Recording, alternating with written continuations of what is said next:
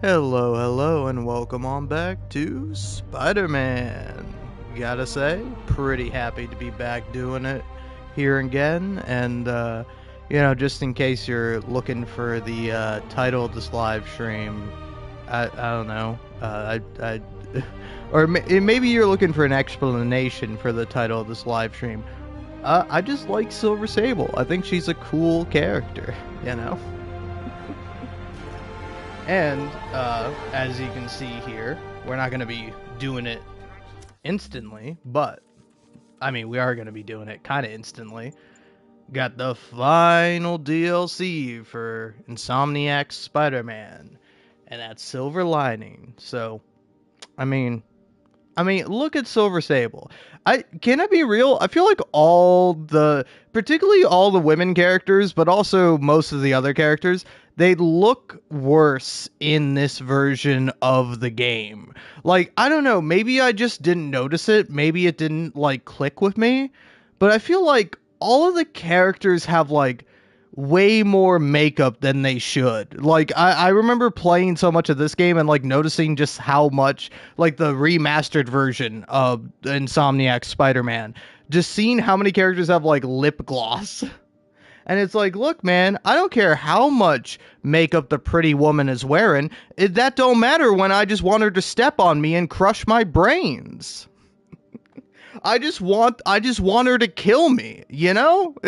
You don't need any makeup to do that. But if you want to wear makeup, that's your choice. But I'm just saying, they had all the characters in significantly less makeup, and then for the remaster version, they're like, oh, let's go ahead and slather all these characters in makeup. But then they didn't slather Peter Parker in makeup. They made him pretty and stuff, but they didn't put makeup on him. I feel it's criminal. I feel it's wrong. I feel there's an imbalance in the world, and nothing will ever be okay again. But yeah, anyway, step on me, Silver Sable. That's my bit. That's my title. Okay, let's just get into it. Oh, before I do though, cheers. Sorry that was loud. I don't know how it sounds. I know it felt great opening. It's gonna feel even better drinking. But yeah, we're gonna go ahead and find a silver lining here in between getting kicked to death by Silver Sable. Maybe that's the silver lining, is that I'll be kicked to death by Silver Sable. Mary Jane Watson, Associate Editor. Begin research notes. What started as a museum heist a few days ago has turned into a brutal assault on the city, and the casualties keep piling up. Last night, after almost killing Majidon Hammerhead, Captain Yuri Watanabe was forced into administrative leave. Sources say she told the chief, "This won't stop me." Note, follow up on this later. Feels like this isn't the end of her story. Meanwhile, Hammerhead, who was pronounced dead at the scene, was revived and escaped custody. Police are searching for him, but there are no solid leads. His men are continuing to target Sable weaponry and vehicles, including something called Project Olympus. From what we can gather, Project Olympus is an Oscorp and Sable-funded initiative. Bioenhancement technology meant to transform people into indestructible super soldiers. Hammerhead is ruthless and insane, and now apparently indestructible. But first things first, figure out where Hammerhead is hiding. The question is, what are we gonna do when we find him?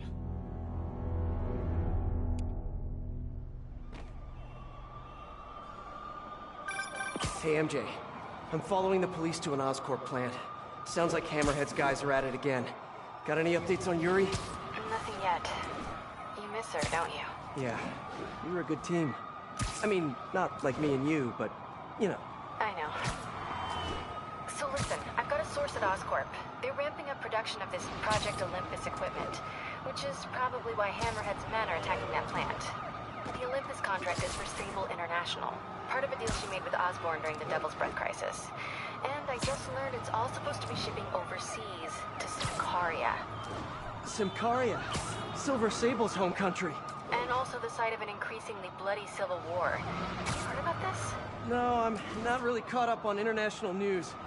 Been a little busy with our own war here in New York. It's a hell of a story. I'll fill you in when we have more time. Yeah, Be nice to talk about something other than Hammerhead for a while. What do you think about taking a vacation when all this is over? Vacation? I'm not sure I know what that word means. Yeah, I'm with you. But seriously, we both need it. I'll start doing some planning. Let me know what happens at that Oscorp plant. Will do.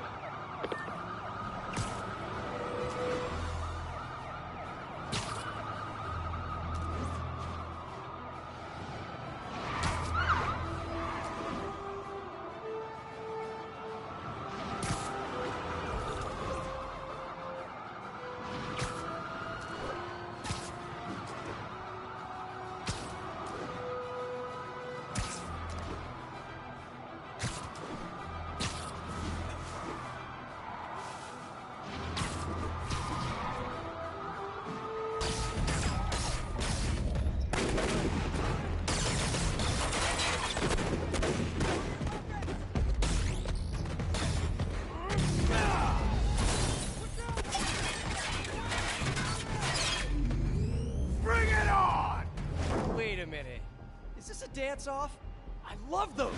My turn. This new armor is cool and all, but I kinda miss seeing your desperate attempts at 70s gangster fashion. You guys get right to the point, don't you?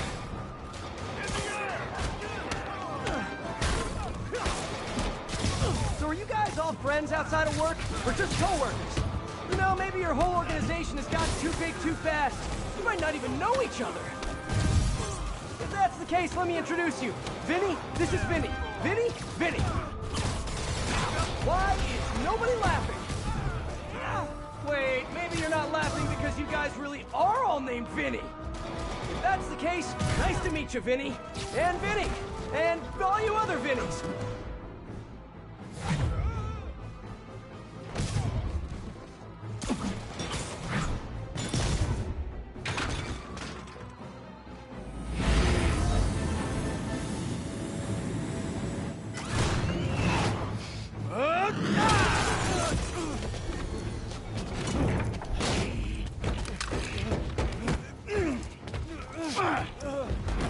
Come on, Spider-Man!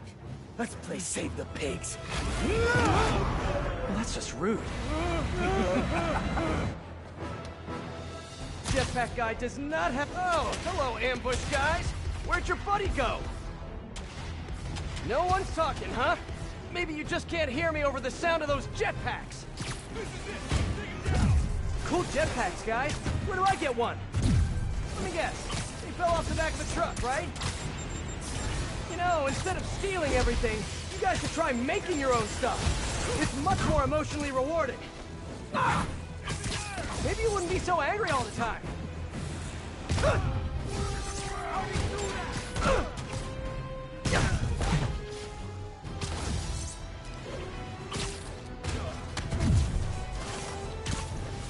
Not good!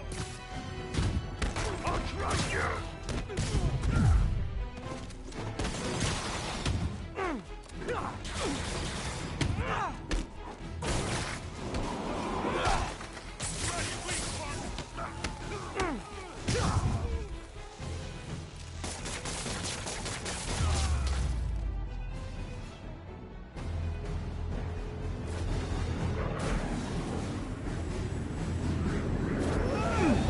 Having fun yet?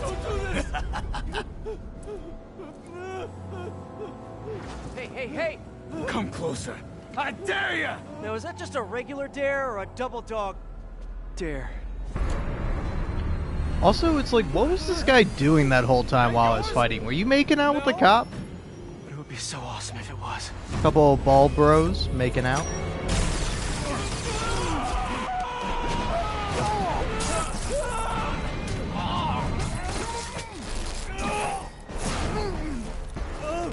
You okay? Yeah.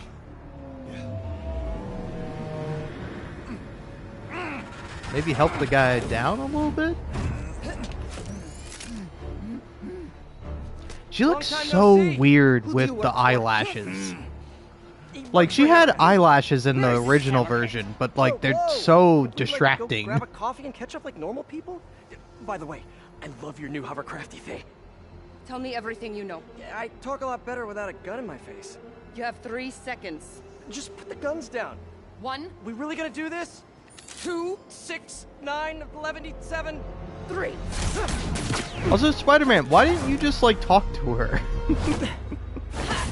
He's just like me for real. He wants Silver Sable to kick him. Ooh, gonna have to be a little Sable, faster you than seem a little that. stressed. Can we do some Ow. relaxing breaths? In, out, in, out. Ow. Tell me where to find Hammerhead. I wish I knew. But if we stop punching each other, maybe...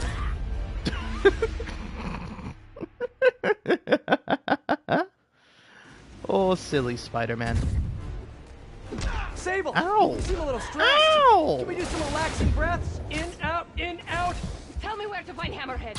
I wish I knew. But if we stop punching each other, maybe we can work together. Together?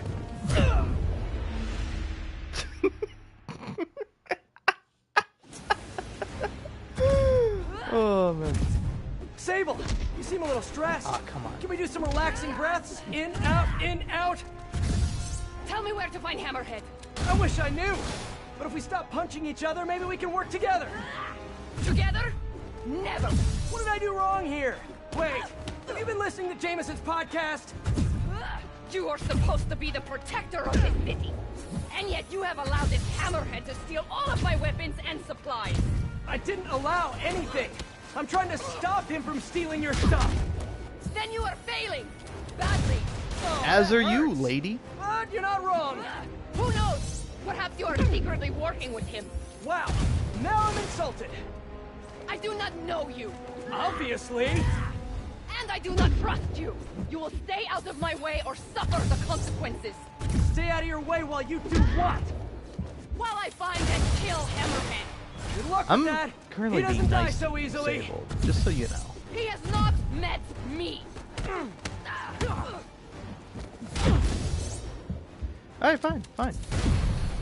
Oh, I'm not able to do any move on her? That's a little crazy. Dude, she just took a pallet?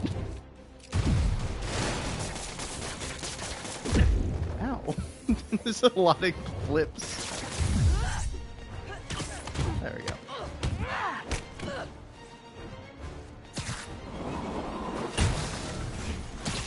Oh, she has a shield. I thought she really just tanked a pallet. Alright. I got guns too. Yeah. No! Alright. This time, going hard. No more Sable, Mr. you Nice seem a Spider. little stressed. Can we do some relaxing breaths? In, out, in, out. That was Tell me where fun. to find Hammerhead. I No! wish I knew. But if we stop punching each other, maybe we can work together. Also, it's like, I hate to blame you What a did I do little bit wrong here, here? Spider-Man, but I Wait, feel like this have you been is listening to on Jameson's you podcast? just a little bit. You are supposed to be the protector of this city. And yet you have allowed this Hammerhead to steal all of my weapons and supplies. I didn't allow anything. I'm trying to stop him from stealing your stuff. Then you are failing. Badly. Oh, that hurts. But you're not wrong. Who knows? Perhaps you are secretly working with him. Wow, now I'm insulted. I do not know you. Obviously. And I Ow. do not trust you. You're literally killing me, lady. Also, is she in high heels? She's not in high heels, is she? Sable. No, you okay. seem a little stressed. Just the Can we do way some her shoe relaxing looked there breaths? for a second. In, out. Tell me where to find Hammerhead. I wish I knew. But if we stop punching each other, maybe we can work together. Together? Never. What did I do wrong here? Wait, have you been listening to Jameson's podcast? You are supposed to be the protector of this city. And yet you have allowed this Hammerhead to steal all of my weapons and supplies. I didn't allow anything. I'm trying to stop him from stealing your stuff. Then you are failing. Badly. Oh, that hurts. But you're not wrong. Who knows? Perhaps you are secretly working Her with him. scream was Wow, crazy. Now I'm insulted. Come on, Spider-Bots. Get it. Obviously. Hey, don't shoot my little guy. He's just a little guy. He's just a little guy trying his best, and Stay you're out of your shooting way him. while you do He's what? just like While I me, find and you're kill hurting him. Hammerhead. Good luck with You that. leave him alone. He doesn't die so easily. He has not met me. That's good. Jesus.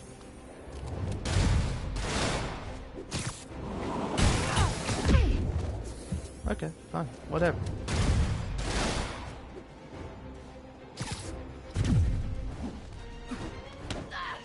I won't lie, this might be like the hardest fight in the whole game. I don't think there's a harder fight, in my opinion. This one always throws me for a loop. Because she has like the 3 times wombo combo. And then you can hit her like 3 times maybe? If you go for like a 4th hit, she just like instantly counters. Sable, you seem a little stressed. Can we do some relaxing breaths? In, out, in, out. Tell me where to find Hammerhead. I wish I knew. But if we stop punching each other, maybe we can work together. Together? Never. What did I do wrong here? Wait, have you been listening to Jameson's podcast? You are supposed to be the protector of this city. And yet you have allowed this Hammerhead to steal all of my weapons and supplies. I didn't allow anything. I'm trying to stop him from stealing your stuff. Then you are failing. Badly. Oh, that hurts. But You're not it's wrong. true. Who knows? Perhaps you are secretly working with him. Wow, now I'm insulted. I do not know you. Obviously. And I do not trust you. You will stay out of my way or suffer the consequences. Stay out of your way while you do what? While I find and kill Hammerhead. Good luck with that. He doesn't die so easily. He has not met me.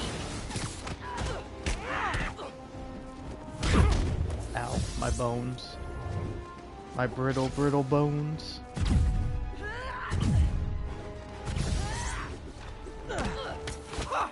There we go.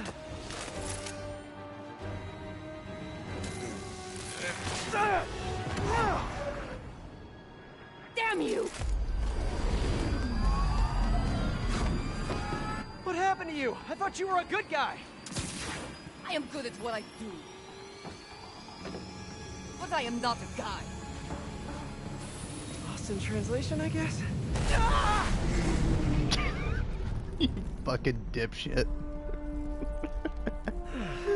Oh, I love What happened Peter. to you can thank me by not dying?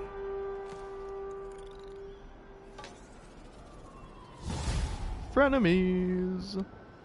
Cute. Aaron Eichmann armor. Hey, MJ. So guess who's back in town? Silver Sable, I know. How did you know that? It's my job to know things. So I imagine she's here to stop Hammerhead from stealing all her shipments. Which is good. Maybe you guys can team up. Yeah, that doesn't feel very likely at this point. Listen, I'm gonna keep looking into the Simcaria story. It's... That God damn it. conversation was going nowhere!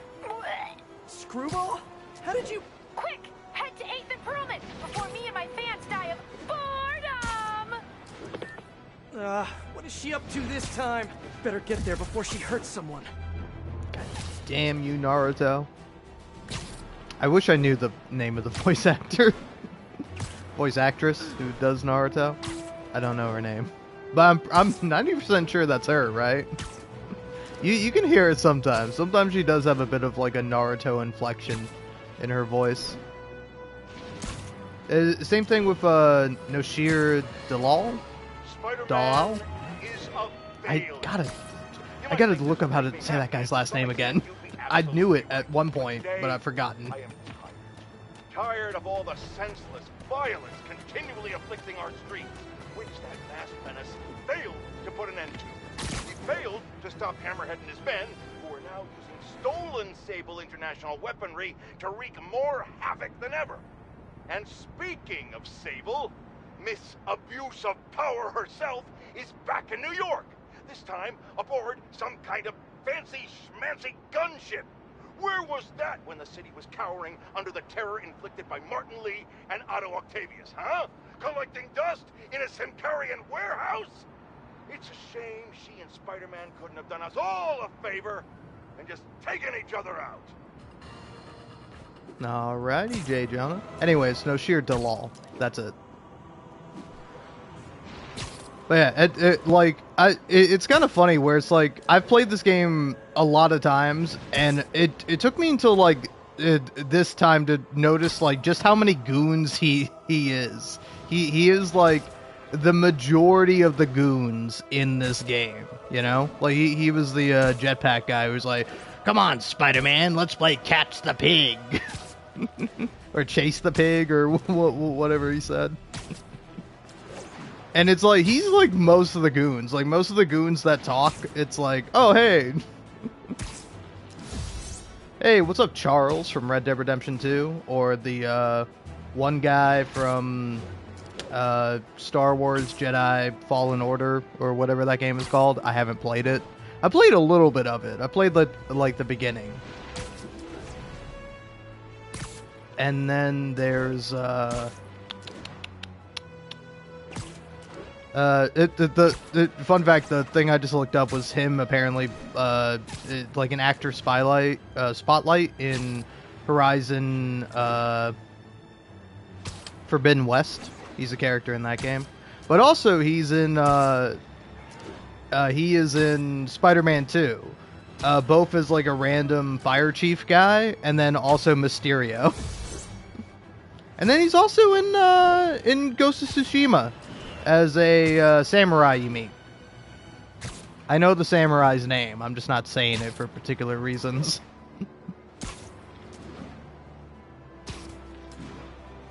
But yeah, it's I don't know, kind of neat.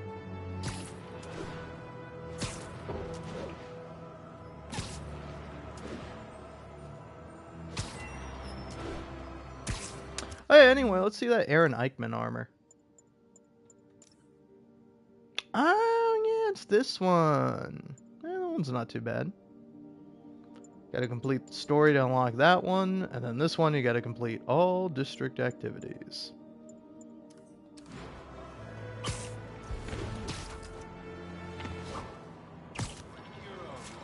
I don't know, I think I'm gonna stick with this spider suit, though. It is my favorite. I think... like, by far, at least in this game, it is my favorite Spider-Man suit. Let's see, what are some other contenders? I mean, the advanced suit is pretty good. I kind of like the classic, but I think it's, like, a bit boring compared to everything, but it's, like, a nice classic Spider-Man suit. I do like the noir suit. This one's alright. I know a lot of people like it. I'm okay on it. I do like this one a lot. The style of it is cool, but it's probably my favorite armor Spider-Man suit. I like that one a lot. I like this one too. This one is cool. I like both of these. I think this one looks like way cooler than this one, but this one is pretty neat. But it's like, I mean, look at this one. Look how cool that is. It's so cool. I do also like the Scarlet Spider 2 suit. Scarlet Spider 1, pretty alright. Scarlet Spider 2, though, look at that. Dark suit is one of my favorites. It is probably my second favorite. It goes this one, then this one, and then, I don't know, for like number 3, probably the noir suit, I would say. I like it a lot. I like that it just has a gun for really no reason.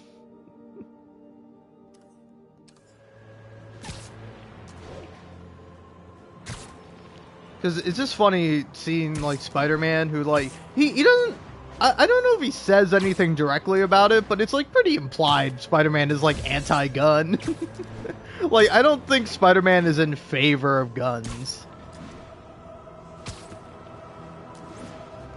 But he's just got a pistol on his hip, man. It's pretty cool.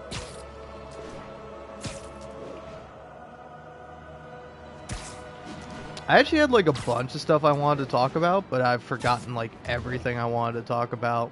Just, like, not anything in particular, just, like, random stuff that I saw throughout my day, and I was like, ooh, that's an interesting thing to talk about, but now I got nothing. I can remember absolutely zero of the things that I wanted to talk about, so I'm gonna go start up the next mission with Screwball.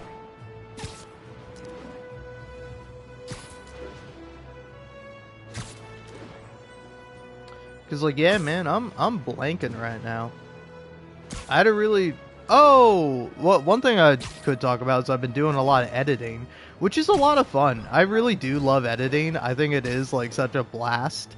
but it's also like, I don't know, it's kind of sad because like I've been like wanting to restart and start or like do a new playthrough of Hades, like start from the beginning and basically get all the videos and voice lines I didn't get the first time around, because like I only started recording Hades videos like at least like midway through the main game. Let me in, thank you. But like the reason I haven't is because I have literally, I'm not joking with you, I have 600 gigabytes of Death Stranding 2 footage that I'm like, I should do something with this. And like it's fun because you get to go through and be like, oh, this would be funny. So I'm like kind of working on like a Death Stranding 2 out of context video, as well as a Guardians of the Galaxy out of context video. Guardians of the Galaxy, the video game. The same one made by like, oh, it's Q something. I don't remember what the actual game company is, but they're like the people that did the shitty Avengers game that came out somewhat recently. And by somewhat recently, I mean like 5 years ago. But like or actually I think Guardians of the Galaxy probably came out like 5 years ago. The game. And not the Telltale one. Again, the one made by the... It's Q something. I can't remember it though. But yeah, I'm working on like 2 videos for that, and like I'm gonna post them, but I know they're gonna do terrible. I know no one's gonna watch them, and like YouTube will be like, hey, we showed this to like 100 people, and not a single person clicked on them, because anyone who clicks on your stuff clicks on your shorts, and they're probably not really interested in any of your long form videos.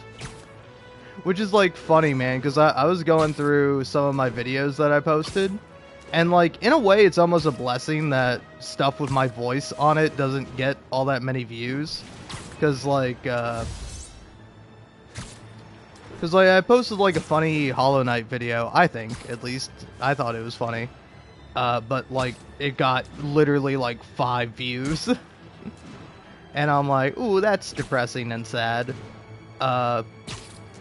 But then I was like looking through my videos, and like it is really interesting seeing like dislikes, because like I like, YouTube, please, for the love of God, just give me the capability of doing like all the stuff I do on a computer on my phone. Please just let me do that.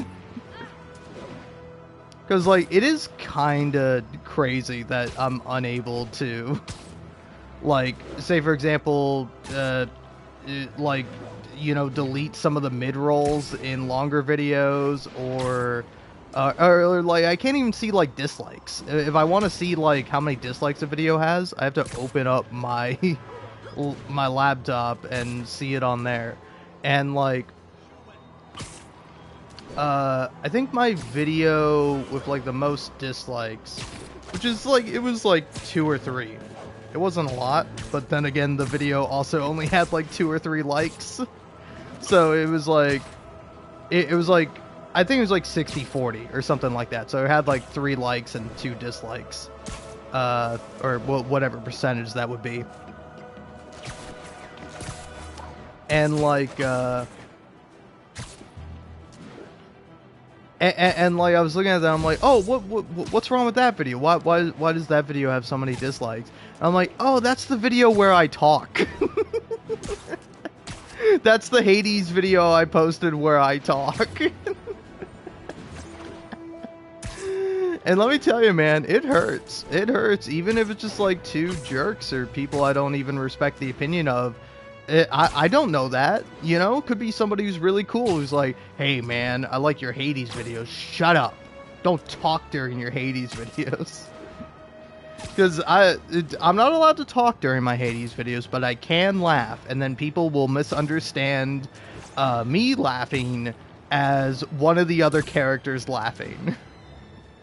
Because, like, just recently... Oh, yeah, that was the other thing I wanted to talk about, was, like, some comments I had gotten on my videos. Sorry I'm doing this. I don't know. I don't have an outlet to talk to people, so I do a live stream and I talk to myself. Which, By the way, it's gonna... Oh, wow, I got 6 people watching. Okay. Sorry, I had a little moment where I'm like, are people talking? Do I have people chatting? And it's like, nope, nobody's chatting. But that's fine. I mean, I appreciate someone watching me. You don't want to say nothing to me? Or about the game. Oh, yeah. I posted, like, a video of, like, Zagreus talking to Megara, and then, like, I forget if it's Zag or Megara that says something, but one of those 2 characters say something, and I laugh, and, like, I didn't even realize I had my mic on. Because, like, most of the videos I have where you hear me, like, laughing, it's because I didn't realize I had my mic on, or I was recording my mic when I was recording the video. And so, it's so funny whenever I get, like, a comment that's like, hey, who's that laughing? And then somebody will be like, oh, it's Tisiphone laughing in the background. And it's like, no, it's not, it's me. Or there's one with, like, Hades and Persephone talking. And it's, or no, it's Hades and Zagreus talking, but, like, you can see Persephone in the background. So it's like, oh, it's so funny hearing Persephone laugh. And it's like, that's not Persephone, that's me. Oh, man. Or, like, there's another one with, like, Zagreus and Thanatos talking, and then, like, I'd laugh at something Thanatos says, and I get, like, a comment that's like, oh, wow, it's so funny hearing Zagreus laugh at Thanatos' comment, and it's like, it's not the game, man, it's me, I'm sorry. Because, like, it's, like, on one hand, it's, like, I think the first time I got that comment, I was like, hey, it's actually me laughing. But, like, now at this point, I almost don't want to, like, pop the illusion. I don't want to be like, I want to be like, yeah, the game does that. Yeah, it's a cute game thing. Yep. Like, I don't want to rain on anyone's parade. But then, like, I saw a comment, I think it was with the Zagreus and Meg one, where somebody was like, oh, it's Tisiphone laughing in the background. And, which is, like, a funny way to explain it. Because it's like, you can't even see Tisiphone, you don't even know if she's there, which I think she probably is. But, like, you can't even see in the video that she's there, or maybe you can. Maybe I'm wrong. But, like, somebody replied, it's like, oh, it's Tisiphone laughing, and then the person who was asking, like, who's laughing is like, oh, wow, that's really cool, I'll go ahead and try to get that scene in my game, and it's like, you're not going to get the laughing, because it was me, I was the one who was laughing. It was me, I was the one laughing the whole time. Oh, man. Alright, anyway, let me go ahead and make my way back to Screwball. I did not mean to go so far away from the mission, because I really only have one more comment to talk about, and I gotta say, shout out to this person. I don't mean to call you out or anything, but it is really funny that, like, I feel like maybe I'm wrong here, but I feel like this was a genuine and authentic comment, because, like, you see them on TikTok all the time, where the comment is like, nobody will see this comment, so I'm perfectly willing to say that I don't know, goon to so-and-so character, or whatever.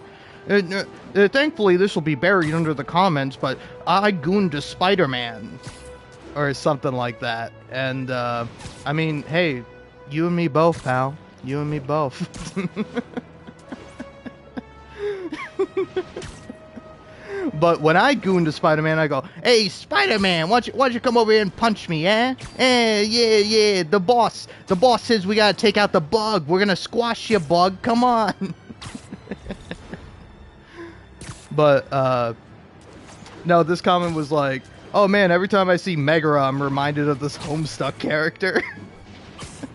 But hey, thankfully nobody will see this. It'll get buried under all the other comments, and it's like, hey man, I saw it. I got a notification on my phone that was like, hey, new comment on this video, and I'm like, oh, what's the comment? And it's like, oh, it's that. And I know nothing about Homestuck, so I don't even know what the character is. Like, I know what Homestuck is, but I don't know anything about it. I know there's trolls. last thing I'll say before I'll just get back to playing Spider-Man. There was one time, I don't know if you can tell by my general being, but like I love Fallout New Vegas. It's one of my favorite things. And back when I was in like high school, and like the people, the tech guys working there didn't think to ban like Archive of Our Own, a fan fiction website. I was like reading like Fallout New Vegas fan fiction because I'm like, let's see if there's any good Fallout New Vegas fan fiction. And I'm like, all this stuff is like gay or not interesting. Nothing wrong with it being gay, but I'm just particularly in high school, I was not interested in like gay fan fiction. Now I could be persuaded to read a little bit of gay fan fiction. I can appreciate it.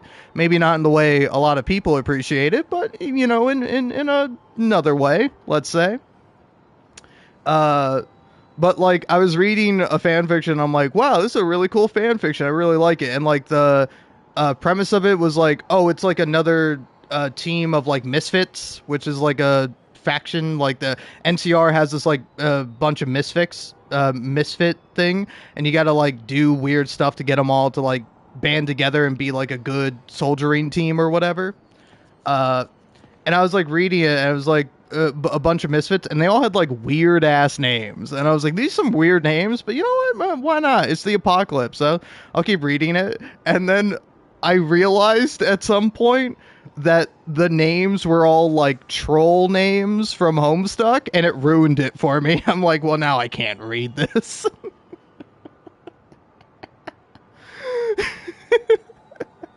Look, man, don't get me wrong. I'm lame, you know, but it's like sometimes I like to pretend I'm not, and it's like, you know, it's like, listen, I know next to nothing about Homestuck. I just know, when I tried to read it, it was really hard to read, and I didn't like it.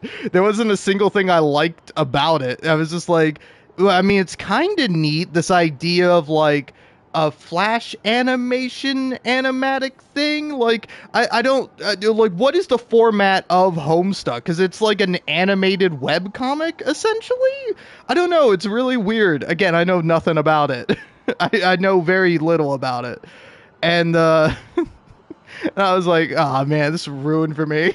When I was reading this, I thought they were just weird names. I was like, oh, cool. But then it's like, oh, they're actually characters from Homestuck. I'm like, now I can't read it. Oh, man. And hey, let this be a lesson, folks. If you're ever trying to entertain people, and you're specifically me, don't talk. Because I had 6 viewers, and now I have half that. I got 3 viewers. I think the 3 people stuck around. But yeah.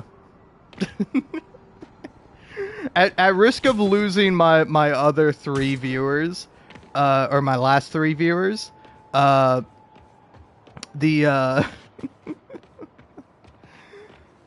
man. No, I'm not gonna say it. My bit was gonna be something about like VTubers or something like that. I don't know, because like I've been seeing like a lot of VTubers, and there was one VTuber where it's just like, it was like semi funny, but I did not enjoy it. And like, I don't know, I will say something I think about like a lot is that it's like, would I be more appealing? Would more people watch me if I were a woman? You know, and also it's like, if I were born a woman, would I be the same as I am? Because like, no offense to some of these VTubers, I think they're great. I think they're doing a lot of fun stuff. I'm way funnier than most of these fucking bitches.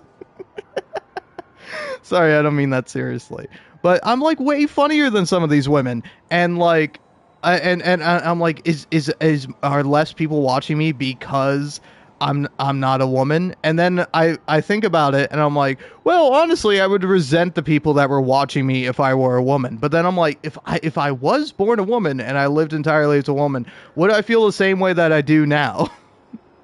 Whereas like, I'm unappealing. I suck. All right, I want you to watch me in spite of that because of how funny I am. And honestly, the stats show I am not funny. It like, fuck, what's the word I'm looking for? It's there's something like, statistically, it is statistically proven that I am unfunny, because You think some people would watch me, but you know, some people do. Some people do, and then a lot of people don't. And it makes me sad. But yeah, I don't know, because like my other bit with that, the final bit, I don't know why I keep talking, but like my final funny bit with that is I was like, oh, what, you need me to come out here and have some boobs on the screen to watch? Well, I'll have, you know, I do have tits, all right? You just can't see them, and you don't deserve to.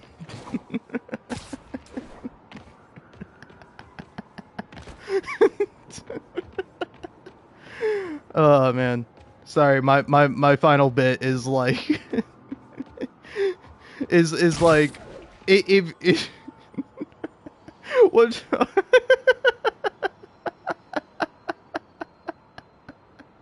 If you can't appreciate me without seeing my tits, then you don't deserve to see my tits. That's my bit. That's my final joke. Oh, I'm gonna die. I'm gonna die alone. Ready for season 3? Not really. Aw, turn that frown upside down. Hey, come We're on, bringing Peter. joy to millions of fans. It's so funny that this is Sasuke and Naruto. the voice actors are both Yuri Lowenthal, and again, I should look up her name. What is her name? Because it is really funny. Like I remember seeing a TikTok video where it's like keep playing along until that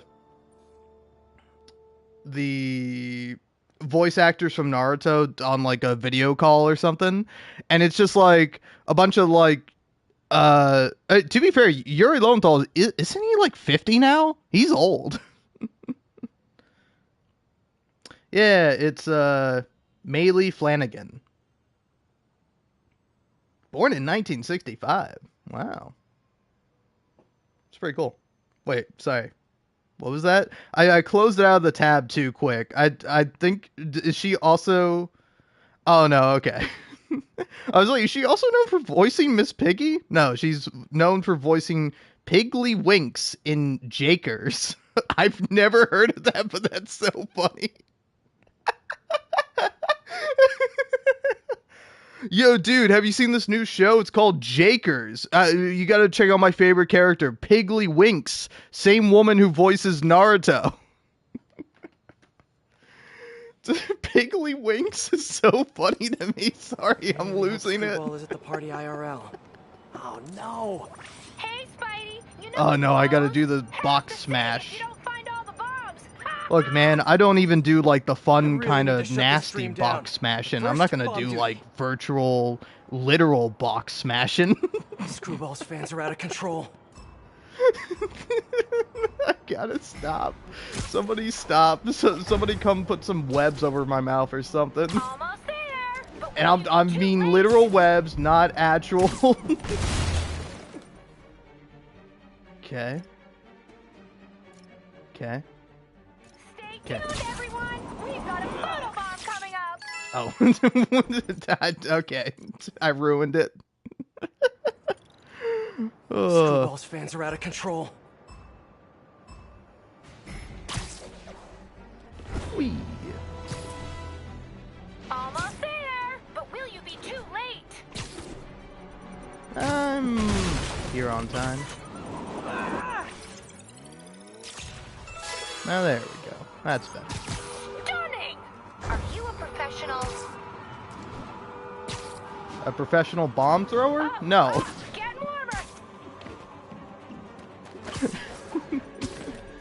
warmer. What do you do? Oh, I throw bombs for a living.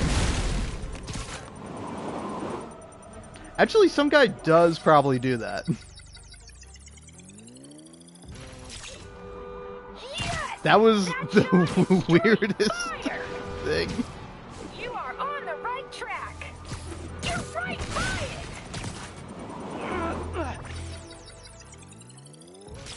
One more, better hurry. Wow, what a great shot. Oh, that one's in a truck. I need to follow that truck.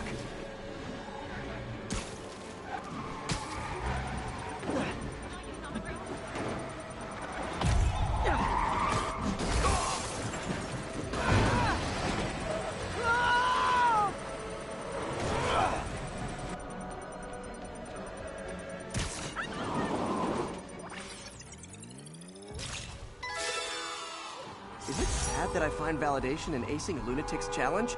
Because I really do. Bravo! The followers are pouring in after that performance. Super nice about it. Hey, MJ. Sorry we got cut short earlier. Had to deal with Screwball. Again. You seem to have a lot of women in your life lately. And all of them challenging. Except for you, of course. Huh. You don't think I'm challenging? No? Unless you want me to think you're challenging, in which case you, challenge me. In all the right ways. Well done. Thank you. Okay, I'll keep looking into Hammerhead's plans, and I'll call you when I find something... challenging. In the meantime, I'll swing around the city and do some Spidey stuff.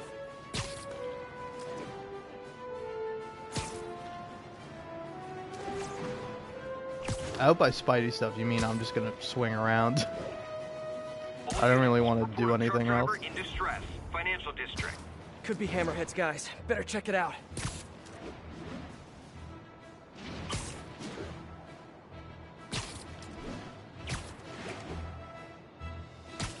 I don't know. I don't have any more bits. I kind of ran through all my bits. Hey, Peter. Just checking in. You Ooh. busy? Sort of. How are your assignments coming? You mean school assignments or spider assignments? Both. But school comes first. I'm all caught up on school stuff, working on spider assignments now. But why are you making me do physics and calculus equations? Shouldn't I be practicing with web shooters and gadgets and stuff? Okay, quiz time. If a pendulum is 40 meters long and attached at a 45-degree angle, how far will the pendulum fall at its lowest point? 11.72 meters. But why does that matter? It matters a lot if you're the pendulum. What? Oh! Wait, so you do all these equations in your head like while you're swinging through the city? I have to. And so will you if you want to get good at it. Wow, I had no idea. All right, guess I'll get back to it then. Also, that's cool. That's maybe one of my favorite conversations in this DLC. Of like, just Peter is like at all times like calculating like, okay, so if I connect the web at this point, then I'm gonna fall here, and I want to make sure that I'm not doing that. It's pretty funny.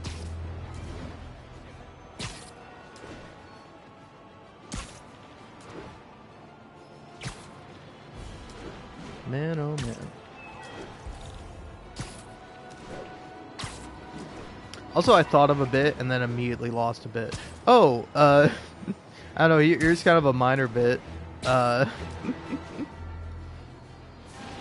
Dude, I find, like, older people to be, like, so funny. Because it's like, old people are funny.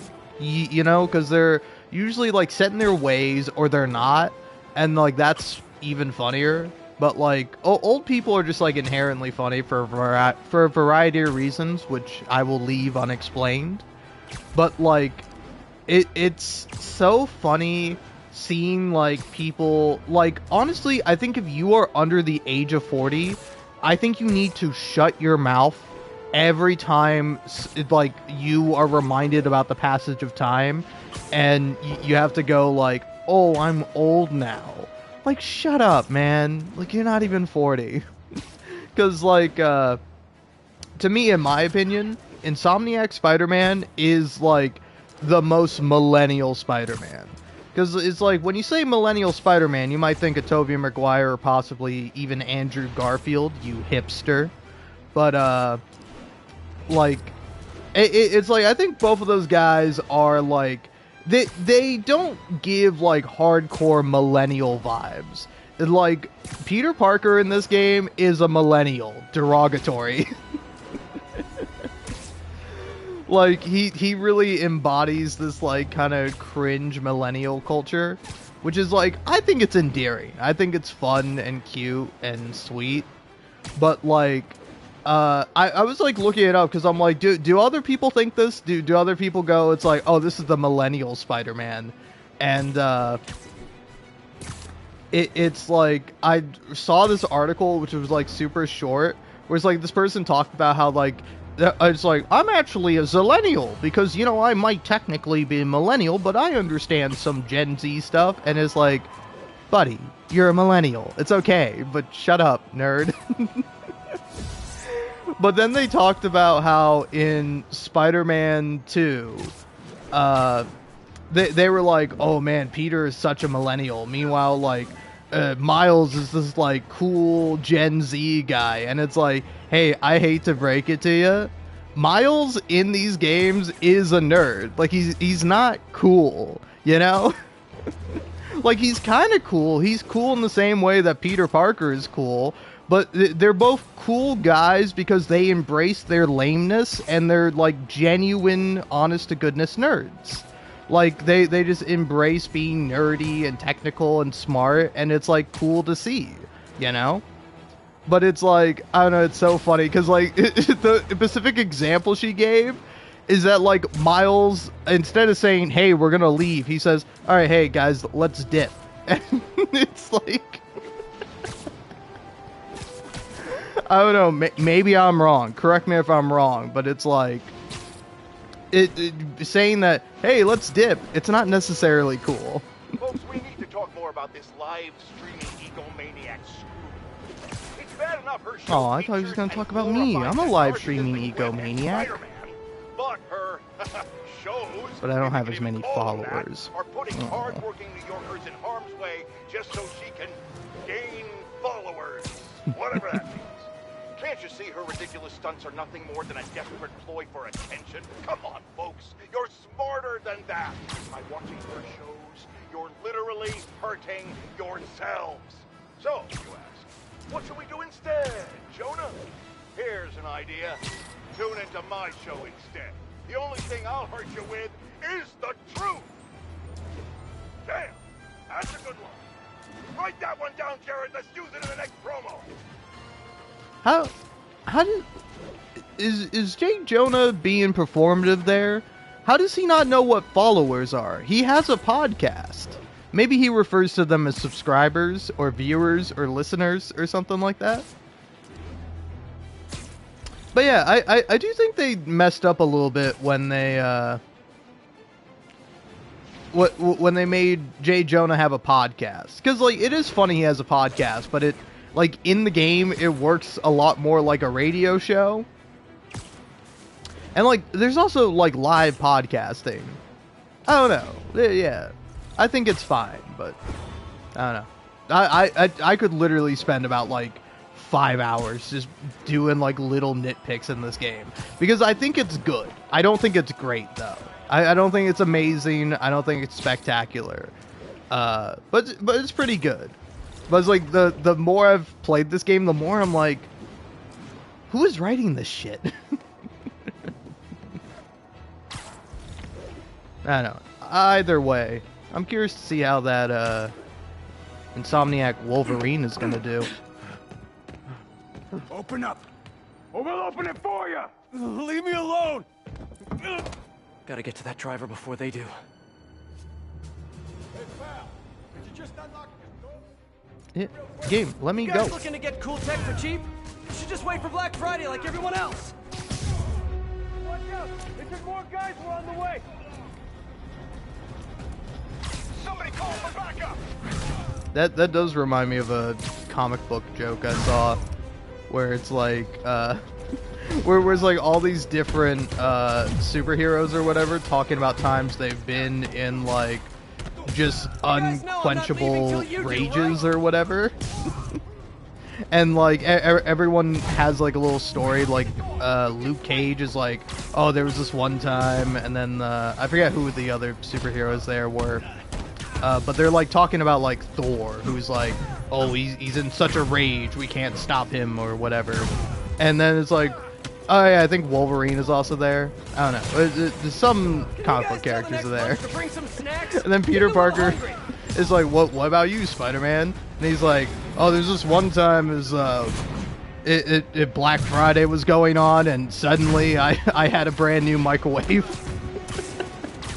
Oh yeah, it was Berserker Rage. That was it. Hey now. Don't be trying to open up doors. Who are you, huh? Doorman, superhero known for opening up doors.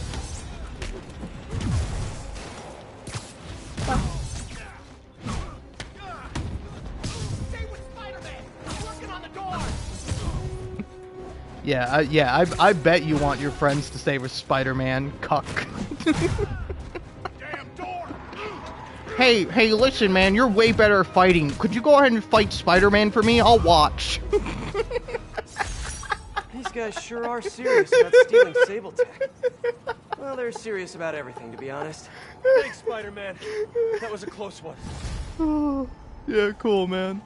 Sorry, I've discovered a new bit. Hey, MJ, what's up? Hammerhead guys are hitting an Oscorp shipping facility near Seaport.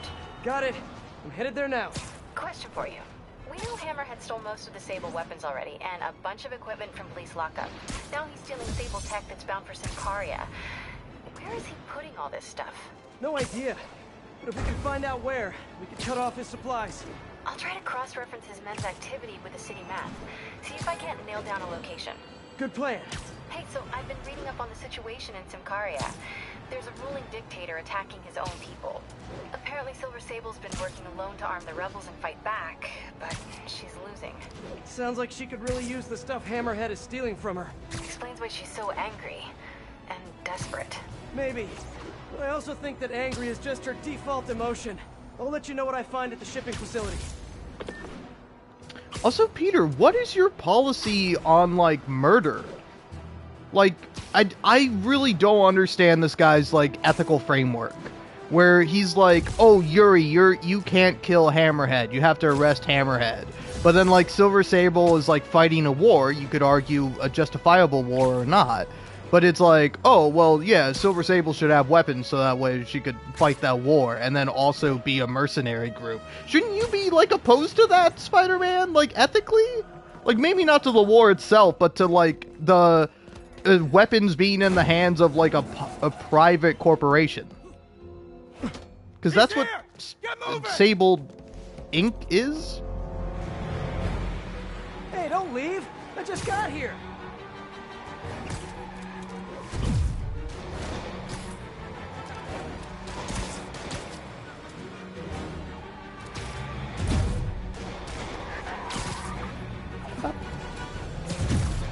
You're not allowed to shoot me. I'm Spider-Man.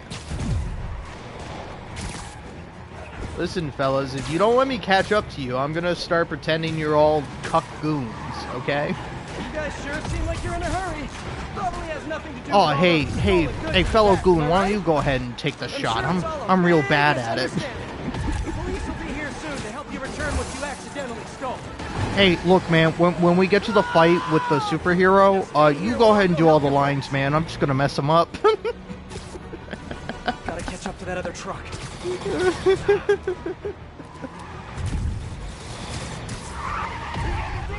Oh no, you saw me! Fine, you win this round. And your prize is a one-way ticket to Rikers. Okay, just 2 more.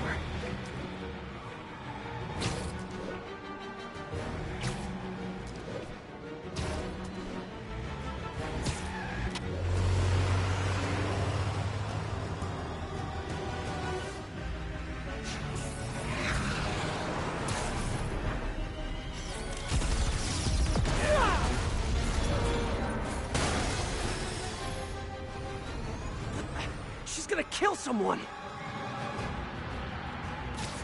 What do you think she's getting the weapons for, Spider-Man? Also, like, what about all these guys driving recklessly? Are they not going to kill someone? Like, what is your ethical framework, Spider-Man? I love you, but I think you're kind of weird sometimes. If you guys had stopped earlier, we wouldn't be having this conversation right now. Sorry, man. Can you please? Thank you, man. God, jeez Louise.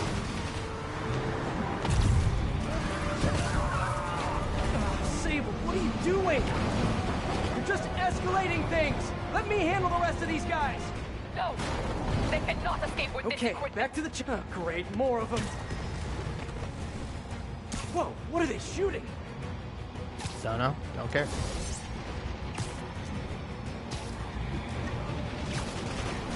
that worked out. You guys really gotta find another line of work. Although maybe you have good work-life balance. Who am I to judge?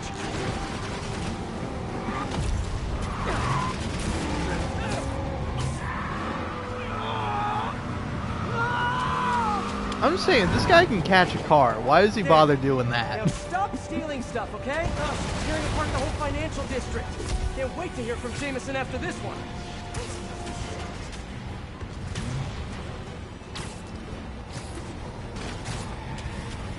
Also, like, where are they even going? What is your plan?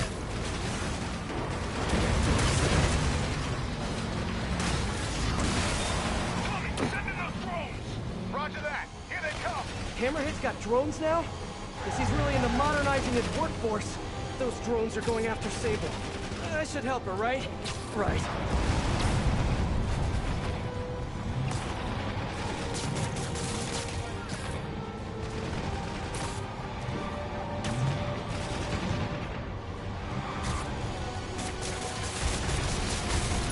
One down. And grounded. If I could land on the wing, I could use both web shooters. Sable, I just want to make it very clear. I'm trying to help you right now. Get off! Sure thing. As soon as I take out the rest of these drones. Hey, Sable, you're all clear now. I'll just assume silence means thank you in Simkari. Okay, now on to that last truck.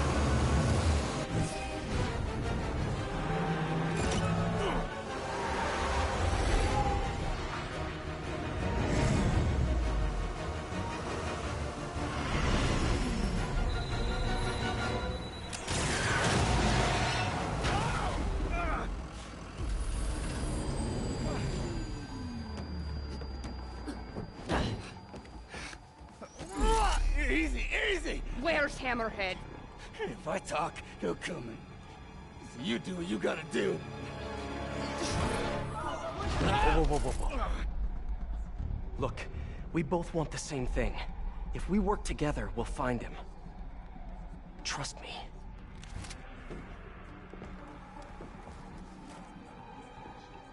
Right. We work together. Like partners.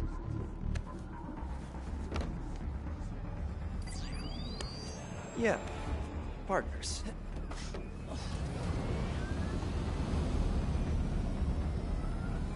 So you'll call me?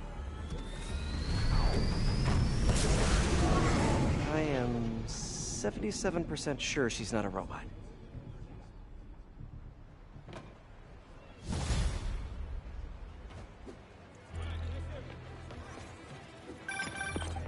Attention units, there's an assault in progress. That doesn't sound good. Better check it out.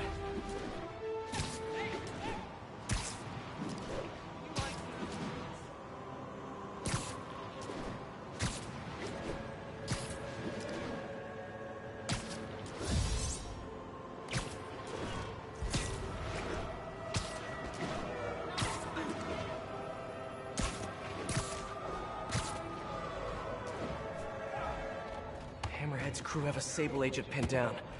Not exactly a fair fight. Let's even the odds a bit. When there was only one set of footprints, that's when I webbed you up.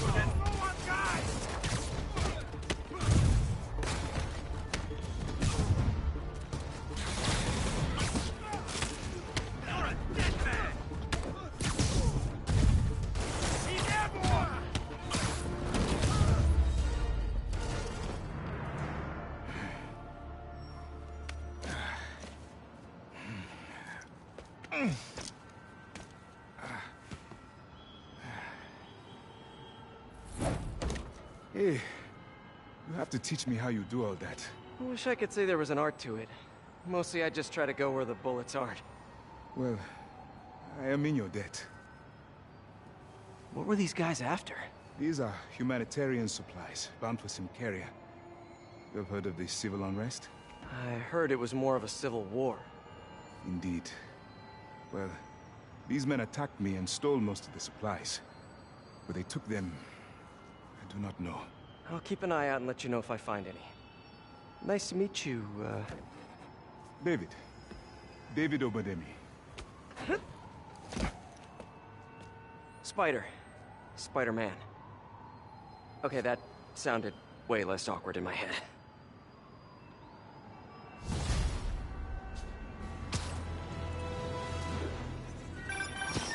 Hey, MJ. Peter, head to Soho. I have a lead I need you to check out. One of my jailhouse sources just told me that some of Hammerhead's guys are always at a certain pizza shop. Maybe you can trail them, find out where Hammerhead's supplies are. You know, just once I'd like to have a phone call where we talk to each other about our days, like normal people. Okay. So, honey, how was your day? Well, Sable and I caught some bad guys. Oh, so you are working together. In concept. You two have to find a way to work it out. Hammerhead's too powerful to take on alone. My jailhouse source also said that Hammerhead's using this Project Olympus stuff to, quote, improve himself even further. Further? He was already a walking tank. Exactly my point. If you two don't stop him soon, he might become unstoppable.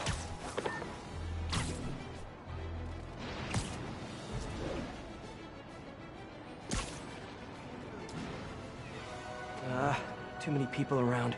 I'm not gonna be able to get close looking like this. Maybe if I ditch the suit.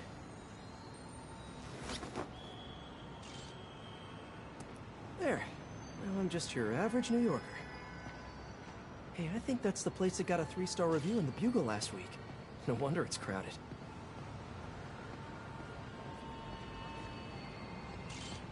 That mine or yours? Mine. Yeah, what's up? Okay, tell him we're on our way. Hey, come on. We gotta run an errand for Tony. Now? We're almost to the front of the line. I know. Just come on. Need to run an errand for Tony? Those have to be Hammerhead's men. Better follow him. But not too close. So what do we gotta do for Tony? Get his laptop. Guess he left it in his car. You serious? Or can't he get his own damn laptop? Boss probably has him doing something more important. Somebody following us? Be cool, Pete. Be cool. Guess not. Where is the boss anyway? I don't know. Tony probably does, though. He's tight with the boss. Damn freaking Tony. Man, I should be the one who's tight with the boss. Okay, sure. Hey, that kid look familiar to you? Oh, look, someone posted a cat video. Better watch that right now. Nah, all these kids look the same. He's also the one who helped the boss come up with that trap for the Sable chick. Yeah, like that's ever gonna work. I don't know. Sounds like a good plan to me. And if we get her, we get the rest of her stuff, so... So now you're on Tony's side? Yeah, I see how it is.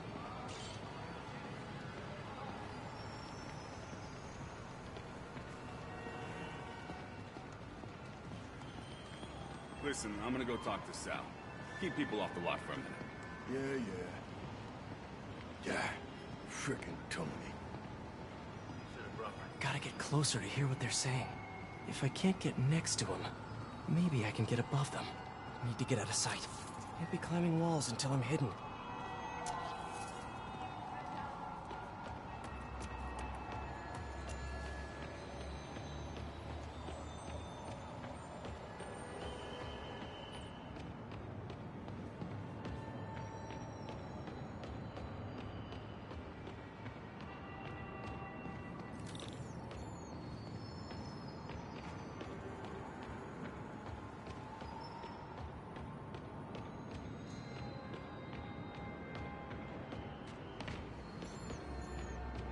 Can see me. Now I can climb up to the rooftop.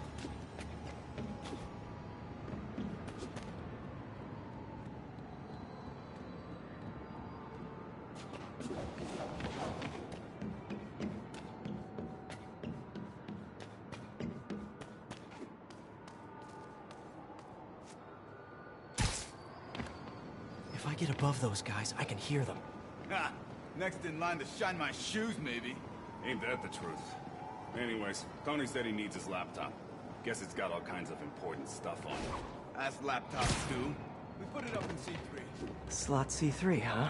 If I can get Tony's laptop, it could lead me to Hammerhead. Thanks. Oh, wait. Stimulating conversation, guys, but I've heard enough. Spider-Man! Take him out!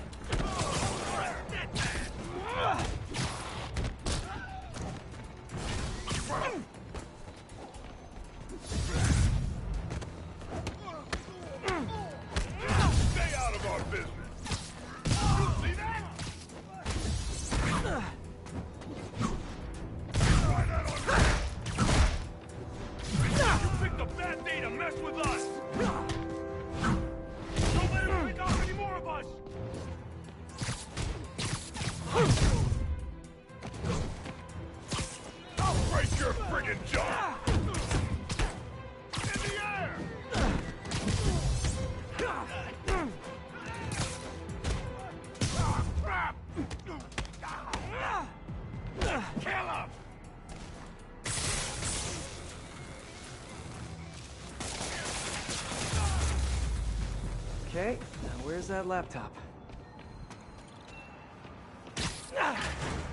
Well, hello there, Tony's laptop.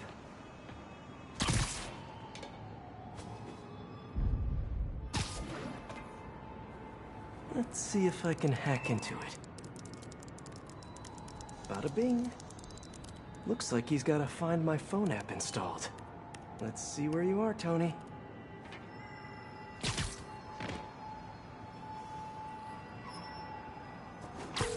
Hey, Pete. Hi, honey. How's your day? Busy. Neck deep in research on Symkaria. I'll make it quick then. Your tip was a good one. I'm on my way to one of Hammerhead's top men. If anybody knows where Hammerhead is, it's him. That's great.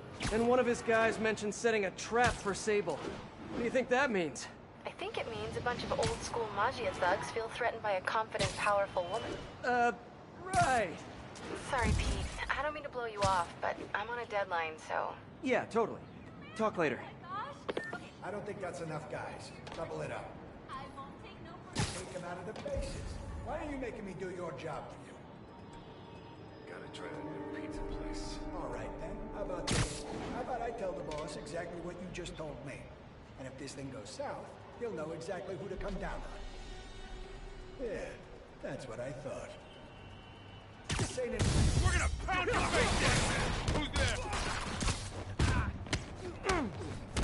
Do that!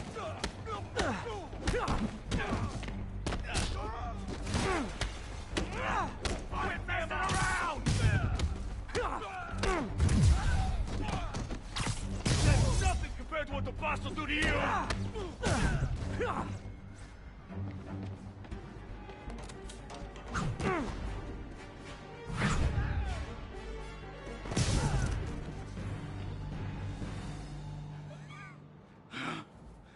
Hey, Spider-Man.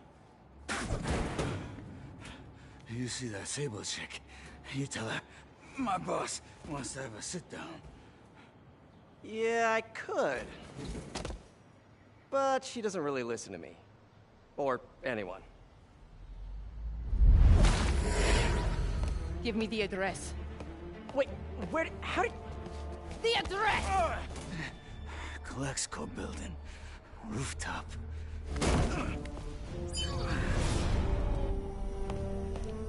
No, wait! It's probably an ambush!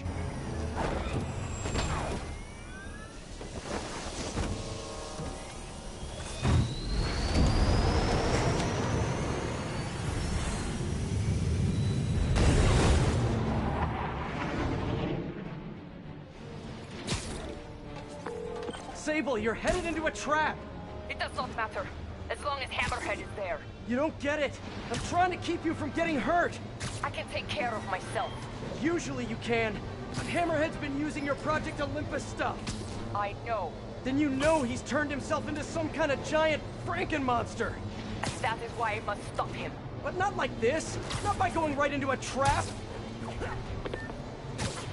Sable, what are you doing?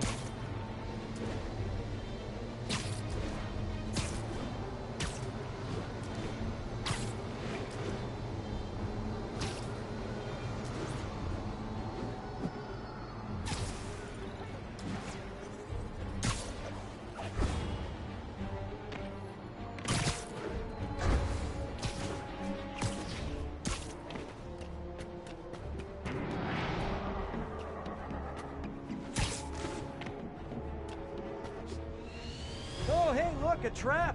If only we had some kind of advanced warning! I can handle this.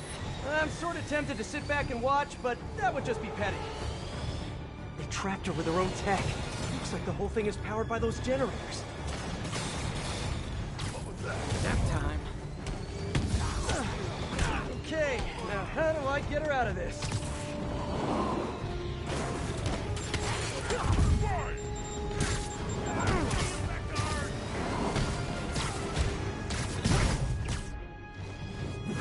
I can't get you up there!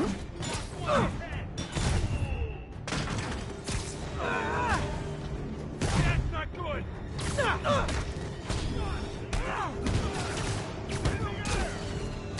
That'll leave a mark!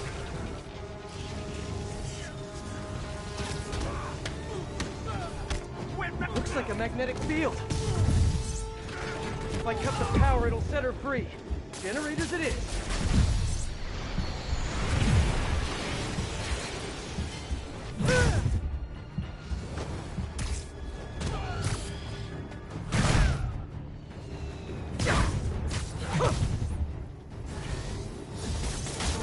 One down. You doing okay in there, Sable?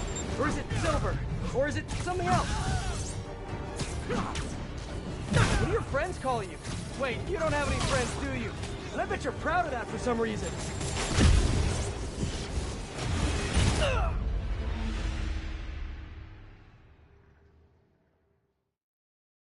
Okay, now how do I get... They trapped her with her own tech. Looks like the whole thing is powered by those generators.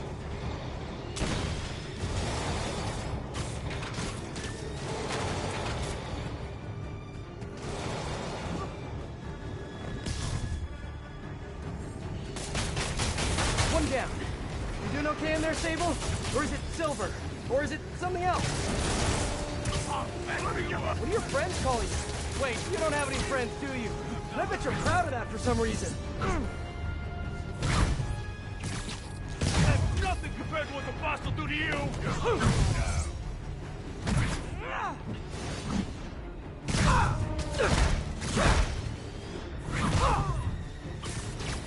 You see that?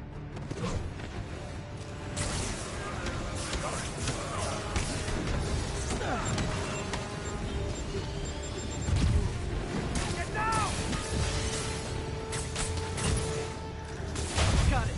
Hang tight while I work on the other one. Get it? Hang tight? Shut up. You know, talking about your feelings has been scientifically proven to reduce stress and improve mood.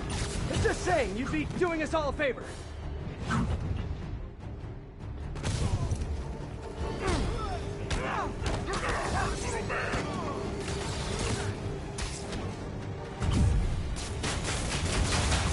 One more.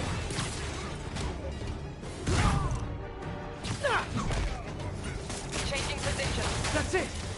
Okay, now let's get out of here. So, if we stay here, Hammerhead will come to us. Not so sure that's a good idea.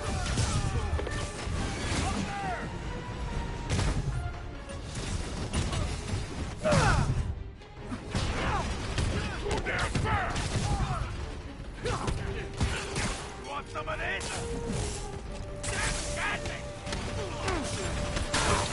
Acquiring target. Locking in.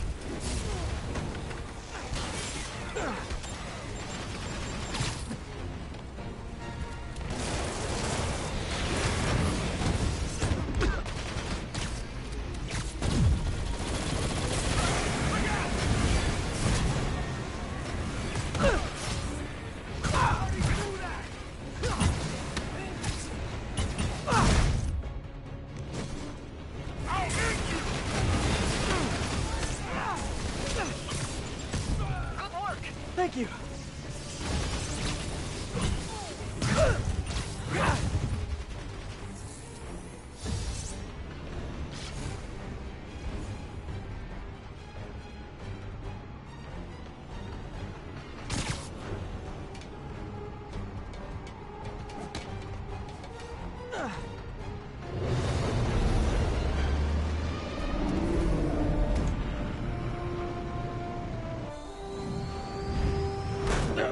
Can we please get out of here now?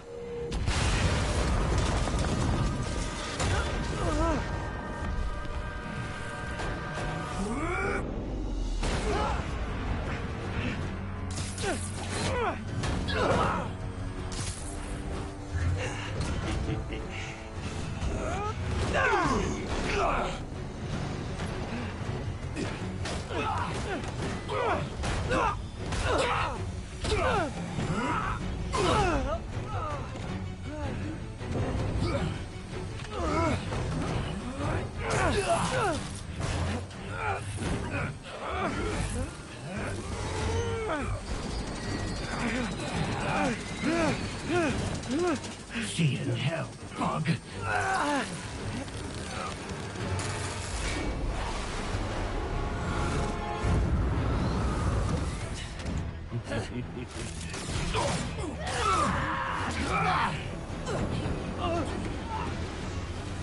for one. My lucky day.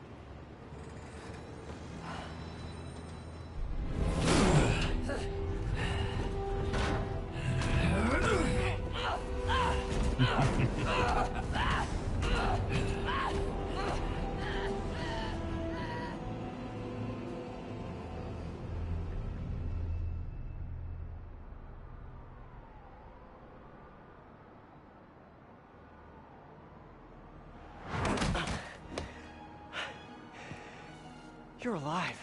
Did you honestly think I was dead? How did you find me? Same way she did. Watch out. That girl has trust issues. How long have you been watching me? Watching us? Long enough to know you're making a mistake. Hammerhead's gotten too powerful. Do you really think I have a choice? Here. Wait, is that...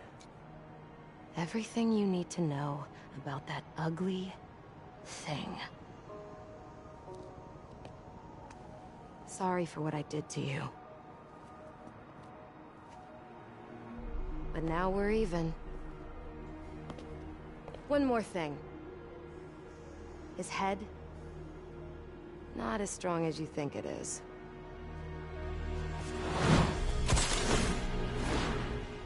Bye, Felicia. Let's see what's on this thing.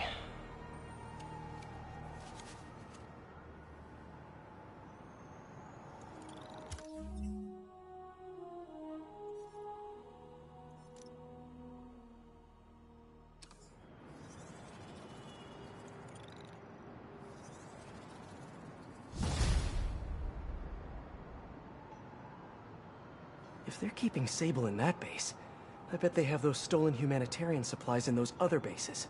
I should call David about this. Hello. Hi, David, it's Spider-Man. I think I may have found those humanitarian supplies bound for Symkaria. Great. Can you send me the locations? Well, there's just one wrinkle. They're in heavily fortified bases guarded by bionic madmen with futuristic weapons and impenetrable armor. That is quite a wrinkle. Why don't I scope out their hideouts first and get back to you? Thank you, Spider-Man. I greatly appreciate all your help. Time to check in with MJ. Peter, are you okay? I saw people posting pictures of you and Hammerhead and Sable and... And Black Cat. Normally she brings bad luck, but not this time. I knew she was still alive. What was she doing there? Saving my skin. And giving me a lead on Hammerhead's hideouts.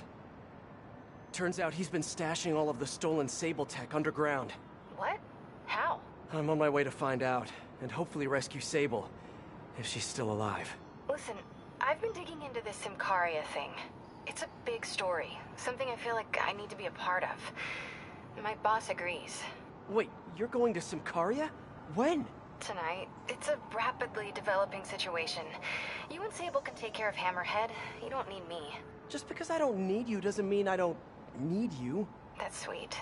But listen, other countries are ignoring this crisis, including ours. These people are helpless, all alone in the middle of a war zone.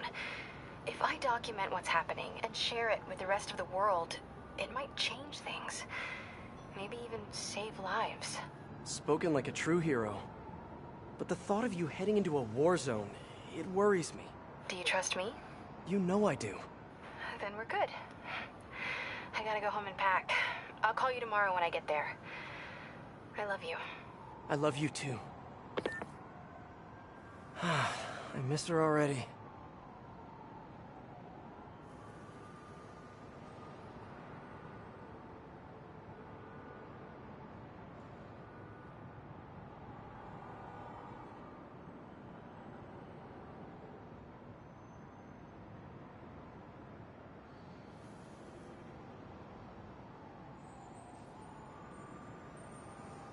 Hey, Peter. Miles, you done with your assignments? Yeah, and I can see why it's so important. But listen, I took a look at those web shooters in your bag. Are those for me? Yes, but only when you're ready. What were you doing in my bag? It was open, and I could see them, sort of. And I just noticed that the nozzle size and shape is the same as your other ones.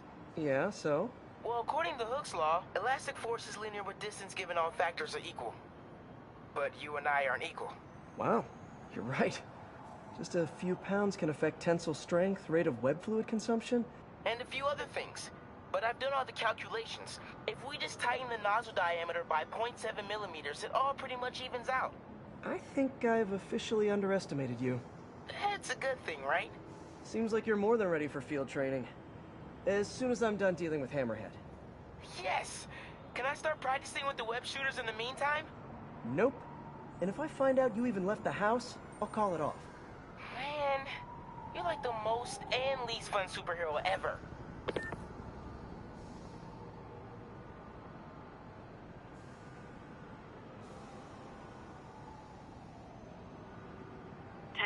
Officers are in pursuit of 2 stolen Sable APCs.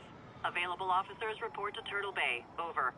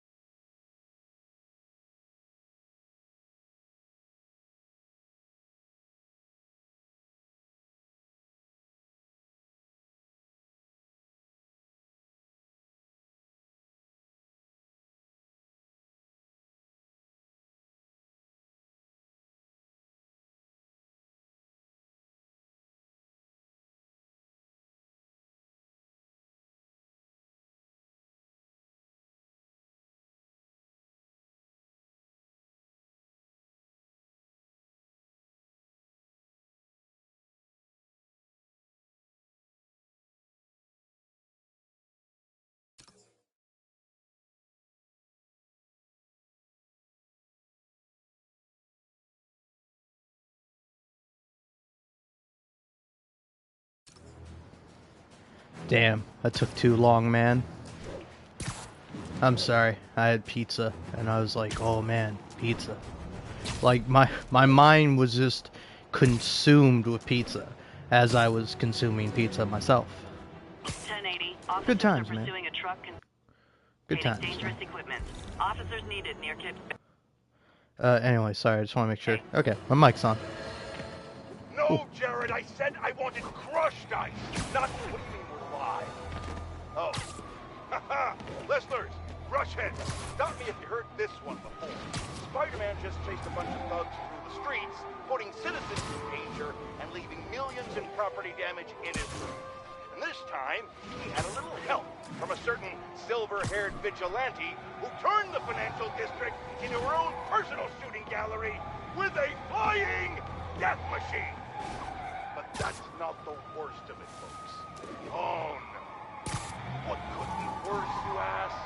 The truck. Damn it. I was listening to that.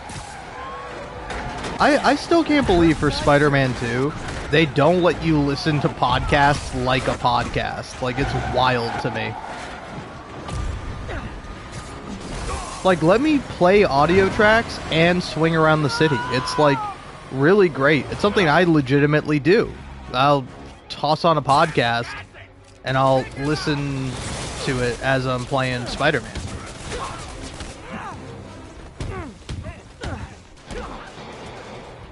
The entrance to his hideout must be somewhere close by.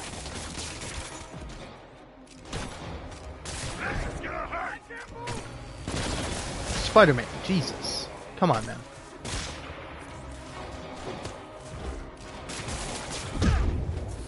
Okay. Okay. There we go. Oh my god, I hate this game. You die. Really wish Oscorp would stop making this stuff for Sable. Yeah.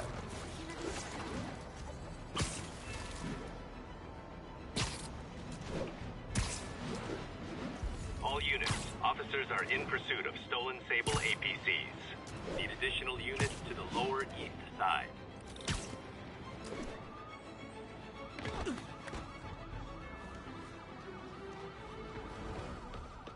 My bad.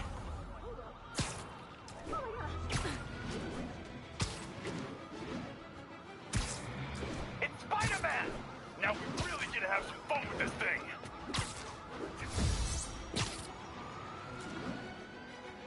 Hammerhead's already dangerous enough without APCs in his arsenal. Better take it down. Something tells me you guys don't have a license for this thing.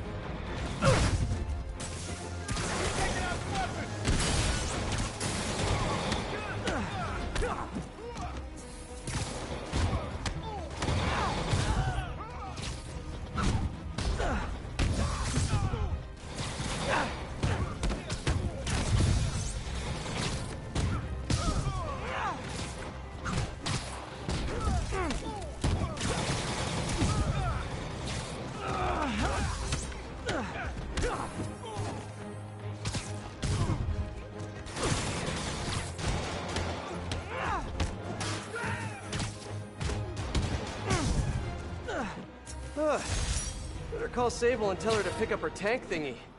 What's left of it, anyway.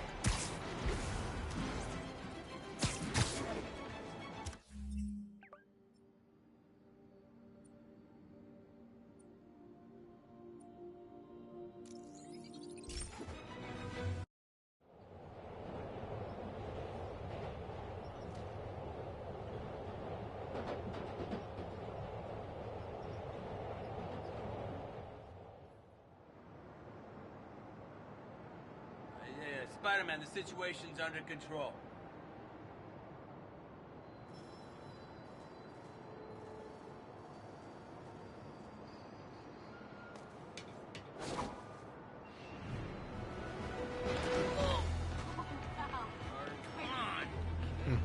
Hello. Pardon me. Sorry, I was eating pizza. I know, I lost for like 10 minutes. I'm still not even done with the pizza, man. It's so good. In the meantime, too, I was watching a Captain Midnight video about Hulu's failure. Which, like, I kind of think yes and no. You know? Like, listening to this guy's video, I think it is interesting, but, like...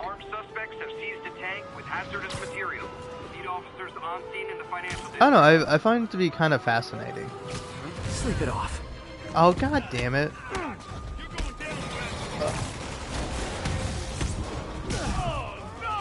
Dude, I would have loved to have listened to that J. Jonah podcast, man. I love J. Jonah. He's the best.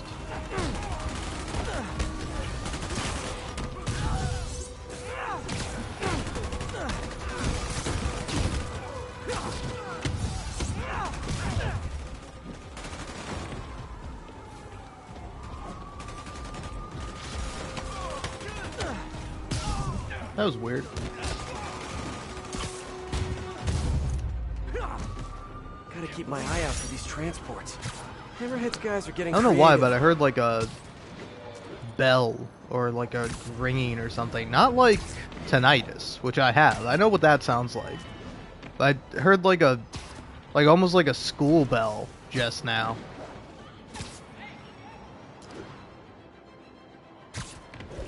Yeah, I don't know. It might be my PS5 making that noise. The entrance to his hideout must be somewhere close by. Huh. Must be underground. Guess it's time for some urban spelunking. That's a new smell. Yuck. Hope I find Sable before the fumes overwhelm her. If I can get through this without getting wet, that'd be a win.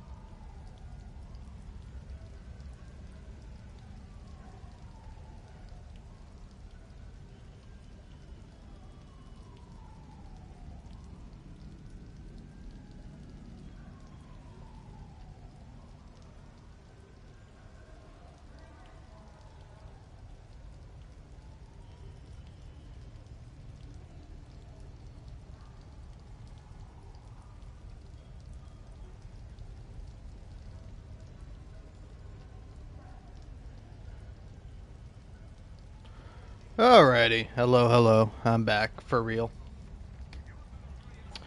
Finished eating my pizza, finished watching this video. Pretty good video. I don't know, because, like, it is funny, too, where I'm just like, yeah, I think Hulu obviously did kind of shoot itself in its foot with the way it was designed and the way it was made, and, like, the incentives that it had. And it's, like, broken down really good in the video. I'm not just gonna, like, repeat all the information of the video. Go watch it. It's, How Hulu Doomed Hollywood by Captain Midnight. But I kind of burned the roof of my mouth eating that pizza. It was Detroit-style pizza. It was pretty good. I don't normally have that kind of pizza. Usually I have, like, New York or Buffalo-style pizza. But sorry. The oh yeah, it was kind of funny where I'm just like, yeah, I kind of wish like, because like I was thinking about this because I was watching a interview with Erika Ishii, the I'm sure she's done plenty of other stuff, like she's an activist, she's on Dropout, but like most recently she's Atsu in Ghost of Yote.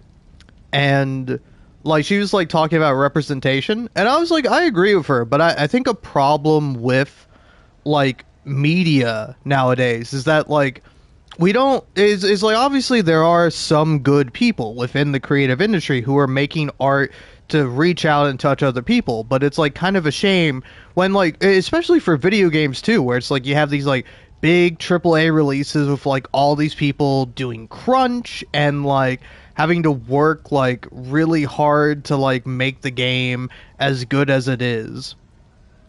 It's like I just noticed people walking by. It's a little scary. But it's like oh, they're from like up top, right? That's kind of cool. Huh. But anyway, I was like I don't know. Do you think we'll ever enter like a post-scarcity utopia? And like, do you think that will be applied to like entertainment and media? Because it's like, I think people should be able to like have teams, and people should be able to work on things and make projects and like have representation within those products. But it's like, it's a shame that's like not the main goal of it. You know, it's like those things sell well, and because they sell well, like companies are willing to fund them. You know, capitalists and the rich, the bourgeois, fund these projects. But it's like because they but like because that's the way the world works, it's like we are missing out on more representation. Like it's harder to get like representation and different voices out there because people want to fund something that's familiar. They want to fund something that is, you know, recognizable and will sell. It's like, say for example, the first game, Ghost of Tsushima, has like a main male character as a male character as the main guy. And it's like, I think that's perfectly fine. Nothing wrong with having a dude as your main dude. But it's like, it's only with the sequel will they go ahead and like experiment and have like a woman as the protagonist. I assume that's kind of roughly what she means with the representation. I mean, specifically Japanese woman as the main character. But like, yeah, I don't know. It's just I think it is kind of interesting, where it's like I don't know. I kind of hate to expose myself as like consuming as much Northern Lion as I do, but I think he did kind of say it best, where he's like, I don't want to watch a movie that I want to watch. I want to watch a movie that is someone's vision that they wanted to make. Like, and I feel that way about like video games. I feel that way about books. I feel that way about like all forms of media, TV shows. You know, it's like I want to see something that somebody wanted to make, that somebody really had like a true passion for. And it like, I don't know. It's kind of interesting where it is like, I don't know, I would rather watch something that's like kind of bad, made by people with like passion and love in their hearts, than like watch something that's like kind of good, with like made with like the sole intention of making money. Because like, I don't know, it's kind of interesting seeing all these people like talk about like different things. Like here's a comment that kind of shocks me. The original Hulu model still works. If you don't know the original Hulu model, it was like Hulu was free. You would just have to watch ads to watch all the stuff on Hulu. But yeah, they say the original Hulu model still works. Pluto and Tubi now have close to 200 million subscribers combined. They're pretty much doing the old broadcast model. And it's like, I didn't know that. You know, it's like I know nothing about Tubi and I know nothing about Pluto.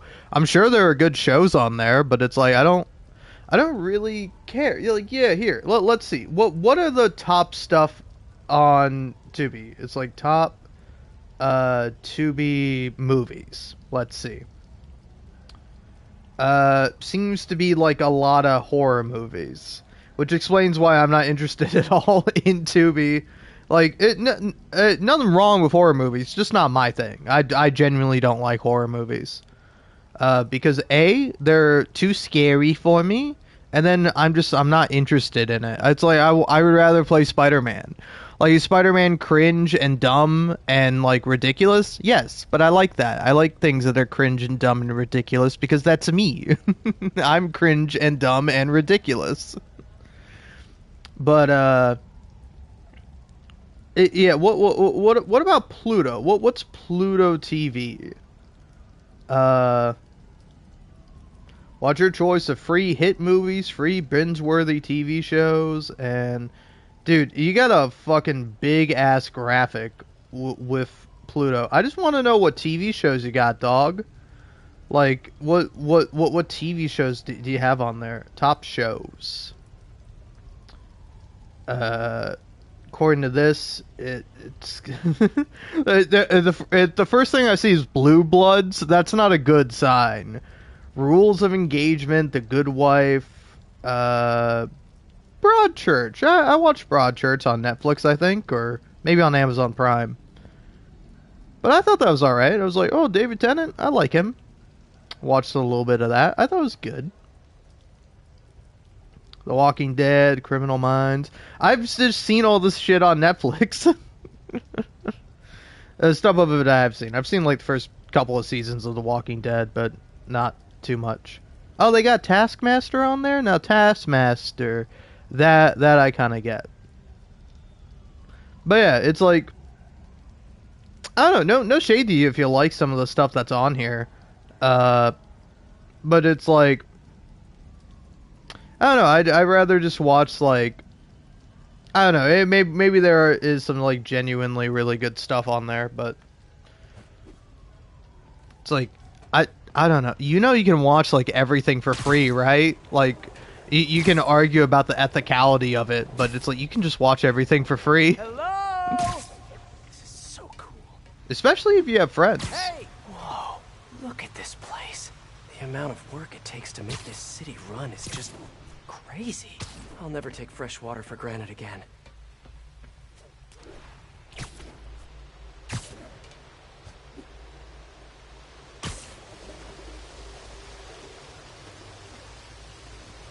Okay, let's see where this leads. Looks like some loose bricks up ahead. Nice. Okay, onward. Hammerheads, guys. They've taken over an abandoned subway platform. Gotta take these guys out, then look around for Sable.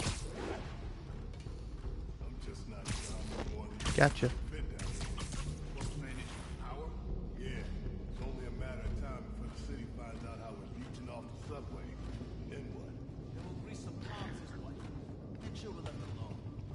But yeah, I don't know. I think it's like, to me at least, it's kind of interesting where it's like the main critique of Hulu in this video, which I think is a fine critique, but it's like oh, Hulu did business bad. They did it wrong. And I'm just like, yeah, but also it's like, if they did business good, that wouldn't necessarily be like a net good. Maybe there'd be some, new cool TV shows we could all enjoy, but it's like, as much as it disappoints me to say, TV shows and video games and I don't know. I don't think I'll say I don't think I'll say that about books, but I don't think they're gonna save the world. Which is like, arguably, the world doesn't even really need saving. We just simply need to stop killing it.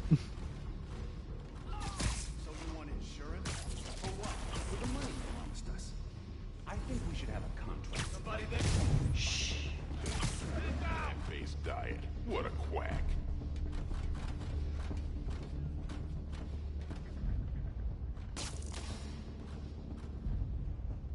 Hey, I'm coming over there.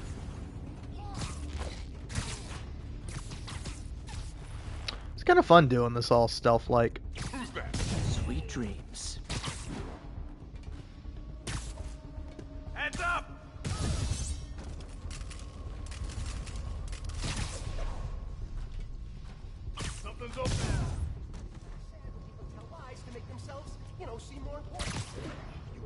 pain in the ass.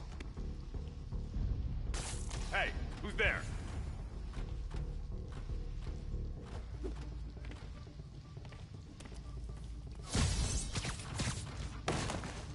Hey, I need some extra eyes. Nighty night.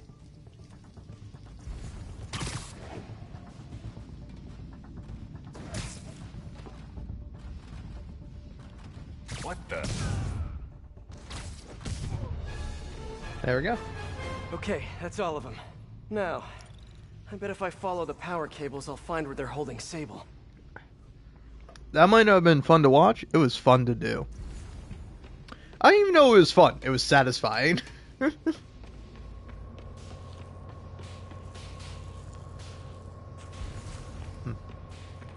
hope that's not a load-bearing subway car.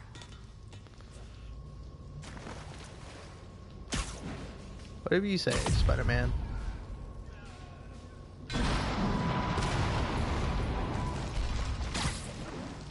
Nice. Okay, follow the yellow wire. Better not find any lions, tigers, or bears. Oh my. Ah, tunnel's blocked. But I think I can still squeeze through.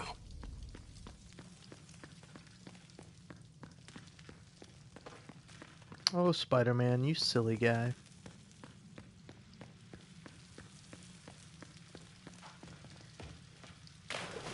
Body bags. Well, this just took a turn. What do you mean, what happened? He died inside the thing, like the other guys. Who was it? Don't remember his name. Sal's cousin, I think. Was it messy? Nah, he just came out all blue. I think he's okay. Snoring now.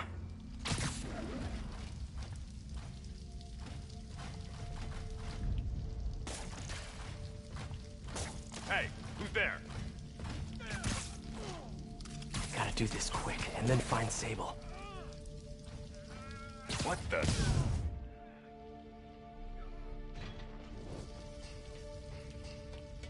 This place looks like their main base of operations. Sable jetpacks. I'd pay good money to see Hammerhead's guys learning to fly in these things for the first time. Project Olympus. These pods require... I told you, I just helped manufacture these things. I didn't design them. Guess we got the wrong guy then. On the bright side, now we got our first test subject. No! No! Don't turn it on! Please! Just give me a few minutes. I can figure it out. Now that's what I like to hear.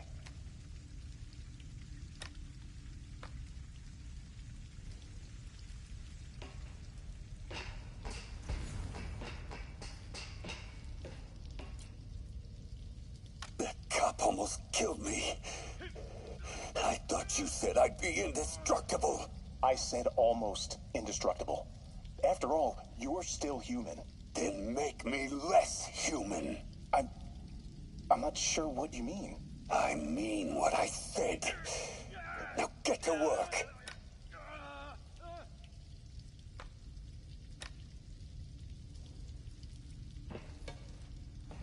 Wow. If Hammerhead gets his hands on this thing, we're in serious trouble.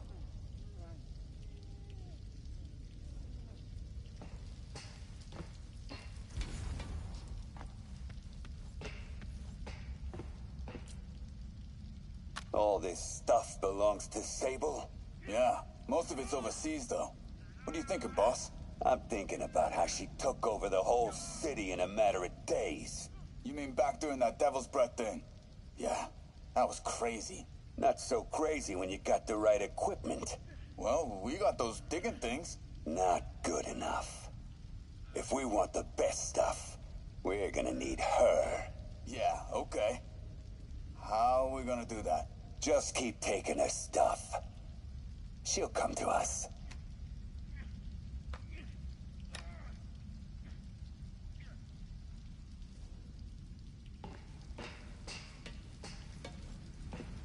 XRT-89. Subterranean Troop Deployment Vehicle. That's the real name? I'm sticking with Dig Boy.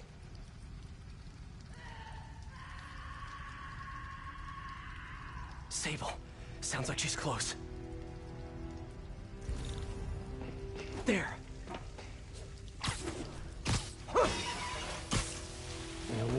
is through. High voltage wires and sewer water. What could possibly go wrong? If there's one takeaway from this underground lair thing, it's that Hammerhead should have fewer thugs with guns and a lot more safety inspectors. Every minute I am here is another nail in your coffin. You got spirit. I like it. I will never give you...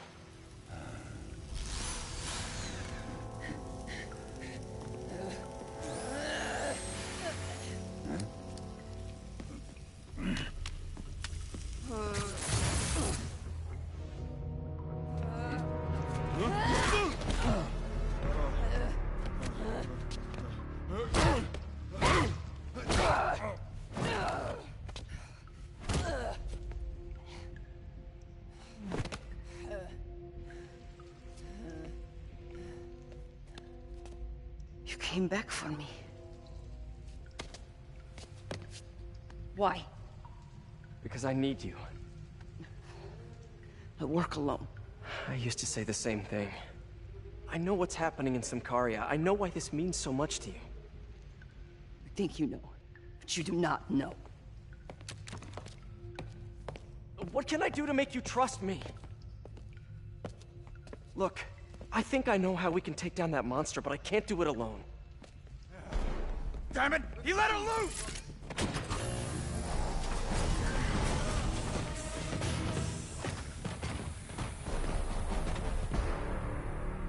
Okay, here's the plan. Good plan.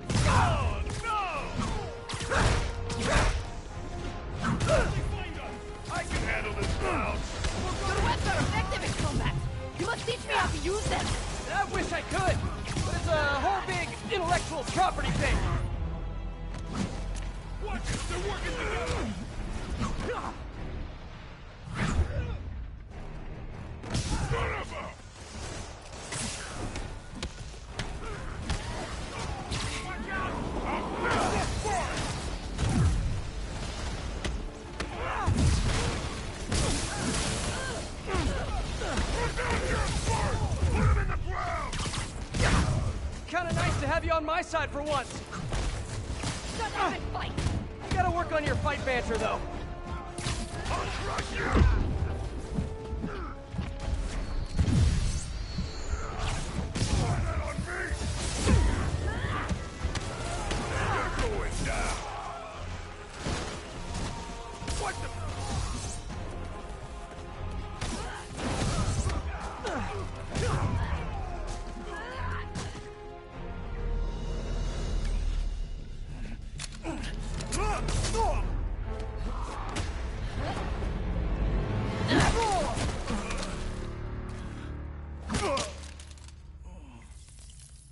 That was awesome! High five! You said you could defeat Hammerhead. You, know you left me hanging, right?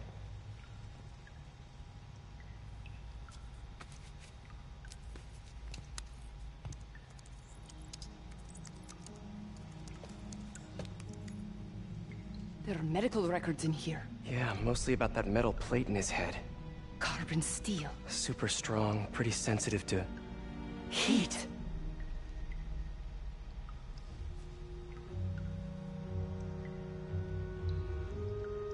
I have an idea.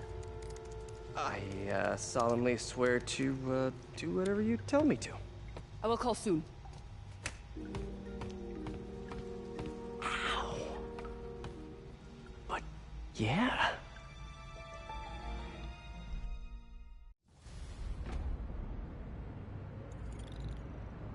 Guess I'll do some Spidey work while I wait for Sable's call. Hey, what's that?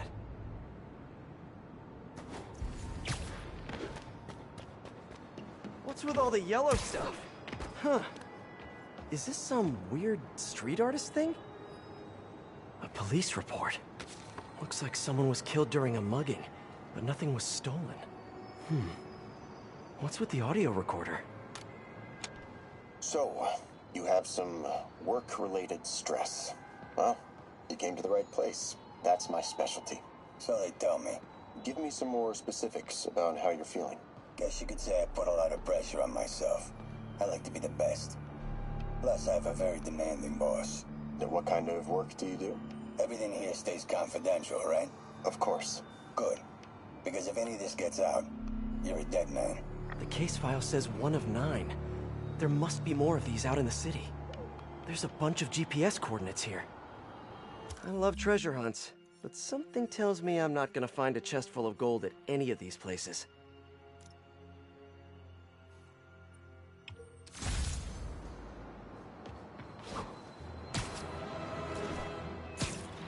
I think I'm close to another crime scene. Huh. Mystery person's calling card.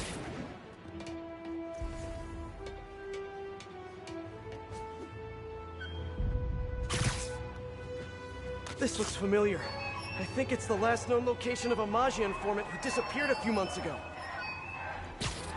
I'm feeling a little uncomfortable. I think we should end the session. Sorry, Doc. I didn't mean to scare you. I've just been paranoid lately. Like I said, stressful job. Okay. Tell me a little bit more about your job. Describe a typical day. Typical day? Guess it starts with waking up, checking my phone, see what the boss wants me to hit that day. Then I go grab breakfast. I've been trying to do that keto thing, you know? Then I do the hits. Sometimes it's messy, so I gotta head home and clean up. I try to get to the gym in the afternoon, then dinner, and I... Sorry, can you go back for a moment? What does do a hit mean exactly? It means I kill who my boss tells me to. I'm pretty good at it by now. Got quite the resume. This guy sounds like a Maggia enforcer. Feels like this is just part of the story. I should keep an eye out for more scenes like this.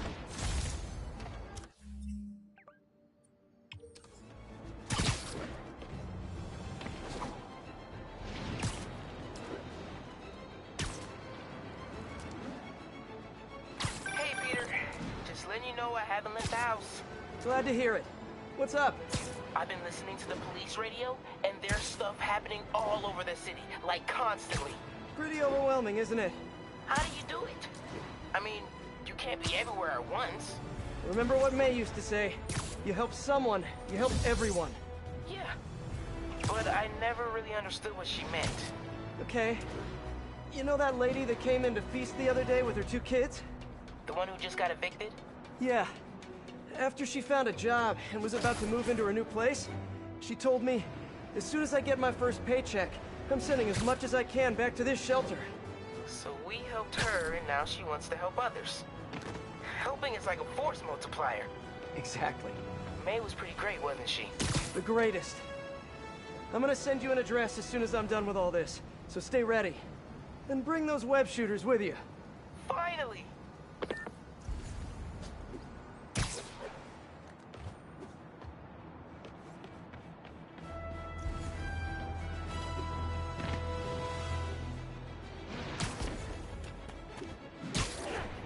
Whoever's setting up these scenes really likes the color yellow.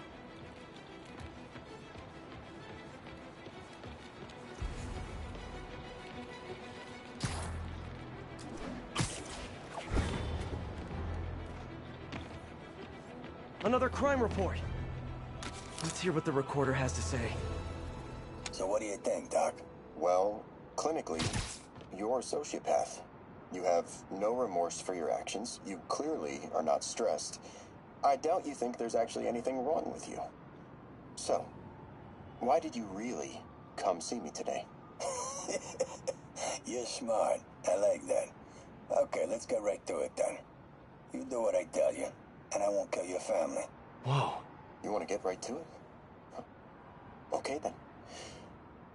I know why you're really here. I knew who you were the minute you walked in that door. And I also know that before I do anything for you, you're gonna do something for me. Well, that took a turn. These crime scenes all feel like covers for Maggia hits. And if the guy on the tape is a Maggia enforcer, maybe he's the one who killed all these people.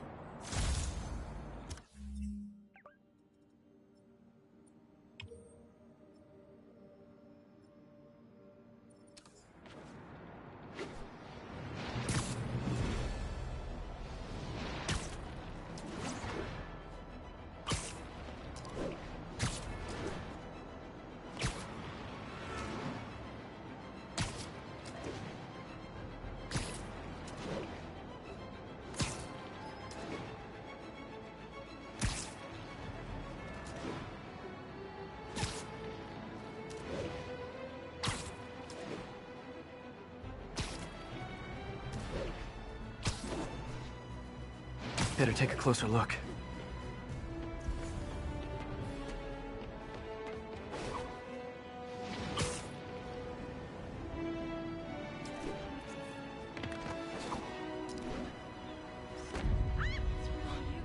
Mott Street, the main street of Chinatown. Touristy, but fun. I am ready. Meet me at my base. I've been meaning to ask. How exactly do you have a base in the city that I don't know about? Right. Good talk. Why is she always hanging up on me? Maybe she didn't hang up on purpose. We probably just got disconnected. She could be waiting for me to call her back. Or she could be running out of minutes on her cell phone plan. I mean, she's probably doing international roaming. That stuff is expensive. Or maybe she just really needed to polish her pistols. Let's apply Occam's razor. The simplest and most obvious solution is... she hates me. Ugh. Someone fell to their death from this ledge. It was ruled an accident. But was it? On the last recording, the therapist turned the tables on the Maggia guy. Welcome back. Have a seat. So, did you bring the, Yeah. Hope this takes care of your cash flow problem. Right. It most certainly does. Thank you. So, I assume you came to me because I have a few police officers as clients. You assume correct. But my boss and I are only interested in one of them. And who might that be? Captain Yuri Watanabe. Yuri? How is she mixed up in this? I'm afraid of where this story is going. I have to keep following it.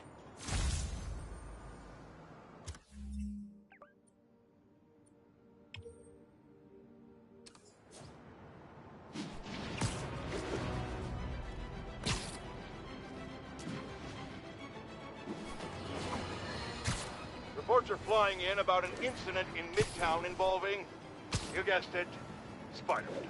It's the same old story, same old menace. But here's a terrifying little wrinkle.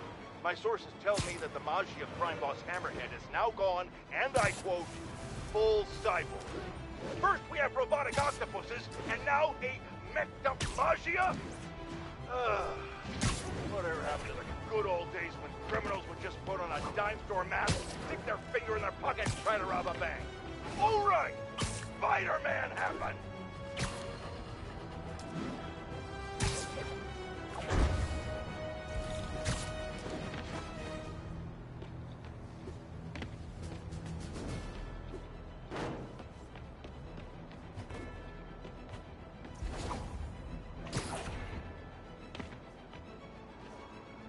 Another file and recorder. Police ruled this a suicide, but Yuri had her doubts. The victim was part of Hammerhead's crime family. In the last recording, they talked about getting Yuri's mental health records. Here's Captain Watanabe's file. This everything? Yes. You ever record her sessions? No, I never record any sessions. That'd be unethical and illegal. Well, we'd like you to record her next session. And my boss has a list of questions he'd like you to ask. That gonna be a problem for you? No problem. I feel like I shouldn't be listening to these, and yet I can't stop. Seems that whoever left these wasn't satisfied with what the police concluded.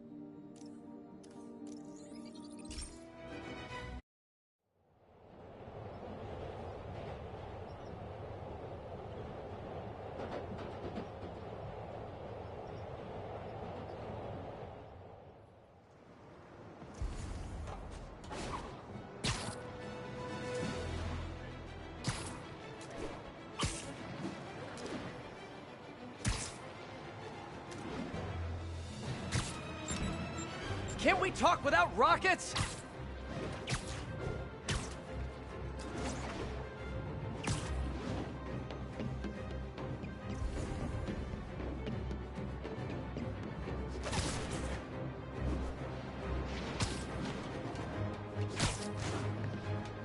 Getting closer. I hope whoever's leaving these has a good reason. All units, a scheduled transport of Sable gear is under assault by Maggia. Nearby officers, please proceed to the Bryant area. There's a report and recorder.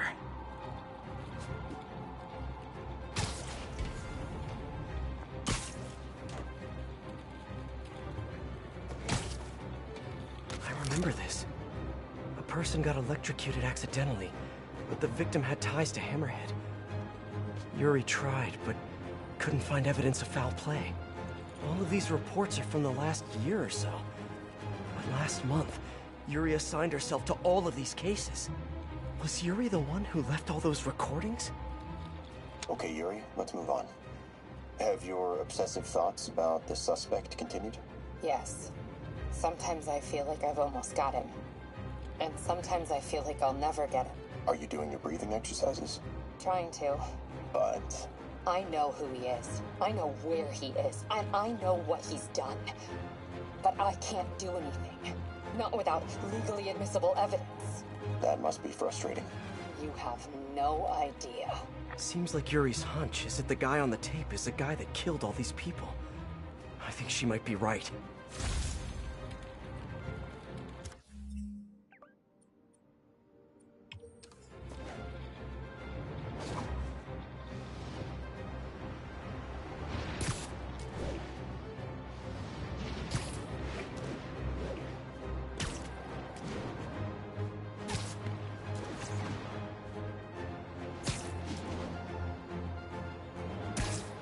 I think I'm close. And there's the trademark yellow. The recorder must be around here somewhere. I remember Yuri saying this was ruled an accidental death. Food poisoning, I think. On the last one, Yuri sounded frustrated. You have no idea. That's it? Yes. I mean, we talked a little bit about her medication, but... When is the next session? Why? What are you going to do? I'm gonna do whatever my boss tells me to do. Oh no. Are they setting up a hit on Yuri? Gotta get to those other locations.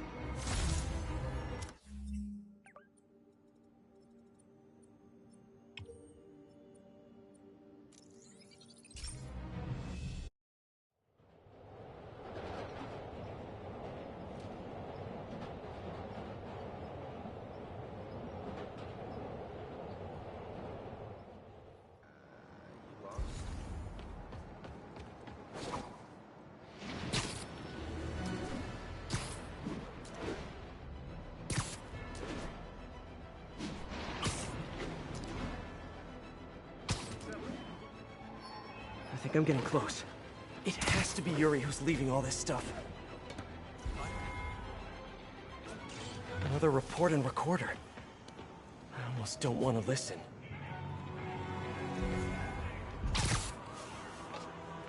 I think there was a hit and run here recently. The victim was set to testify against one of Hammerhead's men. But of course, police never found a suspect. These case files are getting more and more recent. This one happened just a few weeks ago. You seem nervous. Yeah, well, the chief knew I was working undercover with you. I can't afford to lose my job. Maybe I should be the one doing breathing exercises. Well, isn't that interesting? Don't worry. I won't tell if you don't. Also, you're doing great. You're a very authentic-looking doctor. Thanks. I think. You think he knows you were wearing a wire? If he does, he's a hell of a good liar. He's a Maggia enforcer. We know he's a good liar. Question is, does he know he's being lied to? We'll find out tomorrow, I guess. You sure about all this? We catch him in the act of trying to murder a police officer, he gets put away for life. Yuri, what are you doing? I have to find her.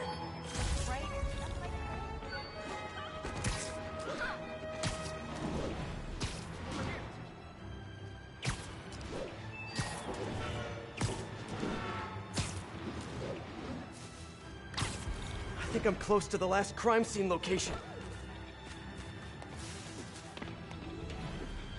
Yuri's been here. Now where's the file? I remember Yuri telling me about a drowning here. She was suspicious because the victim was a competitive swimmer. Hey, Captain. You ready for this? Ready as I'll ever be. I'm all wired up on my way to the office. Just picking up a coffee first. Okay. Drinks are on me when this is done. Looking forward to it, Captain. Yuri's suspended, but she still won't give up. Hard not to respect that. Hi, can I just get a large coffee? Hey there, Doc. Who's that you were just talking to? Oh. Hey.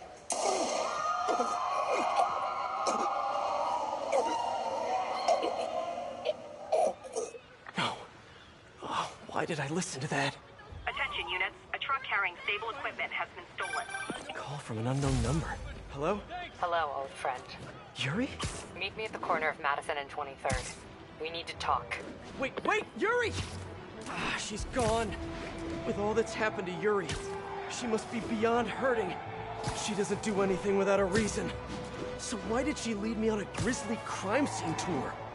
She must have a lead on this enforcer guy. It'll be nice to see her. Maybe help her deal with whatever she's dealing with.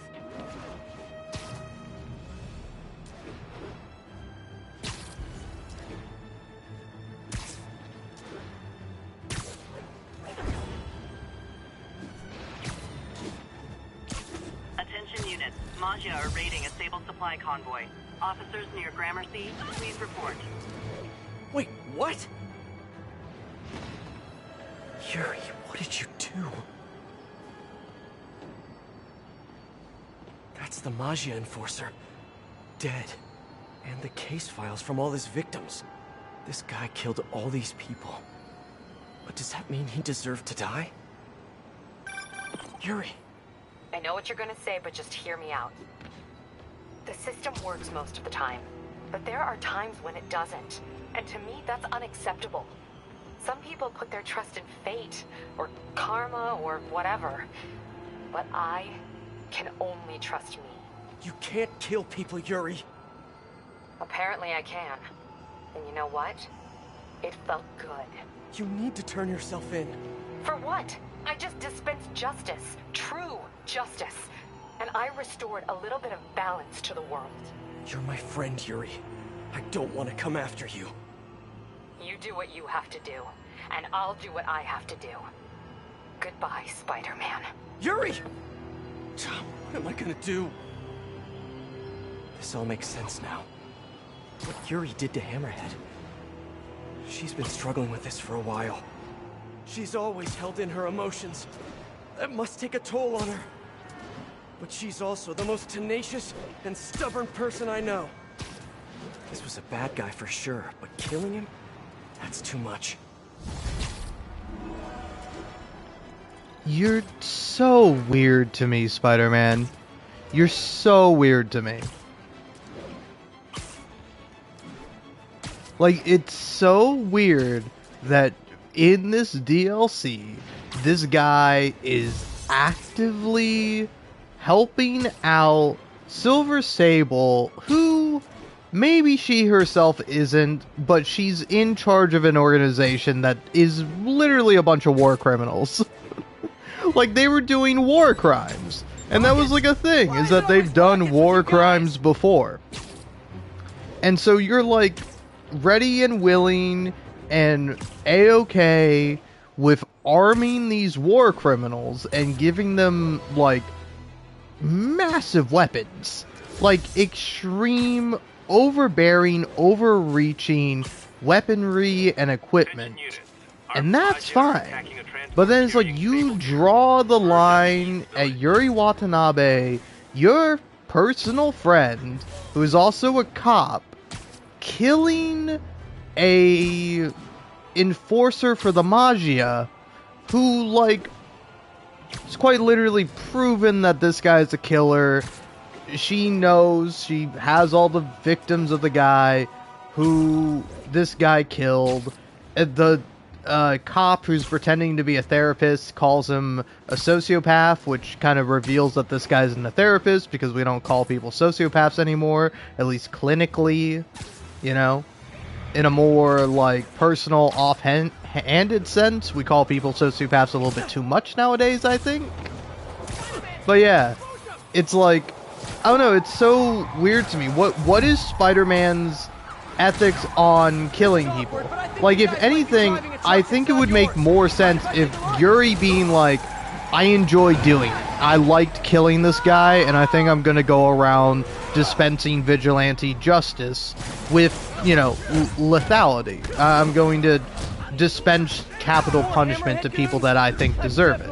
And Spider-Man, on principle, is like, no, I think people deserve a chance. I think people deserve a fair trial. I think they deserve all these things. But it's also like, you have to then, like, believe that the world is perfect and there's quite literally no corruption. It's like, meanwhile, it's like, it is shown literally that, like, cops are corrupted and they're actually working for the Magia or working with the Magia, or maybe they're not actually doing that. Maybe they're just, like, pretending to be cops and somehow they're able to get away with that. So it's like, I don't know, there's all these, like, interesting ethical questions that are posed when you deal with this idea of vigilanteism. Sable's gonna be happy I got her stuff back. Actually, And it's like, she won't be happy. She'll be just a little less angry. for me at least, it's like, I don't know, I don't really get it, right? Whereas, like, Spider-Man's like, you have to turn yourself in, Yuri, and it's like, again, for what, Spider-Man? For what? For killing this guy who's like a murderer? Like, don't get me wrong, you know, I'm kind of on the murderer's wrong train. I know, a controversial take in this day and age, but I think murder is wrong and people shouldn't do it. But it's like, if you murder a murderer, that's like the most justifiable kind of murder, you know? That's like the only murder where I'm like, I'm not giving it a pass, but I'm like, well, that one I kind of understand. That one I kind of get. And it's like, I don't know, to me at least, it is very odd for... like, again, it's like, I think it could have been done well. Like, again, if instead Spider-Man was just against it in principle, I would be more okay with that. Like, I don't know, man. It is honestly really interesting, at least to me, like, how Spider-Man is presented in these games, you know? Where it's like, I don't know, do games have to follow a certain guideline? I don't think they do at all, right? Because it take, like, Rockstar's entire body of work. It's like, say what you will about the offensive humor in Rockstar games. But, like, they're kind of progressive in how they portray cops. Like, a lot of the Grand Theft Auto games, and then also Red Dead Redemption 1 and 2, they're both, like, satires of America. They're, like, particularly the Grand Theft Auto games are, like, satires of government agencies and the police. And, like, to me at least, I don't know, I find it to be very, I don't know, very odd, Spider-Man's perspective of him being like, yeah, cops are always good and they always do the right thing. It's like, damn, bro, you live in New York, dude.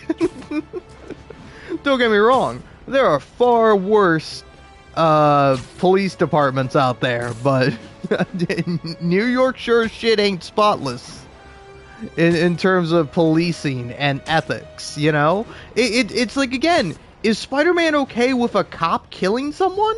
I think if Spider-Man saw a cop killing a guy, he would, like, step in and be like, hey, officer, don't kill that guy. I got him. I can beat him up and deal with him non-lethally.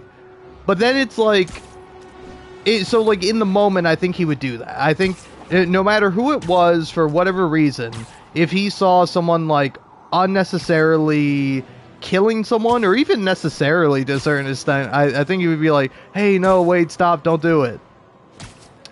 But then with All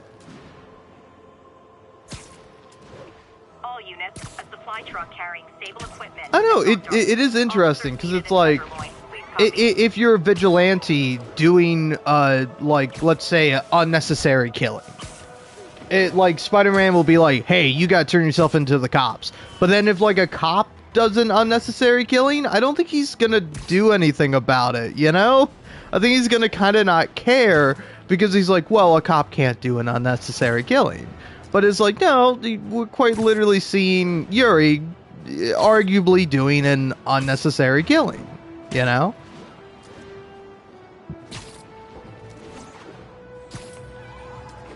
Because, yeah, it's like, I don't know. I think I'm against the death penalty for a variety of reasons.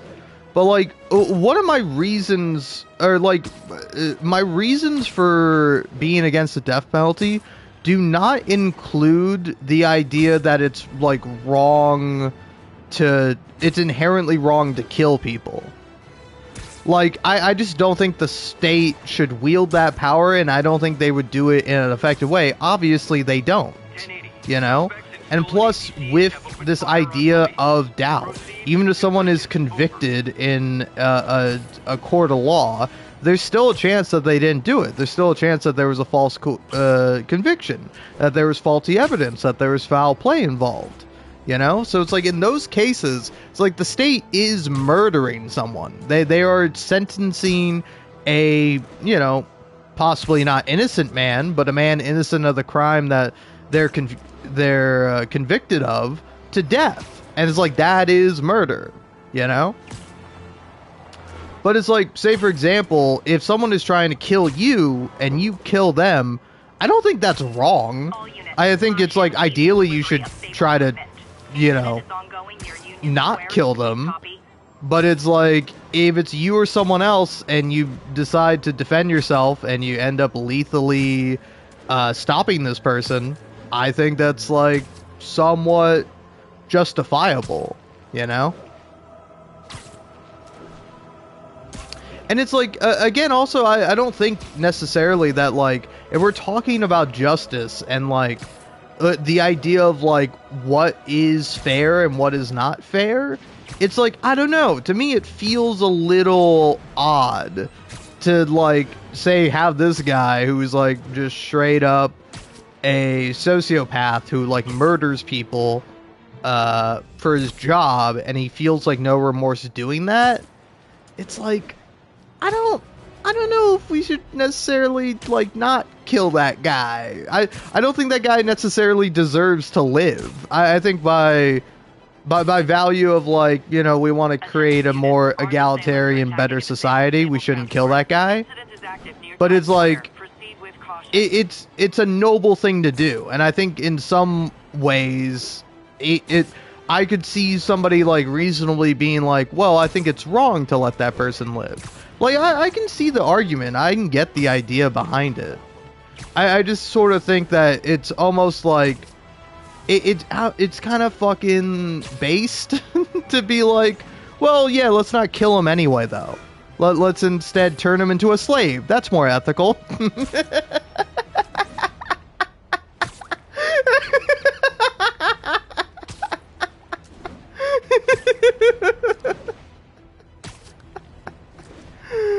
Oh, man. Sorry, the reason I laughed so hard there is that it's like, does that sound more ethical? Because I kind of think it doesn't. I think there are some people who would rather be dead than be a slave. You know, I can't speak for every individual, obviously. And it's like, I don't know, if you were to present me that question, hey, do you want to die or become a slave? I'm like, what? Can I think it over? Can you give me a bit to think about it? Can I change my mind at any point? Because if so, I might be like, well, I guess I'll take slave, and then maybe if that gets to be too much, I can be like, yeah, actually, I think I'll take the death. I'll take death, please. I'll take that instead. But But yeah, man, it's like that is how the criminal justice system works, is that when you go to jail, you are a prisoner, and you're also, like, a legal slave, you know? Hence why, like, is it the 14th Amendment? But whichever amendment we have that... I am ready. Meet me at my base. I've been meaning to ask. How exactly do you have a base in the city that I don't know about? Right. Good talk. Why is she always hanging up on me? Maybe she didn't hang up on purpose. We probably just got disconnected. She could be waiting for me to call her back. Or she could be running out of minutes on her cell phone plan. I mean, she's probably doing international roaming. That stuff is expensive. Or maybe she just really needed to polish her pistols. Let's apply Occam's razor.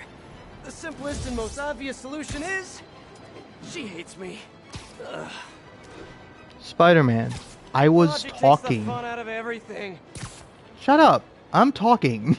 God, I'd waited for you to be done, and then you had to go, logic takes the fun out of everything. No, it doesn't. Logic is a lot of fun. And again, like again, I think this is, like, a serious ethical question, because it is kind of the reality of the world that we live in. But, like, the 14th Amendment is, like, no person shall be a slave unless they're a criminal. Or, like, yeah, what is the exact language of it? But it essentially allows, because it's like, oh, well, you know, you pay criminals 14 cents an hour to do, like, labor. So, ergo, technically, it's not slavery, I guess, because you're paying them a pittance.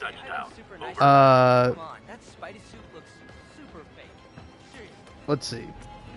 Yeah, it's the 14th Amendment. I got that right. So, let's see. Pardon me.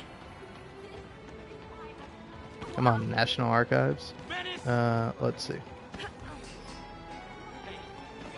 Can you just tell me what the amendment is?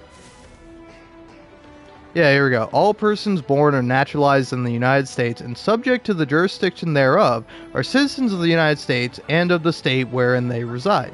No state shall make or enforce any law which shall abridge the privileges or immunities of citizens of the United States, nor shall any state deprive any person of life, liberty, or property without due process of law, nor deny to any person within its jurisdiction the equal protection of the laws. Wow, there's 4 sections to it.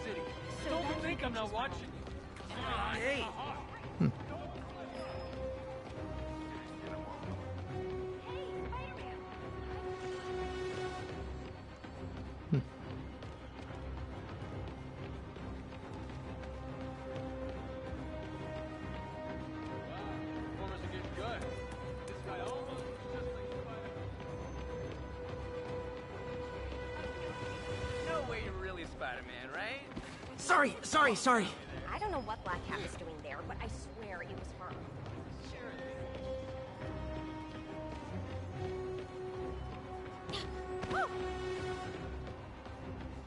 her. Interesting. I can't believe you saved New York from that lunatic with the proto-horn. Excuse me. But yeah. But anyway, so I think the key word in there is due process of the law, where it's like, well, legally, now that we've determined you've done a crime, now we can, you know. Armed assailants are attacking a disabled Sable transport. But yeah, it's like that is kind of like the dark reality of, like, especially privatized prisons and, like, for-profit prisons, where it's like, you know, cops are encouraged to arrest more people and throw them in jail, so that way prisons can make their quotas and they can make more money and they can, you know, essentially enslave people. And it's, I don't know, it's very odd to me that it's like, like Spider-Man, don't you think that's an injustice? Don't you think you should do something about that?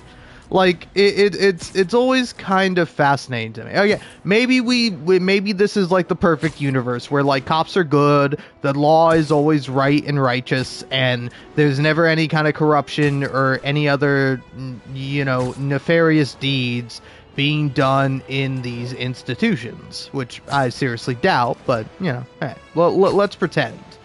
It's like, still then, it's like, it's like, I don't really know. I don't really know where you can, like, fall on this, like, ethical issue, you know? Because, like, again, it's like, where do you draw the line? It's just like, is no one ever allowed to kill anyone at any point? So it's like, I don't know, it just seems weird to me.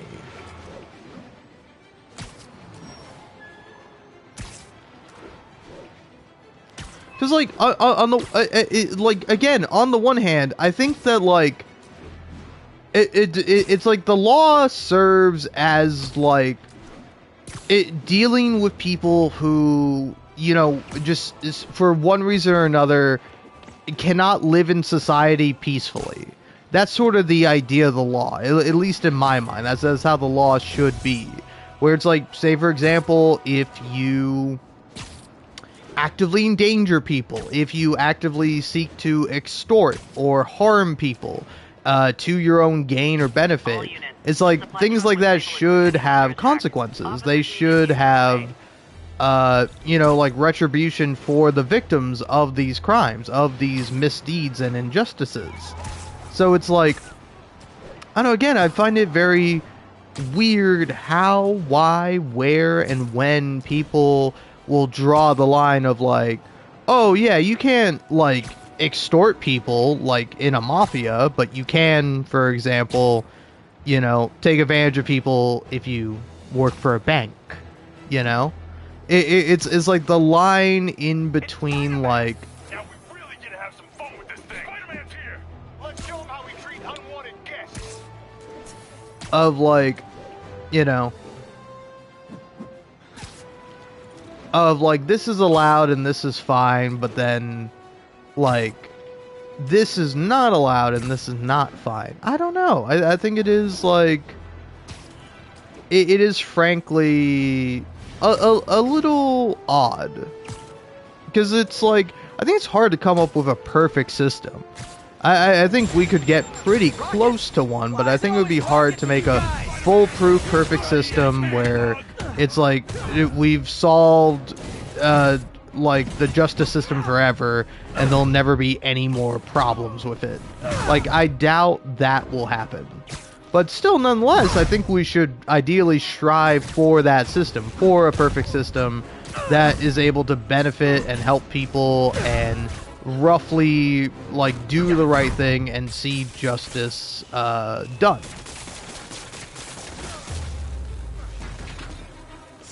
Okay, I'm moving rocket-proof suit to the top of my to-do list.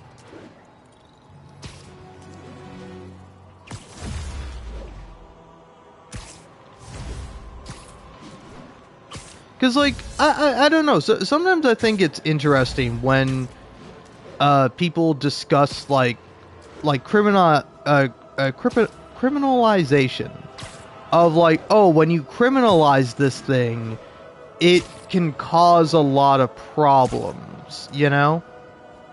Where it's like,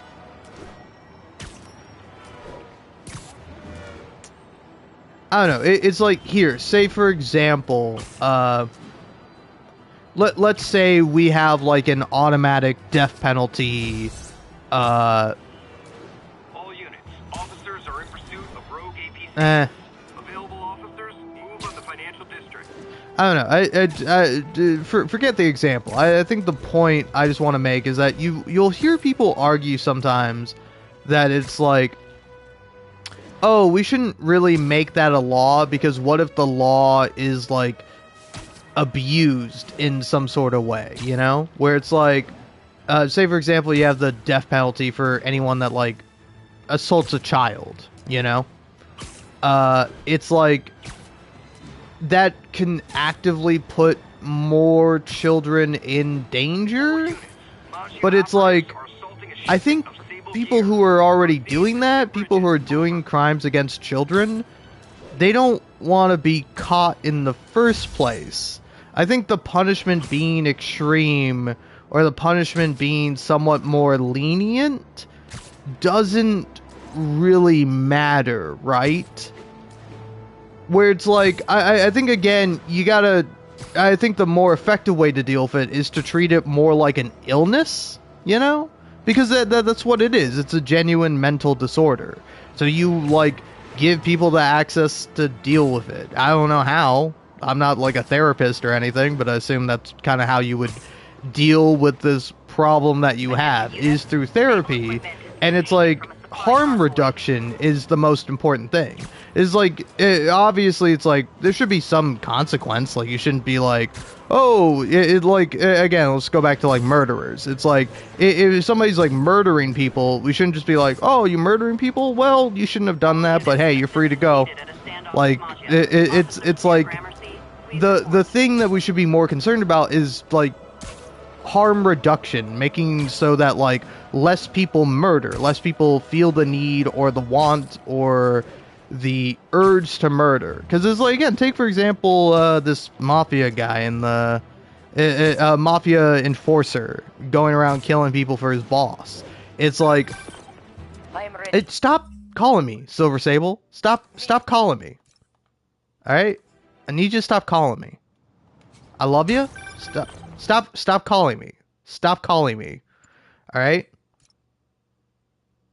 Stop calling me. Anyway. So, it's like, I think it's a really interesting kind of idea where you have to, like, where it's like the most important thing is, like, you want less people to be murdered, you know? It's like, yes, if you know a loved one or somebody you care about or somebody that you respect or just somebody that didn't deserve it, somebody you don't know anything about at all, but still nonetheless you feel this, like, passion and rage in your heart when somebody is, you know, murdered. It's like, I think that's a fine feeling, but it's like, the important thing is not punishing the person that murdered this other person. It's like, the important thing is going, okay, we want to make sure this person never murders again, you know? And now that, and if we can be assured that this person will never murder again, then it's like, that will be, you know, one step in the right direction. But then we should go, hey, why did this guy murder? Why did this person murder this other person? What can we do that will prevent this sort of thing from happening, you know? Because it's like it's like thinking about that thing where it's like a crime of passion, you know, where it's like if you find your spouse cheating on you and you, like, kill your spouse or kill the person they're cheating on you with, it's like a crime of passion and you get, like, a reduced sentence. It's like, I don't know about that, but it's like understandably, you can be upset and hurt by the fact that your partner's cheated on you. But it's like, that does not give you liberty to kill them, you know? Like, as angry as you are at them, you should not resort to killing them, you know? And so I think, like, that is, like, kind of deconstructing this idea of, like, what a spouse is supposed to be. Like, are you supposed to own your spouse? Are you entitled to your spouse? No. You're not, obviously. So it is this, like, weird thing where it's like, in order to make a better world, we have to care less about dispensing justice, you know? It's like, it may very well be, like, more karmically balanced to kill a killer, you know? But it's like, ideally, we should just be focused on providing people what they need and building a better society where it becomes rarer and more infrequent that people murder. And then when they do, we can have a system that actually seeks to rehabilitate them and you know, and if it's impossible to rehabilitate this person, well, then maybe they still could provide some sort of benefit to society, you know? It's like, I think there is something to, like, well, people in prison should do some kind of work. They should provide some kind of public service, but it's like all jobs should be that way.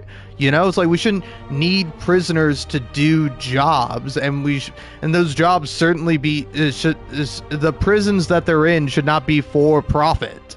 Like, it shouldn't be like, oh, this is a way to make money. It's like, no, this is a way to provide people meaning and purpose in their lives and give them something to do, even after they've done something heinous and terrible that is, like, wound them up in prison, you know? It's like, I don't know why there's this idea of, like, like, we gotta, like, solve things in, like, totality. Of like, oh, we gotta come up with like one single solution. It's like there's no single solution to crime. It's like we can do a lot of things to help prevent it and stop it, and that's what we should be doing, and frequently we are not doing that, you know? Like perpetuating the system we live in and allowing, you know, the rich to get richer, to have such like wealth gaps where it's like, you know, a lot of people in Gen Z, a lot of young adults are unable to find jobs, and the jobs they are able to do are exploitative. They don't respect them. They are turned down from jobs they're capable of doing because, you know, some guy at the company didn't like them. It's just like we live in an unjust society. We live in an unfair world. And it's like rather than try to address that, rather than try to do anything, a lot of people just throw up their hands and it's like, well, shit's unfair. What are you going to do? Suck it up or die. And it's like, that shouldn't be the way we live. We should be looking to help each other. We should be looking to improve the world that we live in. We should be, you know, working together and understanding the world around us and the people that live in it and try to make it as best as we can for everybody, you know? Like, we should be building public infrastructure. We should be building spaces, you know? It's like, there's a reason why it's like cities are really popular. It's because it's a good way to cram a bunch of people into a place. And it's like, there are obviously benefits and downsides to living in a city, but it's like, you know, it's like, should we have less cities because people want to have lawns? Should we have less lawns because people want to live in a city? It's like, we should be able to like build infrastructure that incorporates nature and allows for people to, you know, interact with people and then also not interact with people if that's their desire, you know? Anyway, sorry for the long rant. Don't know if it made a lot of sense, but it is just kind of my genuine feelings on the matter, where it's like, it's like, even if the right thing to do when somebody kills someone is to kill them, you know, it's like, maybe we shouldn't do it anyway. Maybe we should just find a different way. Maybe we should like like do something better just because it will ultimately be better for society, be better for the world that we live in, you know?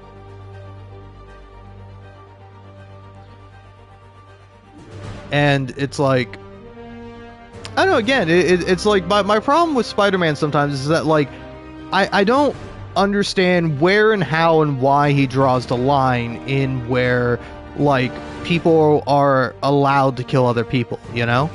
Because it's like, I was kind of thinking about during the fight with like Silver Sable, where it's like, are her guns lethal? Because like, she does just like shoot a guy in the beginning of that.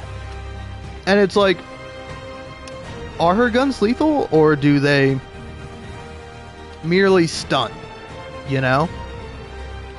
And it's like, on one hand, I think they are,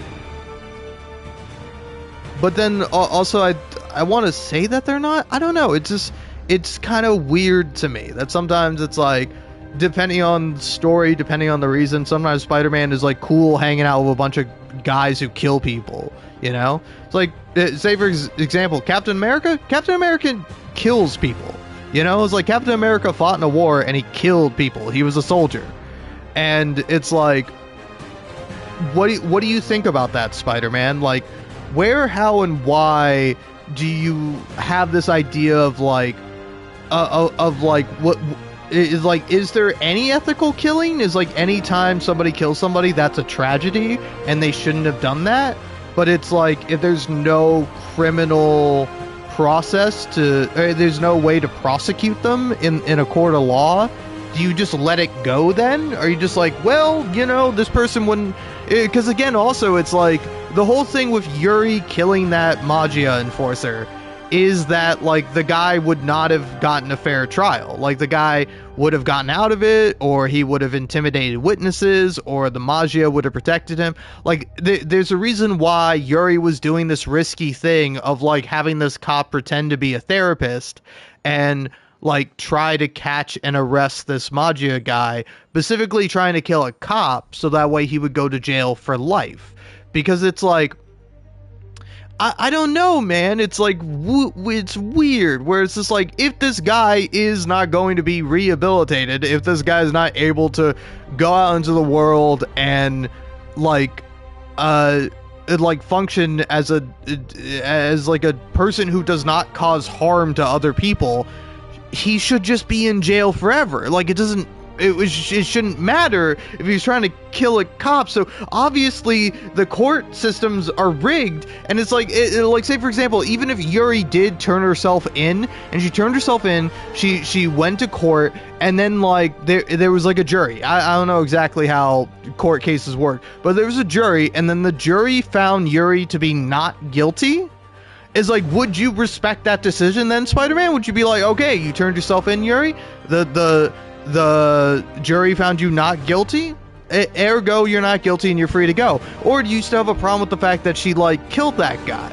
Because it's like, also in Spider-Man 2, it's like he's kind of fighting with Yuri, but he's also working with Yuri. I don't know, it's very weird to me, your ethics, Spider-Man, you know? Because, like, take for example, like, Felicia, like, you stopped, like, working with her, and you kind of, like, you got her equipment locked up. Like, I don't know exactly how that happened, but it's like, you're fine letting a thief go. You're fine letting Felicia get away and, you know, continue to be a thief. So it's like, where do you draw the line on crime, Spider-Man? If there was a guy just smoking weed before weed was legalized, would you have punched that guy in the face and turned him into the cops? Would you have done that, Spider-Man? Because I would say that's unethical. I would say that would be wrong of you to do that. Just because there is a law, that does not mean automatically that the law is ethical, you know? Ugh. Anyway, sorry. I don't know, I'm kind of freaking out.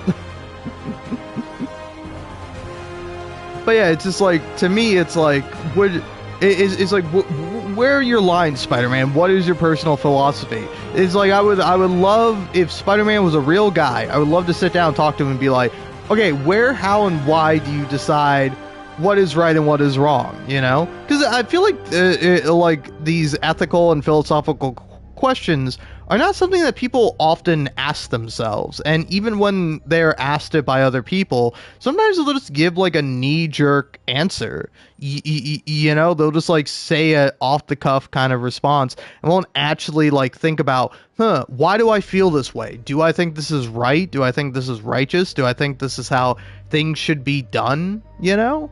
As like, on one hand, it's like, I don't know, man. It's hard to say, you know?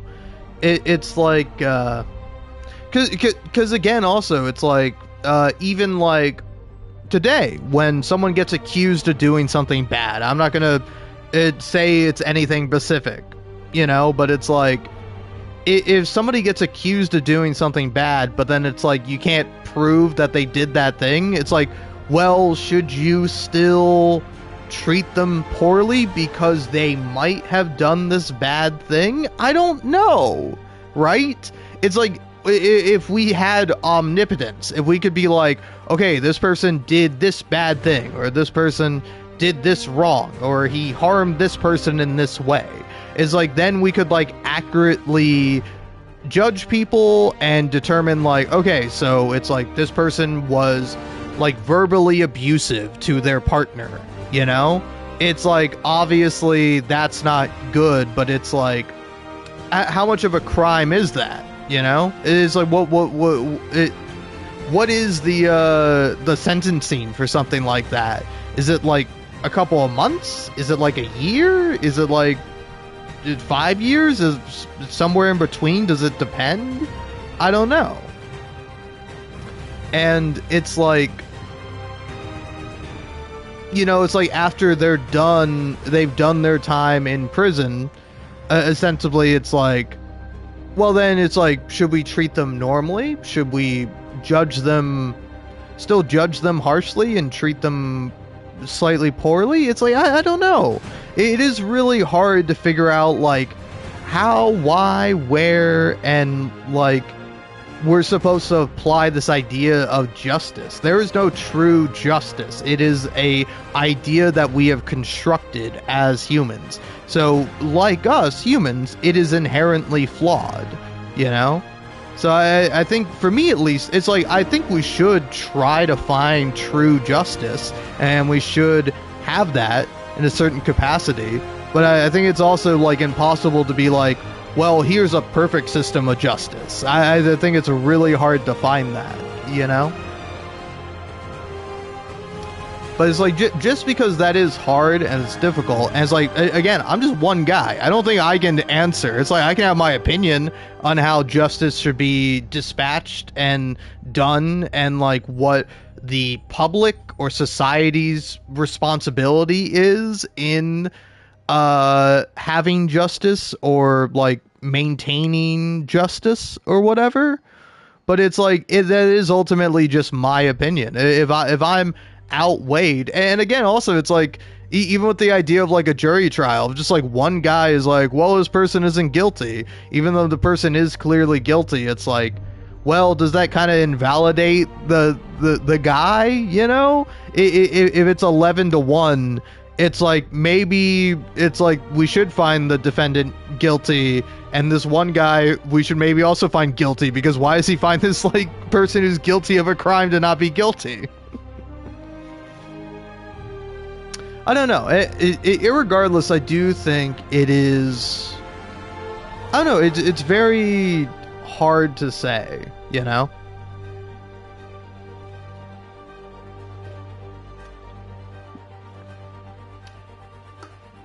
Whereas, like, again, like here, let me tell you this.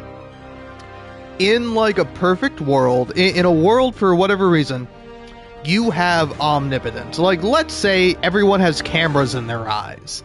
So it's like, if someone is accused of something, you can go and see the footage they have recorded in like a court of law, and you're able to see that they did the crime. You know, it's like, it's like, would that make for a better society? I think in some ways, yes. But like, it would be almost impossible to do that, right? It's like, it would be impossible to have that level of knowledge. So we're always going to be operating and having the justice system based on like imperfection, where it's like, it would be really hard to have like, even if you did have like a camera in everyone's eyes, it would still be really hard to be like, well, what was this person thinking when they did this thing, you know? It's like, what if like all the major murders were just like people doing their best to really make it look like an accident?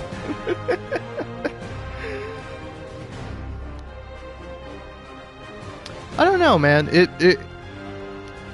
Irregardless, I think it is, I think it's something at the very least worth talking about, like kind of determining like, like, okay, where and how do we draw the line on certain crimes, and it's like, what is the right way to effectively deal with criminals, you know?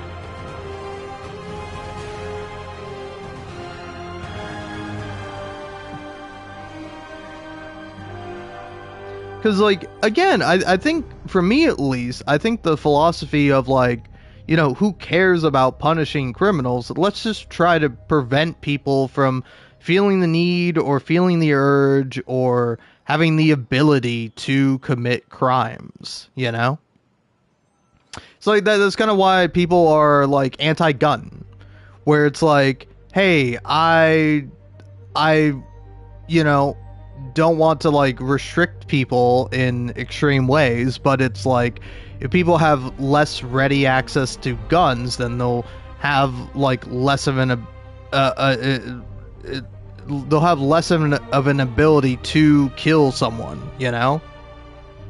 It's like say for example, we got rid of like all cars and we just had like public trains or transit or something akin to that. It's like that would solve like a lot of problems. Like, instead of being like, oh, we gotta build more lanes, we gotta do this, we gotta do that, it's like, no, man, we gotta start from the beginning and we gotta be like, hey, fuck cars, man. Alright, they're cool, they're nice, they're fun, but we gotta not have cars anymore, because it's like cars are good for transporting individuals to a particular place. But it's obviously not the best system because of the greenhouse gases, car accidents, road rage, like all these things that contribute to harmful things and harm to people within a society. It's like I don't think the good necessarily outweighs the bad. I think cars probably ultimately have more good. They're more helpful than they are harmful, but like the harm they cause is like not good, you know? It's like, hey, I made this new toothpaste, and for 9 out of 10 people, it's a great toothpaste that helps you maintain your enamel health and helps prevent cavities and works to stop gingivitis and like all these good things you would want in a toothpaste. But, you know, 1 out of every 10 people, their teeth do explode. It's like, okay, yeah, I think maybe we need to not have that toothpaste anymore, you know? Even if it's like, even if the number's really small, it's like, hey, this toothpaste is really great. And yeah, I mean, sure, maybe 1 in every 10,000 people have their teeth explode and are permanently affected by that for the rest of their life. But, you know, it's like 999,999 people are having great teeth health, so it's cool, man. Who cares about the one guy in 100,000? It's like, well, we probably should collectively as a society. Ugh, man, oh man. But anyway, sorry about all that ranting and raving. Hey, look at that. Look at that, 69%. Nice. But yeah, I'll go ahead and finish up the DLC here in a minute. I'm gonna go grab me a drink because I'm having a good time. It might not sound like it, but I am having a good time. Because, like, I don't know, for me at least, I think it's really interesting to think about stuff like this, even if, you know, nobody's interested in it. I got 0 viewers right now. But hey, it's interesting to me, man.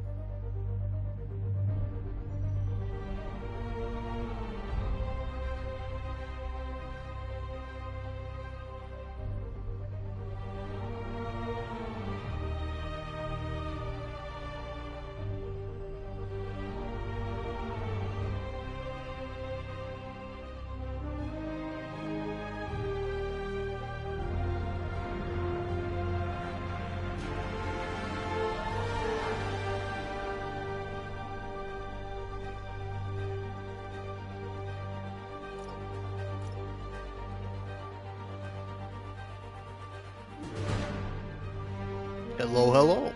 Here I am, finishing up Spider-Man. Got me a drink, listening to Quentin Reviews on the second channel rant about how they haven't let Weird Al into either the Rock and Roll Hall of Fame nor the Polka Hall of Fame.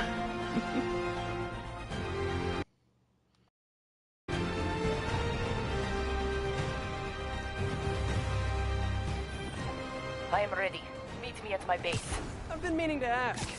How exactly do you have a base in the city that I don't know about? Right. Good talk. Why is she always hanging up on me?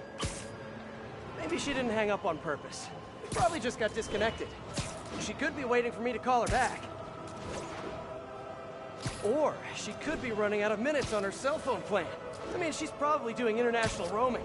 That stuff is expensive. Or maybe she just really needed to polish her pistols. Let's apply Occam's razor. The simplest and most obvious solution is... she hates me. Ugh. Logic takes the fun out of everything.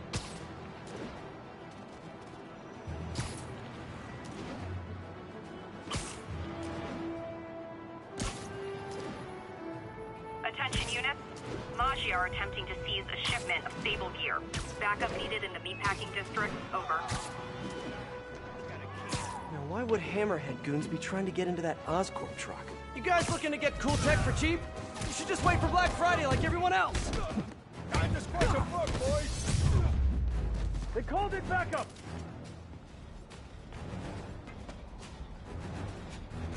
Somebody call for backup!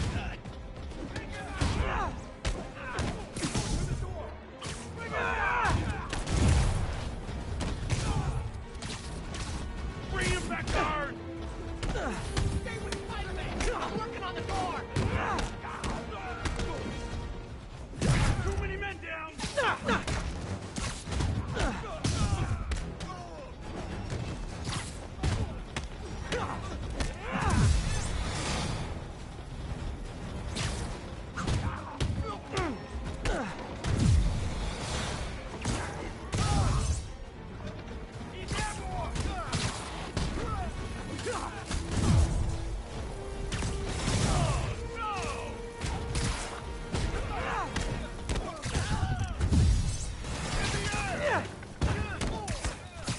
You guys know I'm not leaving till you do, right?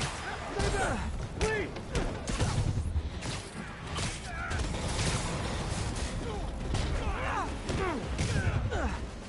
I'll get the door! You get fighting!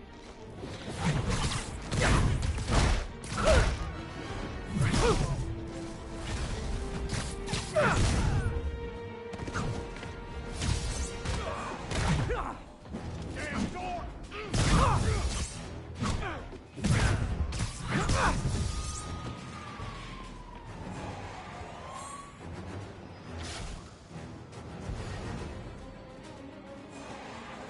Clear the scene!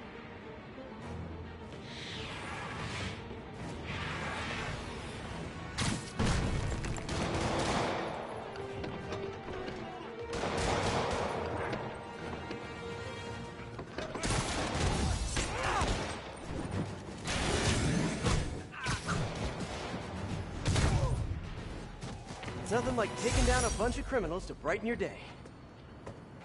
Spider-Man, I don't care what others say. You're a hero.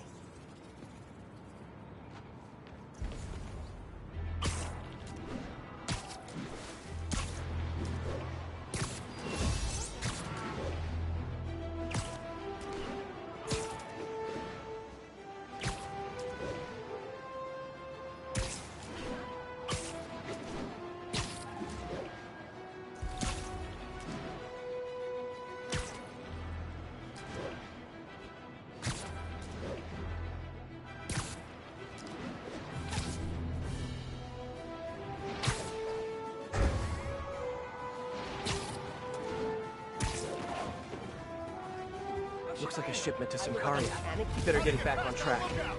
Stealing relief supplies? This tells me all I need to know about your character.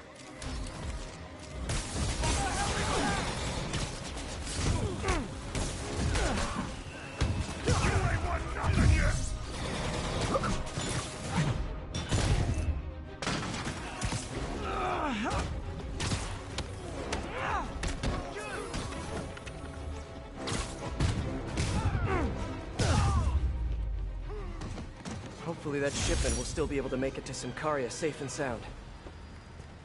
You're a mensch, Spider-Man. I can't believe these guys. Glad you were here, Spider-Man.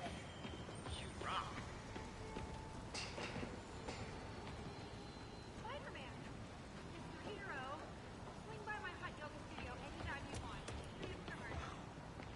Please, don't ever leave New York. We need you. I think I might cry.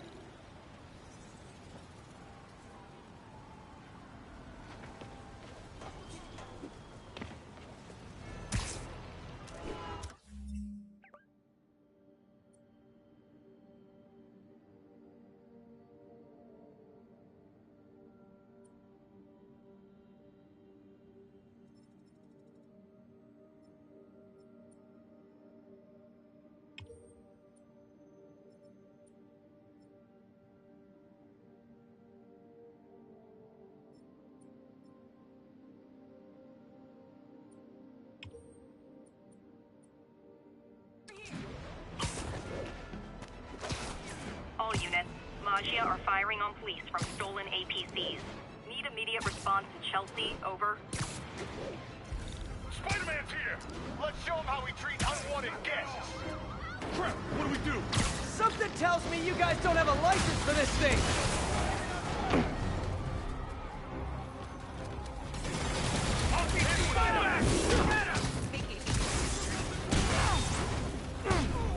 Hammerhead's got so many dudes on the payroll!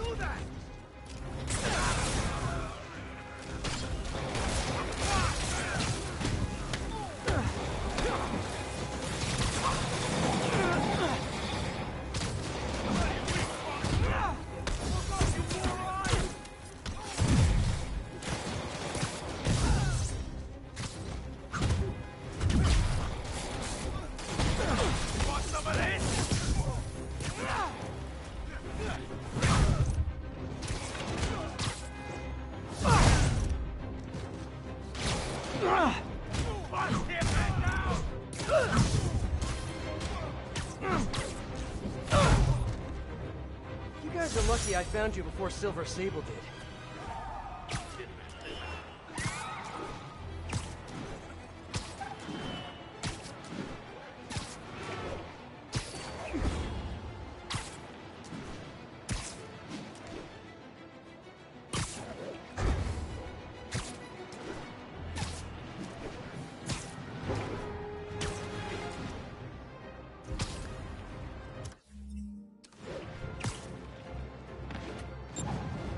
Rockets?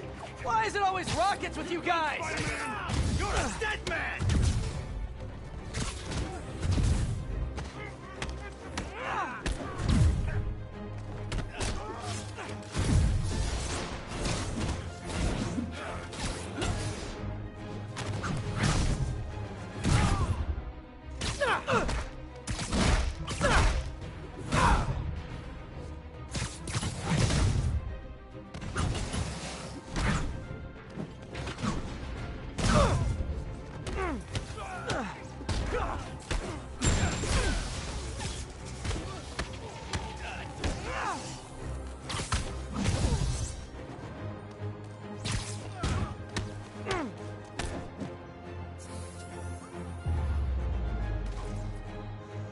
You know, dodging rockets is a lot more fun than getting hit by them.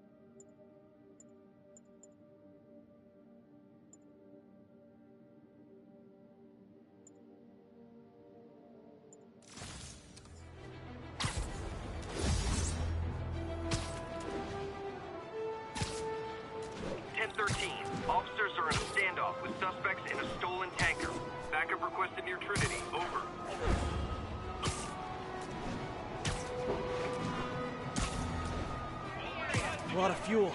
They probably wanted for all. You guys didn't really think this one through, did you? Stand off quick. It's Spider-Man! Shoot him! I'll back you up!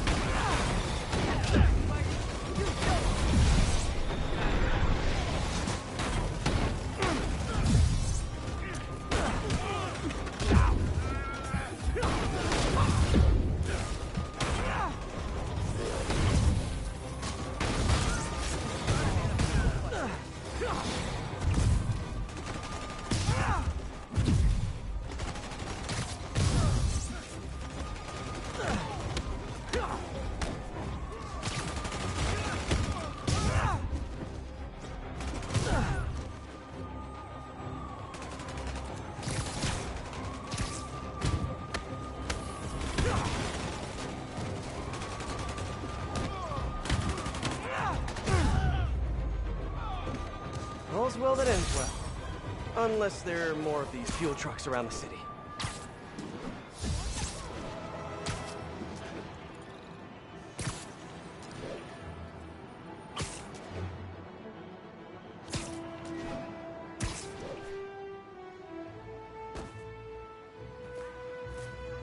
Okay, ready?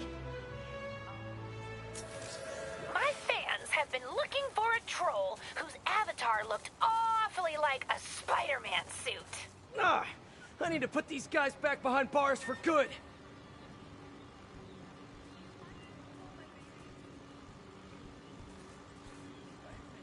Oh, where does she find these guys? Aw, I think my fans aren't you, Spidey. Oh, quick, say something controversial. I want to see if we can boost our traffic. The comments are blowing up. We want more photobombs. Guys, we can still win! Wow, what a great shot.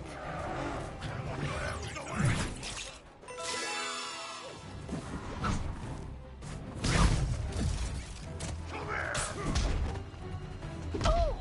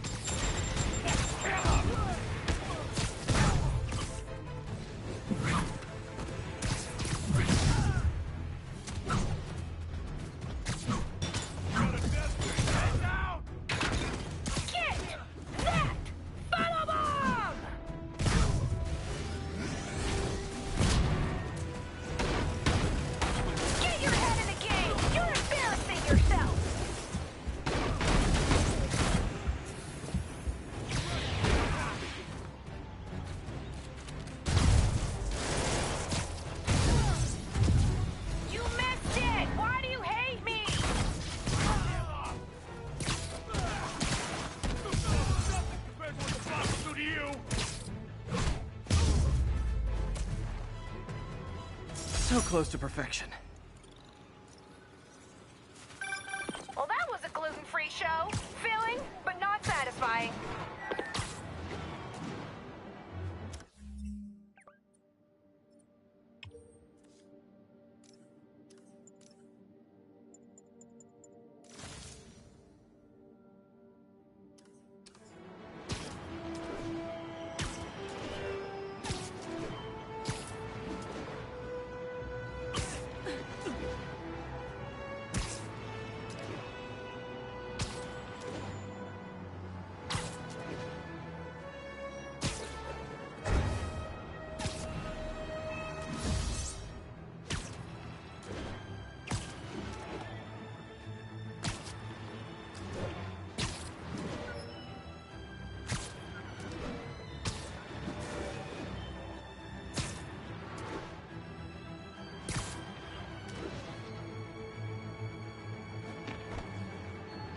Hey, don't leave! I just got here!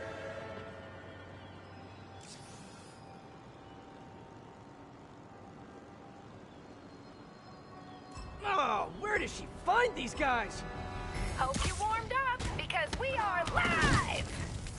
Perforate him! We're trending! Keep it up, Sam!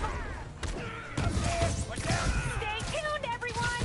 We've got a photobomb coming up! Watch out! He's playing for kicks! Wow, what a great shot!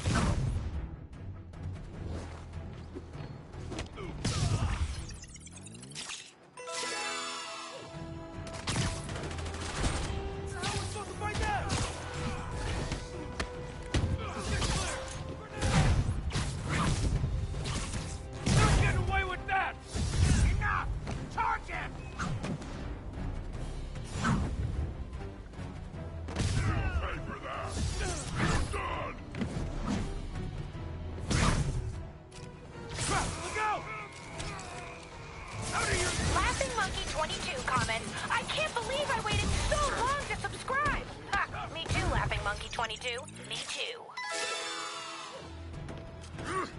Yes! Oh, I think I'm in love.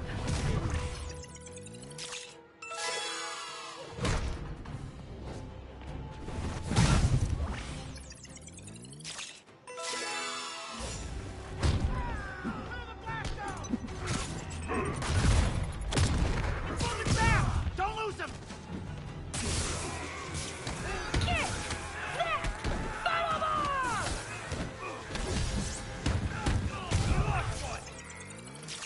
Stunning! Are you a professional?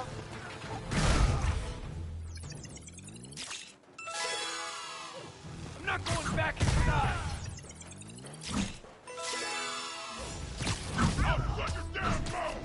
This stream just cracked 10 million concurrent viewers! We are breaking records here! And thanks too.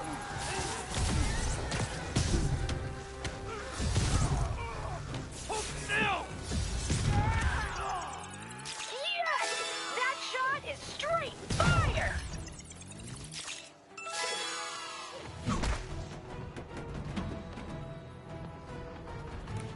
Take this! You got Jake!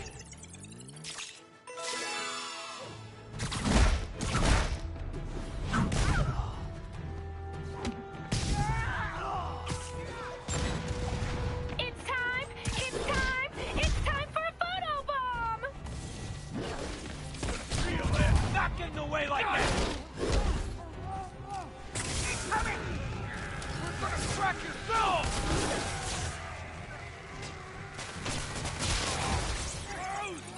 Wowee! We're posting that one right now! I'll give you a free punch!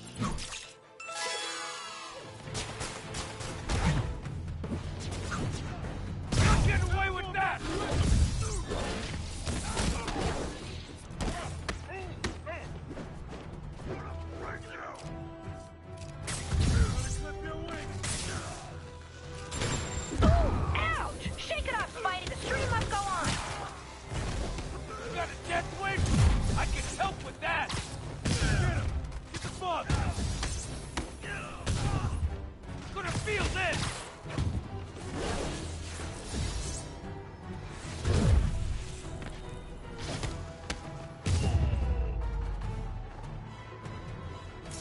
I look good doing it. Keep this up and maybe we'll do a spin-off!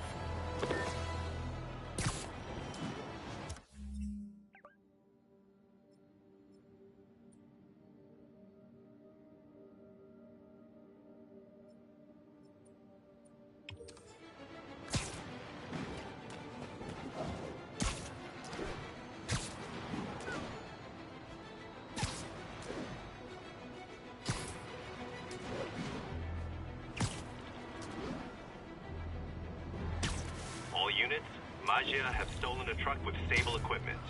Verge on the East Village.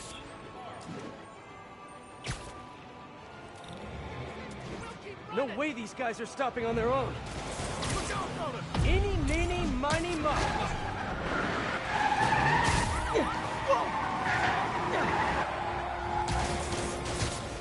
This is awkward, but I think you guys might be driving a truck that's not yours.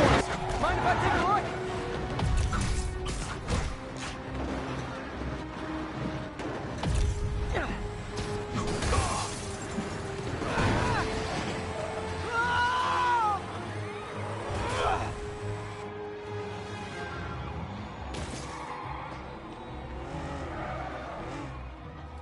Hammerhead's got so many dudes on the payroll!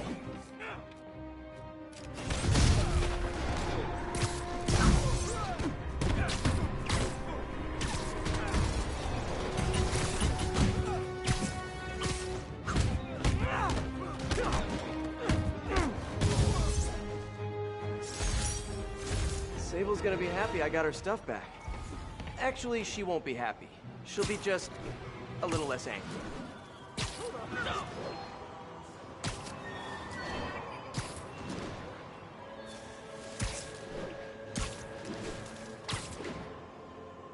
The entrance to his hideout must be somewhere close by. Huh, must be underground. Guess it's time for some urban spelunking.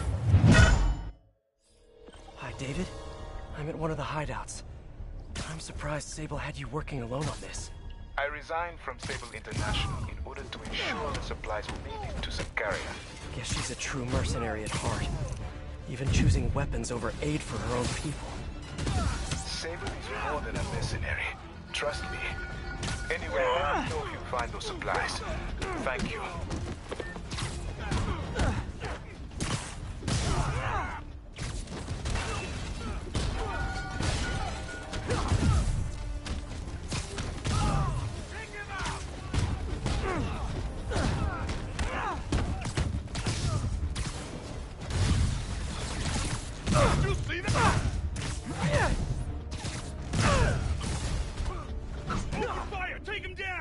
Hey guys, cool underground hideout, but keep an eye on your vitamin D levels.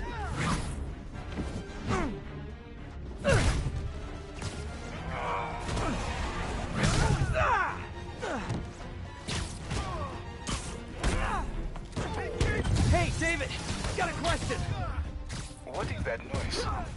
Are you fighting right now? Oh yeah, I'll try to keep it down.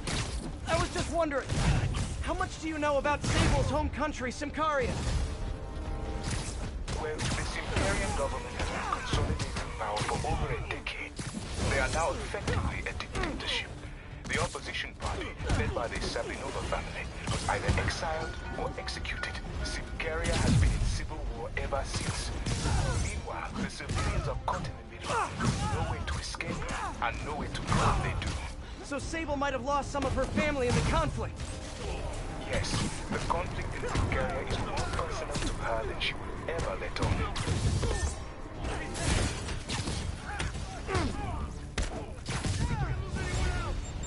There he is! Get him! If I had a nickel for every time I heard that. Wait, do they even make nickels anymore? As soon as I finish here, I'm gonna look that up.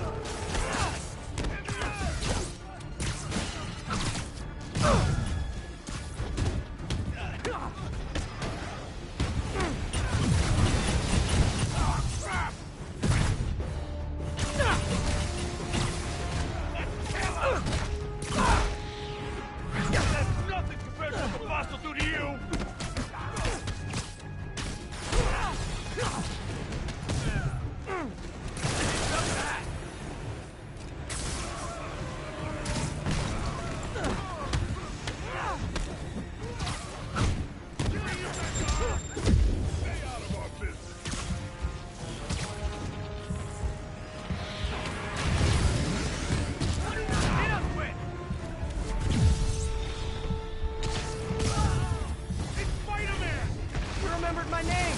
I'm so honored I'll punch you less hard than all the other guys. Don't let him get you!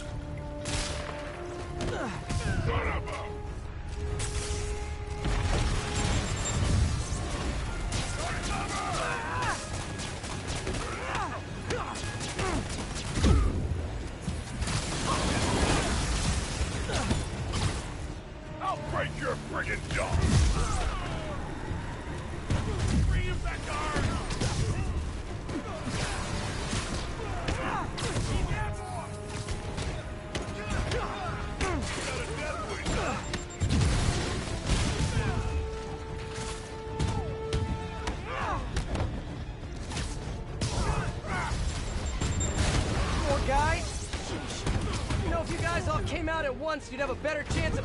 Hey, better not give him any ideas.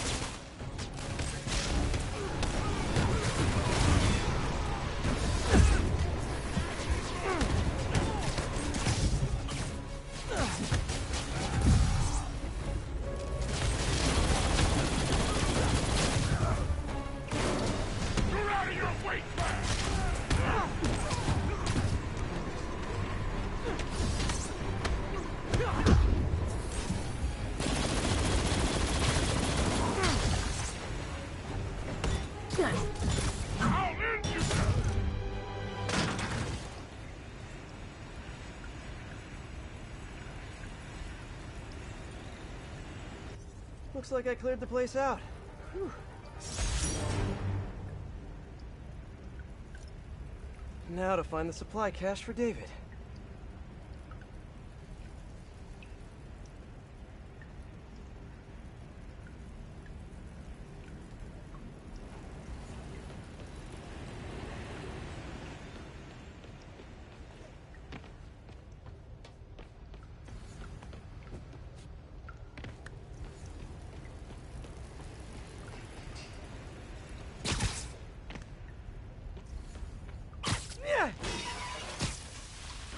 This must be the cache of humanitarian aid.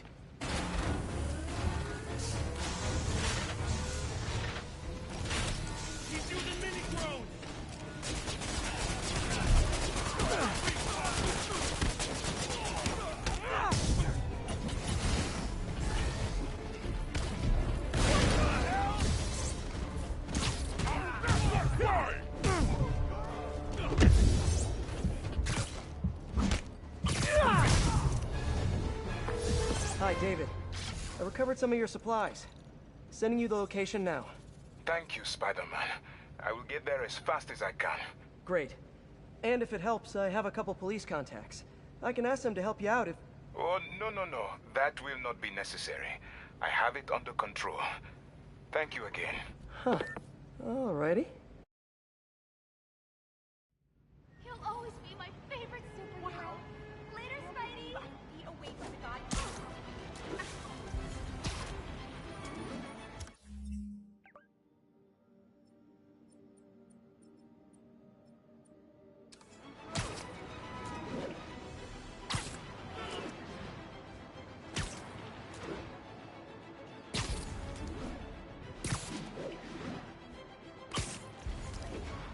All units, Maja have disrupted a shipment of Sable equipment.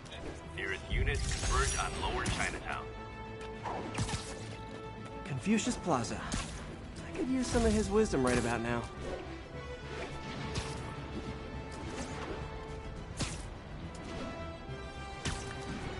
Now why would You guys looking to get cool tech for cheap? That Oscorp You should just wait for Black Friday like everyone else. Time to spark a buck, boys. There's more guys coming. Spider-Man, please stop making that Black Friday joke. It was funny the first time. The third time, not really funny. Starting to get annoying.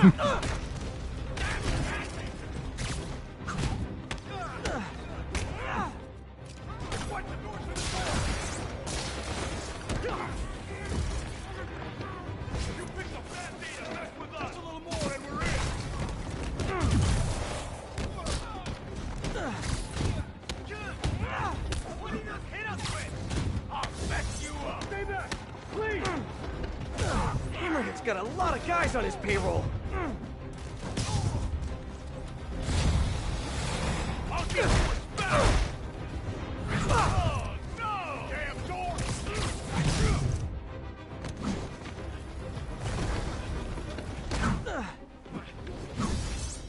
Open too many lines!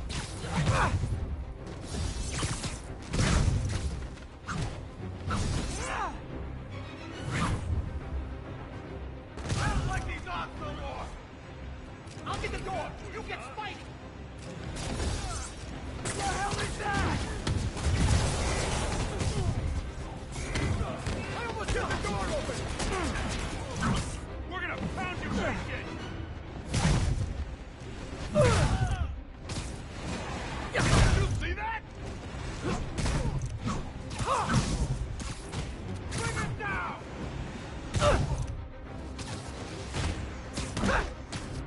Spider-Man! I'm working on the door! In the air!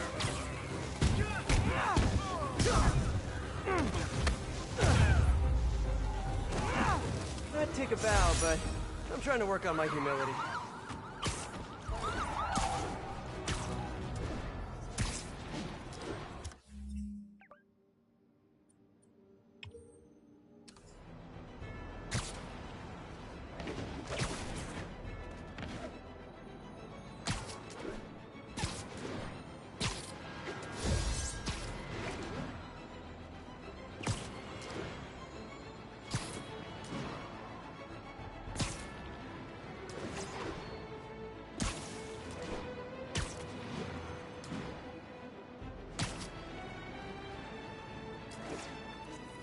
All units advised.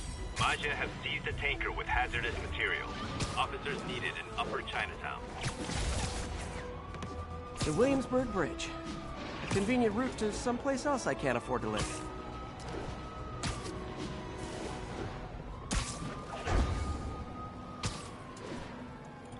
Those guys are threatening to blow that fuel truck. And the entire block. Whoa! Don't shoot near the tanker!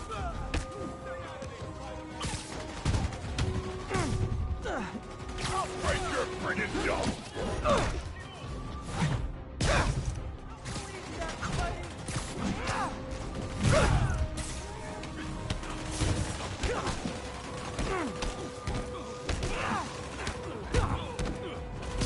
Get him, Spidey!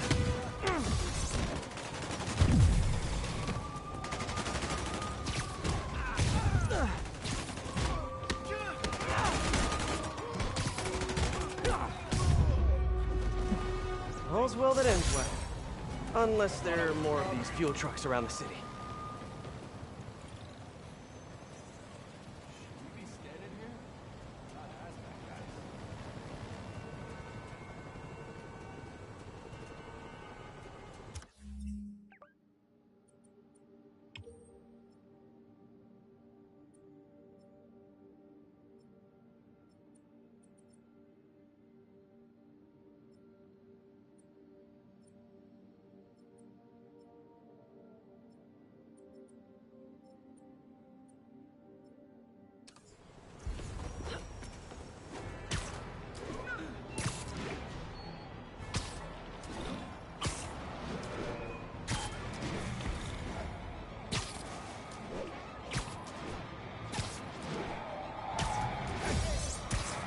Those hammerhead thugs are giving the cops a run for their money. Now, fellas, the spider thinks she can scout. This is awkward, but I think you guys might be driving a truck that's not yours. Mind if I take a look?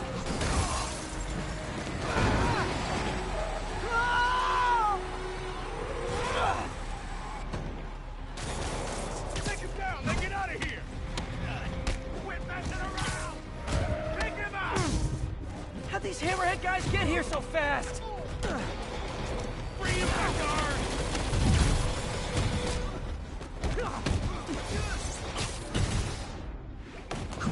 You see that?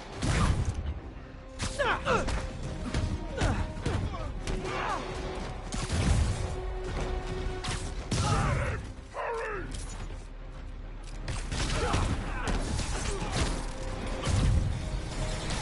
I'm gonna squash you!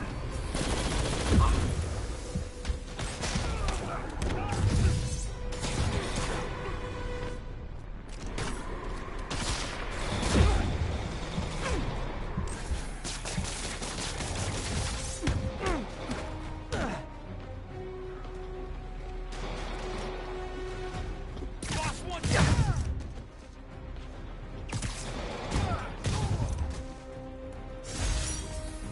All in a day's work. A really long day.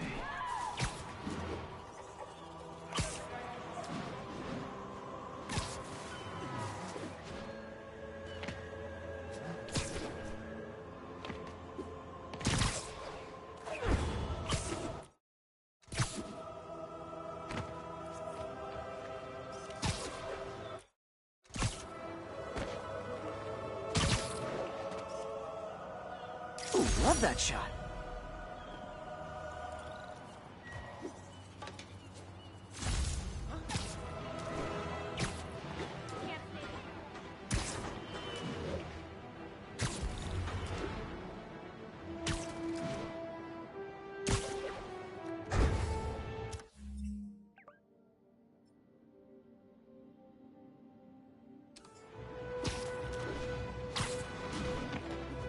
All units, Magia have seized a Sable supply convoy. Officers near Nolita, please report.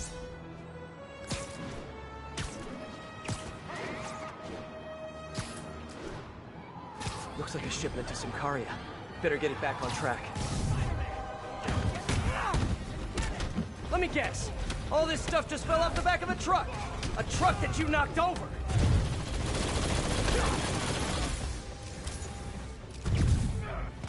The hell is that? Boss wants his head!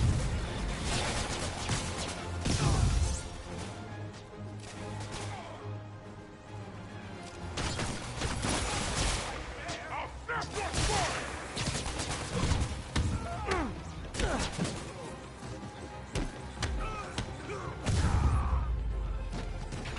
Hopefully that shipment will still be able to make it to Symkaria safe and sound.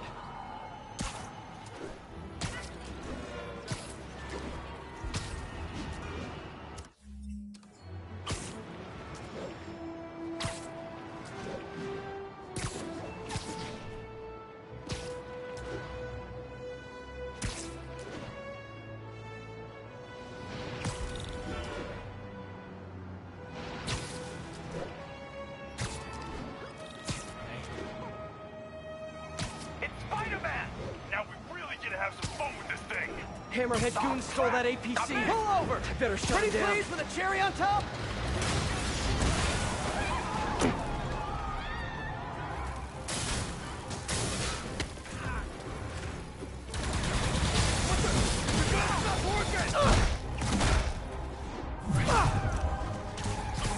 More hammerhead goons? I've definitely earned an Eddie's pie after this.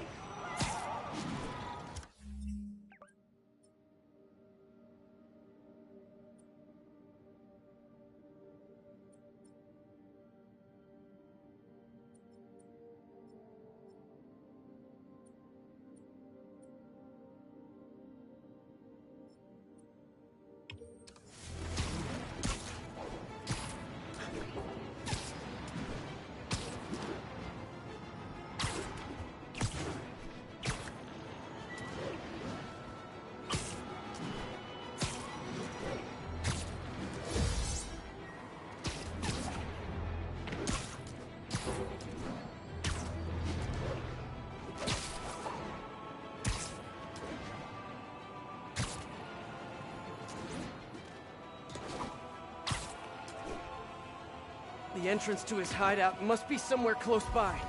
There's the entrance. Clever.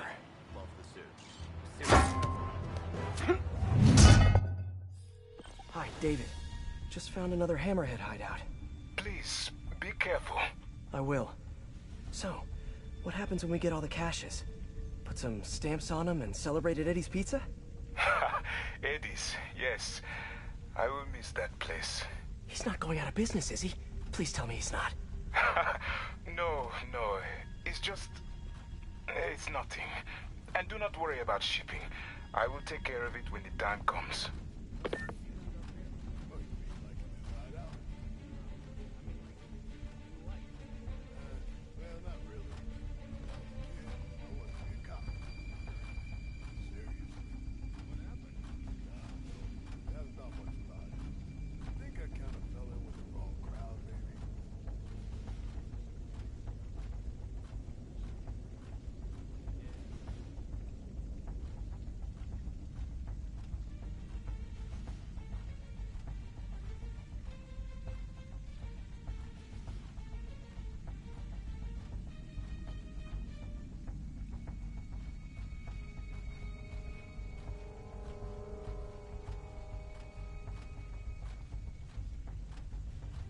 Coffee drinker?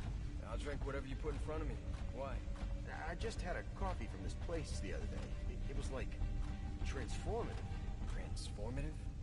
The hell are you talking about? I don't know. It's the best I can describe it. Like, there was me before I drank it, and me afterwards. Two totally different people. Hey, you sure it was just coffee?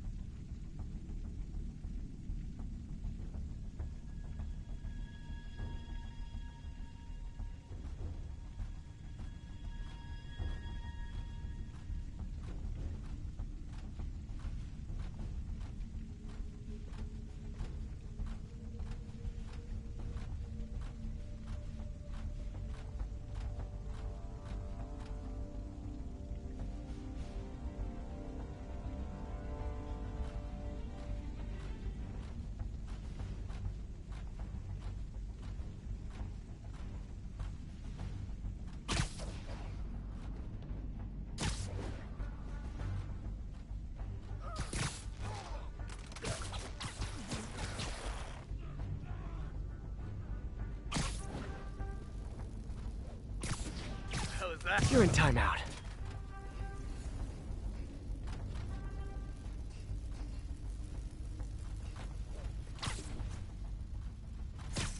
Oh, no!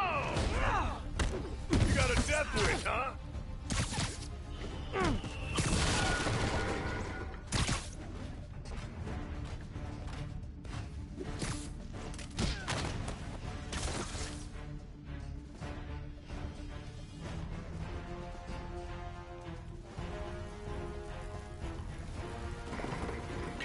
Surprise!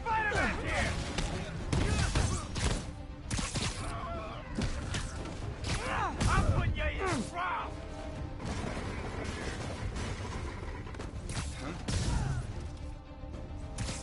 Someone needs a nap.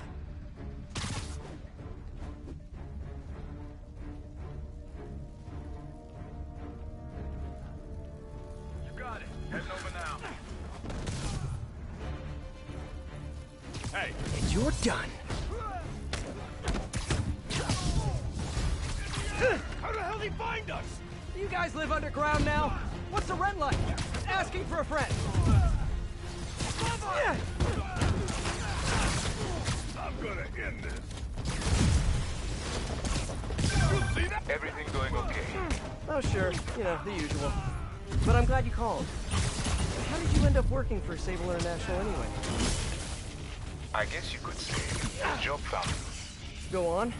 No, seriously, Hammerhead's guys aren't great conversationalists. Back home, I was a math teacher. I wanted to open my students' eyes to possibilities beyond our village. Even when the rebel uprising began, and people started leaving the village, my students still came to school. Yet, if I had known what was to come, maybe I would have acted differently. It happened in the morning, right as school began. There were 9 of them, all with automatic rifles. They asked for names, but I would not give any. Patience wore out. They raised their rifles to shoot me, and that's when she came in. Who? Silver Sable. She took out the whole group. She saved me and the children, and that is why I owe her my life. Wow. For a heartless mercenary, she's sometimes almost likable. Sometimes.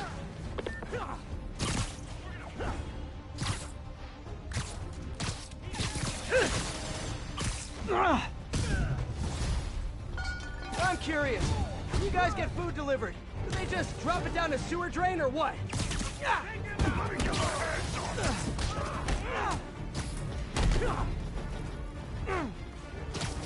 That's nothing compared to what the boss will do to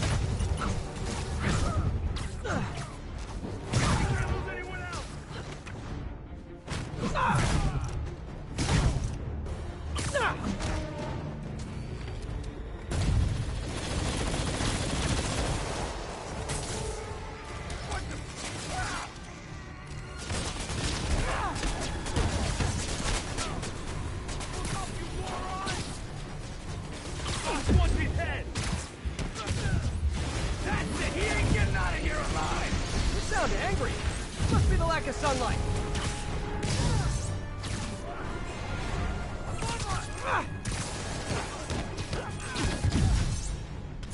It's gonna get worse than that.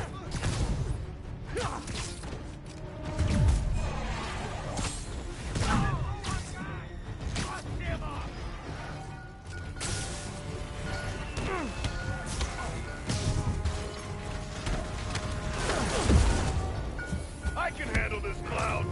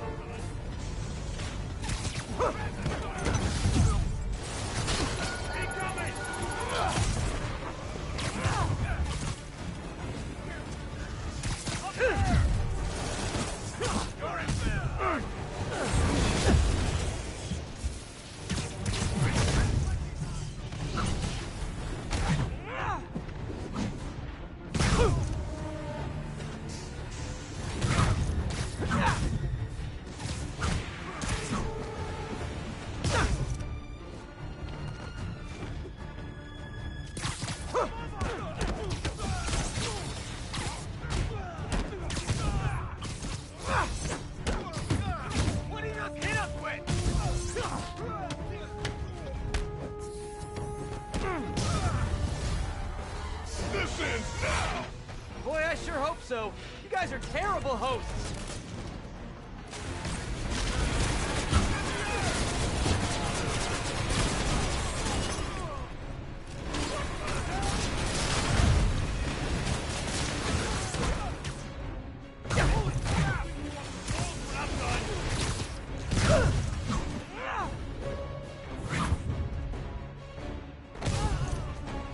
You're gonna get worse than that!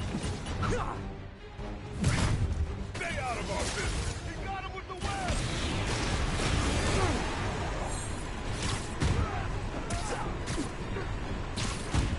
Got too many men down!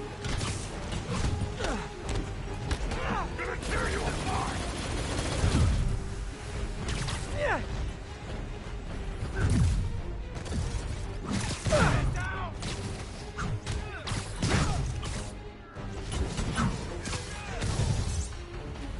Got him good!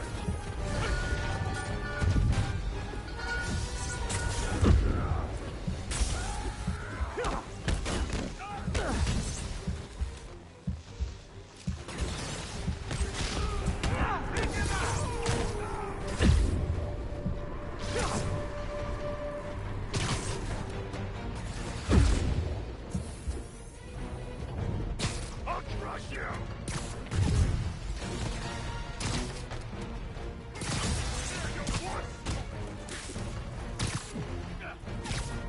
You're going down! Run out on me!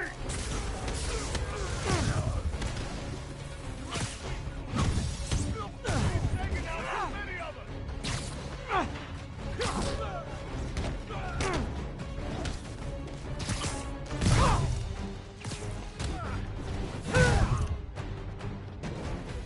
I can handle this clown!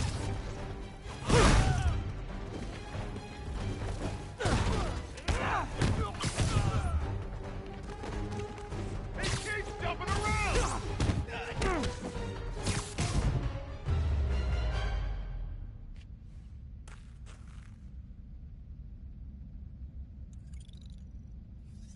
Okay. Those humanitarian supplies should be around here somewhere.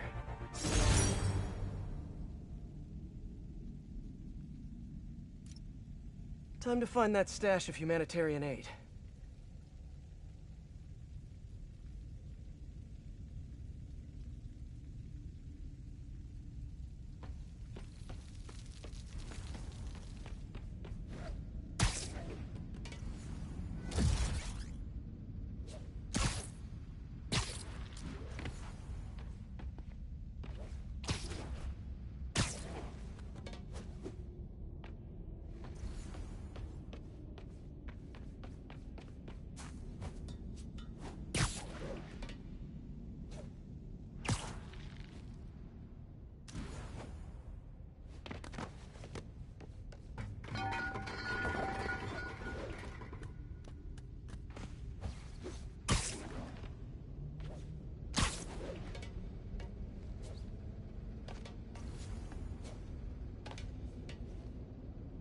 Okay. Those humanitarian supplies should be around here somewhere.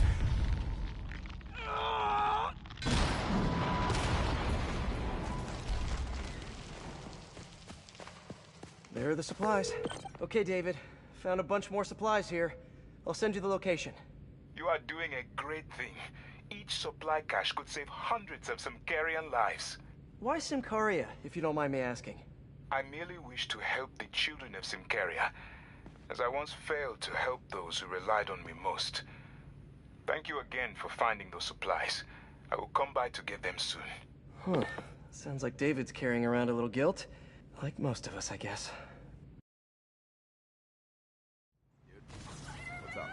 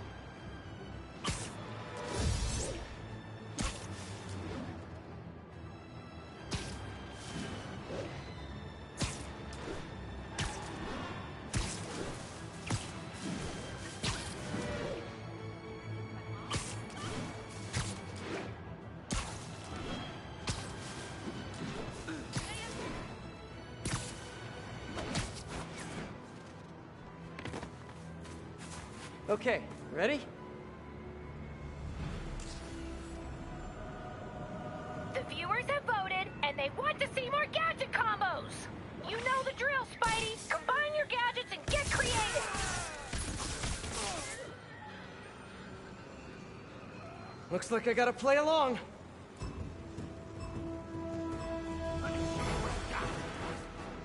Good, good. Now, finish him. Bam! No one's gonna lock me up. Prepare for that! Get your trigger fingers ready. It's almost time for a photobomb. Hell is that?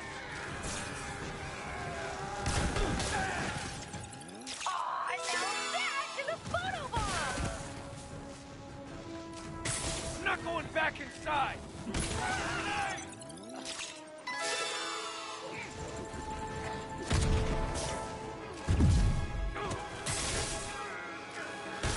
I call that a killer combo.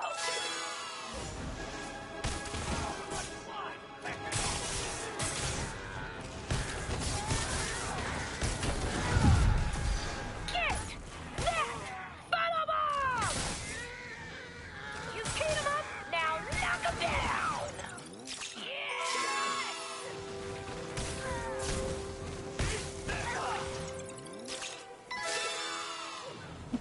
He's moving fast! Don't lose him! How you like this?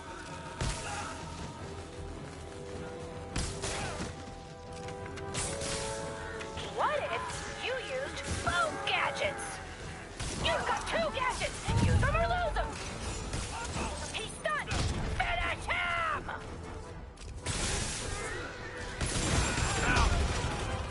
Get your filters ready! It's photobomb time! Ooh, What the?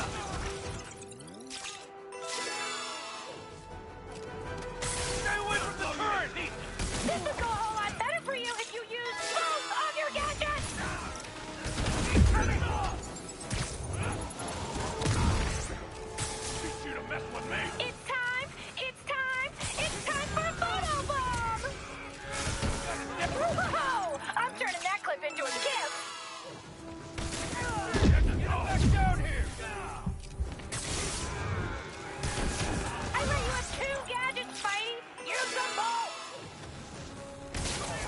Best photobomb ever! Look out!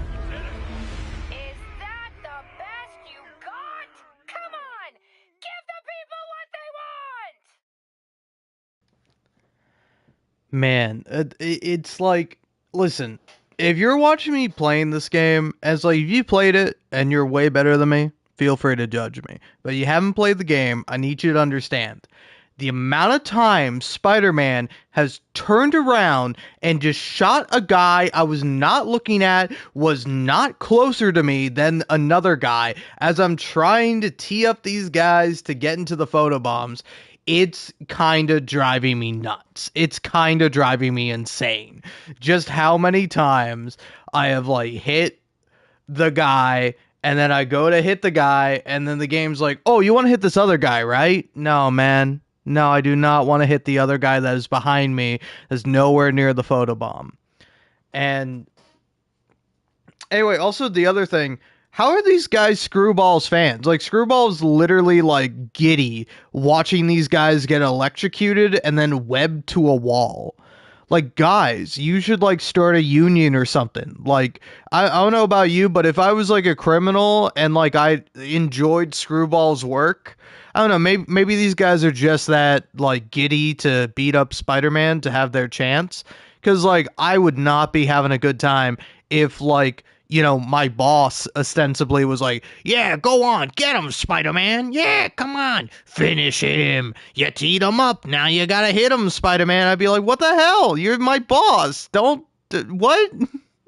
Don't you care about me? I care about you.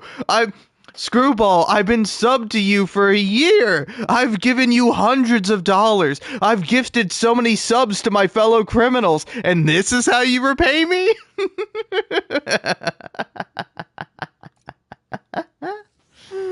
Oh, man. Good thing gadgets are so awesome. Yeah, man. Good thing.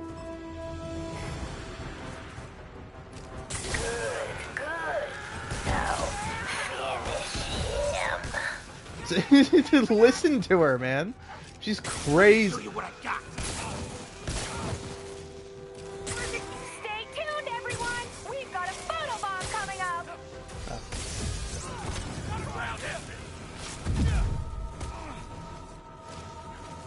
Heads up! He's vulnerable. Now's your chance.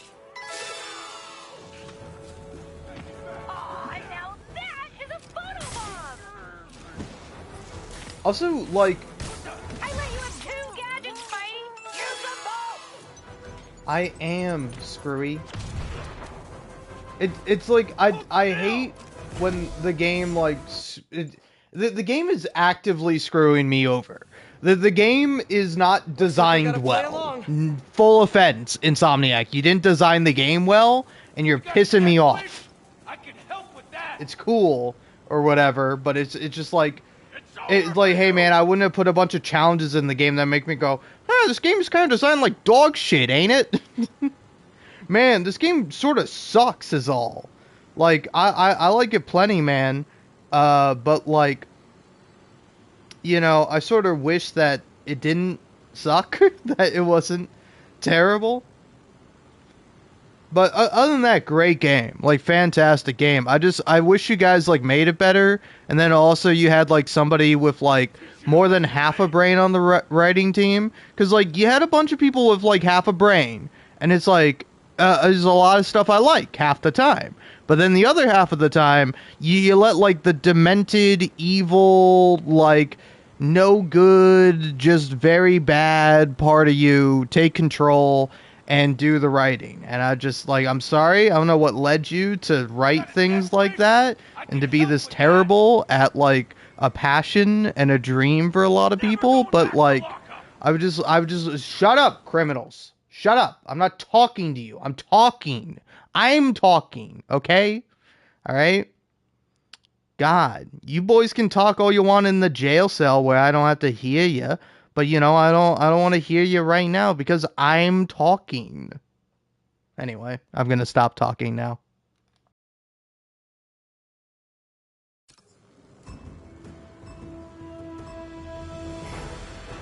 Let's go, Rock! Good. Now finish him.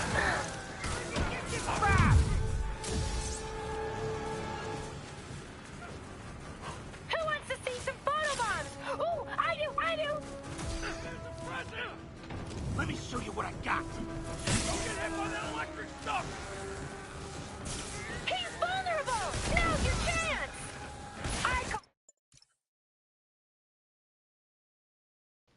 I'm sorry, man. I was like, okay, so 2 times in a row, the first thing has been that wall. So let's go ahead and try to get some guys over there. Oh no, hey, we're gonna have the photobomb be in an area where literally none of the goons, enemies, thugs, whatever you want to call them, these guys in orange jumpsuits and cool skeletal stuff. I don't know what those things are. I don't know what the deal with them is.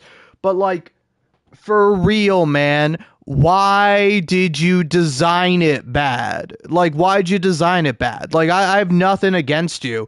I just genuinely am asking you, why'd you design your game bad? Because it's like, here are some core tenets of good game design. I'm good at it, and I'm having fun. If those things aren't there, then guess what? It's bad game design. I don't care. It's completely subjective. So is everything. Idiot. All right? I just don't know why you made it so bad. Like, did your boss come in and, like, smash your fingers on the keyboard as you were, like, typing this and be like, no, you make it bad. You make it evil. You make it terrible. I'm an executive businessman. I know what's smart. I know what gamers want, and they want to be tortured, man. Nah, I'm kidding. You think an executive would actually do something like that? No, they're too busy torturing, like, their friends and family. They're not torturing their employees directly. Not like that. But no, it's all good. I'm just saying, fuck you. Maybe next time don't fucking put something into the game that's not fun, jackass. But other than that, love and peace. All respect towards you.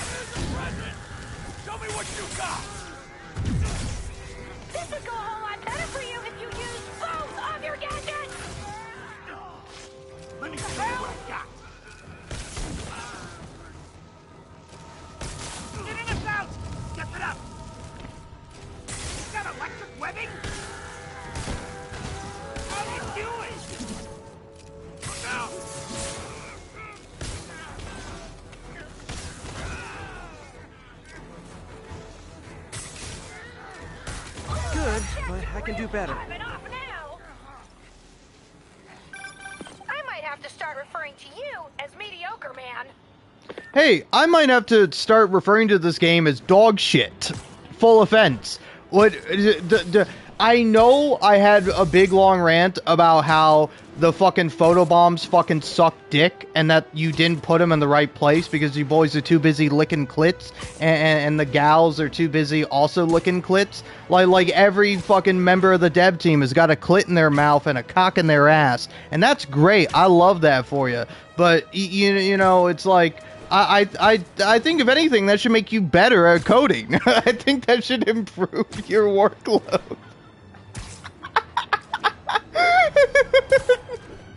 Sorry, I'm now just like imagining like a manager or something like like getting like strippers for like a gaming team.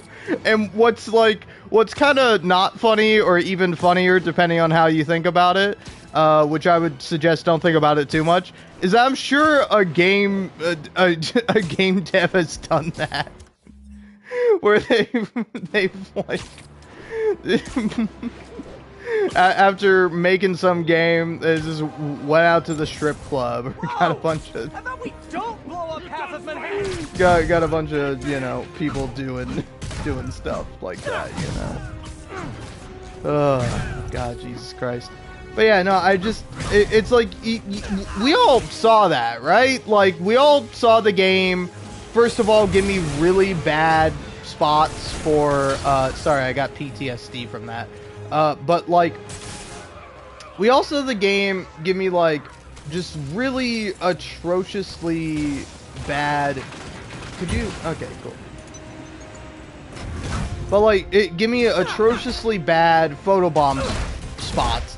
and then proceed to not give me any photobomb spots. It gave me one good one, and then gave me no more. Okay, I'm moving rocket-proof suit to the top of my to-do list. Because again, gun to my head, I couldn't tell you what's wrong with the game, but I could tell you they made it wrong. I'm no developer. I don't know how things work. I don't know all the machinations and all the ones and zeros and all the various lines of code and all the difficulties that go into making a game. I'm sure it's fucking hard. But it's like, if it's so hard, man, don't do it. I would rather have something like that is like, I would rather have nothing than have something that's bad, you know? So like, gun to my head, it's like, hey, would you rather eat something that tasted like shit, or would you rather eat nothing? And I'm like, well, I kind of rather eat nothing. If I have to eat something, then yeah, I'll eat something that tastes like shit, but it's a video game. Fun fact, none of it is required. It's a fun hobby. It's a cool toy for adults that isn't as cool as some other toys you could buy as an adult, but, you know, hey, to each their own. It's funny, I say that. I've never bought an adult toy. I've only bought video games, which are sometimes adult toys, but sometimes toys for everyone. All shapes and sizes.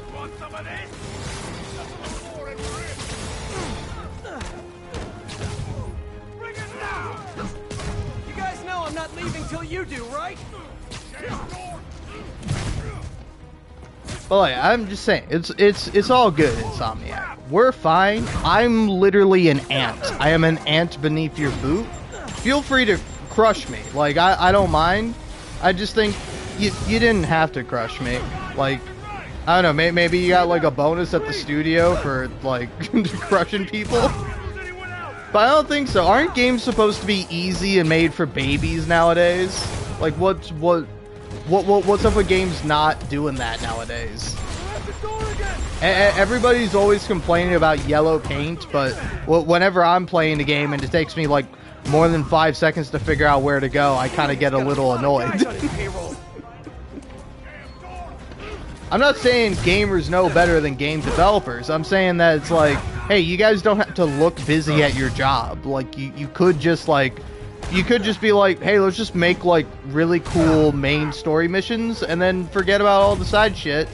Or, I don't know, God forbid, don't require me to do the same 5 criminal missions, which is not even like 5. There's like 3, right? There's fight goons that like kind of spawn in. There's stop a vehicle, where after you stop the vehicle, you have to fight goons that spawn in. So really, that's just one with extra steps. And then there's fight goons on a rooftop. There's that one. It's a classic. We all love fighting goons on the rooftop. And then, you know, you got the other one where you have to, like, fight goons as they spawn in. And then you can go to a base where you fight a lot of goons that spawn in. Now, that one's really good. They knocked it out of the park with that one. I mean, my God, this whole time, me beating up, like, 40 dudes, I'm like, man, beating up 40 dudes is cool and all, but I was kind of hoping I could beat up, like, 80 dudes. Or, better yet, like, 100 dudes. I just want, like, 100 dudes all coming at me at once, overwhelming me, and, like, just hitting me constantly in a very annoying fashion. And it's like, that's what I want out of my Spider-Man game. I don't know what other people are playing Spider-Man for. To have fun, to enjoy yourself, to experience Spider-Man's fun witticisms, the fantastic voice acting, the cool, flashy combos you can pull up, and the different moves, and having this crazy thing called like a power fantasy. No, man. I want to get my dick stomped on, metaphorically. Because if you were to literally do that for me, hey, I'll pay you a lot more than $60. I'll tell you that much. Really desperate or really dumb. Maybe both.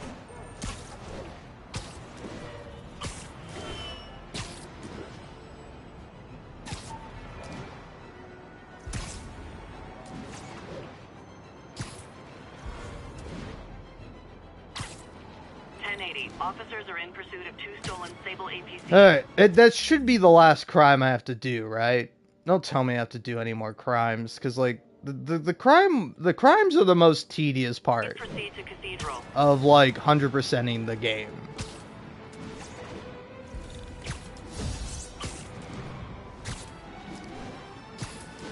Oh, crap! I missed! Hey, fellas! I know someone who'd really like your APC back! What the? The gun stopped working!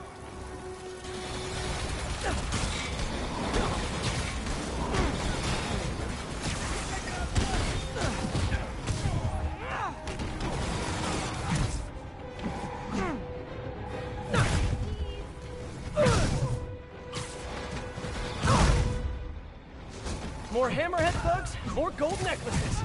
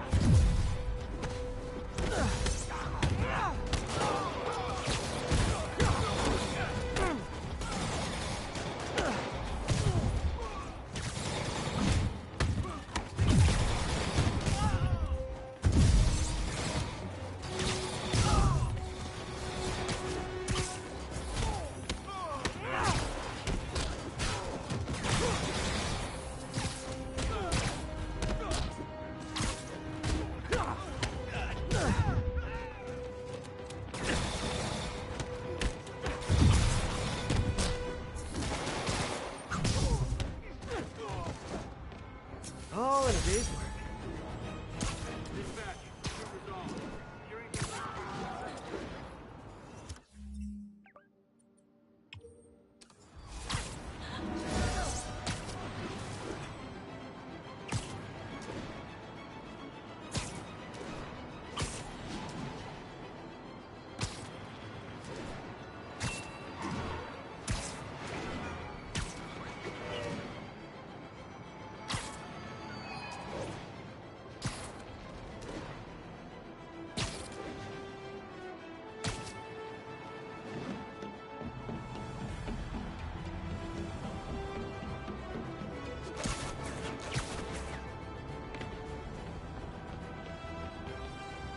Long time no see. I need to track down those bombs before they go off.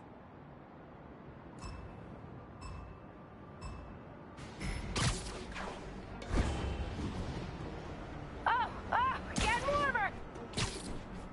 What are you doing? It's right there!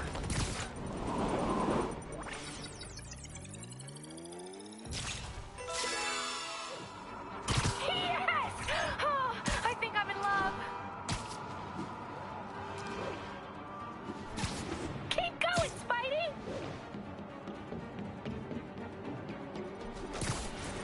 Scorching hot!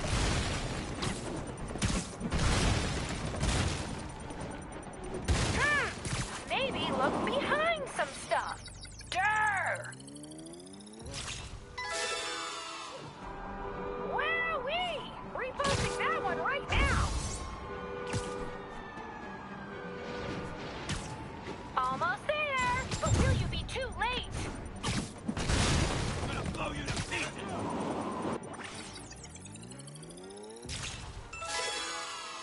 Gotta find the last bomb. Wow, what a great shot! You are on the right track! How have you not seen it yet?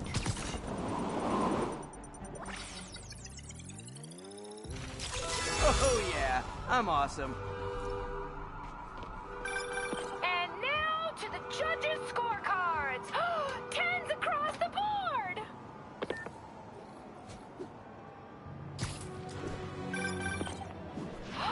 We did it! 50 million followers! Oh, the party starts now! See y'all there! Sorry, Webhead, you're not invited. Subscribers only, but I still love you. Mwah. Screwball is the ultimate narcissist. There's no way she'd miss her own party. gotta find out where it is. Maybe one of our fans posted something about it. If only I knew someone who had time to scour a bunch of social media posts. Hello? Hey Pete. I'm just checking in. Miles! Are you... Did you just hear what I said? You said hello. Huh. Guess your timing is just weirdly perfect. Anyway, I got a mission for you. Like a spider mission? Oh man, let's do this! I need you to look through social media and find the location of Screwball's 50 millionth follower party. Oh. Okay. Sure. I'll call you as soon as I find something. While I wait for Miles, I can do some Spidey patrolling.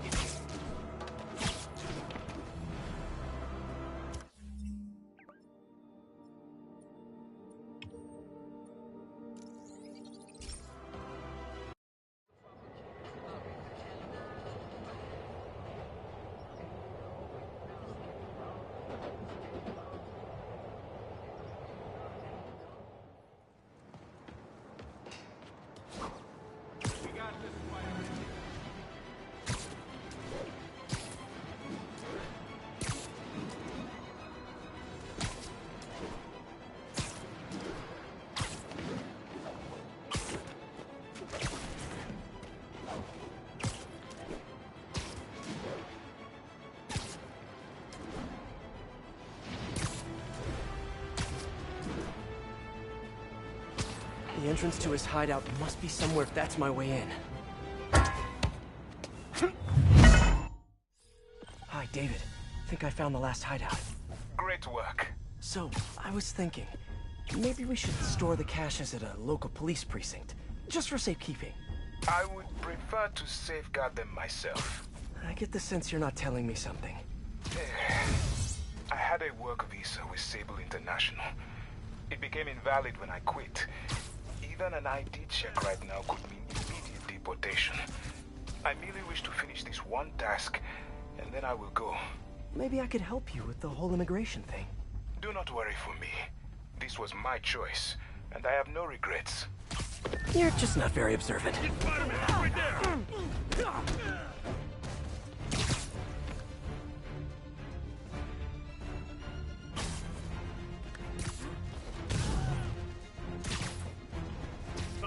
Oh, sorry. Did I startle you?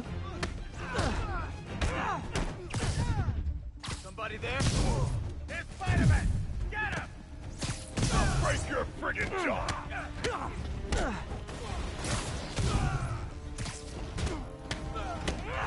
Oh, no! It's a spider again! Come on, guys. Just hand over the humanitarian aid and nobody gets a foot sandwich.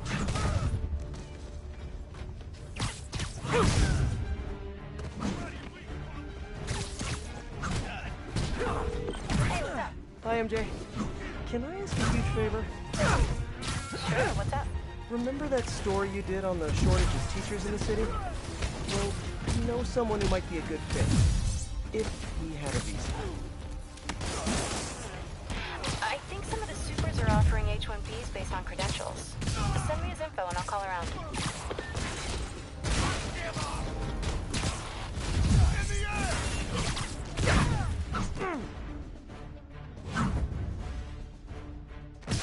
Too many guys!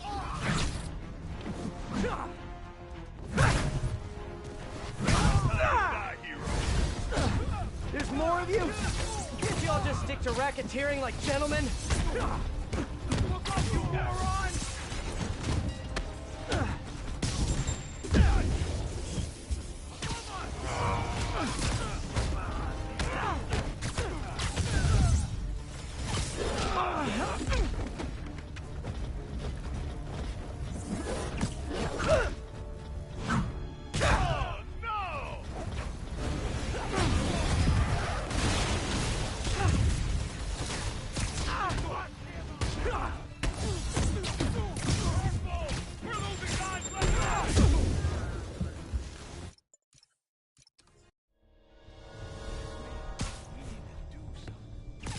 Let's play the quiet game.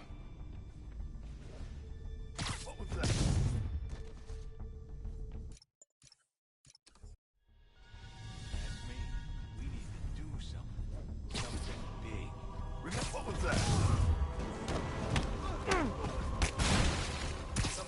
I know, I should have called first.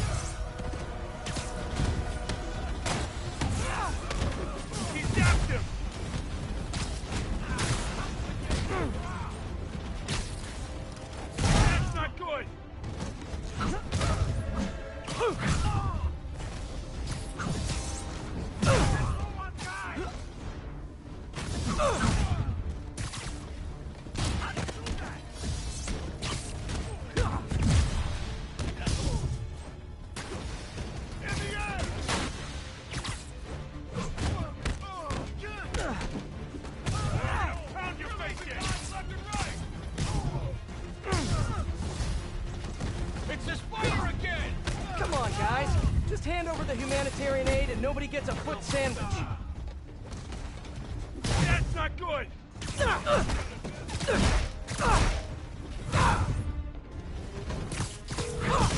Hey, what's up? Hi, MJ. Can I ask a huge favor? Sure, what's up? Remember that story you did on the shortage of teachers in the city? Well, you know someone who might be a good fit. If he had a visa. I think some of the supers are offering H-1Bs based on credentials. Send me his info and I'll call around.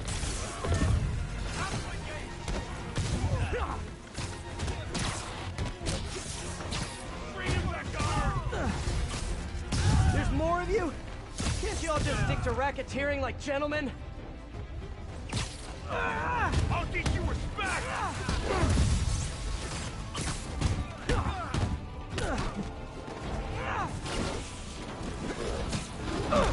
Time to die.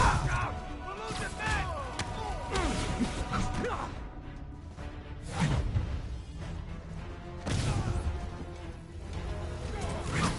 You picked a bad day to mess with us!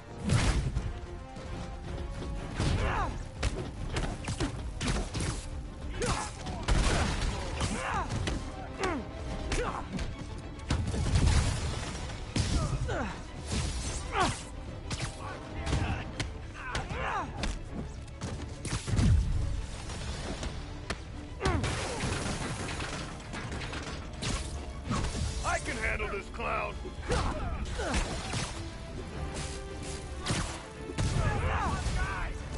Seriously, guys, no more calling for backup. My toes are sore from all the face kicking. Death wish, huh?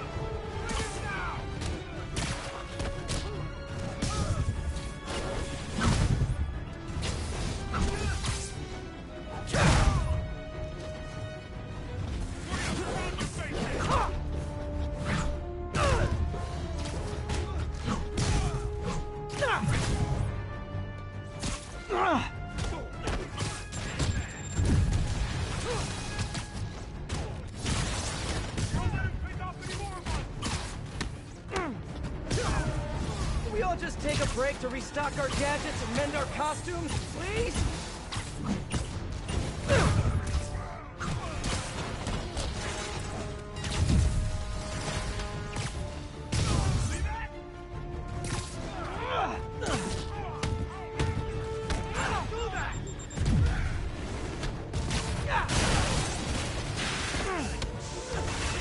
Quit messing around! They'll be cleaning you off the walls when I'm done! Holy crap!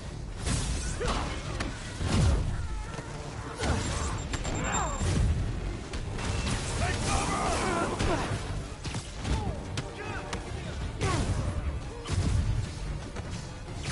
Watch out! We're losing men!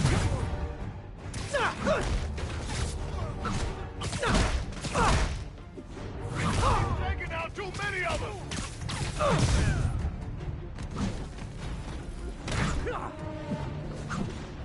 It'd be that easy to take me down! I'm gonna squash you! Look out!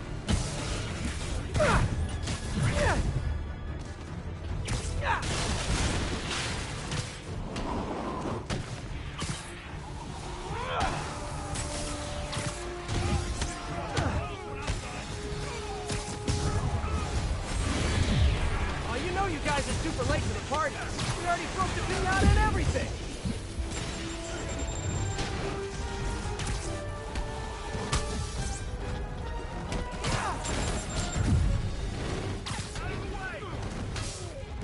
Want some of this?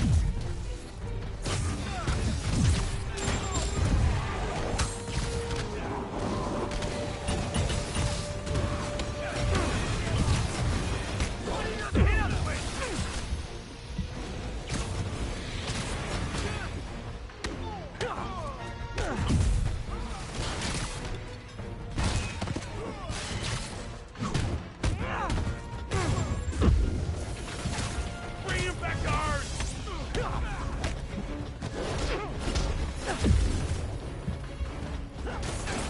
I'll mess you up! Got it!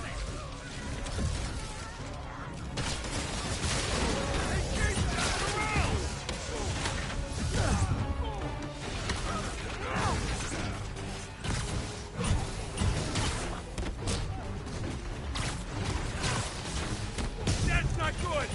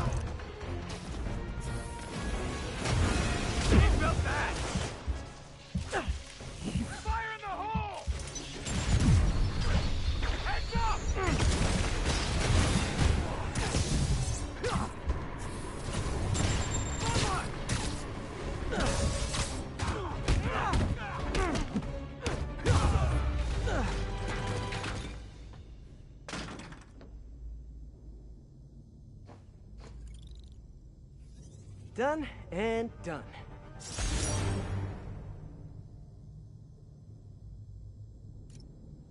Now, where are those supplies for David?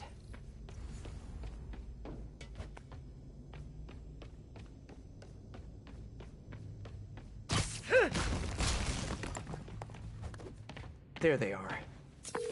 David, the final supply caches are secure. Thank you. I will take them all to the Symkarian embassy and make sure the aid is delivered. Let me know if there's anything else I can do to help. I will. And thank you once more, Spider-Man. Guess that's it. Hope MJ can pull some strings for him.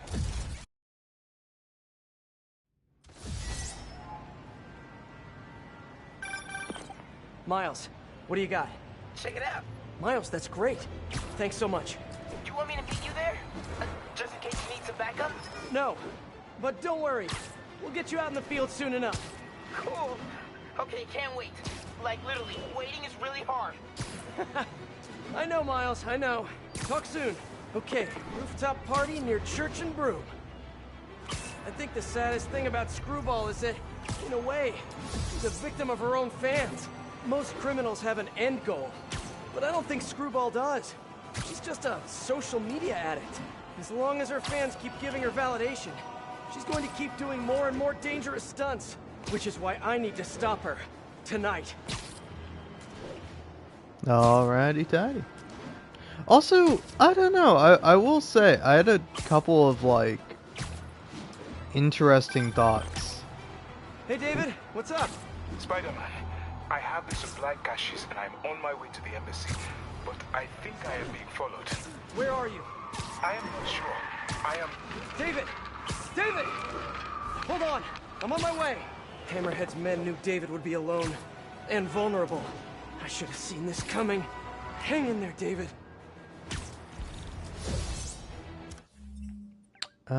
Let's see. Okay, yeah, I kind of assumed both side missions would be here. Hey, by the way, what's the suit you get for completing all the stuff? You get no, that's the one you get for completing the story. You get the Into the Spider-Verse suit. But yeah, no, I don't know. I guess I was kind of thinking about it. I love Miles. Like, he's such a fun character, you know? Because, like, again, it's like, I don't know, man. I think some people, some people kind of mischaracterize Miles. It's like, Miles is cool, but you also have to acknowledge he's like a huge nerd, and that's what makes him cool, you know? But like, I'm talking specifically about Insomniac's version of him. But even then, in like in the Into the Spider-Verse movies, he's still a nerd. He's just got like a bit more I don't know. Oh, what's the word I'm looking for? That's not just like cool. He's got like more confidence to him. Where it's like in this game he has like confidence, but he well, he does and he doesn't. Sometimes he struggles a bit with confidence. But yeah, it's like, I don't know, really fun character. But I was kind of thinking about it where I'm like, I don't know, I'm not sure which, it's like, I know people were like really hard on Spider-Man 2, but like, honestly, replaying through this game, I'm like, I kind of want to play Spider-Man 2 again. Like, I kind of want to give it another go and see how it is. Because it's like, I really like Spider-Man 2. I think Spider-Man 2 is pretty good, you know? And like, I think that's the shame about like the Insomniac Spider-Man games. Is that they're pretty good and they're like almost great. They're like almost there, but they don't quite make it. And I think that is kind of a shame with some of these games. You know, that they're almost like really good, but they're not quite there. And then also, kind of the funny thing is that I've been meaning ever since I got 2,000 subscribers to do a 2,000 subscriber Hades special. And I don't know what it was, but I was like, I still got like a day or two before I get like 3,000 subscribers. But I checked just now, and I'm at 2,999. And I'm like, oh no, I'm gonna run out of time to do my 2,000 subscriber Hades special.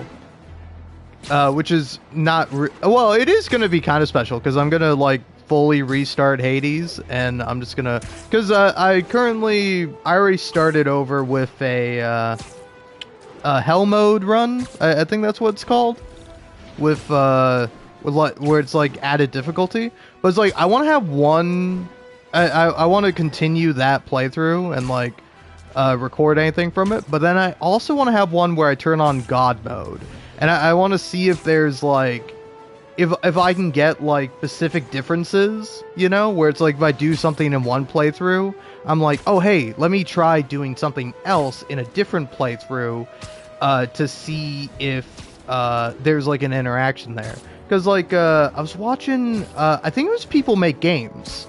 Amazing YouTube channel. Go check it out. Much better than mine will ever be, frankly. But no, I was watching the video that they made on Hades, and like with that one, I thought it was really kind of interesting because it specifically mentions that like there's an interaction in the game where Megara will point out that Zagreus is only able to get to her because he's using the mirror that Nyx gives him, which is how you get upgrades in Hades. But then, if after you get that dialogue option, you then turn off all the upgrades in the mirror, it's like she'll have like a little interaction about it. She'll like say, it's like, I thought you weren't trying to compete with me, Zagreus. Or something like that. And it's like, ooh, I want to get stuff like that. So, Look forward to possibly a very, very, very, very late 2,000 subscriber Hades special. Probably coming tomorrow. I figured, hey, let's beat Spider-Man first since I'm pretty close to doing it. So I got these 2 missions, and then I got the final mission of the DLC, and then I'm done. Well, I'm not 100% done. I still have, like, extra stuff to do. I have, like, a bunch of side missions in the main story to do. But then, I'll be 100% done. David, stay where you are. I got But hey, there's a reason why this one is called Step On Me, Silver Sable. Because we're doing the Silver Sable missions. And I will say, I'm really curious to see where Insomniac goes with Spider-Man 3.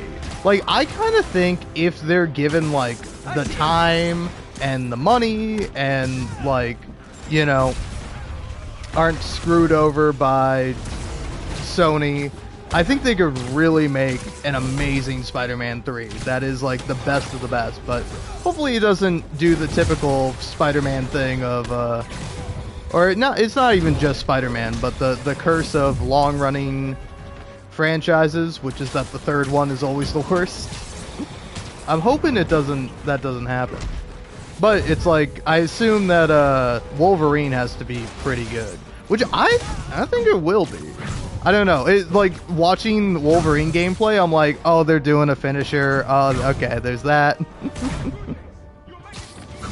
And it looks like it'll be a fun game, but I'm really curious how the story is going to be. Because, like, I know they got, like, Mystique in there. You're already shocking before I electrocuted you, buddy. You still good?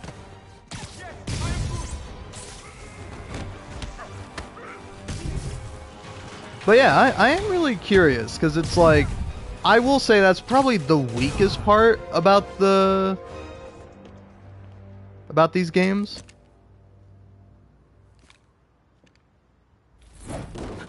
You okay? Think so. Thank God for this Sable armor. So, what's next? Deliver the caches to the Simkarian embassy. Thanks to you, the Simkarians will finally get the aid they need. Just happy I could help. But I meant, what's next for you? Well, a few minutes ago I received a call from a school in Midtown. They offered me a visa if I accepted a teaching position. I don't suppose you had something to do with that. Good things happen to good people. I can't thank you enough. I will try every day to help my students achieve their dreams as you have helped me achieve mine. Actually, I should be the one thanking you. For what? For reminding me why I'll always love this city.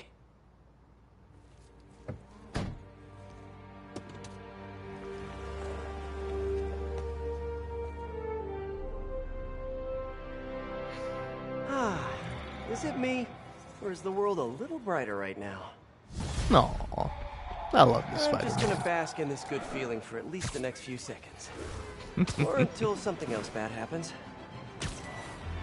But yeah, it's like, for example, I think in both this game, I think Miles Morales is like the best Spider-Man game, but that's because it's like they're purely focused on like Miles, where it's like I think Spider-Man 2 is kind of at a detriment because they have to focus on both Peter and Miles, and like I don't know, there's good stuff with Miles in Spider-Man 2 and good stuff with Peter, but it's like not enough of good stuff between the two of them. This is it, folks.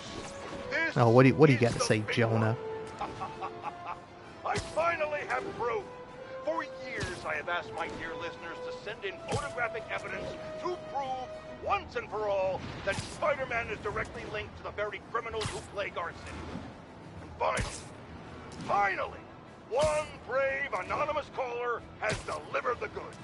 We have clear photos of Spider-Man standing in the immediate vicinity of caches of humanitarian aid. Aid that was intended for Simkari. And our heroic caller assures me that these very humanitarian caches are being sold on the black market. If I've learned one thing in my years as a world-renowned reporter, it's this. Photos don't lie. Spider-Man has been caught red-handed. no pun intended, comes for whips. So what do we do about it, you ask? We wait. We wait for the police to finally wake up and arrest this mass lunatic. At long last, this city is going to finally see that Jameson has been right about Spider-Man this entire time. Not only is he a thief, he's actually stealing vital food and medicine from innocent civilians who are trapped in a war zone. Women and children struggling to survive, hiding each day from a hail of mortars and bullets. Meanwhile, Spider-Man is stealing the very aid that might keep them alive. This is a new low, people. Even I could never have suspected Spider-Man of something this despicable. All we can do now as a city is to sit back and quietly reflect on just how right J. Jonah Jameson really was. Yet again. But anyway, the thing I was gonna say before J. Jonas came on and was very funny, is that like, I think like these games have great characters. They're just not always written well, you know? It's like, I think there are more interactions I love between Mary Jane and Spider-Man than I hate. But there's a lot where it's like, some of their interactions don't always make sense, you know? Like, I would say probably, like, one of my favorite little bits of writing is when, like, Peter tells Mary Jane, like, oh, hey, Black Cat, i.e. Felicia, she might have a kid. And it might maybe be mine, as she is intimated to me. And Mary Jane just immediately is like, oh my god, ew, and like hangs up. And it's like, I love that moment. Because that is like a real human moment from Mary Jane. Because, ironically enough, Mary Jane is a little bit of a Mary Sue. Whereas, like, I don't mind Mary Jane being competent, but it's like, it's the fact that she does, like, insane stuff and then, like, doesn't really concern herself with it. And, like, it's like, I don't know, it's like Spider-Man is a little bit reasonable where he's like, hey, you shouldn't infiltrate a Sable base full of war criminals with dangerous, lethal weapons. She's like, I was fine, Peter. And it's like, yeah, you were fine because you got really lucky. Like, it is a bit crazy. But, like, I don't know, I like a lot of their interactions they have together. But then it's like, they then have an interaction after where Mary Jane's like, hey, I'm sorry about what I said. Like, this kid is important, you know, we gotta make sure to do the right thing here, you know? And it's like, I don't know, I think that's a really nice human moment, and I really enjoy that. But then, like, she's, like, doing more investigative journalism, i.e. sneaking into facilities with armed and dangerous criminals. Which, you know, I guess at this point, she can do that, that's fine. But then, like, Peter was, like, eating pizza, and she's like, where have you been? And he's like, I've been eating. And she's like, well, while you were eating, I was investigating. And it's like, what do you want the man to do, lady? Not eat? Like, the guy is constantly swinging around the city, always trying to stop a problem. The guy takes, like, one break, and you're like, chastising him for eating? Like, if it was said in more of a joking manner, I would be like, ah, cool, that's funny. But it's, like, not really. It's like, well, while you were eating, and it's like, what's going on here? Where it's just like, I think little stuff like that, especially upon playing this game like 10 times like I have, I played it way too many times. I do love it. But like, but like, I don't know, there is like various things like that, or like, I don't know, it's weird to me how dumb Peter is. Like, Peter is dumb a lot of the time in this game. Where it's like, I think it almost makes sense where he's like, he's a genius on like a technical level.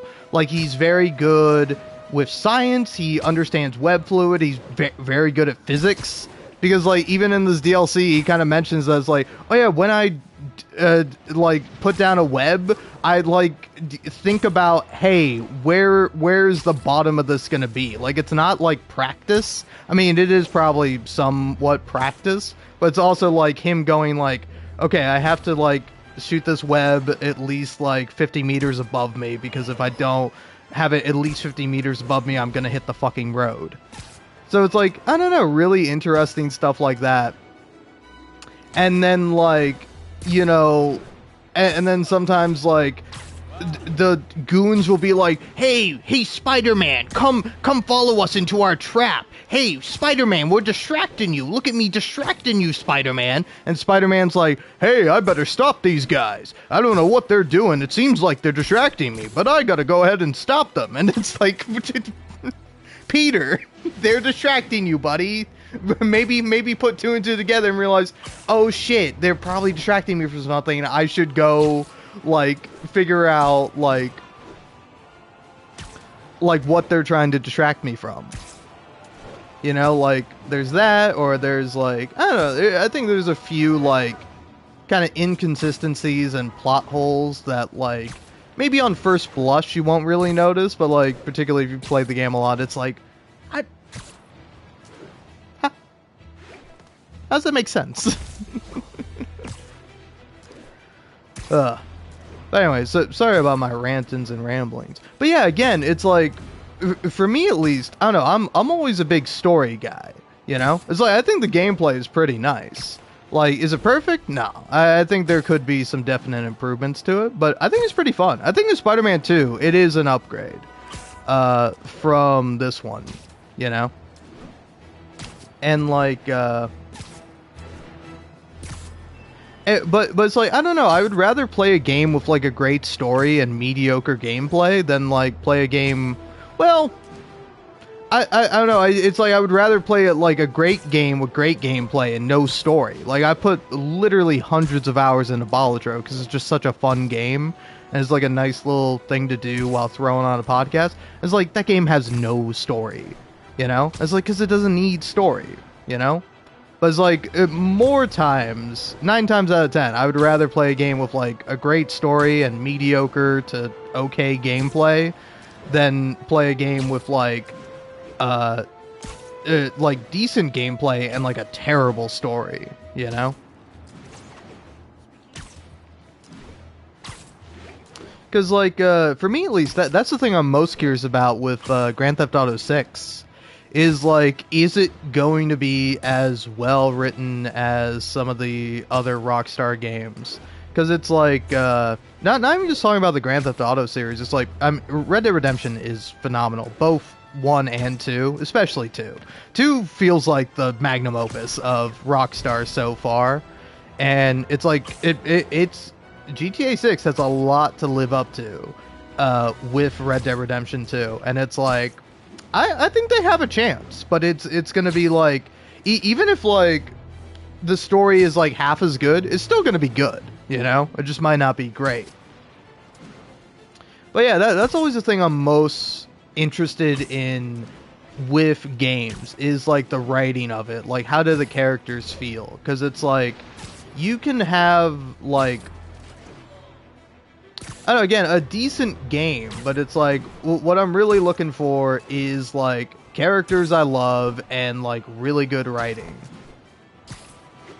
As like Red Dead Redemption 2, oh, it's got that, baby. It's got characters I love and phenomenal writing. Like, that game has some of the best writing I've ever experienced. It's kind of funny where people are like, oh man, I just beat Red Dead Redemption 2, and it's like, I'm never going to be able to play that game again. As like, I used to feel the same way. Because like, when I first played Red Dead Redemption 2, I beat it, and I was like, oh man, that was a great game. But it was so long, and is very involved, and now that I know all the story beats, it's just not going to hit the same. And since then, I've now played the game probably like 12 times. I've played Red Dead Redemption 2 so many times. Like, There are like missions I've like done like 20 times over, just because the game is that fun. It looks beautiful. The characters are amazing. The writing is fun. The gameplay is serviceable. I won't go so far to say it's bad as some other people do, but I think it's like, it's not the highlight of the game, you know? At least for me. Like, for me at least, the gameplay in Red Dead Redemption 2, it's not like necessarily satisfying, which might seem kind of weird to say. It is satisfying, but it's like, to me, it's like it's a spectacle. Like, I think Red Dead Redemption's 2 or Red Dead 2's combat like thrives off looking really awesome, you know? Get off my back, Silver Sable. I'll get there when I want to. Base in the city that I don't know about. Right. Good talk. Why is she always hanging But up yeah, on me? it's Maybe she didn't hang up on like purpose. there's a I've heard this conversation like 5 times because I keep like swinging around the city instead of doing the main mission. I mean, she's probably doing international roaming. That stuff is expensive. But yeah, Maybe there's she just really needed to polish her pistols. Let's apply Occam's razor. The simplest and most obvious solution is she hates me. Ugh. I'm kind of takes the fun out of everything. I'm kind of beginning to hate you too, Peter. Shut up, man. All right, you quirked up millennial. I love you, but you gotta shut your mouth sometimes, buddy. But yeah, no. So what was I saying? Because I was going to say, there's like Red Dead Redemption 2 is some of the most like phenomenal writing I've ever experienced, and like it's like, to me, a mark of like a truly well-written game is even if you know every single thing that happens, like you know every single plot detail, you can play the game again and you can enjoy it just as much, if not more so, than the first time you played it. Because like there are some games where I feel that way, where it's like even with this game, it's like I think the writing is good, you know, whereas like it's like whenever some of my favorite moments come up, I get like excited. I'm like, oh yeah, it's this part, or like I don't know. And it's like I love when it sets stuff up, you know. For example, with like in these DLCs, there are like these subterranean troop deployment vehicles. That's like the official name of them. But like at some point, Spider-Man's like, what do I call those things? You know what? Screw it. I'm just gonna call them Dig Boys. And so he calls them like Dig Boys, and at one point as he's fighting like goons, he's like, oh great, Dig Boys. And he's like, oh great, more Dig Boys. And then like one of the goons, well, one of the mafia dudes is like, what did you just call them? Dig Boys, what the hell is wrong with you? Like, he's just so mad at Spider-Man for calling them Dig Boys. Oh man, it's like stuff like that is like genuinely really funny, and I really enjoy it. Or like actually something kind of interesting. Not talking about Red Dead Redemption 2, but talking about Red Dead Redemption 1. Red Dead 1 is maybe the funniest game I've ever played. Like, it's like, it probably isn't, but there are so many laugh out loud moments in Red Dead Redemption 1 for me that I love. Like, oh man, just, John's character in the first game is so great, because he is playing the straight man to all these, like, bizarre and wacky characters, and he, like, just starts getting annoyed with him, and he's like, you want me to kill you? Is that what you want, huh? You want me to put a bullet in your brain? Like, he just gets so fed up with all the people he's dealing with. He's got to deal with some drunk guy, got to deal with a snake oil salesman, got to deal with, like, a weird grave robber guy. Like, he's just dealing with all these strange people, and he's just getting so pissed at them, because he's just trying to get his family back. And like, I don't know, it is really great. And it's like, I also like Abigail in both the first and the second game, because she's like mean to John and they argue, but it's like she is pretty reasonable most of the time, you know? And it's like, I love their dynamic. I think it's really great. It's like, don't get me wrong, I'm criticizing Mary Jane. I do like Mary Jane overall in these games. I just think she could have been a bit better written. But like, if you hate Abigail in either Red Dead Redemption game, I'm gonna say it, you're a sexist. Like, I'm sorry, man. It's not even a real woman and you're mad at her. Like, the point is she's supposed to be a bit mean to John, you know? And John's like, yeah, I kind of deserve it. Oh, man. But yeah, it's like, I don't know, it's like, I love when in the first game they reunite, and like initially it's like a little happy, or it's like, yeah, you see Abigail for the first time, and John's like, oh, it's my wife, she's finally back, and she comes in, she's like, where you been, John? Huh? Where you been, you piece of shit? It's so funny. Oh, man. But yeah, I also love John dealing with Irish, where like he doesn't say this one to Irish, but when he first meets Irish, there's like a guy called Welsh and a guy called French who tell John to fuck off, boyo. And John's response to that is, when a man with a sing-song voice tells me to fuck off, it always concerns me, boyo. Well, yeah, and the guy also says, this don't concern you, boyo. And just John being like, when a man with a sing-song voice tells me to F off, it always concerns me. Or like, I love the one bit where Irish is drinking like whiskey, and he's like, oh, it makes me as forgetful as a newborn babe, John. And then John like takes it from him, and he drinks some of it, and he goes, well, it makes me violently angry. Like, he's so funny, man. And another game that I think has like fantastic Rockstar writing is Bully. Bully is also such a funny game. Like, oh man. So yeah, it's like, I'm hoping that some of that like humor, some of that like dry sarcasm is gonna be in GTA 6. Because it's like, those are some of my favorite moments. Because it's like, there are some really funny moments in Red Dead Redemption 2 as well, but it's like not nearly as comedic as Bully and the original Red Dead Redemption. They're both like so funny, man.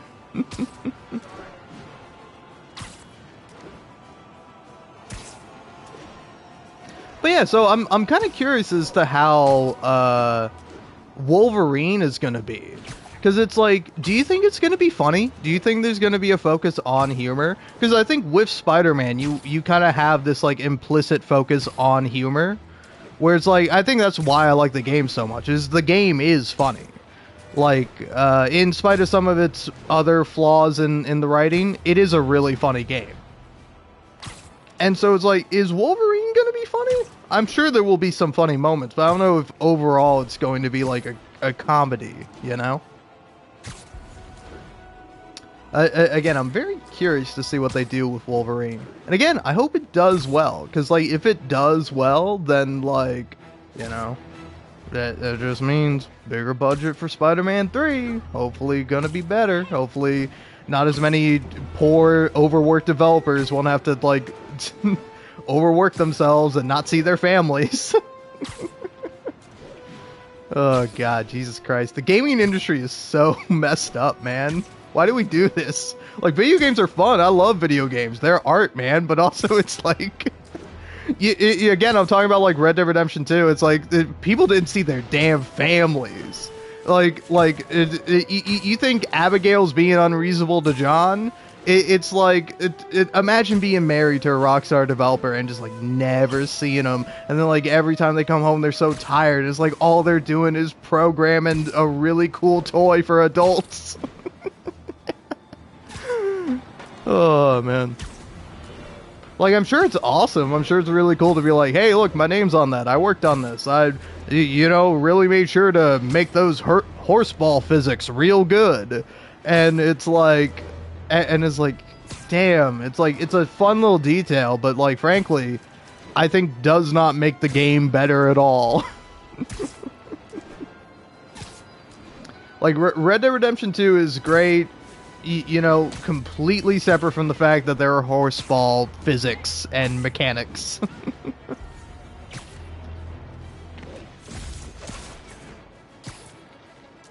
That is really such a funny thing, though, because it's like, it's like, again, it's like,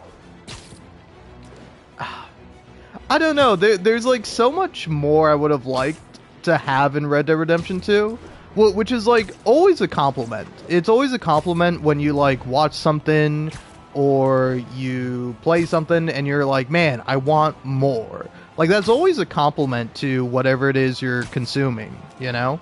It's like if you finish a book and you're like, oh man, the book was really great, but it was really short. It's like, that's a compliment to the book. It's like, if you wanted more to read, then that tells you what you did read was good. But it's like, if the book was longer, might not have been as enjoyable to read. Might have had like more stuff in it that wasn't as great. So it's like the author cut out all the stuff that wasn't good and kept only the great stuff, thus making it shorter, you know? It's like, I feel like there's a problem with games sometimes. It's like, oh, we gotta make the game 80 hours long, and then it's like, ooh, yeah, the game is 80 hours long, but it's like 40 hours are great, fantastic, and then the other 40 hours, kind of okay, and then like, well, yeah, like 30 hours are like kind of okay, and then like 10 hours suck. Also, hello. Surprised anyone's commenting on this live stream. I appreciate it, though. I'm just ranting and rambling about video games. Don't mind me. I am ready. Meet me at my base. Leave me alone, Silver Sable. Leave me alone. I'm swinging. Right. Good talk. Why is she always hanging up on me? Maybe she didn't hang up on purpose. Spider-Man, please stop. If I change your suit, will you stop? Probably just got disconnected. Nope. God damn it, Spider-Man. God damn it. We're gonna have this suit for the minute. Or she could be running out of minutes on her cell phone plan. I mean, she's probably doing international roaming. That stuff is expensive. Can I fast travel to get you to shut up? Maybe that'll work.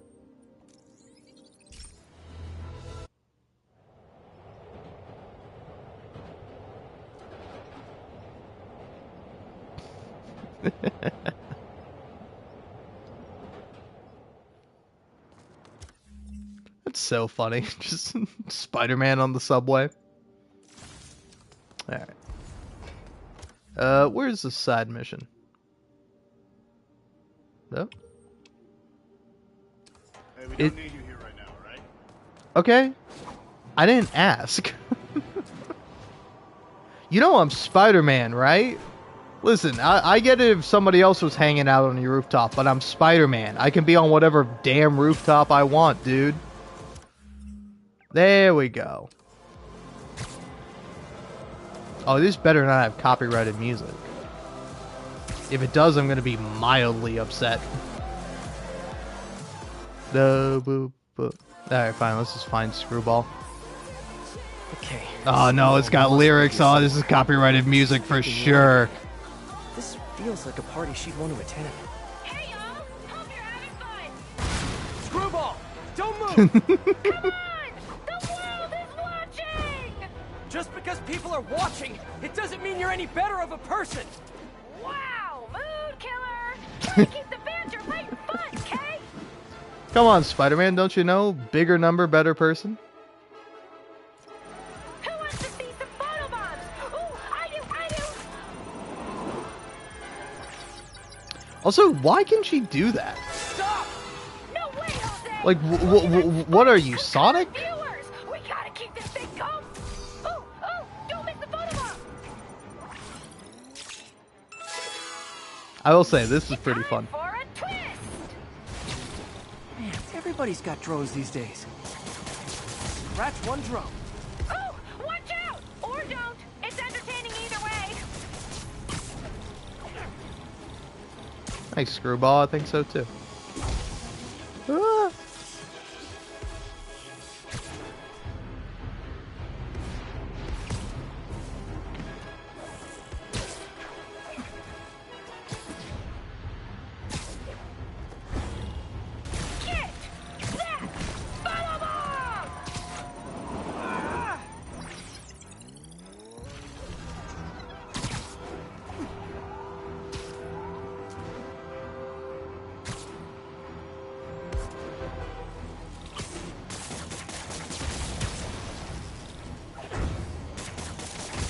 That's all of them.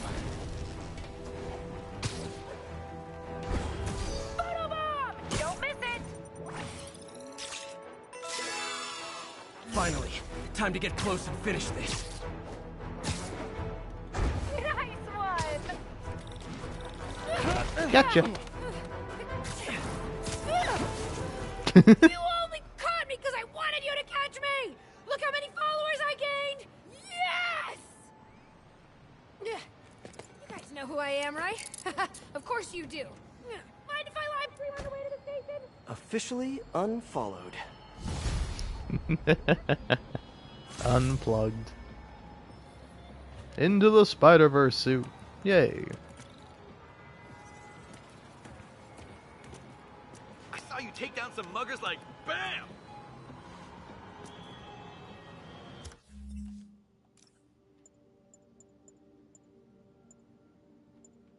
Yeah, look at that.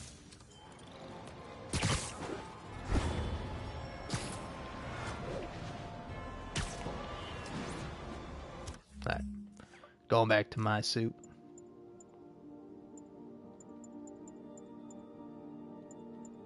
Where is my suit? It's the last stand. There it is.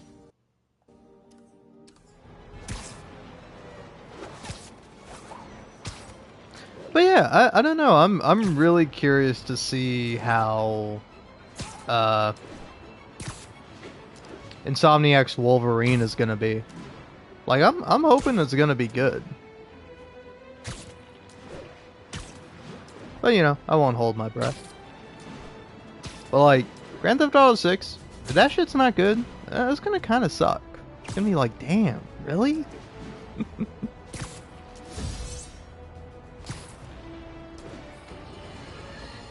Ooh. It turns out traditional media isn't dead quite yet.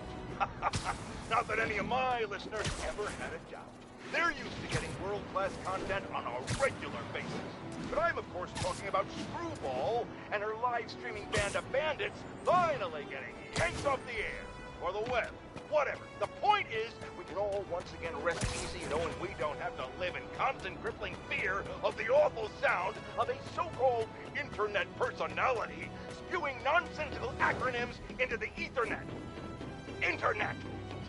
Whatever. How is this for a meme, Screwball? Goodbye! What do you mean that's not a meme? Of course it is. I just made it one. Oh, Jonah, how I love you. Whee.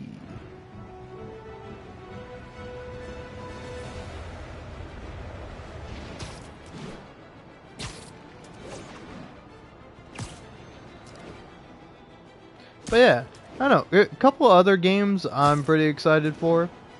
The Outer Worlds 2 is coming out this month. I'm pretty excited for that. I'm like, I don't know if I'm a rare. I will say I am a The Outer Worlds defender. Now, you don't get confused. Not talking about The Outer Wilds. The Outer Wilds is loved by one and all. Even though I haven't played it yet. I will play it though at some point. I guarantee you that. I'll replay it after I've played Red Dead Redemption 2 for the 20th time. But, no, yeah, in all seriousness, I do want to play that. I gotta play Road 96. I have a couple of indie games that I just have on the back burner that I've been meaning to play.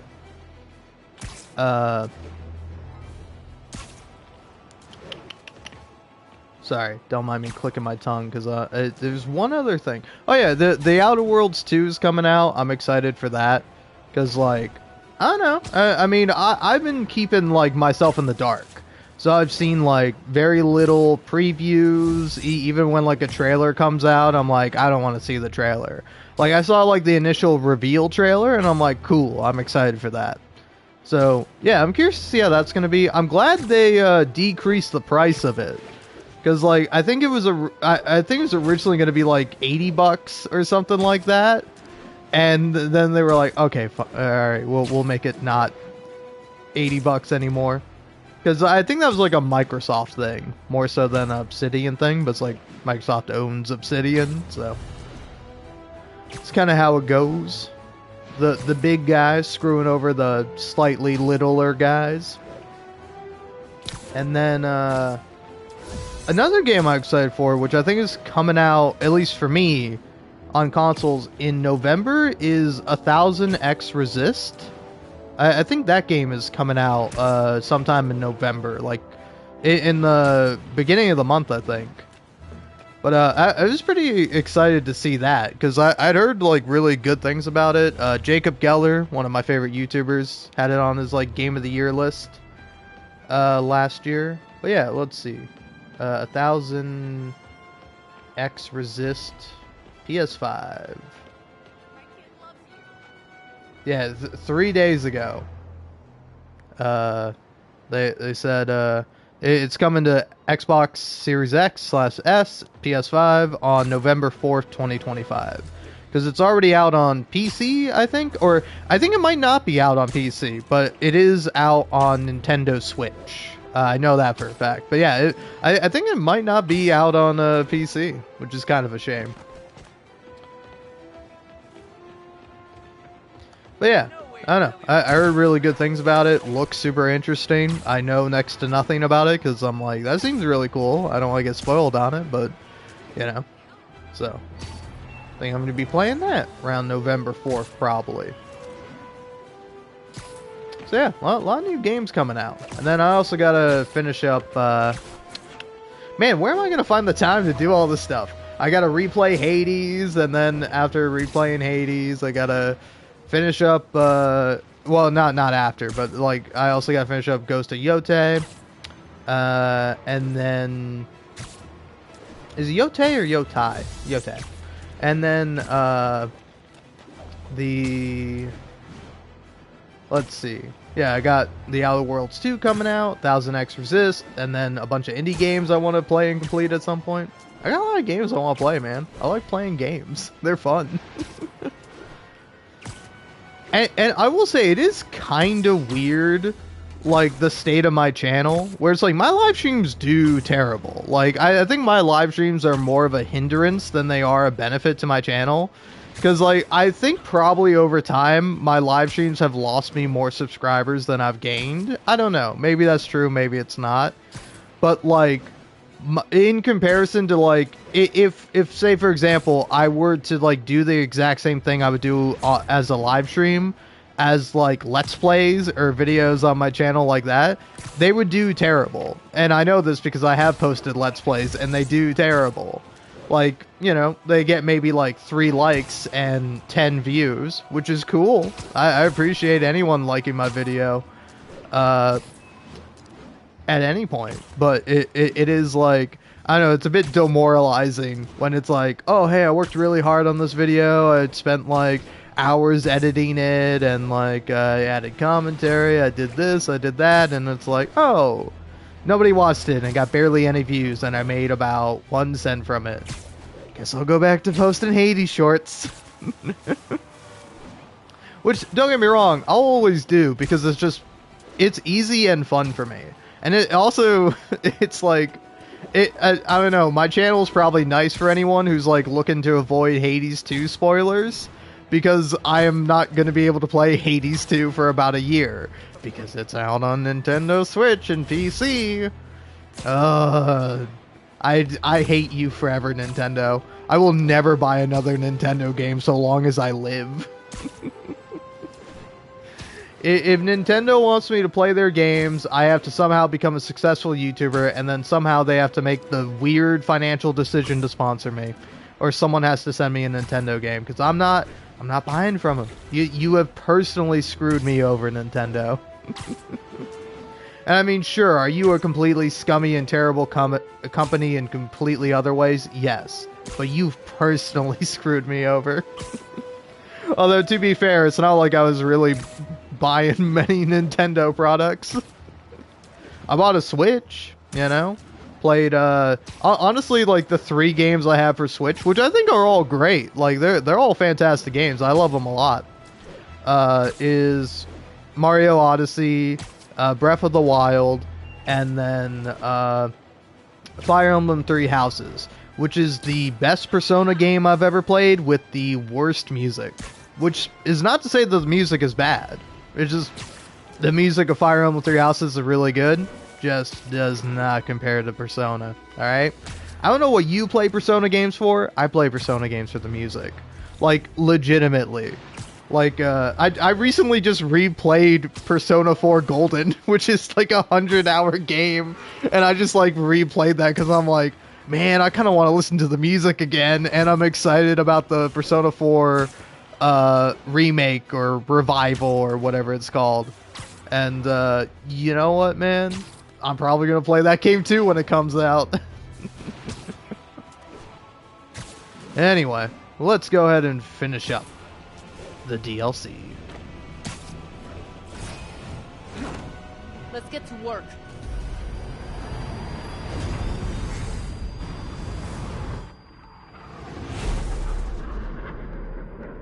So where's this base you talked about?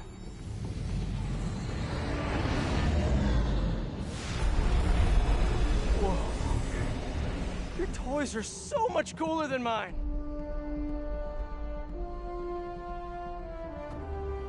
I love this invisible floating fortress thing. But now that all of New York City has seen it, Hammerhead will probably be here soon. I am counting on it. So let us work quickly.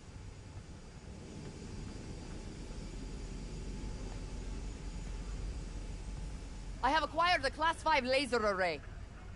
We need to calibrate it to prevent it from overheating. Lucky for us, I'm working on my master's in calibration. Let's do this. Okay, what's first? Pull the housing array into place. On it. Whoa, nice laser. Housing locked. Done and done. We are not done. Oh. We must reset the targeting field aerials. Sure thing. I have no idea what you're talking about. Exit the hangar and navigate to the top of the nearby transmitters. Alrighty. So, we should talk about the strategy with Hammerhead, don't you think? What is there to talk about? We find him. Then focus the laser on the plate in his head. The laser will heat the carbon steel to critical temperature, which will rearrange its molecular structure. And soften it so I can knock him unconscious. I get that part, but how do you know it won't, melt his brain? When the wolf attacks the sheep, he risks getting shot by the shepherd. Okay, well, Shepherd, just remember my no-killing rule, okay?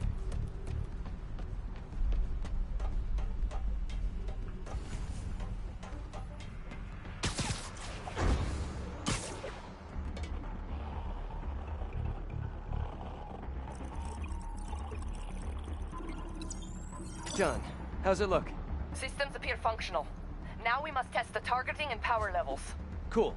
Wait, this doesn't involve shooting me, does it? Not yet. But I do need you to launch those targets. Right.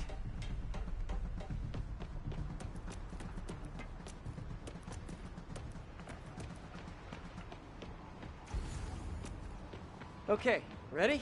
Ready. Bombs away! Hit it! Pull! Just a few more. Cool with me, this is fun. Here comes another one. Nice shot! Is this how modern militaries do skeet shooting? Oh, can we do one more? Please? You are a child. Yeah, well, we're all children on the inside.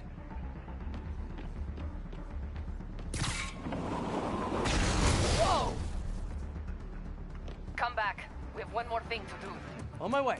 We must adjust the gyroscopic navigation stabilizer in order to compensate for the weight of the laser. Go to that terminal and wait for me to activate the system. System ready. I'm going in. Okay, that should do it.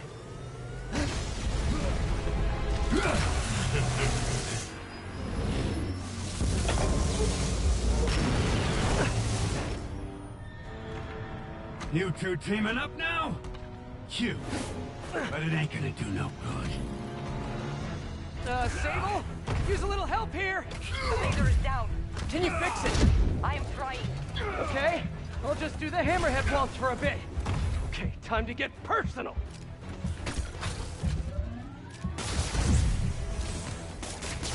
I just want to thank you for showing me what I've been doing wrong for years.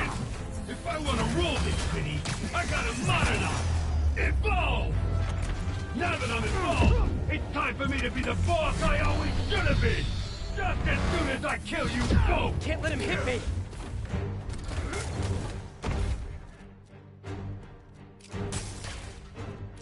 Eat this! Die, bug! Okay. Sable, what's your status?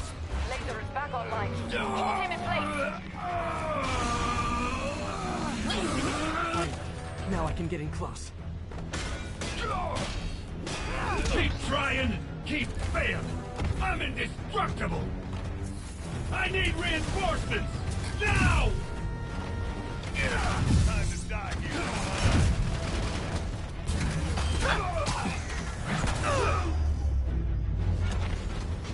You're going down. How do you do that? Between your balls when I'm done. Wait, I gotta be quicker.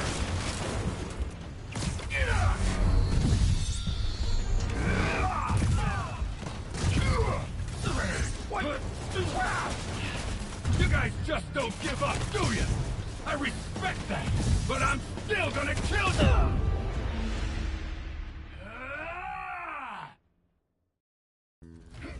Come on in, boys!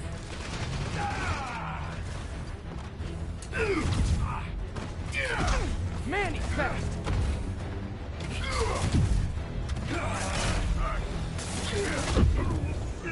That's it! This is a fight you ain't gonna win! Time to die, you Keep your distance. Do not let him use his head. God, Hammerhead, you're so lucky you have goons. If you were going goonless, this would be easy. Can't let him hit Alright? I'm sorry, but Hammerhead has made me anti-goon. Alright? I can no longer support the respectable profession of gooning.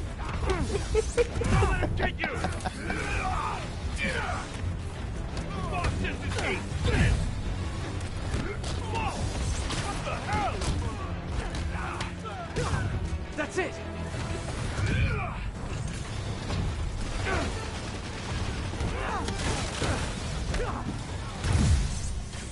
Die, bug!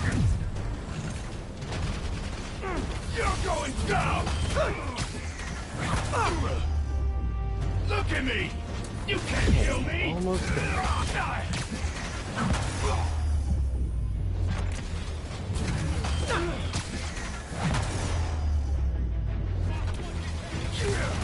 Keep your distance. Do not let him use his head. Good hit!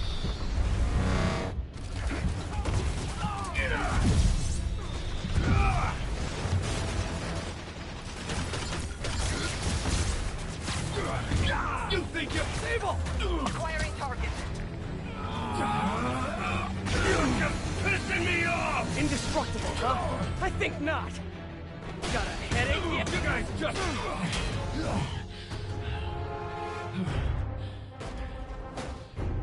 Still no respect. What's it gonna take? Do you know what I respect? A guy who knows when to quit. Commencing bombing run. Damn, I missed. Keep them coming. I'll make sure the next one hits.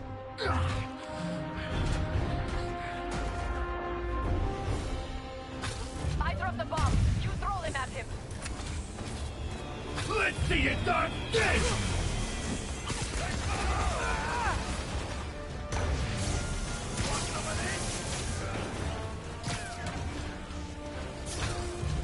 Get ready. Love your tech, Sable. Too bad I gotta use it to take you out. That worked. Now hit him. You fight good, but not as good as me. Keep Locking in. You think you're... He's disabled. Now's my chance. This is a fight you ain't gonna win. I Take need what's behind door number 3. now. Man, he's fast. His shield's down! Indestructible, huh? I think not!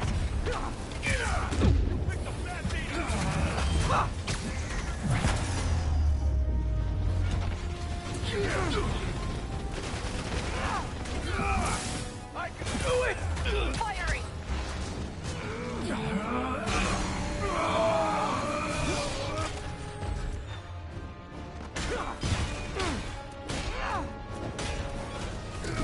Do not let him hit you! Yeah, try it!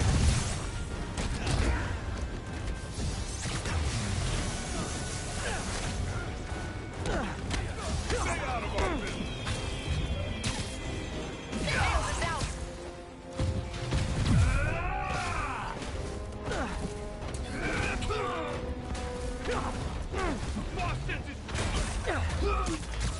Shoot him! I am trying! Oh, no! Fuck, no! The laser is down! Wait! I have an idea. Can't wait much longer! Pulse him! Then what? Get ready to jump! Wait, what?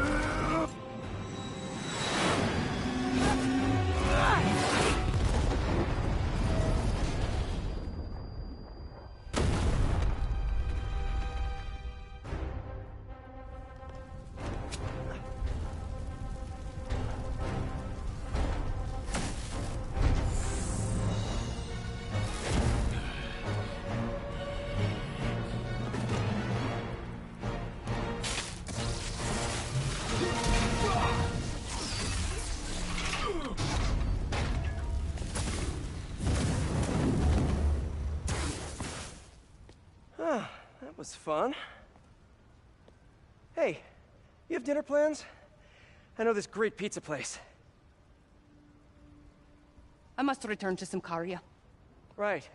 You have a war to fight. I do not like to fight. Do what I have to in order to help my people. I know. That's what heroes do. I am no hero. But you have taught me a few things. Oh yeah? Like what? Like how to disarm my enemies with bad jokes. Actually, they're good jokes, but I understand humor can be subjective. Thank you, Spider-Man.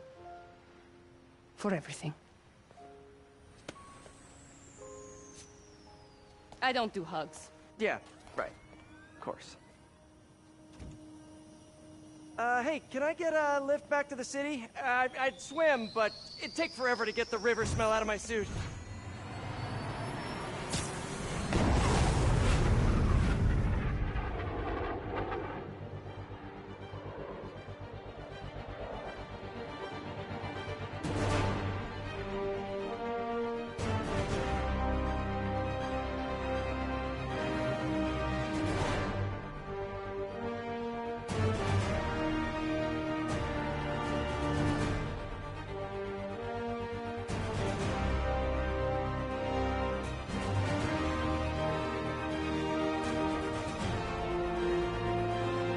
In case you missed it. But yeah, I don't know. Pretty good game. I like it a lot. Is it perfect? No. It's pretty good. I don't know, and for me at least, I don't know. I like the dynamic between Spider-Man and Silver Sable like a lot. It was probably my biggest disappointment with Spider-Man 2. No Silver Sable. Not even like a little voice cameo or nothing. Alright, okay, fine. If you say so. You say so, Insomniac or Sony or whoever was in charge of that. Fine. Huh. But yeah, no. I think it's a pretty good game and a pretty fun DLC.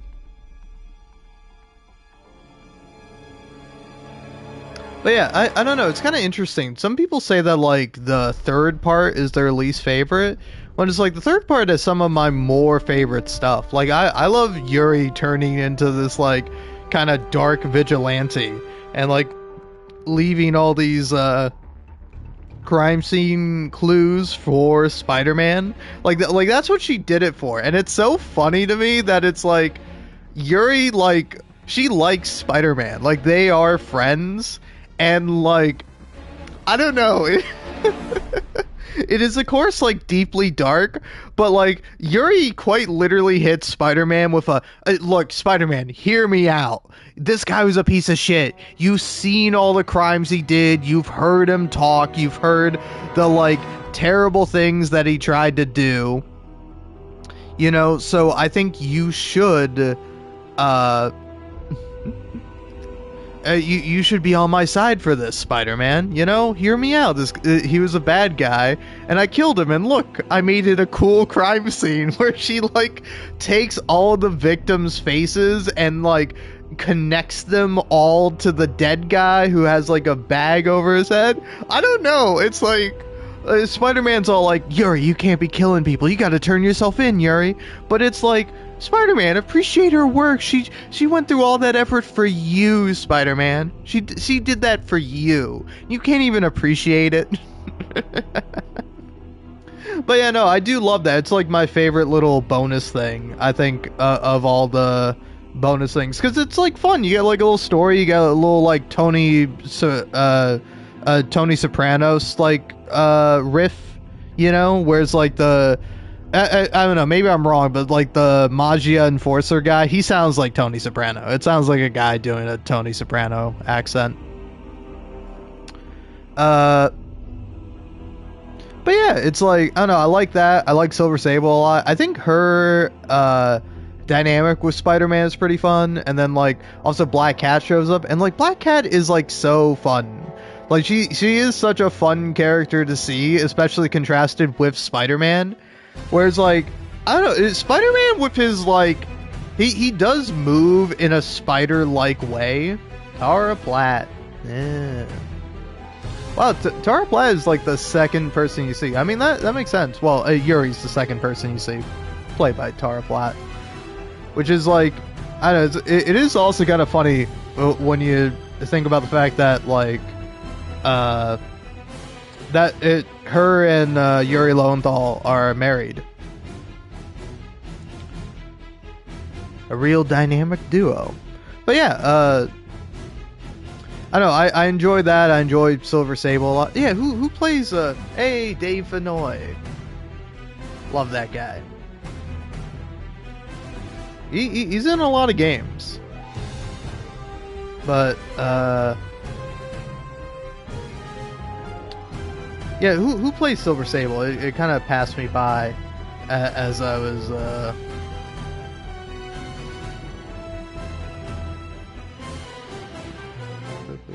if I can spell actor right. Jesus.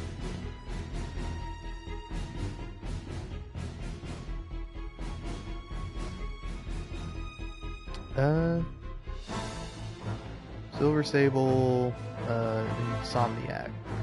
Actor.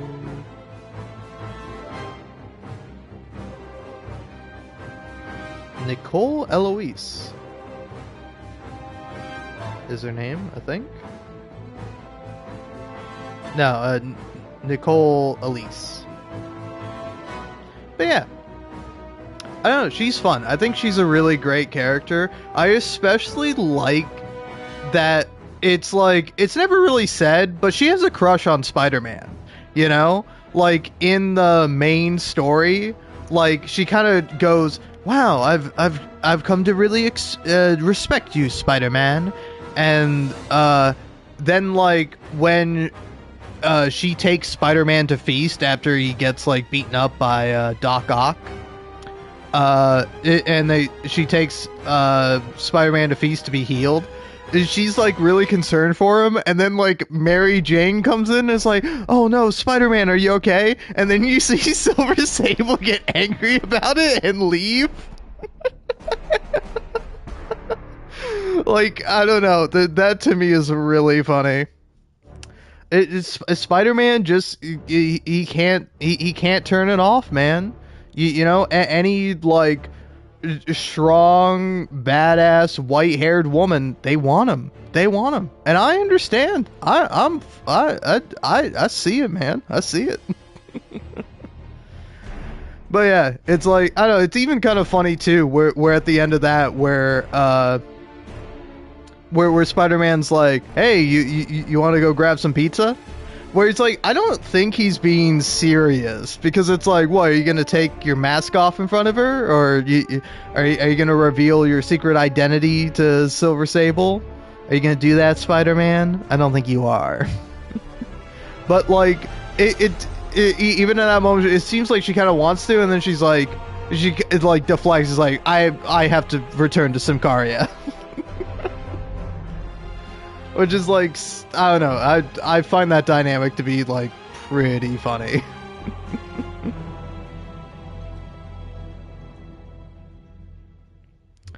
Oh man, that'd be a fun dynamic.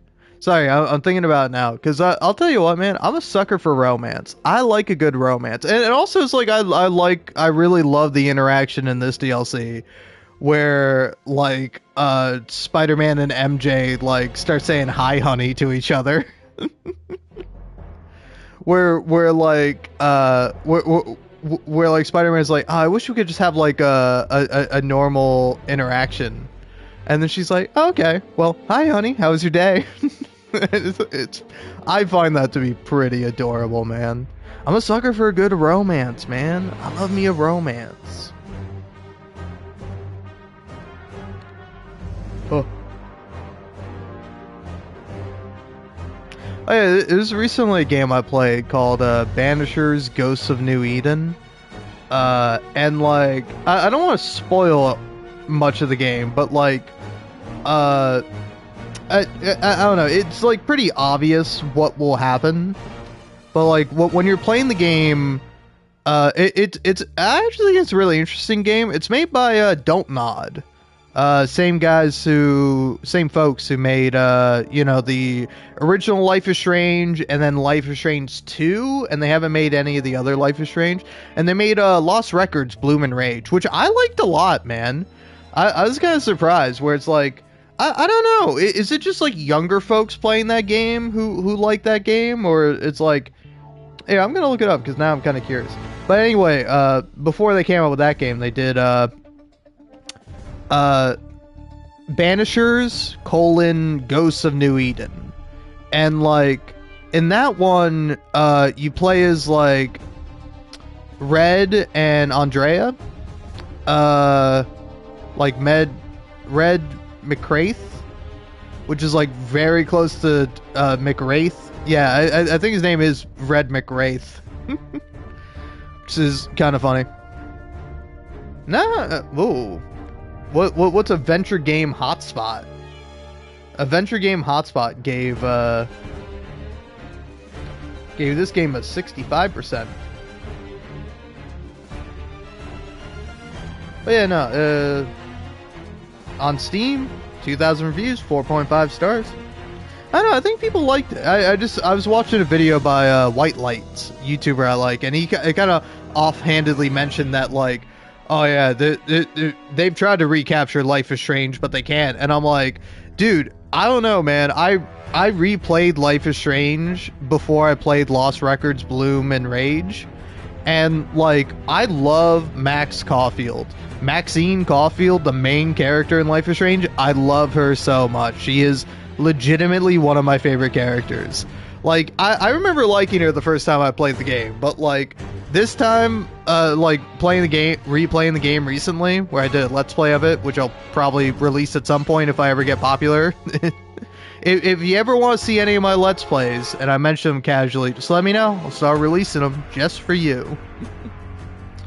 And I'll probably stop, because I'll release like a couple of episodes and maybe they'll do okay, but they'll probably do bad, and then I'll feel sad and I won't release any more episodes. But yeah, it's like, it made me really love Max Caulfield, because like, I think she's such a great character, and Hannah Tell, the actor who plays her, she's like so great. I think she's like really fantastic in the role of Max, and like is the only reason why I want to play the new Life is Strange game. Is it Double Exposure? I think that's it. I want to play it just for Hannah Tell and Hannah Tell alone. I don't care about anything else. I just want to see Max Caulfield again, because she was great.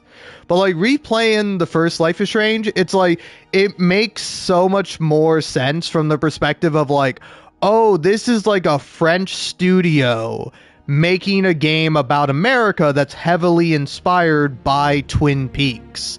Like, knowing that kind of perspective, at least for me, made me go, oh, yeah, shit, okay, this is why this is like Twin Peaks, but way worse. Because, like, I don't know. I know some people like the prequel game, Life is Strange Before the Storm. I have no interest in playing it because, A, you don't even get Ashley Birch as Chloe. Like, I don't like Chloe, personally. I think, I kind of like Chloe. I think she is, like, a bad person, but, like, I like Chloe, and I like Ashley Birch as Chloe. So it's like, hey, do you want to play a game that you play as Chloe, but she's not played by Ashley Birch? And I'm like, no, I like Ashley Birch. I want to hear Ashley Birch. Nothing against the new voice actor. I'm sure she's fine. But I also just don't think the game is very good from what I've seen and heard about it. But yeah, but like Rachel Amber is like a bad character because it's like Laura Palmer is like a deconstruction of like the dead angel trope, you know, where it's like kind of the thing with Laura Palmer is that everyone loved her. She's really popular in this like small town. She was like a beacon of light. But then like Twin Peaks with the movies and the show like kind of explores like the darker side, and like I know Twin Peaks is such an interesting show because it's like so goofy and weird, but it's like with Laura Palmer dying, it sort of sends this town into despair and darkness, and it's like only by like having like Dale Cooper come in, who is this like new bright and like kind of lovely force of good coming into this town that has like been corrupted and is like the evil is spreading throughout it. Twin Peaks is really good. Go watch Twin Peaks. Although honestly I've only seen the first season, but the first season is great, and I've watched like a review for Fire Walk with Me, so I know some of the plot details, but I haven't seen it personally. But it's like Laura Palmer is a deconstruction of that joke, of that trope.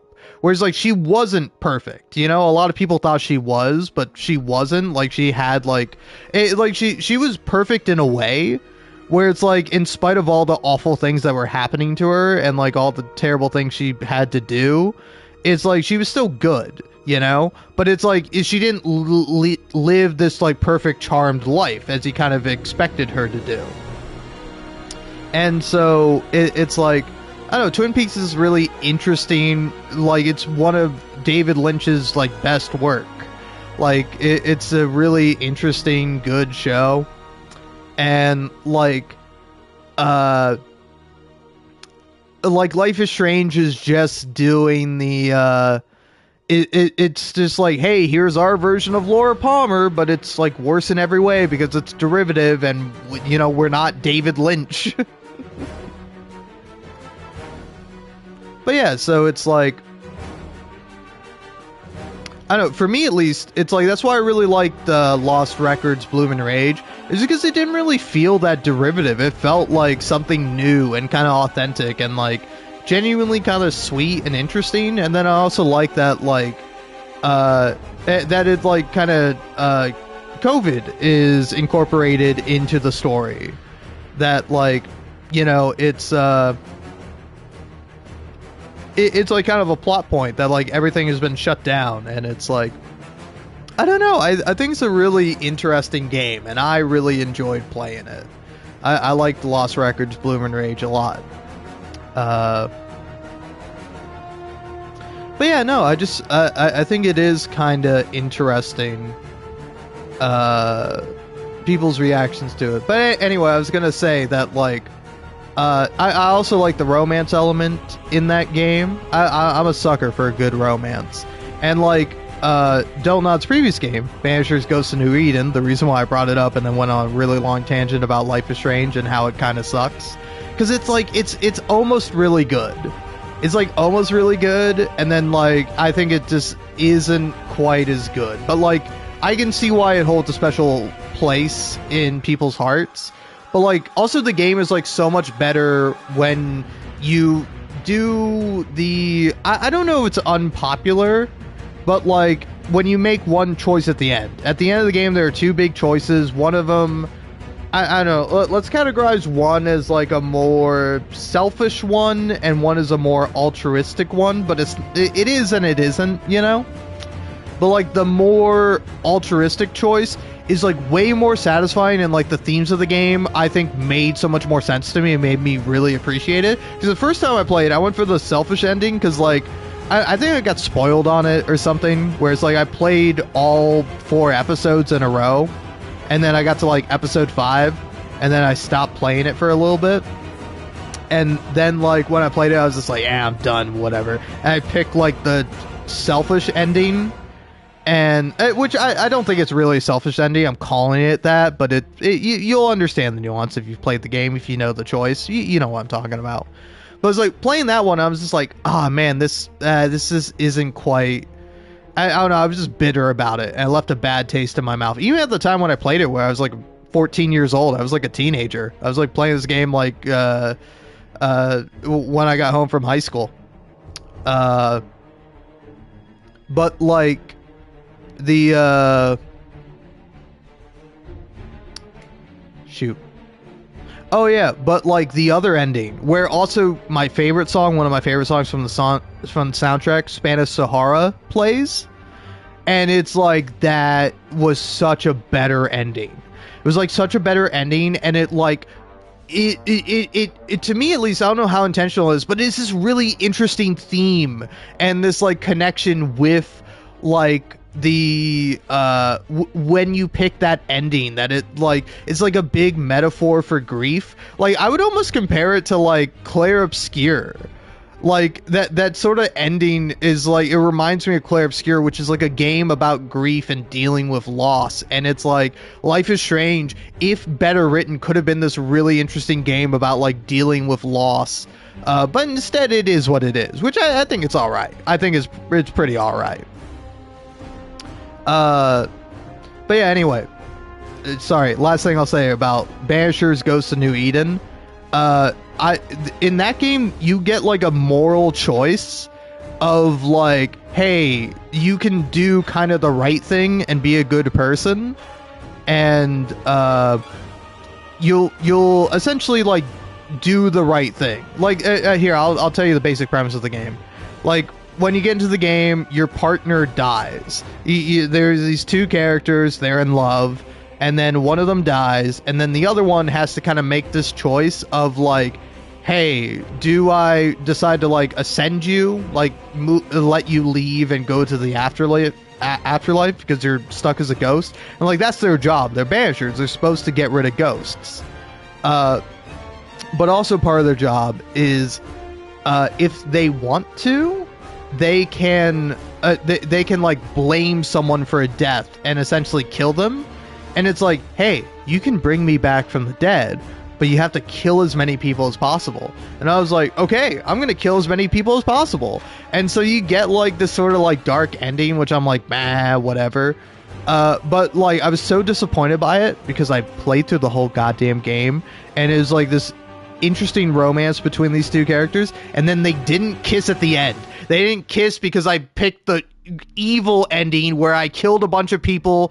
I would say about half of them deserved it, half of them didn't deserve it, but I killed them anyway because I'm trying to bring back the love of my life from the dead. And it's like I brought her back, man.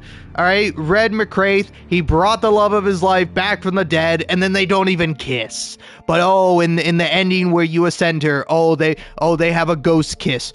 Fuck you, Don't Nod. I will say though, I was watching Zero Punctuation's review on that game, and like he talked about how it's like, it seems like the people at like Don't Nod are like someone at Don't Nod made like a Faustian bargain and is like constantly making games to like justify that.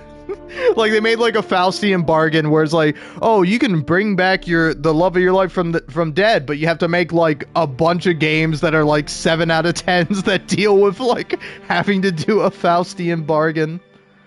And now, in case you don't know what a Faustian bargain is, because honestly, I didn't know what it was for a while. But essentially, it's a deal of a person, or a deal where a person sacrifices they take on like a moral debt in order to get some kind of benefit, you know? So it's like, hey, you can bring the love of your life back from the dead, but you have to kill like 50 people. Or there was a comic I read one time, and I read it because it was like advertised in like in the back of a Walking Dead comic, because I was reading the Walking Dead comics, which I think are great. You should read the Walking Dead comics. I don't know. I'm done with this game, so now I'm just recommending other media and cool things I like. But I don't remember the name of it. I wish I did. But it's this like kind of cool comic where the main character like dies. Like I think he jumps off a building, but then as he's falling down, he like kind of realizes, oh, I want to live, and then he like gets caught on like a clothesline, is able to live, and then like a demon shows up and is like, hey, I saved your life. Now if you want to keep living, you have to kill somebody once a month. And so this guy is like now tasked where he's like, oh, I have to kill somebody once a month. And so he like tries to find like people who deserve to die or criminals, and like he has to kill them once a month. Oh man, what is this comic? Hold on. Comic about... The first thing I got is comic about a serial killer bear. I don't know what that is. But comic about a guy who has to kill one person a month. What is this comic, man? Am I going to be able to find it? Yeah, yep, here it is. It's Kill or Be Killed. That's the comic. But yeah, I read that whole series, and I thought it was pretty good. I was a little disappointed by the end, but I thought it was alright, you know?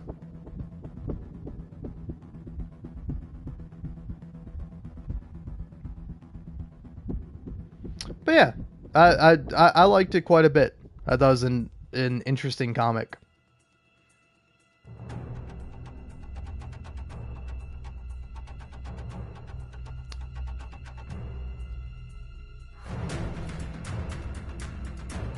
But yeah, so anyway, it's like, I don't know, I was kind of disappointed because I was just, it was just like I did all the evil stuff, brought somebody back from the dead, and ooh, gotta shut up now.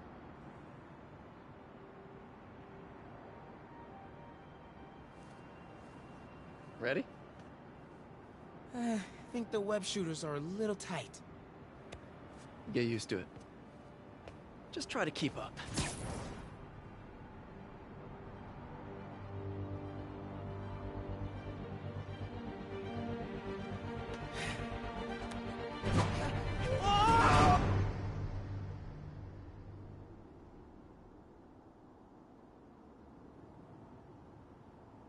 Nice.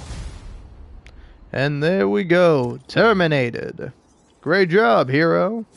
Okay, Hammerhead's finished. But his men are still out there. A spider's work is never done.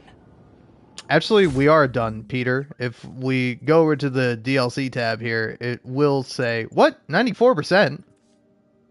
What haven't I done? But hey, got this one, which is pretty fun.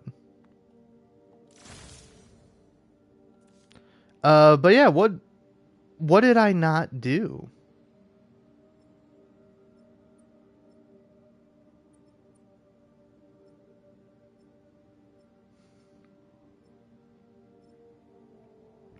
Yeah, hold on, wait, legitimately, what are you talking about? I did it all, man.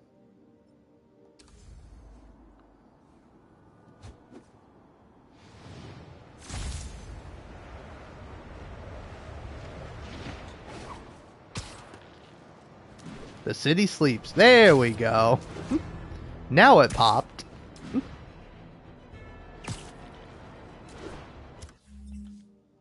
There we go. It just didn't load. I was gonna say I did do it. I did all the side stuff. But yeah, that's nice to see. Not so nice to see this 93%. God damn it. But hey, I'll probably, I don't know. How long have I been going for? 6.5 hours. Damn. I don't know. I might keep going. I might. think I might take a little break though to grab like a quick bite to eat, probably brush my teeth, then I don't know, I could probably get a couple more hours in. Whee. This is really flattering. But tell Silver Sable I only like her as a friend.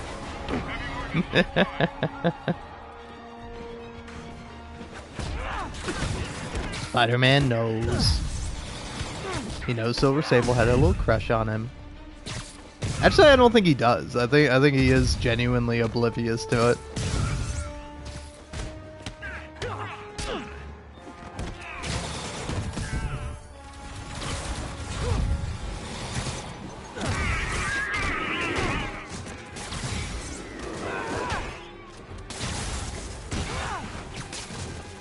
You don't get to shoot me anymore, man. Alright. You're dead.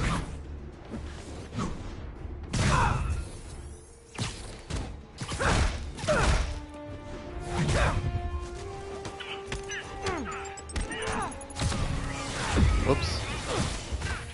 Didn't mean for that to happen.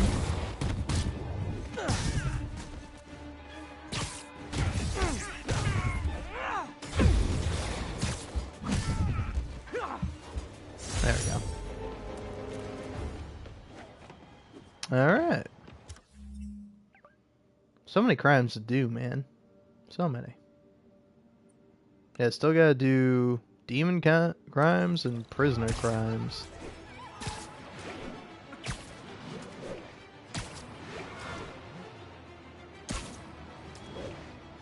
But yeah. Oh yeah, anyway, so just final bit about Banisher's Ghost of New Eden. You know, it did all the things, killed all the people, then, you know, brought the love of your life back from the dead, and then they don't even kiss. And I was so mad about it. I was just like, they can't even kiss. I get it. I picked the evil route. I did the bad thing. But you know what, man? You know what? I deserved to see a kiss. Just a little one. Just a little kiss. I feel.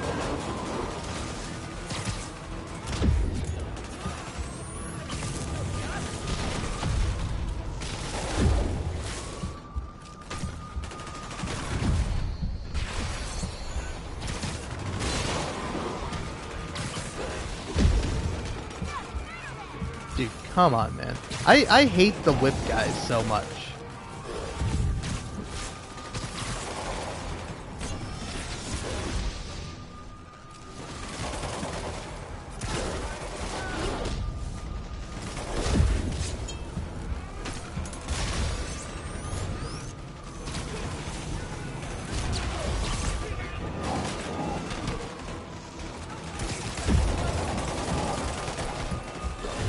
And there we go.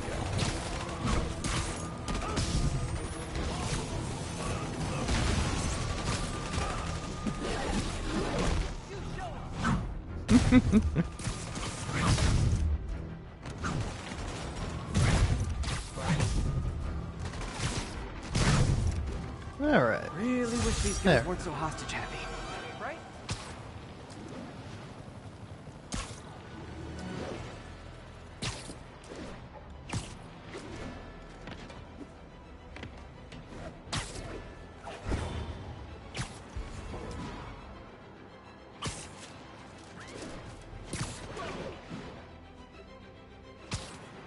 But yeah, because like I don't know, man, I love me a romance, and like I don't know, I was kind of thinking about it because I don't know, I'm always thinking about like story ideas and book ideas that I'll probably never write, but a man can dream, can't he?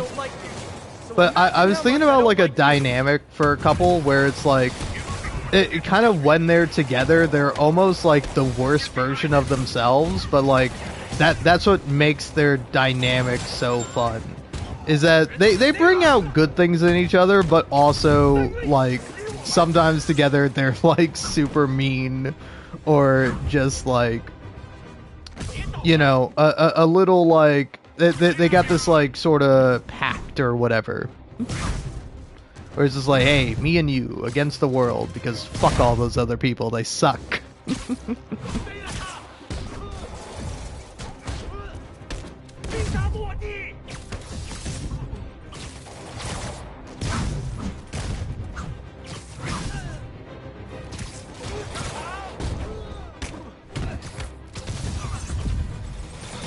It's like, I don't know, man. I just really like romance. I think it's fun.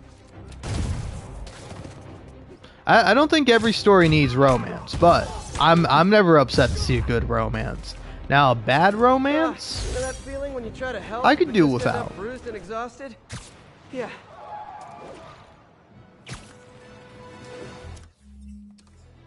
But yeah, for me at least, personally, I don't know. Love me a good romance. Because, like, I'm saying my favorite genre is comedy, but then, like, right behind that close second is, like, romance. And then a close third would be, like, drama. And then if you got someone with all three of those things, ooh, I'm having a good time. Let me show you what I got. Never go back to lockup. What the hell?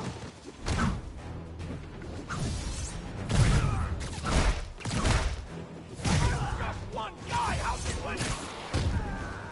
Fight him in the air.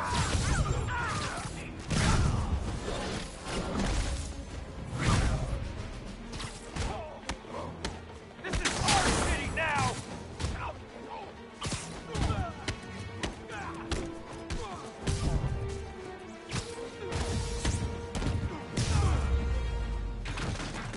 Escape Khan stealing food from the needy. Talk about eroding their faith in humanity.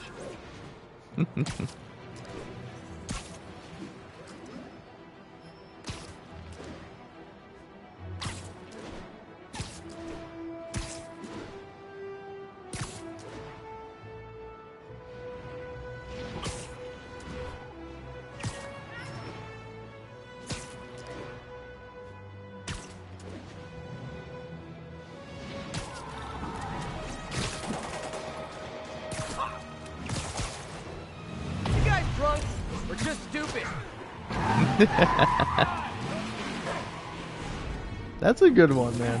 You guys drunk or just stupid? Damn, got him, Spider-Man.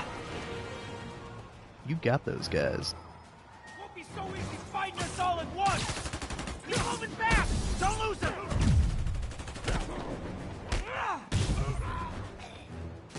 Throw the blast down. Get him. Get the bug.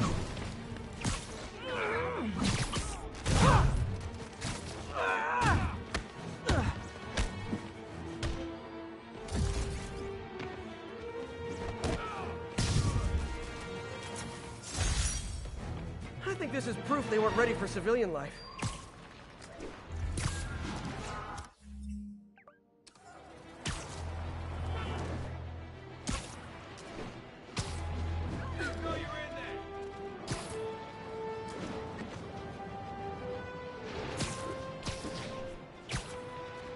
All units be advised. Escaped prisoners are inciting a riot. Incident was reported near Sugar Hill. Over.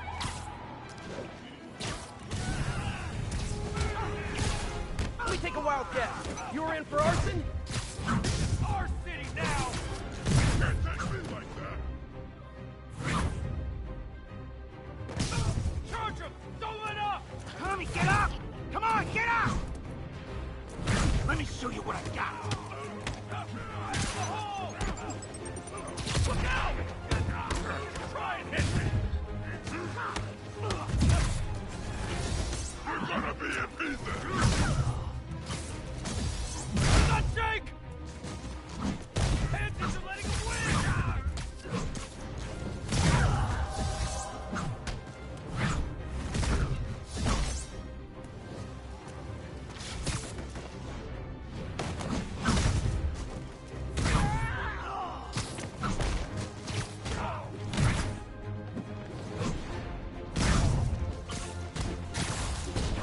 Hold still!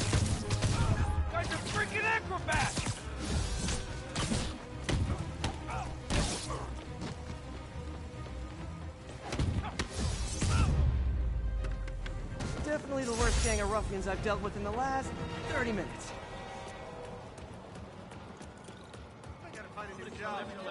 Thank you. Stay to my best.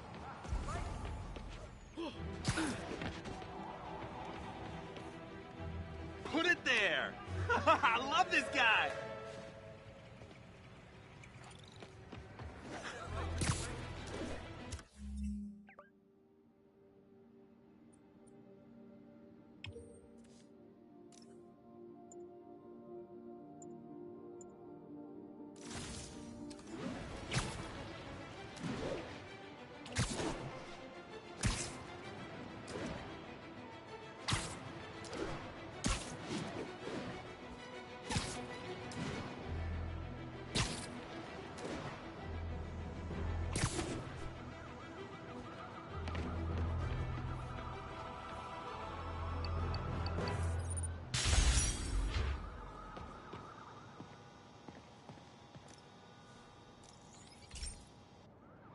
Hey Pete, do you remember that steam pipe explosion when we were kids?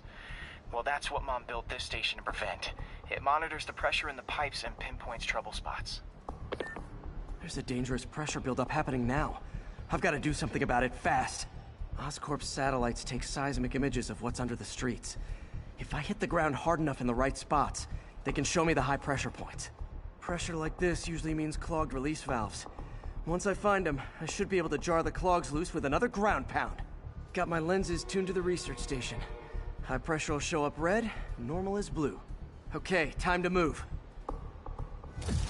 I've got to drop onto the street hard to generate enough force. Alright, where am I going?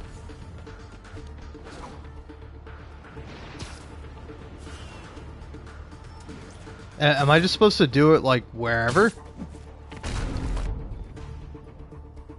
Yeah, I guess you're just supposed to do it wherever. That is kind of funny.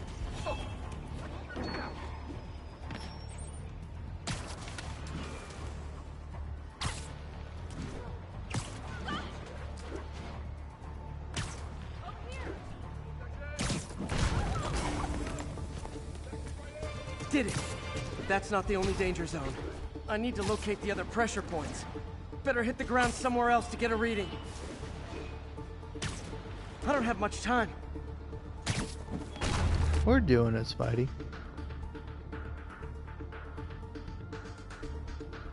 There's the spot.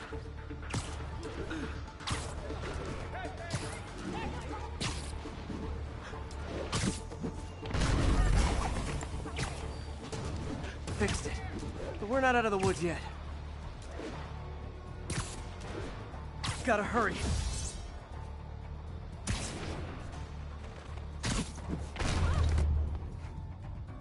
Ah. I was like, oh, I think I nailed it. Nope. Hold on.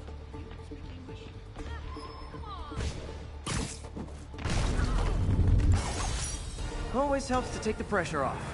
Wish it was that easy for life in general.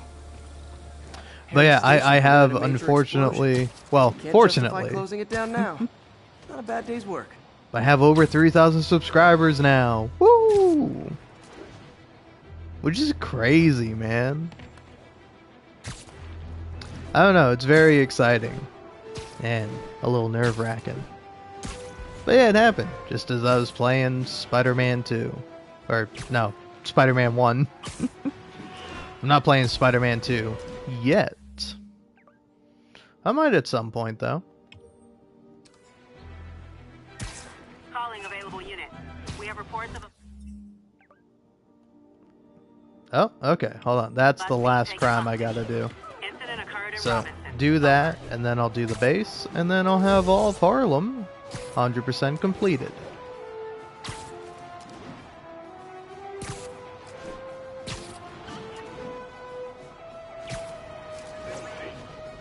Better move. Hey, does this bus go by the Statue of Liberty? But yeah, I don't know.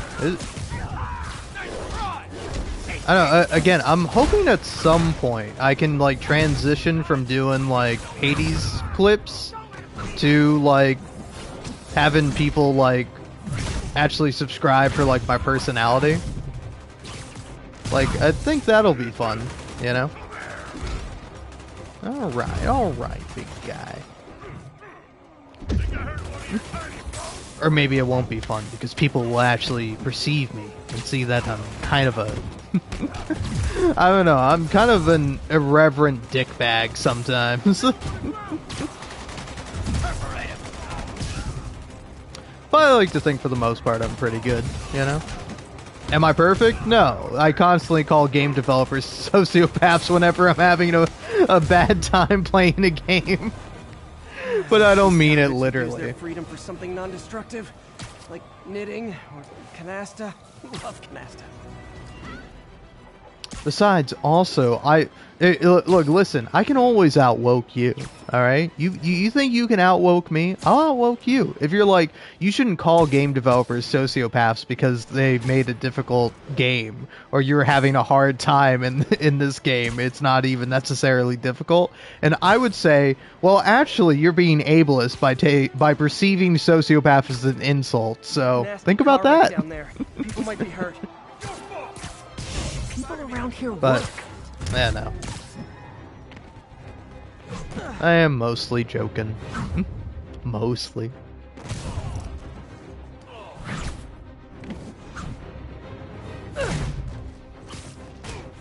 But yeah, it's like, honestly, it's like, sometimes people have a little bit of trouble defining, like, the new version of woke, because the original version, and what honestly should still be its intended meaning, but unfortunately isn't, is to be aware of injustice. That's what being woke meant. Like, you're awake to the problems that are happening.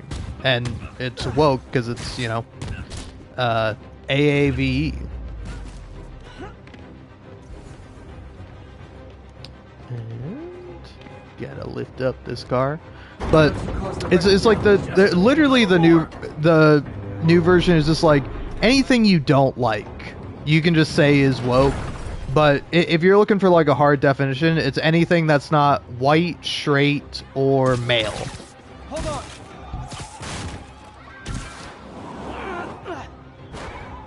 Okay, people are safe. I should clear out so the professionals can get in. If it's not like...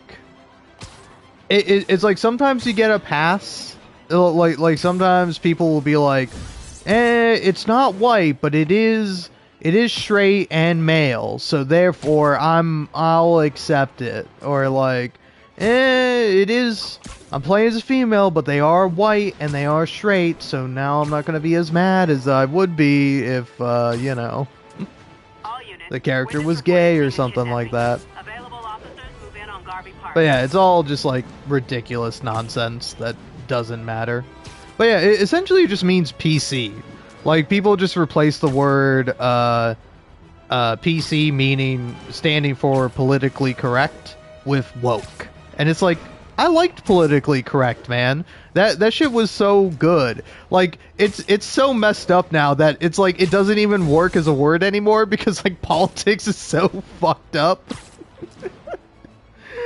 Like, there's just so much, like, out-and-out bigotry that it does not make sense to say politically correct anymore, because, like, there is no such thing. I mean, it was an illusion to begin with, but still, at least it was more believable.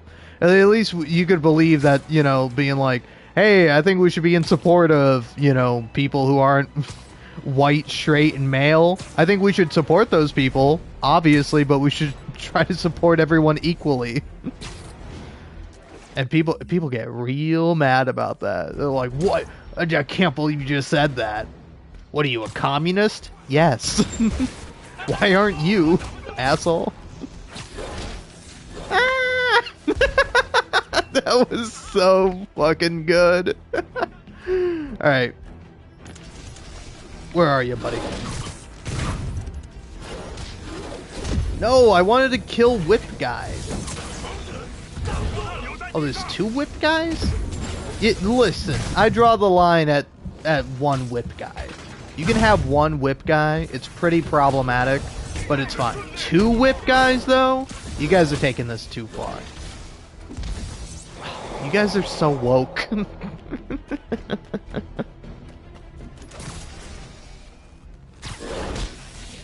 I'm going to actually fucking piss myself.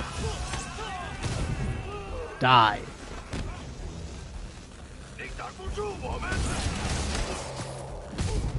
There we go.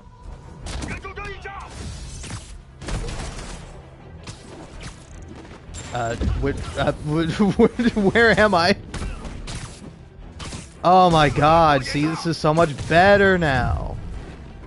I can actually hit these guys, and I don't just get grounded immediately by these stupid whip fellows.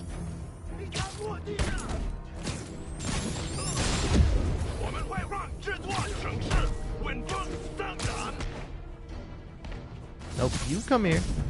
What is happening over there? Oh, cheesy Louise. Oh my god. Oh my god.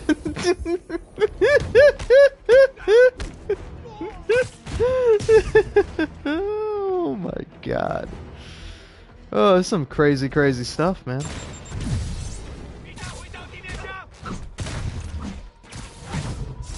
Demons need a vacation or something. Dudes are way too high strung. Yeah. Kind of reminds me of myself. Except I don't, like, violently murder people or attempt to murder Spider-Man with weapons. I just sort of freak out sometimes. Usually, like, 90% of the time in the privacy of my own home. And if I am rarely out in public freaking out, I try to keep it to a minimum. Ooh.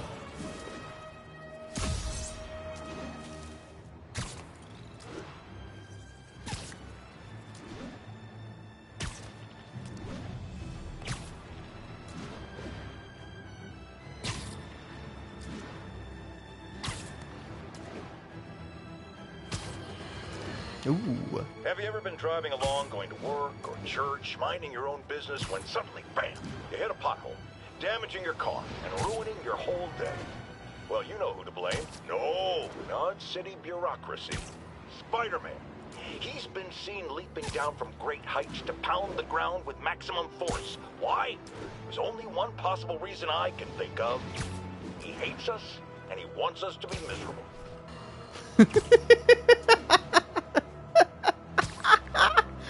That's so good. That is me whenever I'm having a bad time with a video game. I turn into J. Jonah Jameson and the developers turn into Spider-Man. They deliberately want me to suffer, and they're doing it on purpose, and they hate me. That's why they made the game. And they made this part so hard. It's because they hate me. Oh god, that's really funny. Oh man. J. Jonah, how I love you. Drug deals and criminals. They go together like cookies and milk. Oh, come on, fellas. You can't keep ducking income tax like this.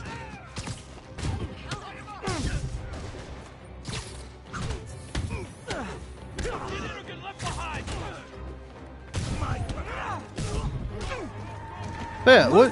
I thought I was saying something before J. Jonah started going on his Spider-Man bit. Shocks need some work. Yeah.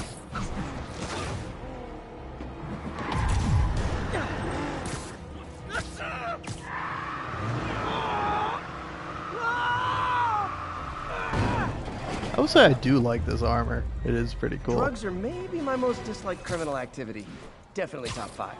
That's crazy, Spider-Man. People murder other people. How do you dislike drugs that much? People who use drugs are victims, Spider-Man. People who sell drugs, they're profiting off of victims. But hey, guess what, man? There's a lot of other industries, especially in America, that profit off of victims. Like, don't get me wrong, drugs are pretty bad, but like top personal dislike things is drugs, Spider-Man? You're crazy. You're crazy for that one, Spidey boy. You literally beat up supervillains and murderers. Tombstone literally murders a guy in this game, and in the next game, the guy is working on fucking go-karts at an amusement park. Like, it's fine, but that guy did murder a guy. He did kill a guy. That was his introduction. He killed a guy in front of Mary Jane. And in the second game, it's like, oh, hey, Lonnie, how's it going? So, I guess Spider-Man has a point. He doesn't really dislike murderers all that much, so long as they don't murder people in front of him. He's like, hey, listen, you can murder people, just don't do it in my presence. What a weird guy this Spider-Man is.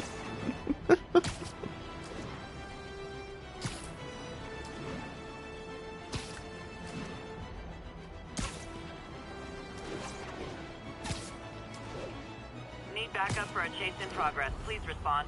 Incident is active near Grand Central.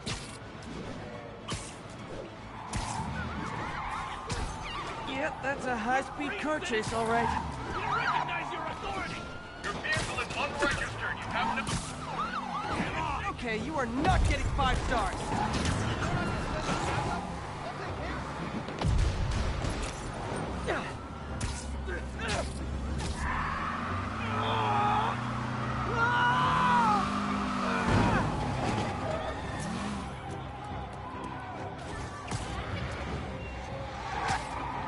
Oh, sorry, some more? Reinforcements.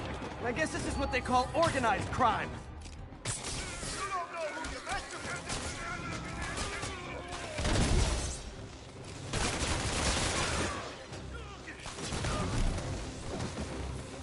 Damn. I don't know how that guy's alive. That I should have killed that guy. Gotta give that wheelman props. Manhattan rush hour is no joke.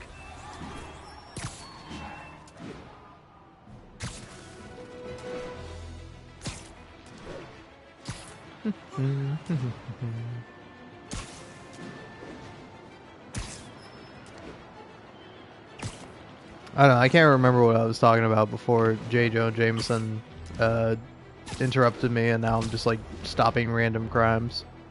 Wild guess. Those guys breaking in don't live there. Ever hear a knocking? I'm not! Going right through us!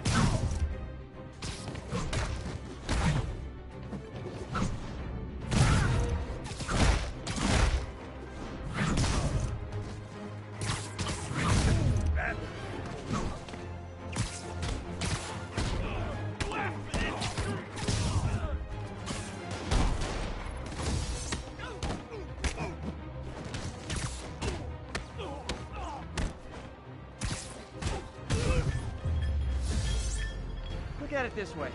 If I'd actually let you break in, you'd be going away for a lot longer.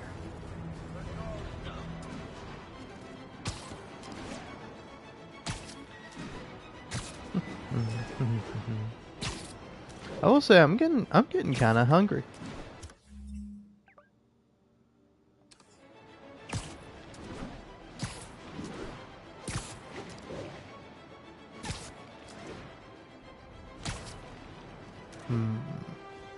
To continue or to not. It's a tough choice, at least for little old me. Because it's like, if I do want to continue, I do want to take a break.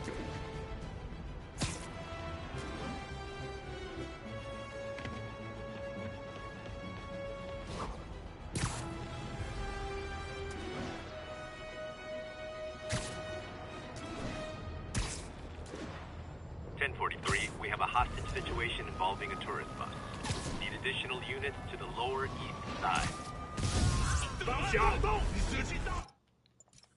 Yeah, can I try this one again? I do want to get that one.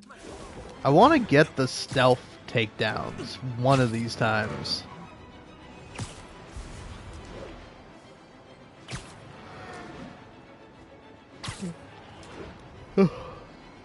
Yawn.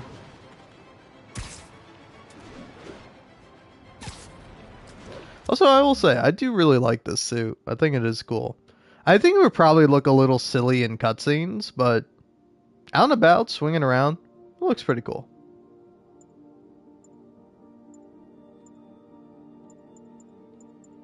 you know, let's go for this suit. I haven't used this suit at all. Sable Control, what's the situation in Koreatown? Control, demons are attacking Checkpoint Zulu.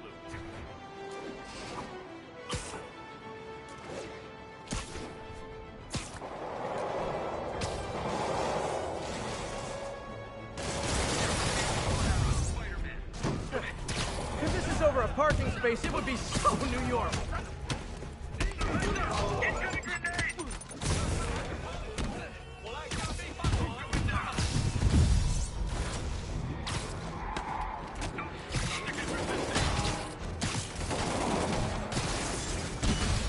Grabbed about everything except for the thing I wanted to grab.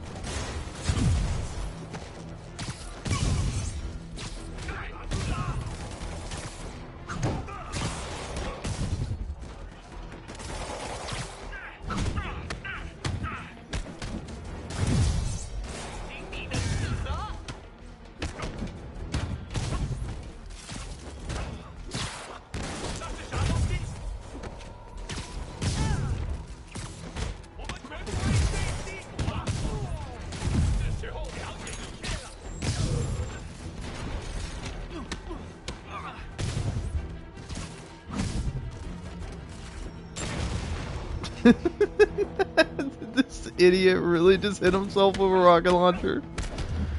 Oh, nice going, buddy. Anyone left in New York who doesn't want me dead? To be fair, though, I'm sure I've done that in a game where I thought, like, oh yeah, my rocket launcher is gonna clear over this, and then it doesn't. And I was like, oh. Oh man. I will say it is kind of funny going from editing like Guardians of the Galaxy stuff to playing this game, because like I don't know, it's like unintentionally I'm like really into superhero stuff. I don't mean to be, but like I am. And you want to know what's funny? I have not read a single superhero comic. Like I will say I technically have, because like I don't think people should be doing this, but I appreciate it. But like you ever scroll around on TikTok or go on Reddit, and then it's just like a whole ass comic, and it's just like there's like 20 pages for you to read from the comic, and then you just like read the comic on your phone? Because like I don't know, I will do that a lot of the time. If it's like something that seems interesting, I'm like, oh yeah, I'll read it. And so, like, I have read some stuff. Actually, recently I read the first chapter, because it was, like, for free on the website, of this comic book series called Power Fantasy, and it seems really cool. Like, I think there's only, like, 6 issues out for it.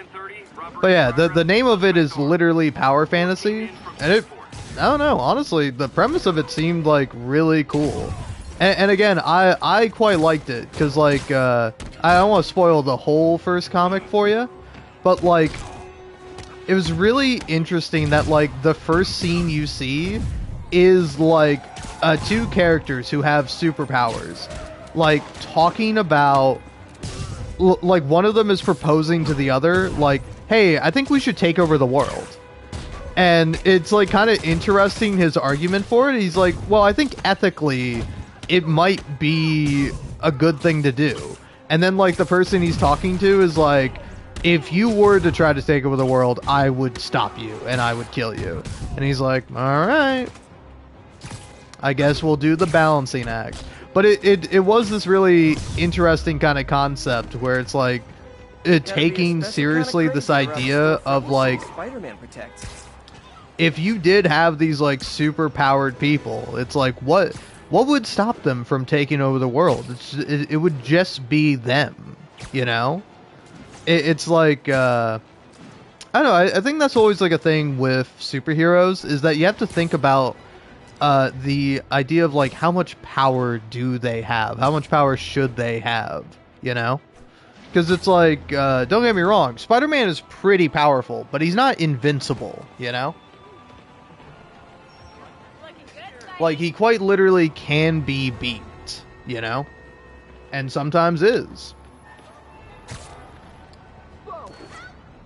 And it's like, I don't know, when you have, like, people who are, like, literal gods, next to, like, people who can just, like, oh, I can... Because, like, that's kind of a joke in the comic Power Fantasy. Of, like... of, like, one character is talking to another, and, like, one of them is, like, psychic, who's, like, able to read people's thoughts, and able to, like, manipulate the world without having to, like, touch anything. Requesting update from Bowery. Control. And, he's talking to this other person... who's like, oh, hey, I have, high-speed firefight. I'm like nothing compared to you. All I can do is, like, make my fingertips glow.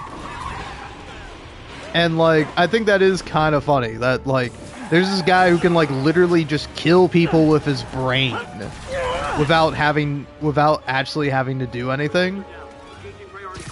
And then, like, somebody else is just like, oh yeah, my fingertips glow sometimes, and then that's it.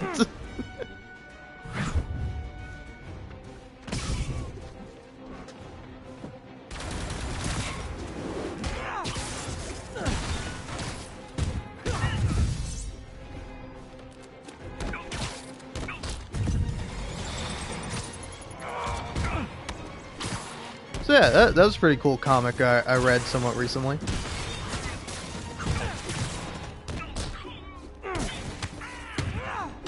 I've also read a lot of manga, which is just Japanese comics. I don't know if I've read specifically any superhero ones, though.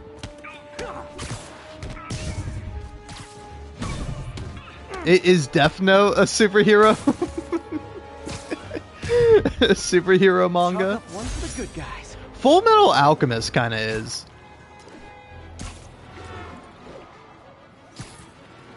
Chainsaw Man is definitely a superhero comic. I mean, he's literally called Chainsaw Man. That's a superhero name if I ever heard one. They just get their superpowers from demons in that universe. Which is really cool. I will say, it's been nice keeping up with Chainsaw Man. Like, every 2 weeks. Is it every 2 weeks or is it every week? I don't know, but like, whenever a new chapter comes out. I think it's every 2 weeks now. But like, anytime a new chapter comes out, I go to the Chainsaw Man subreddit, and I'm just like, ooh. And there's like 2 websites on the subreddit that are linked that like show you the newest chapter. And I'm like, oh, cool.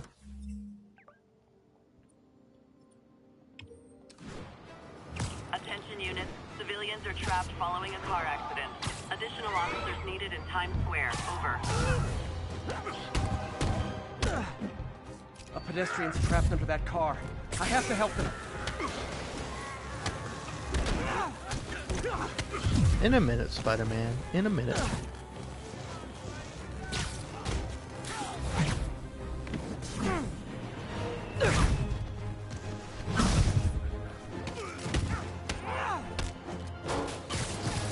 I will say though, it's like, if you go to like a website where you can read manga, take my advice, never read the comic, the comments, because it's like they're always terrible, and like I don't know, it really is the most baffling thing in the world, where it's like it's literally a picture book.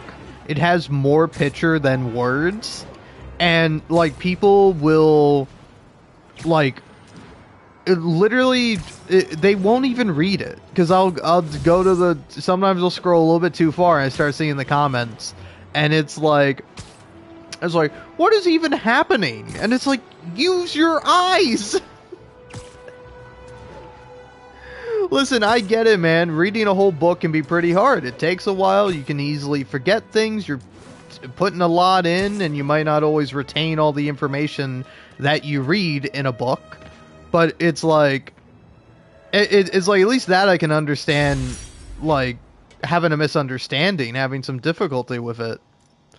But it's like a comic? You read a comic and you were confused at the end of it? This is one of my labs that monitors water quality. Any nasty stuff gets in, it tells you. I wanted to check on it myself, but there's just never enough time. Feels like Harry's not telling me something. I hope he's okay. Aww. That algae's already killing fish. And if I don't stop it, it'll work its way up the food chain fast. I whipped up a virus that'll attack it in Harry's lab. But I need a sample of the algae to make it work. Gotta get to the lake, stat. Alright. I don't know how you whipped up a cure, but you need to get the algae itself. But alright. Whatever you say, Spider-Man. Got it. Now I need to crack the cell walls, and the only way I can do that in time is with G-Force. The quick and dirty way to apply G-Force is jump off a tall building. And the tallest one around is Oscorp. Wish I could do this in a lab. There's no time.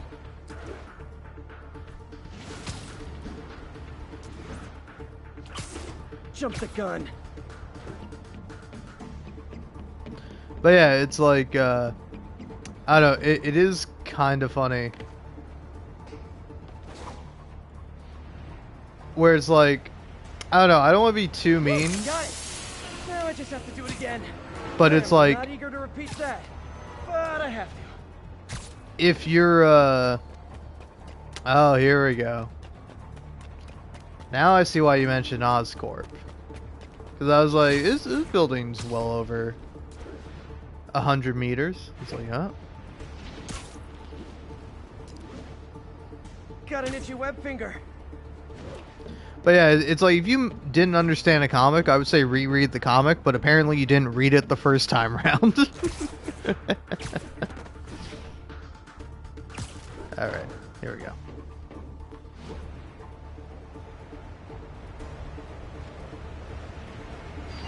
It worked! Now if I can just keep from throwing up. Gotta hurry back to the lake and turn this loose.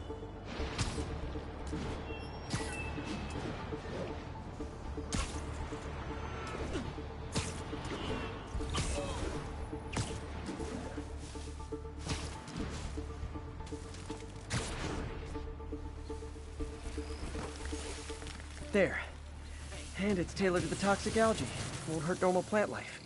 Which is good, because a park without plants is just a vacant lot. Alright. Dive and dash.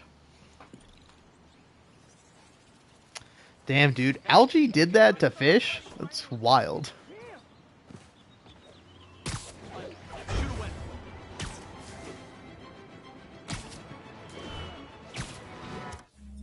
Alright, let's switch up my suit.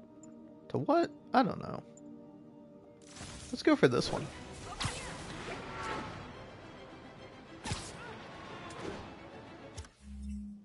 And let's see. So, what other research stations do I have left? Got all the ones here. Got all those ones. Seems like it's just this one left.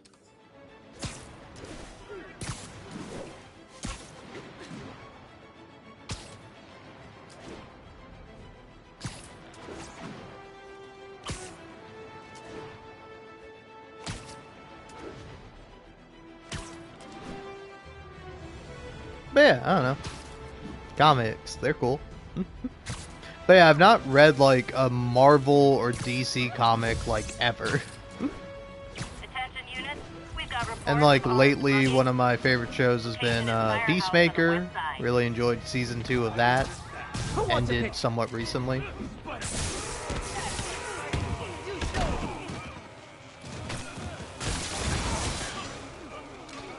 Where's... No, not that. The concussive blast. There we go.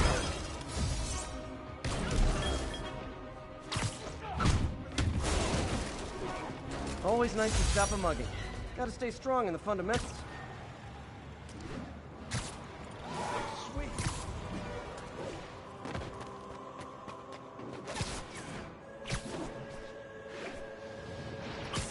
But Peacemaker, Invincible just got, like, announced for its 4th season, I think? Just kind of wild. I've only seen the 1st season. I really liked the 1st season. But, yeah, I definitely do gotta catch up with that show. And then, this doesn't have anything to do with comic books or what I'm talking about, but I've been rewatching The Expanse, which is really good. I like The Expanse. Hey, Pete. Now, this station tracks GPS chips deployed around the city on birds and other wildlife. It collects data on the environment, which Mom wanted, and helps improve GPS on Oscorp tech, which Dad wanted. So, it's actually probably safe. You know what, bud? I should have remembered to tell you not to bother with this one. Hey, the tech here might help me track my missing spider bot. Those things are too expensive to lose. Okay, I boosted the tracking signal on my other spider bot. Now it can track its brother. I lost the other bot's signal in the park, so that's where I'll need to drop this one. Nothing unusual, just taking my spider bot for a walk in the park, you know, like you do.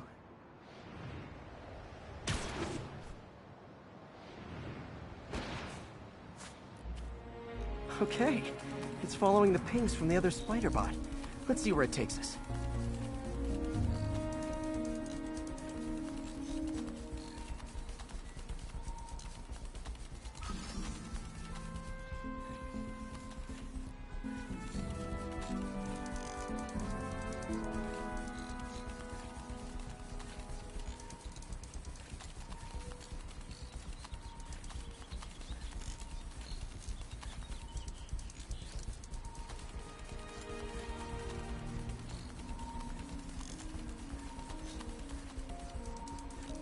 I wonder if a kid picked it up and took it home. It is way better than any toys on the market.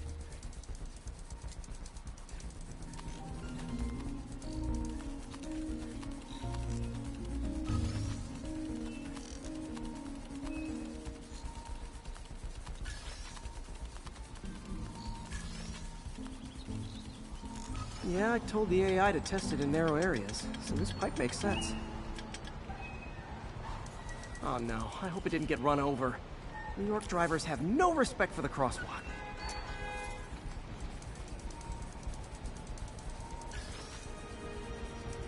Looks like it made it quite a ways.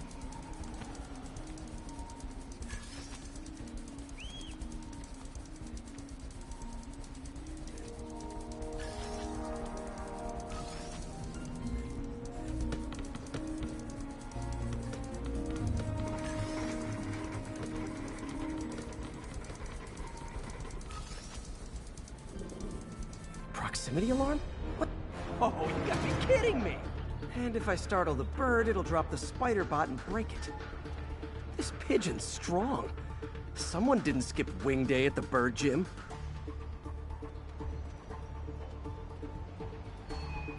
Finally, its nest. Wait, that's the other spider bot! I busted a feathered kleptomaniac. Now that I know where they both are, time to mount a rescue mission.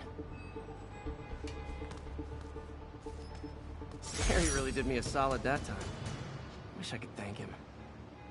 I got some work to do on these spider bots before I can send them back out into the world again.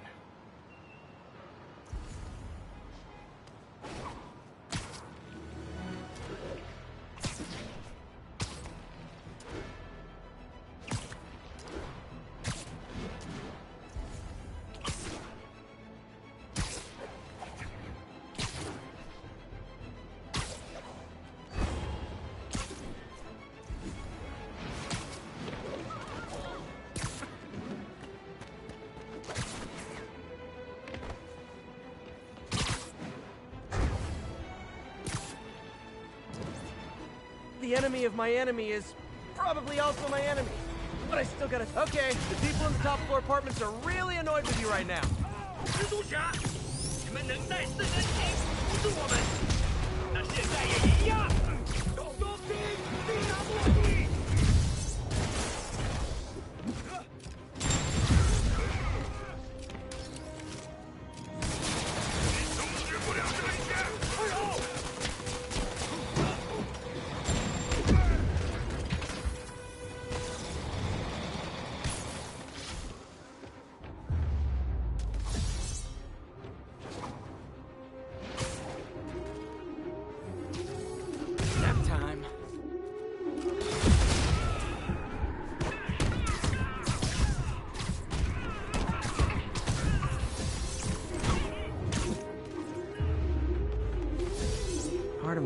to let Sable and the demons blow themselves up. Tiny, tiny part, but it's there.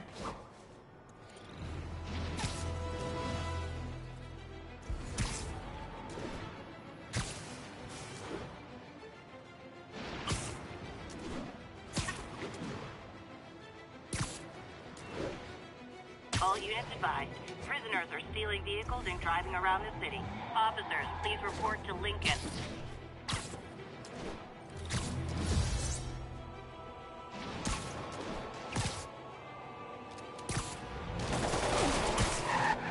Hey, your tags are expired.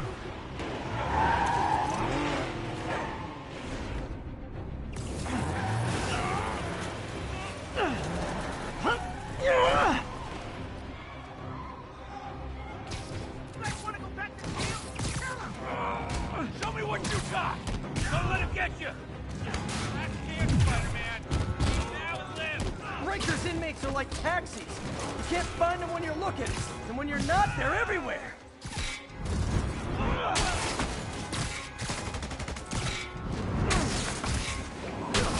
Heads up!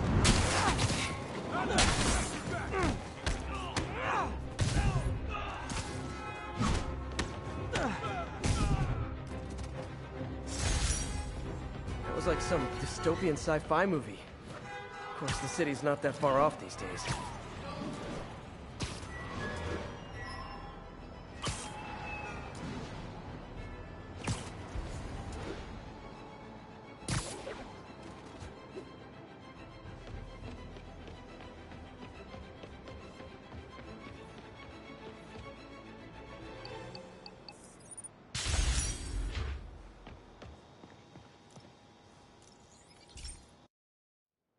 This station analyzes thunderstorms and acts as a failsafe for the others.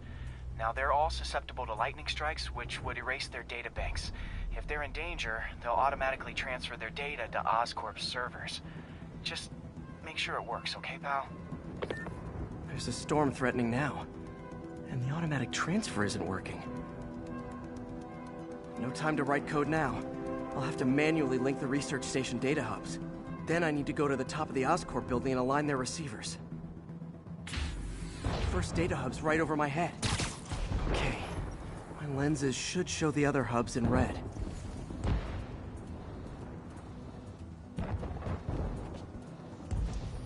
Got it. Now to make more links in the chain. Man, it's getting bad out here.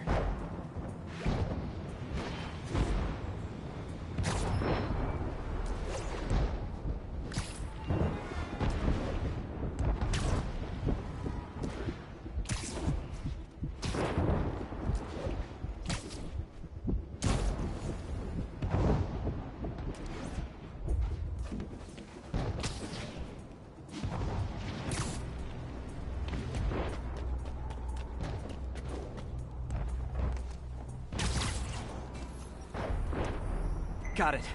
Uh-oh. The receiver's energy is giving me a positive charge, which means I'm at a high risk for lightning strikes. My charge is increasing. I gotta move fast or I'll get zapped.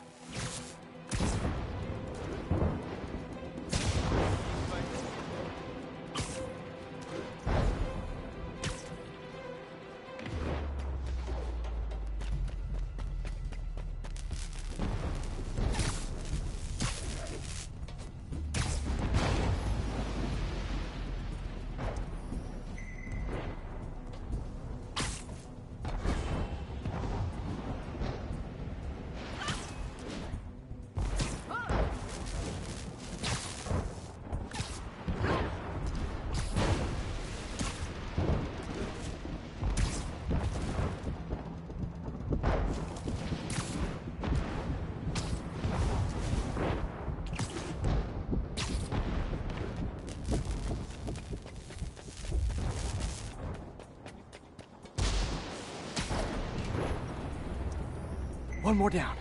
Can't stop to celebrate. My costume's insulation can protect me a little, but I can't afford many hits.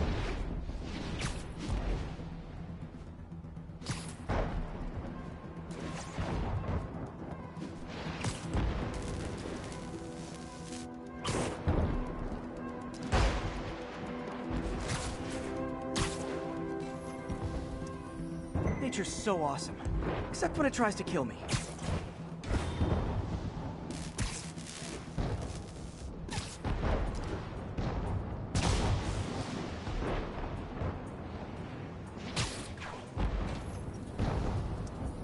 That one's set.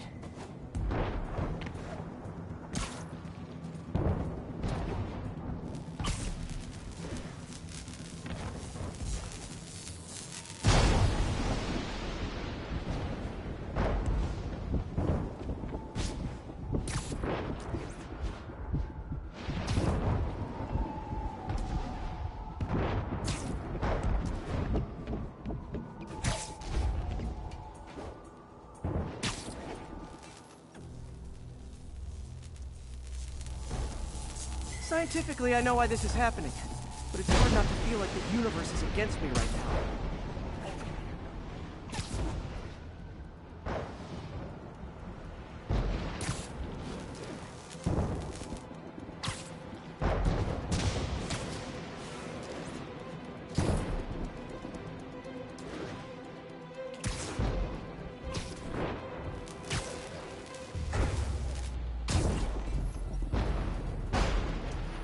It's like the whole city's one giant bug zapper.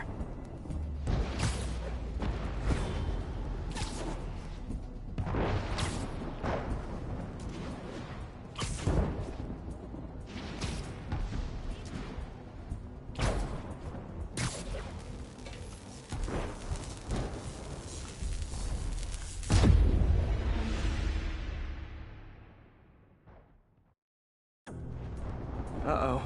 The receiver's energy is giving me a positive charge, which means I'm at a high risk for lightning strikes. My charge is increasing. I gotta move fast or I'll get zapped.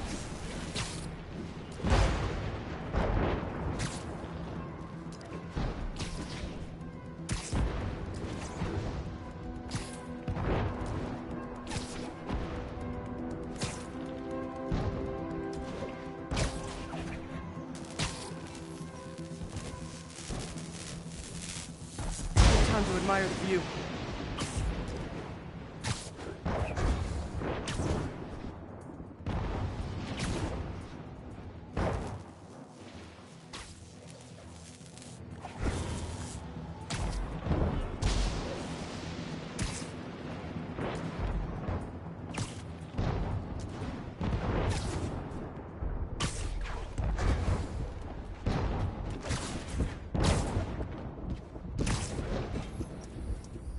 If I slow down, I'll be extra crispy.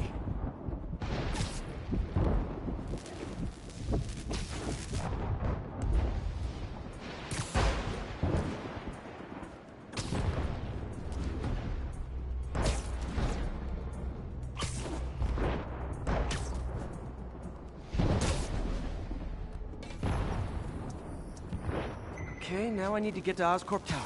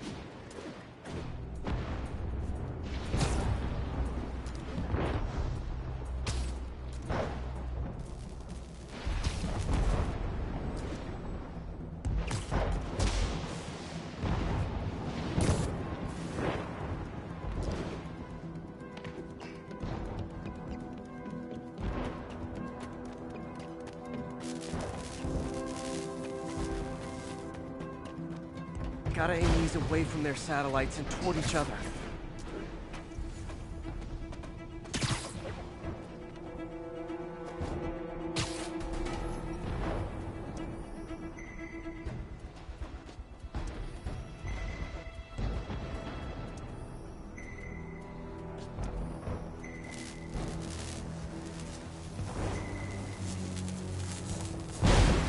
Did it! And the spider spins a data web. All the research data is going to Oscorp's servers. Harry's work is safe. And I can finally get out of this weather.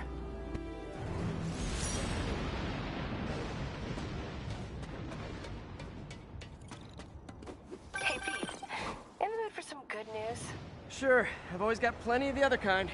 I just posted a new article. Oscorp announced Harry's research stations are providing valuable data, so they're fully funding them. You're kidding. That's great. I just wish we could tell Harry. I know. I haven't been able to find out where they're treating him. I can't confront Norman about what we know without admitting to breaking and entering. Well, wherever he is, Harry's getting the best care.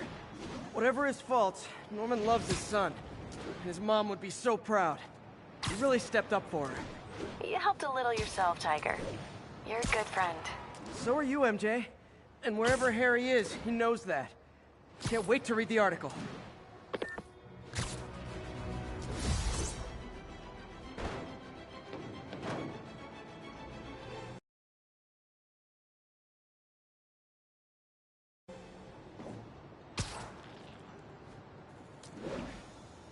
That was cute, man. I really like that conversation. I also like that research thing, that research mission. Am I a little annoyed that I died? Yeah, a little bit, but it's no big deal.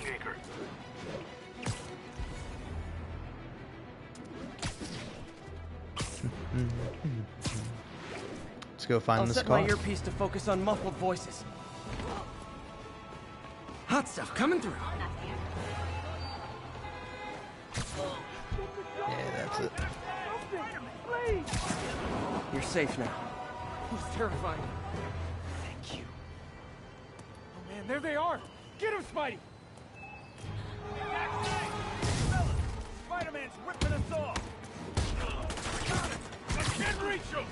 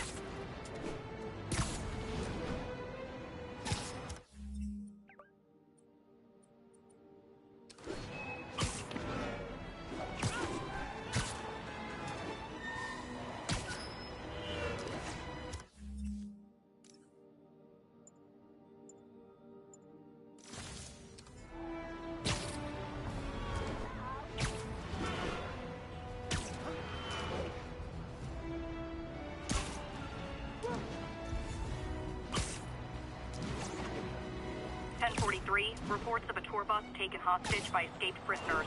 Nearby officers, please proceed to the West Village.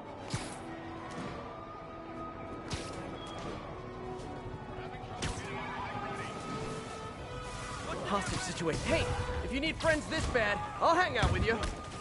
Spider-Man! Slow it down! I'm gonna make you pay for that!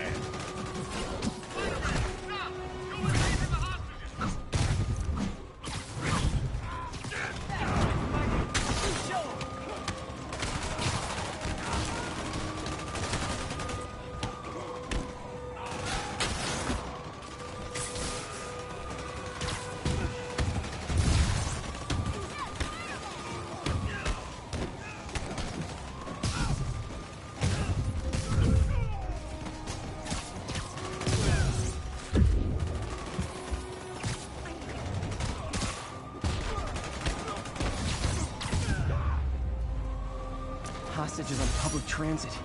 Nothing about that was good.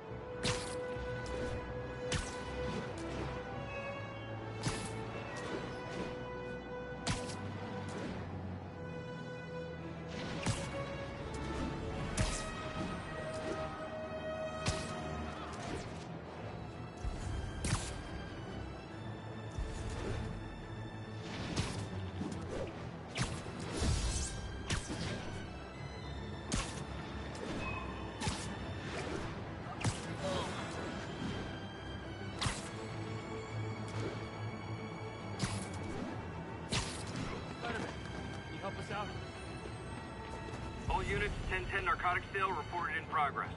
Backup requested. Near Trinity, over.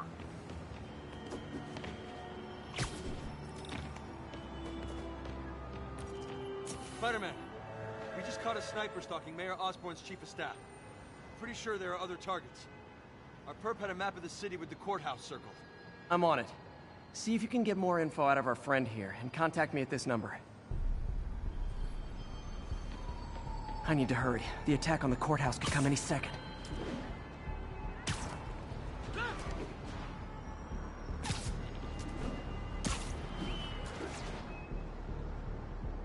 If the sniper sees me near the target, he'll take the shot. Only chance is to take out the gunman before he can fire.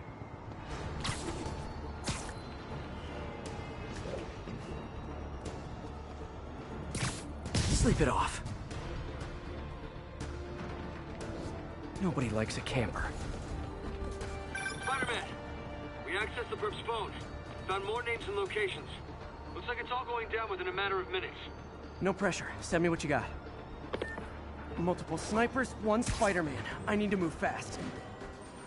Anyone who's ever worked on Norman's campaign is a potential target now. That's one way to destroy Osborn, I guess. Make it so nobody wants to be around him. Sniper's gotta be around here somewhere. I literally didn't see that coming. One down, 2 to go. Having to save the staff of the mayor who branded him an outlaw. That's classic Spider Cop right there. Gotta check out all possible vantage points for snipers. Shh. Target's safe. Only 1 to go. If I'm too slow, people die.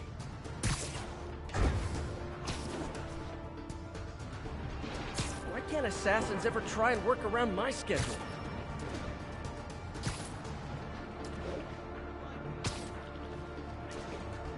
This is the place. Now where's the assassin? Sweet dreams.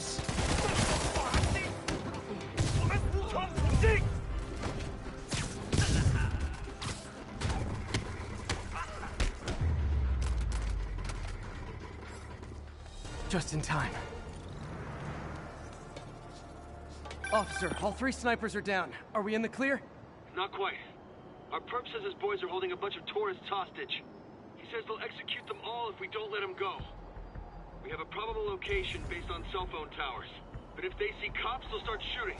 Act like you're negotiating. Stall them. I'll take away their bargaining chips. They won't leave witnesses. Either I save the hostages, or they're dead.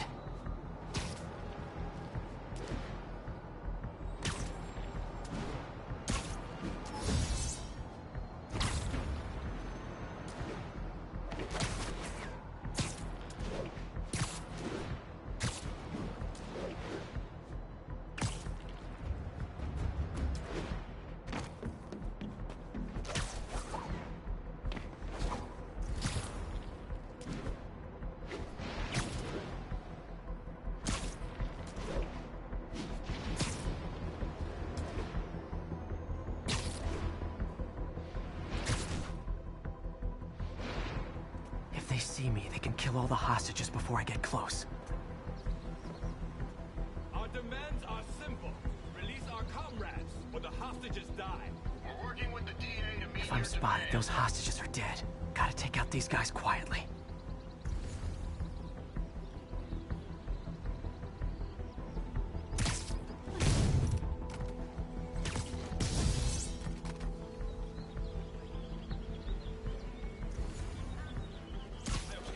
Nighty night. We need time to coordinate the release of your friends. We know you are stalling. No more games.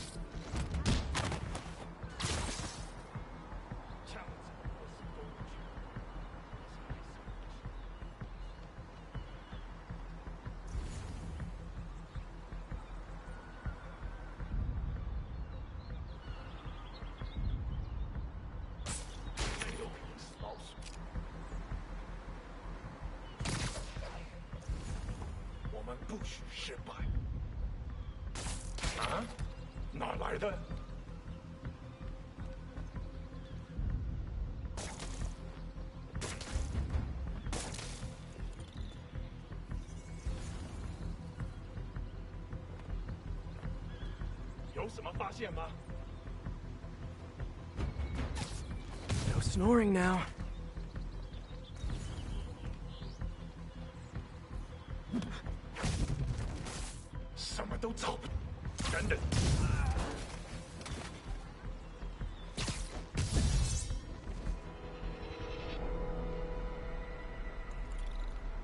Thanks again, Spider-Man. This could have turned ugly. I wouldn't have known about it if not for you. You make a good team, officer. Hey, see if you can convince more of your buddies to work with me instead of shooting at me, okay?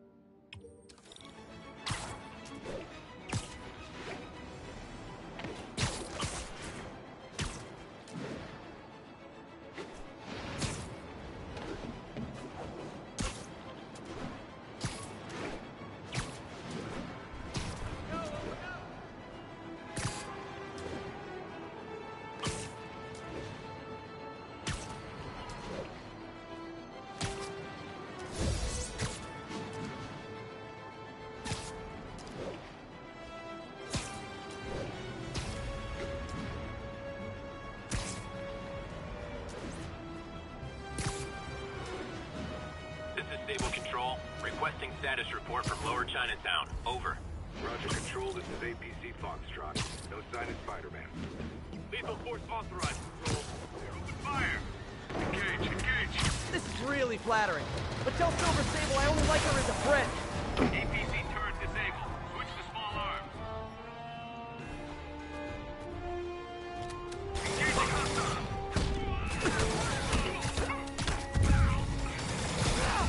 Watch my stick.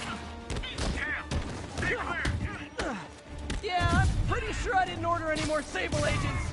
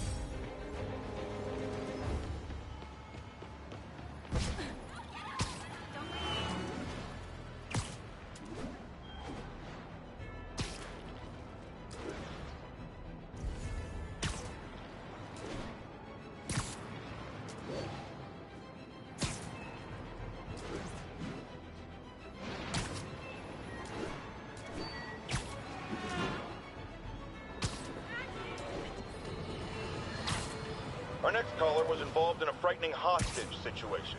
Tell us about it, please. Oh my god, I thought I was gonna die. Spider-Man got involved and it... Totally unconcerned with your safety. Well, he did save me. Through sheer luck, you could have been brutally killed. Yeah, sure, but I could have been killed if he wasn't there. Let's refrain from unfounded speculation and focus on solid established fact. Spider-Man does not care if you live or die.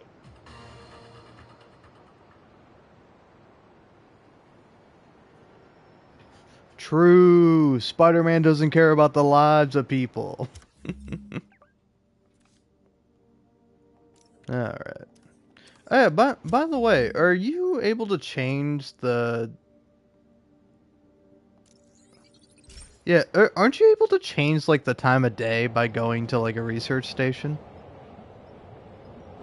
Because I kind of would love to, like, explore around having it be nighttime. It's cool that it's sunset, but I would like a little different lighting. Boop, boop. Yeah! Nighttime. Yeah.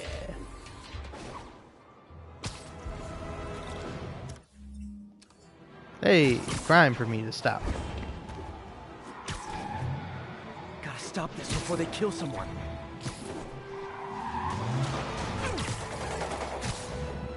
Spoiler! This joyride ends right back in Riker! Show you how we treat wise asses in Riker! Here's your stuff!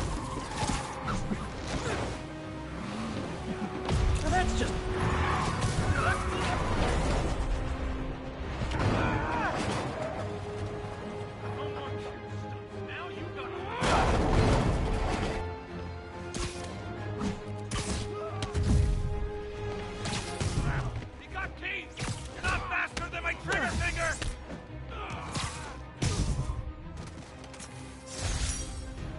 And that's why I never bothered to get my license.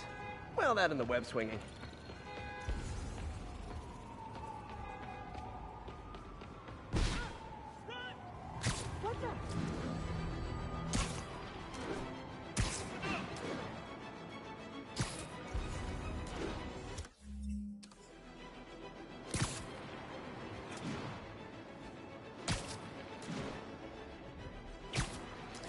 All units, there is a box truck believed to be armed with a bomb.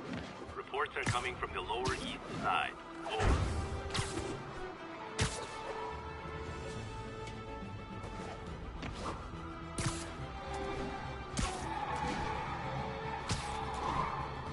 Demons have a bomb rigged in one of those cars. We need to stop them. Curbside service.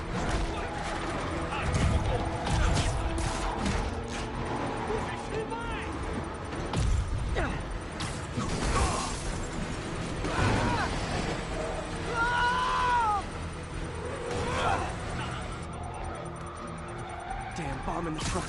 Gotta get it out of here. More demons? You know it's hard to give so many of you one-on-one attention, right?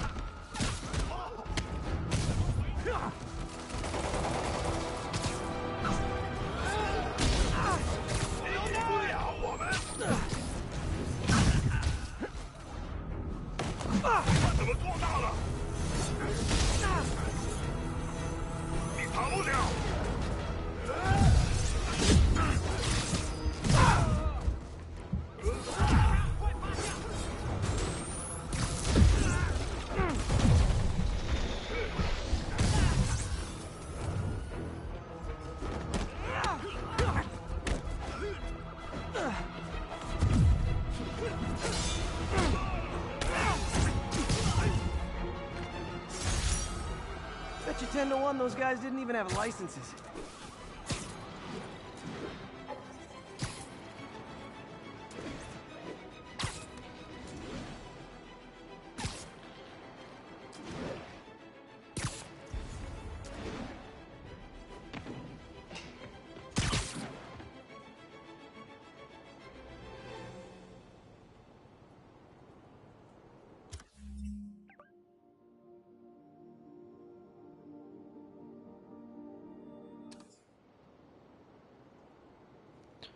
Alright, let's see how long I've been going for. 7 hours. 48 minutes. Wow. Oh, Alright, well, I think unfortunately it's going to make for a very boring live stream. But, gonna go ahead and take a break here in a minute. Go ahead and do this crime. And then, once that, gonna take a little time to nasty car wreck just down there. grab some water. And, I've got you. Stay calm. probably grab a quick bite to eat too. Trapped under that vehicle. As well as do other, like, healthy human things that I should be doing instead of playing a video game. A little more. Because I can do all those things, then I can get back to playing the video game. Hey, Spider-Man. There was a bunch of guys tried to rob a store. The getaway driver must have been hopped up. Caused the whole wreck. Whoever caused this wreck is nearby. Need to find and stop them. Ah. I thought it was gonna be over, but no, look at that, a little more involved. I don't know, I do wish that the crimes were a bit more, like, fun and involved, and, like, were actually something kind of interesting. I mean, this is kind of cool. I like the, little thing of, like, hey, these guys did a robbery, and they, like, caused this huge accident, and then you find the car. Track them down. It's pretty cool. But it's like, essentially, go here, press triangle, then press triangle a couple more times. Which I guess is most video games, to be fair. But, yeah. See, what's a cool backdrop? That's a cool backdrop.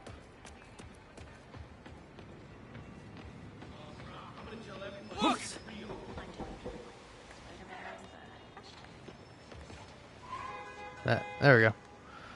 Leave my game here for a minute or three. I'll be back though.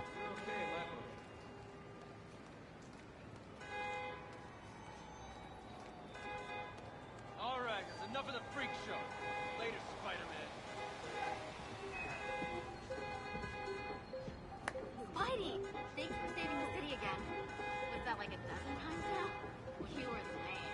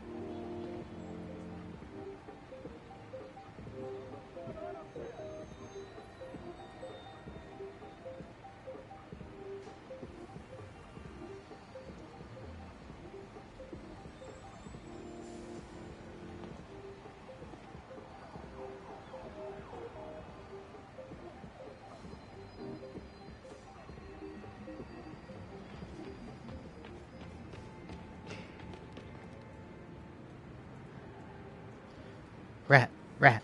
He's a rat. Look at the little tiny rat. Rat, rat, little guy.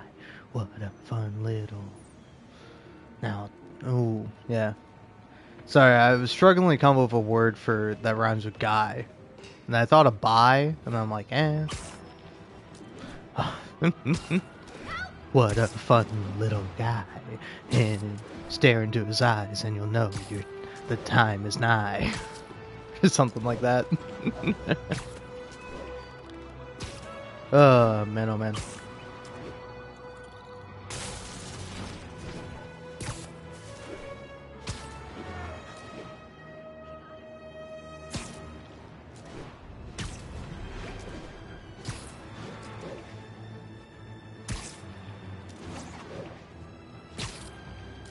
Attention units, a break-in was just reported.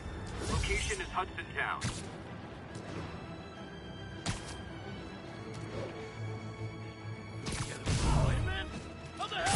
Ever hear a knocking?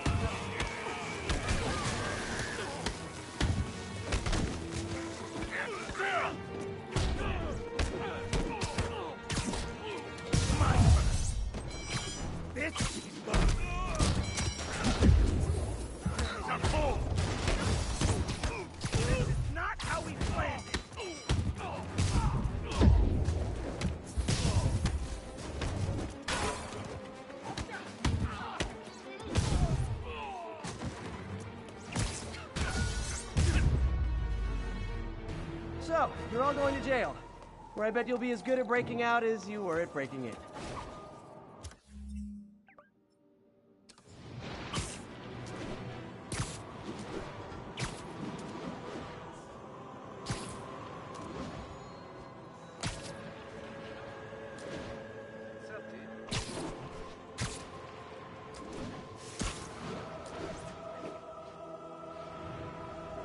This is Sable Control. The boss wants a sit rep on the garrison in Chelsea. Control. Located the fugitive and are in pursuit. Don't suppose I could convince you to let me handle those guys.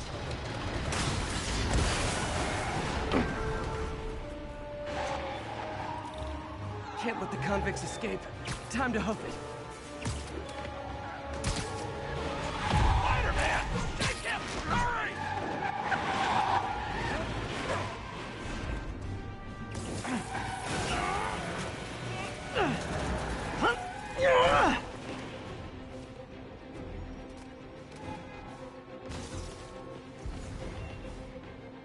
Okay, just how big is Sable International's HR department?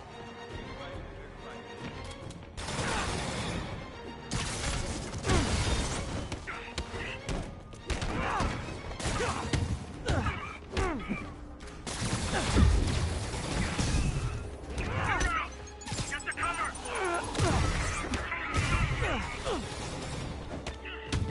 Engaging!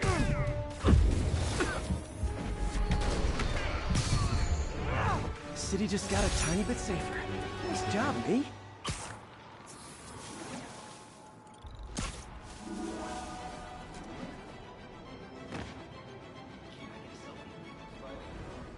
My kid loves you.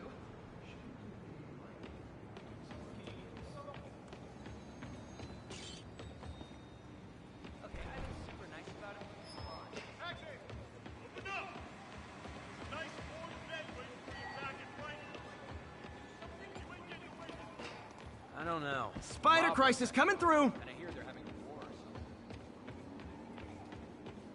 Hey, I saw that fight with Vulture and Electro. That was epic.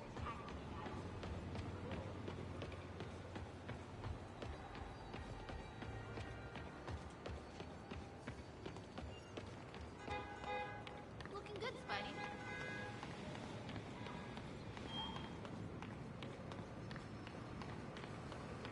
I don't know. I don't know what happened.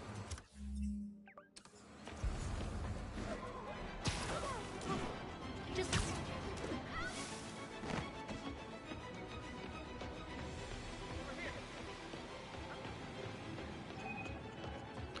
Alright, hey, what's up? Sorry. I got distracted. I'll be honest. After I left, grabbed me a quick bite to eat, then had a little drink, a Pepsi. But, still have a little bit left of. I'm gonna finish it. Sorry. I was like, oh, I'm gonna talk, and then I'm like, oh yeah, I have a Pepsi.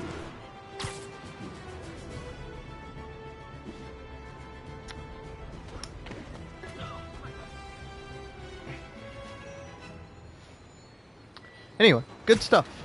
But yeah, so any whoosies. Location is Hudson Town. I was distracted by a video that I was watching. Gentlemen, afraid I've got to ask you to leave the store. Which is I don't know. I don't know if I really want to get into it because it is like a major scene from The Last of Us. It's like not the end scene, but it's like, I don't know, it's probably like the third to final cutscene in the game. And then also like a scene from like The Last of Us Part 2. Where it's like, the guy who posted the video is like, here, I want to get the title of it right, so let me do that. Gotta be a special kind of crazy to rob a storefront in the city Spider-Man protects. Yeah, it's, Cops are coming. I've been on worse terms with them, but why take chances? back to normal for NY. But yeah, the title of it is This Drove Me Nuts, Scene in the Second and the Scene in the First that happened right after. And it's like, I think the scene works perfectly well, you know? In case you don't want any spoilers for The Last of Us, it involves a character telling another character something. And so in like the second game, you get this little thing of like the character going, oh hey, I'm gonna go tell this character something. And then it's the scene of that character telling them that thing. And it's like, I don't know why this is driving you nuts. Like, it's a really weird post to make, because I was watching it and I'm like, let's see if it seems weird to me. And I'm like, no, it doesn't seem weird at all.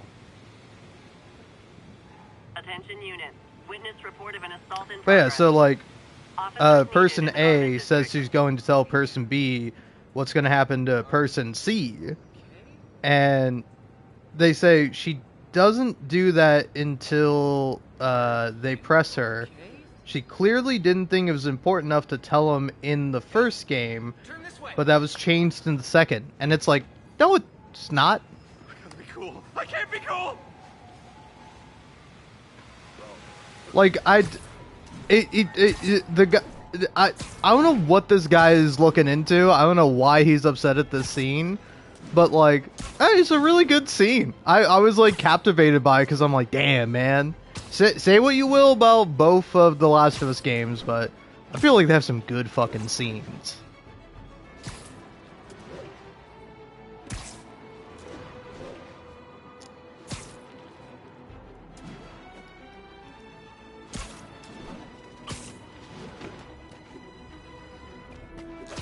All units, civilians are trapped following a vehicle collision. Available officers report to the theater district. I think that debris is trapping someone inside that car. It's kind of weird that you can't Don't smash panic. it. I'm here. That you have to like swing the door around because they didn't make a different animation for it. Just a little more.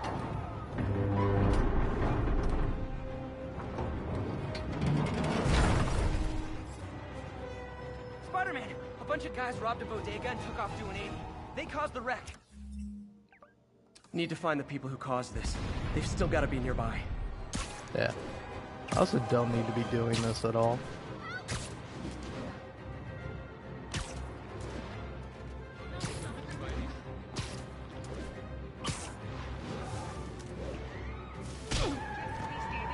Ow. Rude. Disrespectful. Churlish. Gotta catch up. I think you forgot to Insubordinate. give people your insurance info back there. Somebody shoot him.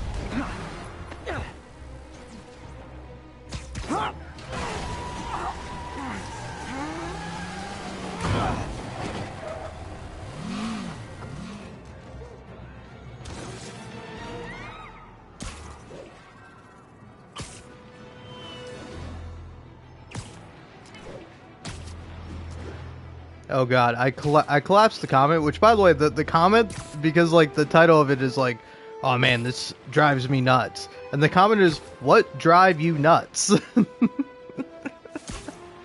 Which I think is so funny. God, the internet is such a funny place. Like, I'm sure that guy meant to type, what drives you nuts? Like, he just forgot an S at the end of drive. But like, that makes it so much funnier. What drive you nuts, huh?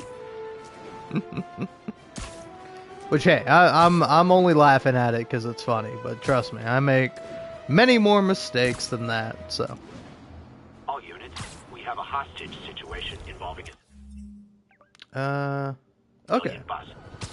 Oh, okay. Here we go. This is the big one. Free from responsibility and consequences. Give Osborn to us. We promise that you will be rewarded.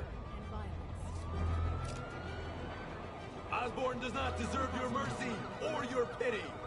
Osborn is a cancer, and cancers must be cut out. We do not wish to harm Yeah, seriously, how does one tranquility and balance are our like goals, stealth it up not here? bloodshed. When threatened, even the peaceful must defend themselves. Norman Osborn threatens us. He threatens us all. Osborn's deceit and immorality cannot be forgiven. Deliver Osborn to us. I mean, say what you will about this guy's methods, I think he is making a succinct point. Too long has the city wallowed in the filth of Osborn. No more! We are the cleansing flame that will sear him away. Your freedom from Osborn is just ahead of you. It is so close. But instead of joining us, you resist the flame. You deny it. Know this. Those who reject our cause will be consumed side by side with Osborn. There is no escape from our blaze. Join us or perish. We demand the release of the brothers you imprisoned for City Hall. Our brothers are guilty only of fighting for a new and better world. You have no right to hold us. We do not recognize your corrupt laws. Until our brothers are released, none of you will be safe. If you do not meet our demands, these innocents will suffer. Their deaths will be on your heads. Their screams will curse Okay, you forever. there we go.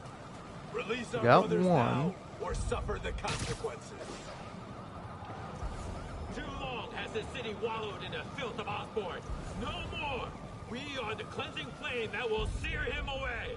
Your freedom from Osborn is just ahead of you. It is so close. But instead of joining us, you resist the flame. You deny it. Know this. Those who reject our cause will be consumed side by side with This is probably a much better like area. Join us or perish. Like, this is probably not like the most opportune of places to get this done. Our goals, not bloodshed. When threatened, even the peaceful must defend themselves. Norman Osborn threatens us. He threatens us all. Osborn's deceit and immorality cannot be forgiven. Deliver Osborn to us, and we will have no quarrel with you. Deny us, and we will name you with Osborn as threats to peace. What has Osborn done for you? Left you to I mean, hey, these guys threatening innocent people, they seem to be talking a lot about peace, so I kind of think they're cool. Give Osborn to us. We promise that you will be rewarded. Osborn does not deserve your mercy or your pity. Osborn is a cancer, and cancers must be cut out. We demand the release of the brothers you imprisoned for City Hall. Our brothers are guilty only of fighting for a new and better world. You have no right to hold us. We do not recognize your corrupt laws. Until our brothers are released, none of you will be safe. If you do not meet our demands, There we go. innocents will suffer. Their deaths will be on your heads. Their screams will curse you forever. Release our brothers now, or suffer the consequences. What has Osborn done for you? Left you to rot, to scream, to live in fear and pain. Osborn lords above you, free from responsibility and consequences.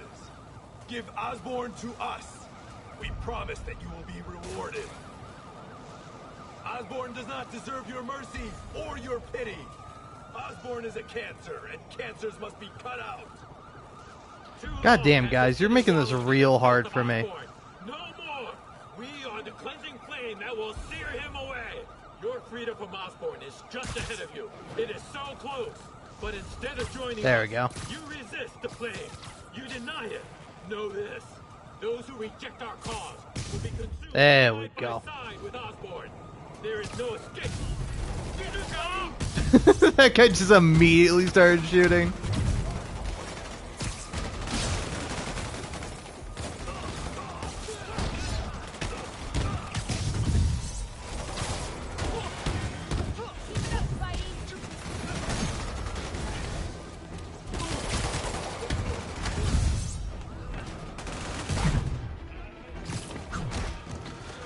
Alright. Ugh. Easy Louise, man. That took forever. Really wish these guys weren't so hostage heavy. More like 5 ever. But, I don't like them. Alright. Yeah, that's pretty cool, man. I suppose I could do this.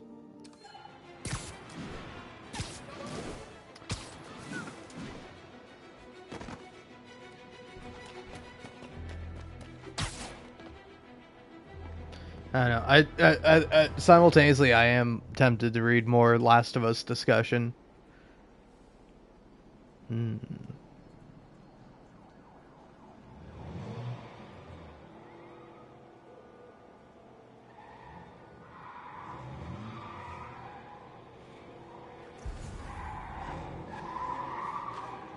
This looks like a job for Spider Traffic Cop. Hey, detector expired. God, I love you, Spider-Man. Did you just put that guy in a wall, Spider-Man? I think you put that guy in a wall. It's kind of crazy, Spider-Man. I don't know if you should have done that. Now you gotta fight like I question your ethics sometimes, but it's like, I genuinely think you're a pretty good guy just trying his best, but when you put a guy into a wall, I think this is proof I begin they to weren't doubt ready for civilian that. life.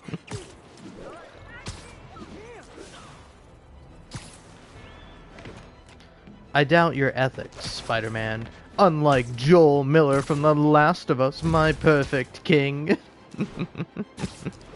Sorry.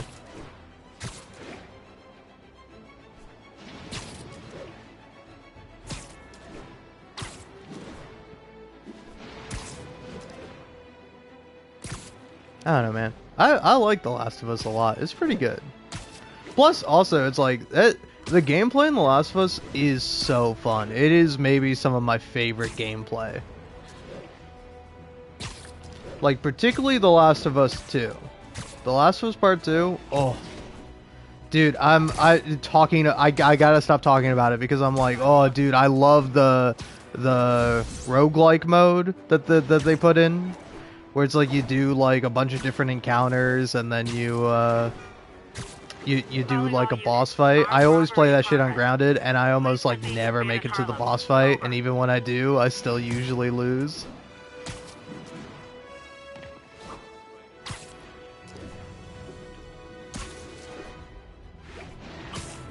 But yeah, man, it is so fun. Oh yeah, just like the other day, I finished editing some footage I had for that on my other PS5. Do I have 2 PS5s? Yes. Why? I don't know, man. I was having problems with my PS5, and I was like, fuck it. I'll buy a PS5 Pro. Because, like, for me at least, all the there aren't many downsides to the PS5 Pro, unlike with some people. Because, like, some people are really into discs, and I'm just like, yeah, it's way more convenient, like...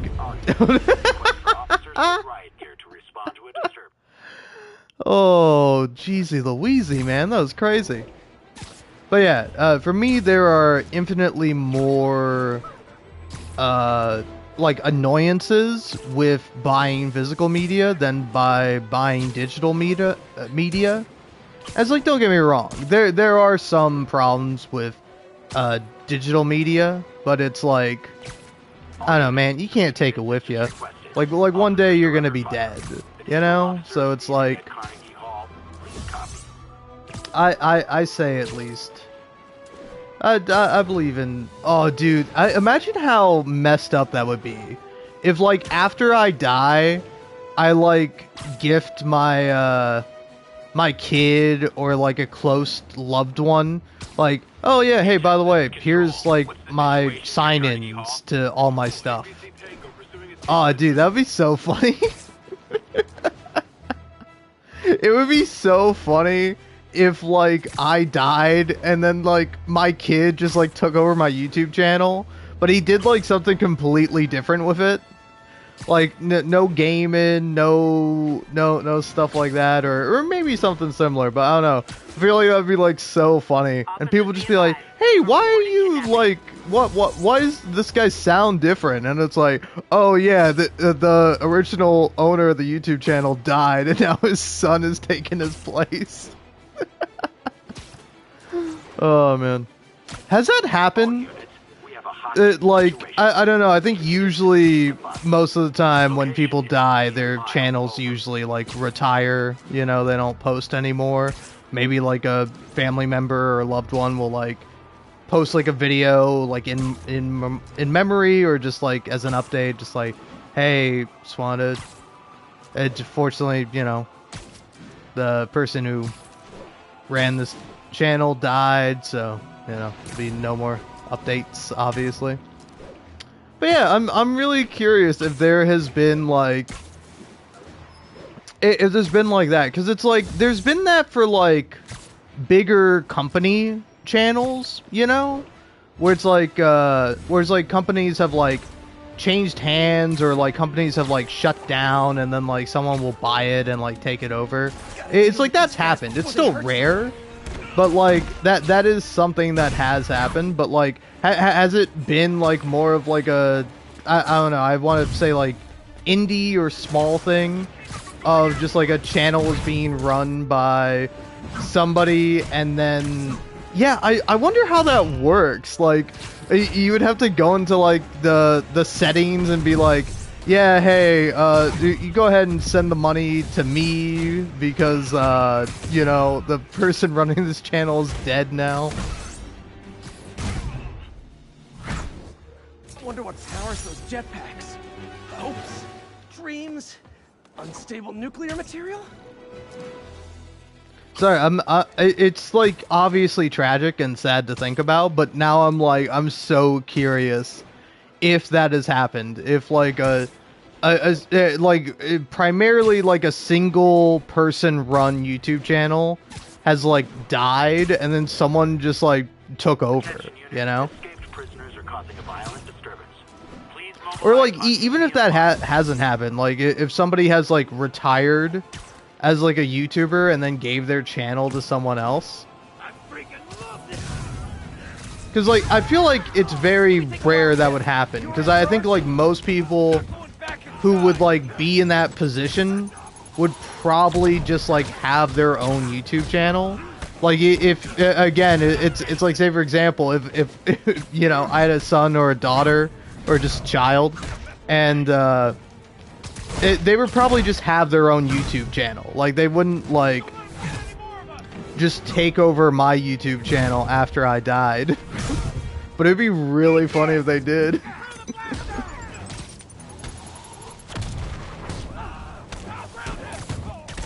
Like, I don't know, it'd just be, like, so funny going through, like, the history of the channel. And it's like... It's like, oh, here's, like, Let's Plays, Hades videos, all this stuff, and there's just, like, vlogs. It's just vlogs of in the case of me, just, like, somebody's kid, like, taking over, being like, hey, I'm traveling, you know, doing a whole bunch of stuff, so figured I'll post all my stuff here, you know? My dad gave me this YouTube channel as well. Don't really know what I'm doing, you know? I was like mildly interested in his profession, but I didn't like super care.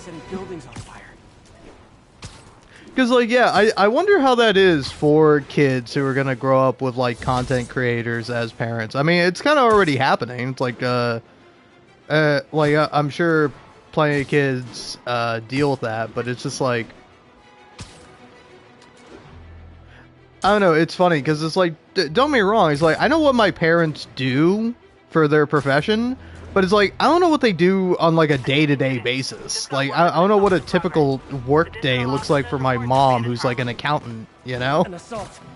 Like, I can imagine what it's like, but I would have like no clue. If like I had to, for whatever reason, like pose as my mom and take over working for her, it's like I would be so lost, and I would also probably be a terrible accountant. Now, my stepdad, who's a general manager, I would also be lost, but at least that I feel like I could almost do a bit better. But yeah, it's like I really would not know what to do.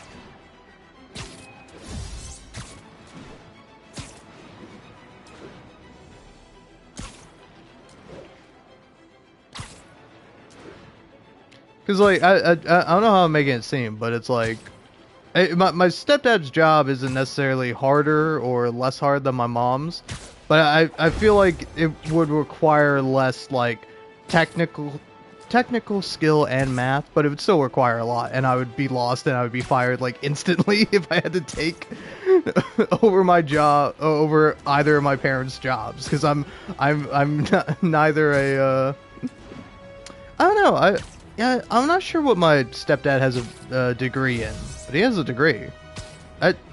It's not business, but it's something.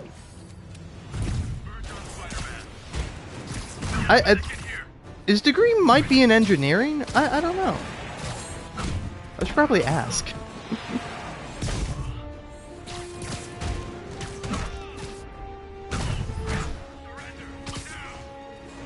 But yeah, I don't know. I'm just almost kind of picturing like what if my kid had like the same kind of relationship that I have with my parents in their job? Where it's like, I know what it is, but I don't know how to do it. I don't know how it works. So it's like, if they were to just suddenly start being a YouTuber, they'd be like, I don't know how to do this. Like, I never asked my dad how to edit videos. I didn't, you know, it's like, I would just kind of ask him how his day was, and he was like, hey, it's pretty good, got a lot of work done. And I would be like, oh, okay, that's cool, Dad, and then I would like go up into my room and text my friends.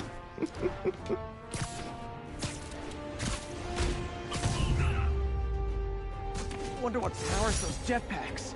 Hopes, dreams, unstable nuclear material?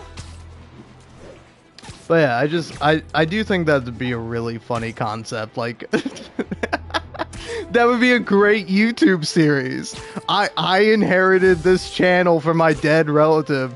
Oh, especially if it's like a distant like uncle or aunt or something. Like,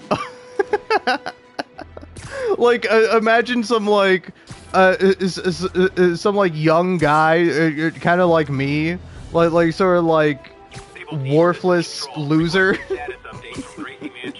No offense to me, I think I'm alright. But like, say for example, I could cook if I wanted to, but I don't frequently. And it's like, I don't, when I do cook, I don't make anything complicated or anything that's hard, but it's like, I don't know, I'm sure I could, you know? It's less of a matter of like, I can't do it, and more a matter of just like, I don't have to, so I don't do it, you know?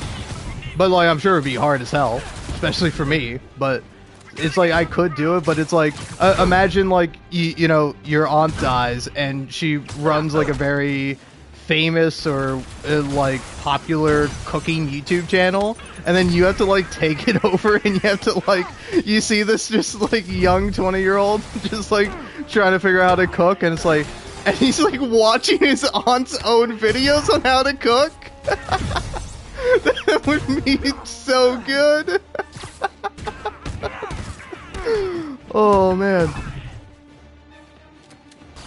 And then, oh dude, it would be like genuinely really sweet because, like, you know, it's like, it's not like this guy didn't know his aunt at all, you know? I don't know why I'm saying she has to be an aunt, but like, I like this, I like the premise of like, a famous like, or famous or popular YouTube cook, dies and her like nephew takes over the YouTube channel, and then it's like, it's really like funny thing of like seeing this guy like stumble into being a YouTuber and like trying to figure out how to make all these things using his aunt's own videos to help make things.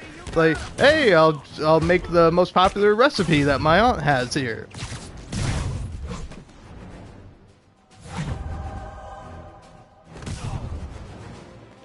It's like kind of neat. You see him like in his aunt's house, like learning how to do these things. So it's like familiar yet like different.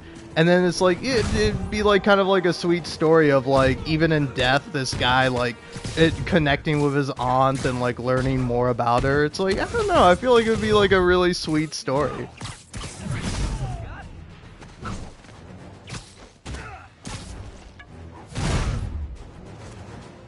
Always nice to stop a mugging. Gotta stay strong in the fundamentals. Thanks. You wouldn't understand.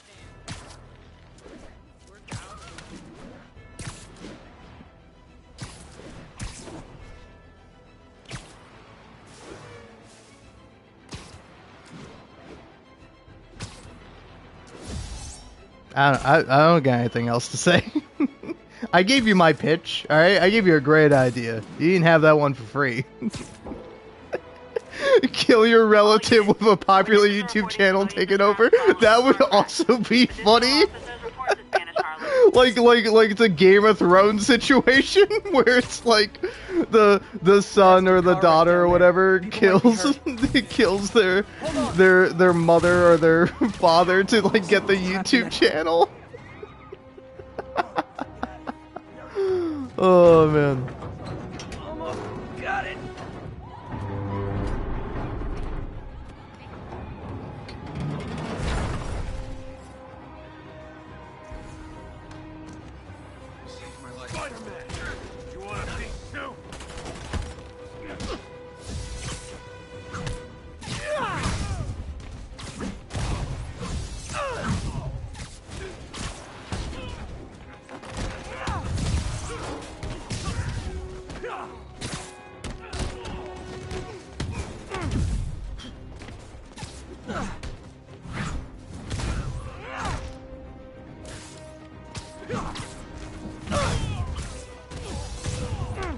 Dude, honestly, this is a good premise. Like, no matter which way you want to take it, whether it's like a wholesome, nice little thing of like dealing with grief and like connecting with your loved ones even after they're gone, and like especially like with food, that is such like a real thing, you know? It's like, I don't know, this is like a sad thing, but I'm sure like when my parents pass, I'll like look through their recipe book and like make stuff that they made for me, and like, you know, I don't know, have like this tender moment with them in spite of the fact that they're no longer with me, you know? God damn, I'm making myself sad. Why am I doing this? But then it's like, I also think it would be so funny if like a guy just like, oh dude, a true crime, a popular true crime YouTube channel, and the person who takes over the channel does a crime. They kill the owner, the YouTuber who's a true crime YouTuber. Oh dude, that would be so good.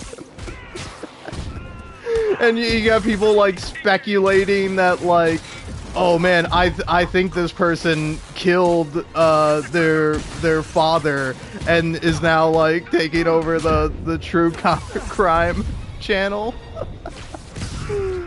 Oh dude, that would be so fucking good. And it's like initially people will be like, "Come on now, don't be disrespectful, okay? This person obviously did not kill their own parents, so that way they could run their YouTube channel, all right?"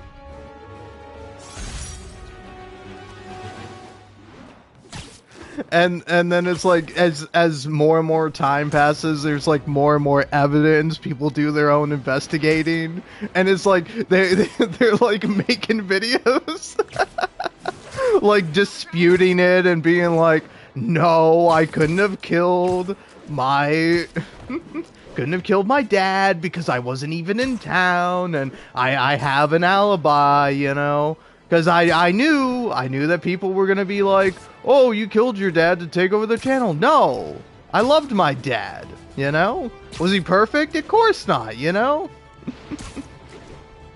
but I loved him nonetheless. I would never kill my own father to steal his YouTube channel from him.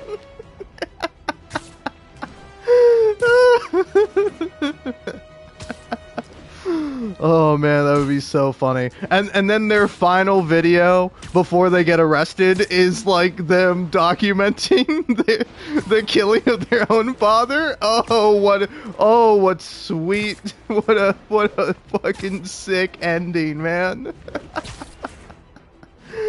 Oh man, what a funny way to wrap that up. Oh god. Active drug deal reported. Now this one is strictly fiction, alright? I mean, all of these are kind of fiction, but, you know, it's like, this one you would have to have it be fiction. Gotta be honest, not a dude, this can make for a pretty good Black Mirror episode. I don't know if people like the Black Mirror episode where they, did the whole true crime thing. I don't know. I think Big Joel made a video about it. I don't think it was very good. Big Joel's video was good. The season of Black Mirror that included like a sort of critique of true crime content was not very good. I don't know. I haven't seen Black Mirror.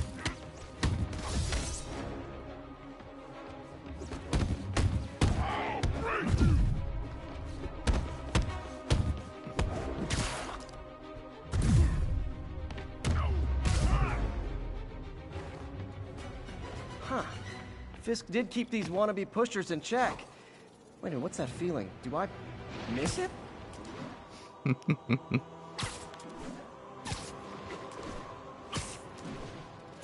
But yeah, it's I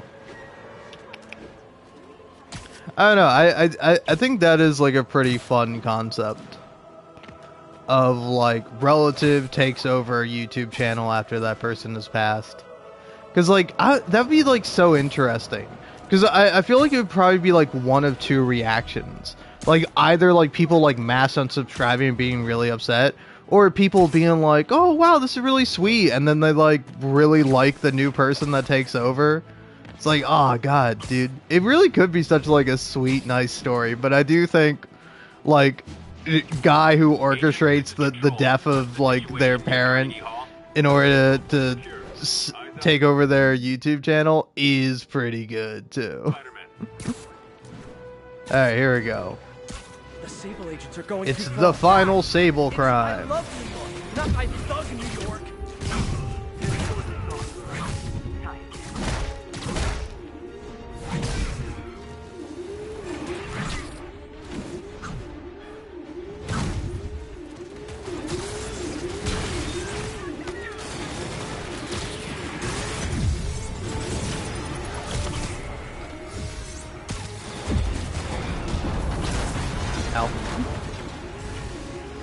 I gotta focus on the battle.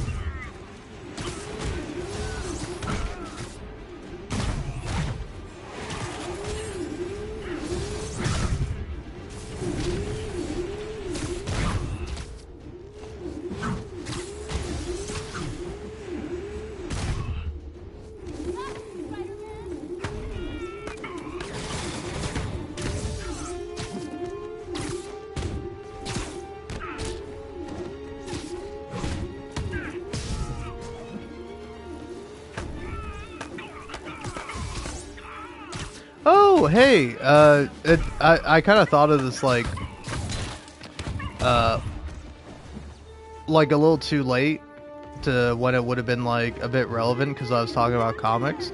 It was actually this really great webcomic that you can read the whole thing on Webtoons, but they're slowly posting Glad Sable's after me now too. all of the comics on TikTok, and that's how I discovered it. But the comic is called Rodney R. Rodney. That's the comic. And the TikToker is Violaine? Violaine? I'm not sure how you say that. And then Briat? Briat? Briat.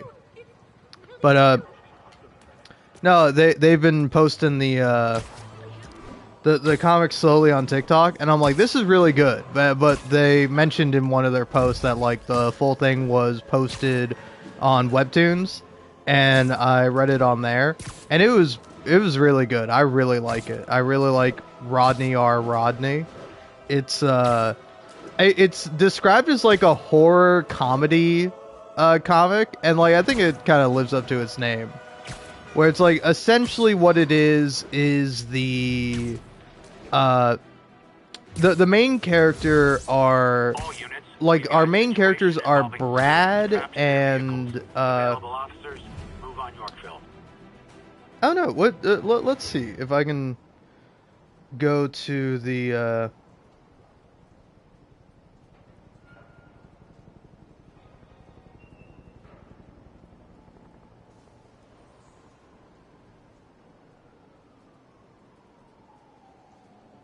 oh, it's also on Instagram.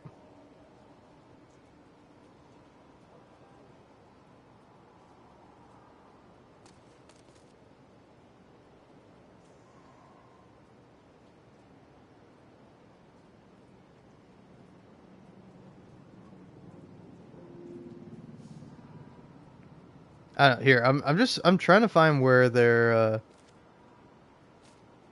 where like it actually starts, cause like the playlist they have like is them like developing the concept. Oh yeah, here we go. I don't know, I'm just trying to remember the main lead's name, cause it is Brad. Available officers, move on Yorkville. Is the main guy, but there's also a woman too. Let's see.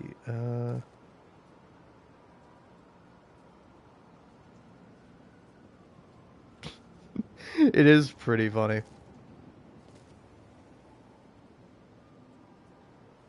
Does she have a name? She does have a name, but like in the first couple of chapters, she's only referred to as Babe, so I'm like forgetting what her name is.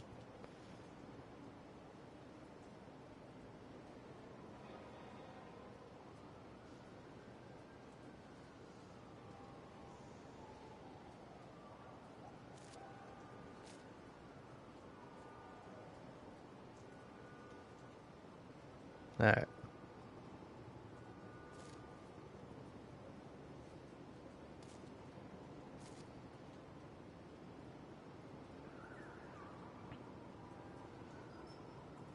I am currently kind of losing my mind trying to figure out what the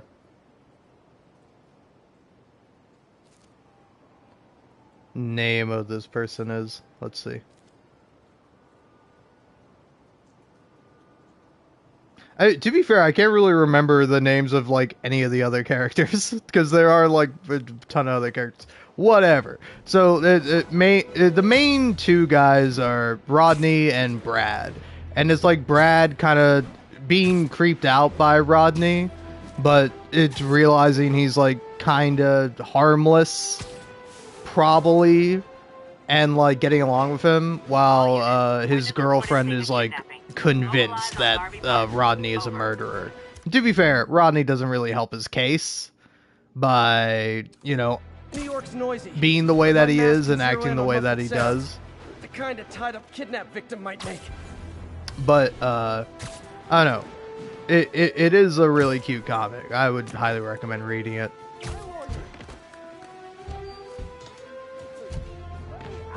Possible body heat signature in this area. Easy, I've got you. Never thought I was getting out. And it's a bit creepy too. I don't know. I was like really interested to see where it was going, and then like the final kind of like plot twist of it was like really good, I think, and it was like really well executed. And like I don't know, the whole time because like there is like a killer on the loose, and it's like, is it Rodney? Is it someone else? Is it another person we haven't met? Like, is it like completely unrelated to all of the characters? You'll have to read to find out, but it is really good. But I do think the funniest thing is that like in the first or second, or like in the third chapter, or no, I think it's the second chapter, or it might even be the first, but like the girlfriend, I'm so sorry I'm calling her the girlfriend, like I know she has a name, I just cannot remember it, because A, I'm bad at remembering names, and then B, it's like, I was trying to find it, but it's just like Brad, I can Rodney or Rodney, easy to remember. Very, very unique name. It's 3 names, but they're all the same name. But then like I remember Brad because I'm like, oh, the boyfriend's name is Brad. That's kind of funny. Wait, it's not even Brad, it's Chad. God damn it. Our sordid tale of kidnappers and their inevitable His name is Chad. That's the funny thing about it. God damn it. Oh, damn. Is it Brad? I don't know. Oh, man. That is pretty funny. But yeah, no, in the first chapter, she, like, accidentally got Rodney's mail, and she's looking at it, and she's like, don't tell me his middle name is also Rodney. And it's like, that is really funny. Just a guy with 3 names and they're all the same name. And he's just like weirdo freak. But he's cute, man. I love Rodney. He's the best, man. Drug deals and criminals. They go together like cookies and milk. I don't need to be doing this. I've completed all the crimes in this area. But I'll go ahead and do it for funsies.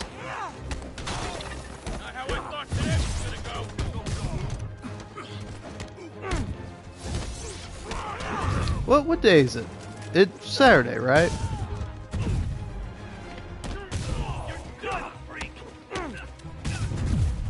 Oh no, it's Sunday now because it's 4 a.m. My sleep schedule is effed.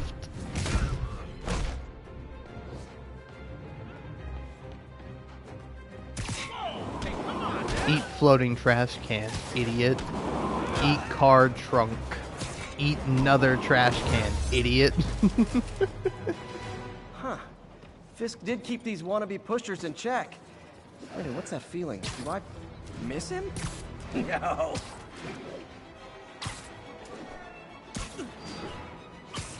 Alright, let's go ahead and do this. So this is where the party is.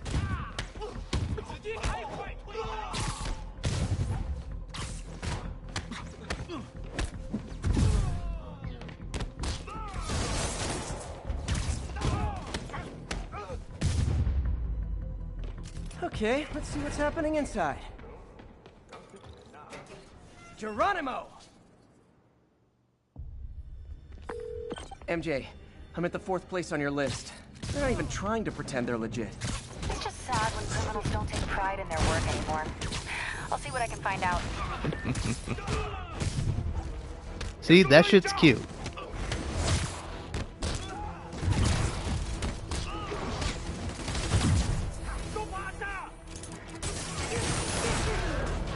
Alright, fine.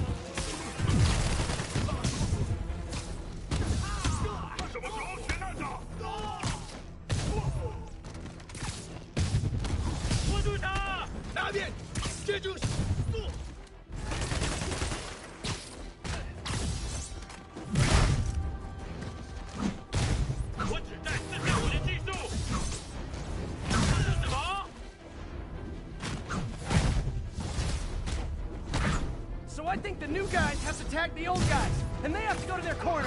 No? Hey, let me know if this is problematic or not.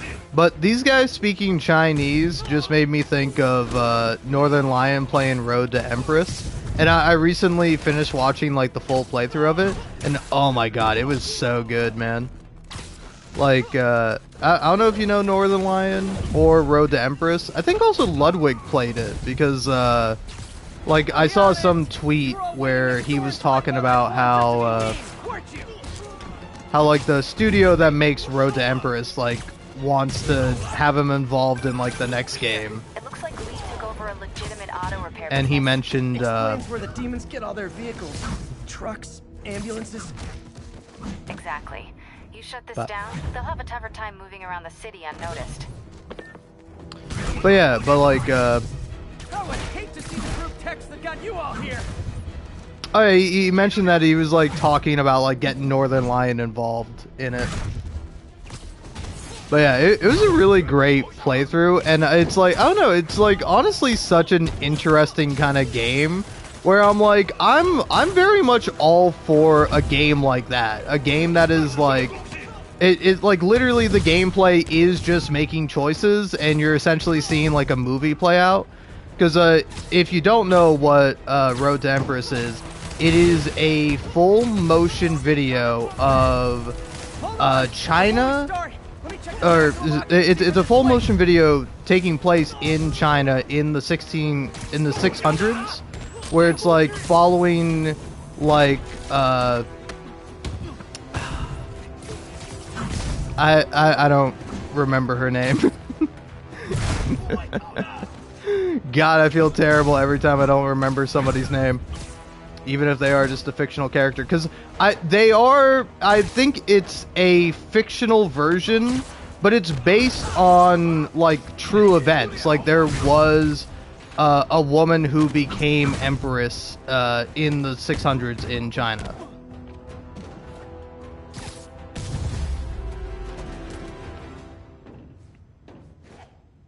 Oh, did I even electrify all the enemies? MJ. Oh, well. I may have just done the opposite of repair at this repair shop. Don't worry, I'll get the cops down there. They'll clean things up. Yeah, I didn't do it, but oh well. Who cares? I don't.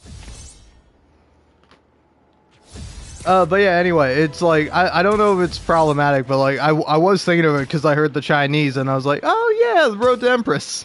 I don't think it's problematic at all. I think it's simple like, oh yeah.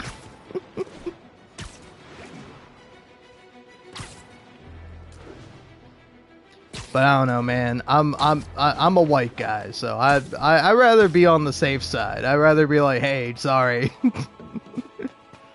I don't think that's offensive, but in case it is, my bad. I'll be better tomorrow.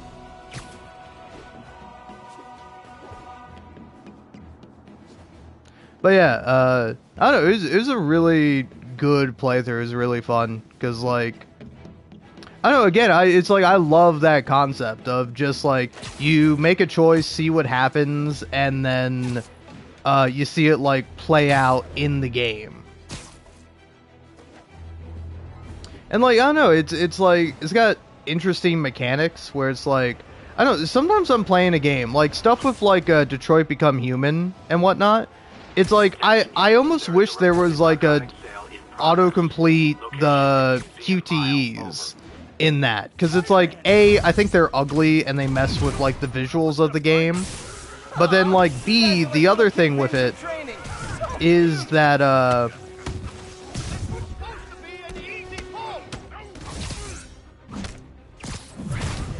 is that it's like, I just want to see the scenes, man. Like, I don't need to actually sit here pressing all the buttons, swiping right on the right stick, and then, oh, I gotta hit X to dodge, and then I gotta hit triangle to disarm the android with a gun. Like, I think it would just be like, it'd be nice if you could just like pick what choices you wanted to make, and then you could just see it play out, and you don't have to actually like do anything. Nothing puts a pep in my step like halting an illegal drug deal. Because it's like, take for example, something I literally do with this game. I have like, I have it autocomplete the QTE events because I'm like, I don't want to do them, and then B, it's just nicer, you know, to be like, oh, cool, cutscene, and then you can just watch the cutscene. We have a report of a break-in in progress. And you don't have to be like, oh, hey, hit triangle to hit the guy and dodge and yada yada yada. Like, I don't know, I find all that to be a little unnecessary, in my humble opinion.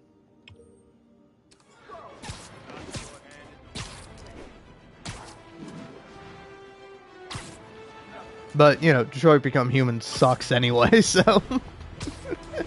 I think it's a really cool concept. I would love if David Cage just ate shit. Metaphorically, I don't like wish death upon the man, even though he is a bigot. But like, I do wish like he would just like eat shit, leave the company, and then like somebody with like an actual brain could be in charge. I just think it would be nice.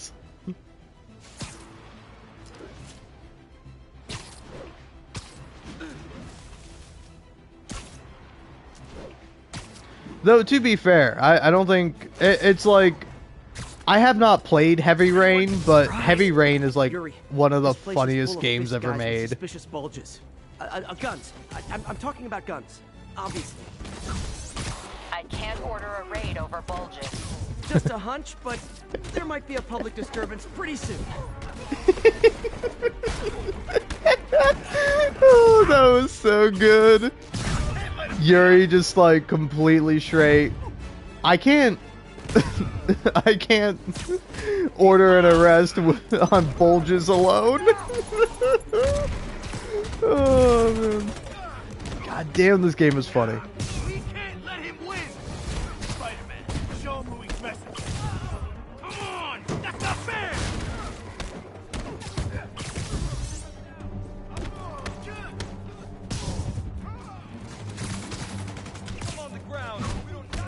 Kick his ass. Oh yeah, I don't know, I will say it's kind of funny going back to Road to Empress, because like it's like they call like the main character different names. Like at one point, like the Emperor gives her a nickname, and she's like named after like a song or something like that. But like they also call her like Wu Karen because like she's from the Wu clan or family. So she has like various names, but like at the end, like you kind of see her like full name, and it's like M something or another, and it's like, I don't know, from primarily reading the subtitles, it's like, I don't know, it's very similar to how like when I'm reading a manga sometimes, and like I don't even realize how like a character's name is supposed to be said, where it's like I'll just like read it as is. Worker assigned to that site reported winning big in Atlantic City recently. Quick and dirty way to launder money. Could be where Fisk keeps his cash these days. We shut it down. We'll really put the squeeze on it. I'm working on a warrant. Way ahead of you. Take him down. Reinforcements. Great. I was getting kind of sick of these other guys. But yeah, it's like if I were to pronounce her name, I would probably pronounce it wrong. But then like that did remind me of like honestly, I feel a little bit like a hipster. I liked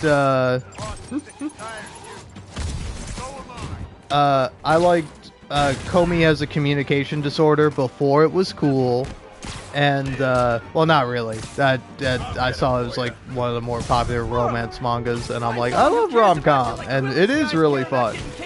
I also liked it before it got bad. Apparently lately it's gotten worse. But I don't know. I think I've gotten to like chapter 200 or something on it, you know? So I've gotten pretty far, but it's like up to like 400 or something now. And there's also a Netflix version of it.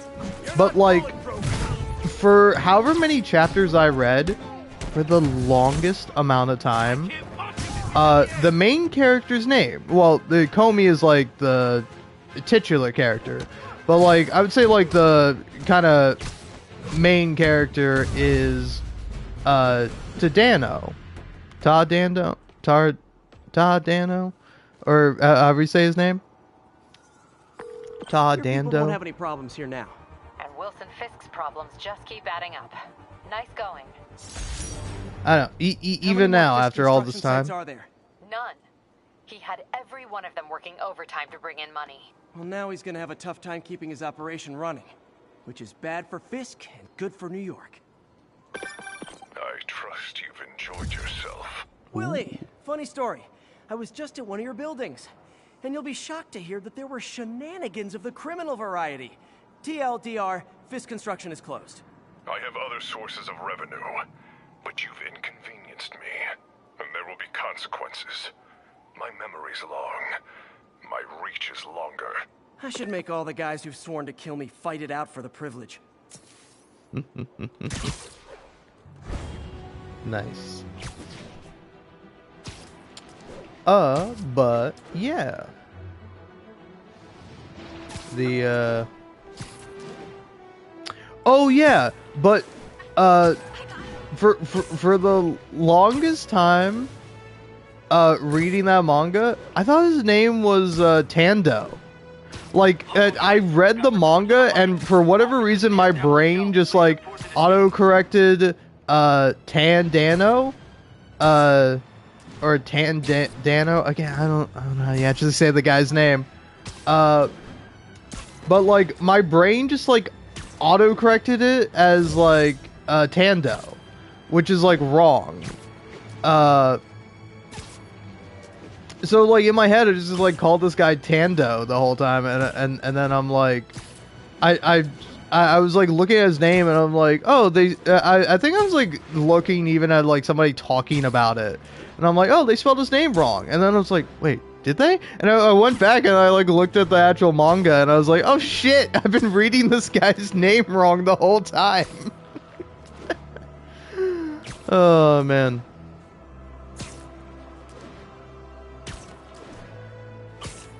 So yeah, embarrassing thing about me, I'm bad with names. I'm glad I never became a teacher. That's what I was going to college for. I was going to become a teacher. An English teacher, to be specific. And, you know, frankly, kind of glad it didn't work out for me.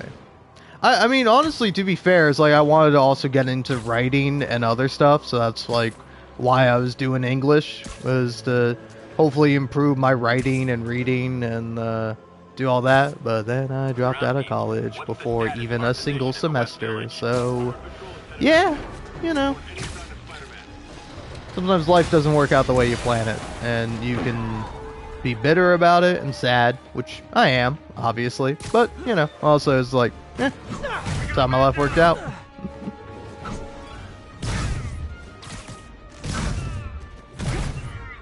Can't go crying over spilled milk.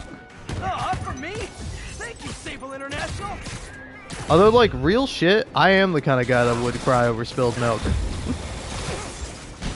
Dude, legitimately, if I was having, like, a bad day and I, like, made myself some, like, chocolate milk or something, and I was like, ooh, yeah, and, like, you know, just saying make chocolate milk is, like, funny because you just put chocolate syrup in there and mix it in. But, like, you know, you get yourself some, because I do love chocolate milk. Regular milk, pretty alright. Chocolate milk, goated. Fucking amazing beverage. Oh, there you are, buddy. Gotcha. You broke that guy's neck, Spider-Man. But yeah, it's like, if I was having like a hard day, or like just a bad day, and I was like, you know what, let's have some chocolate milk, and then I dropped the glass, and like the glass broke, and like the milk spilled everywhere, I would probably cry about it. Not even kidding, that's something I would do. Nope, that is not how you treat people in my friendly neighborhood. Yeah, you tell me. Only cops get to do this.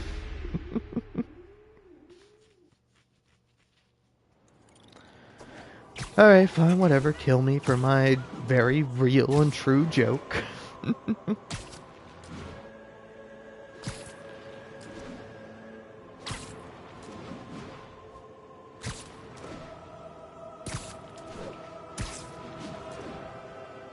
How long have I been going?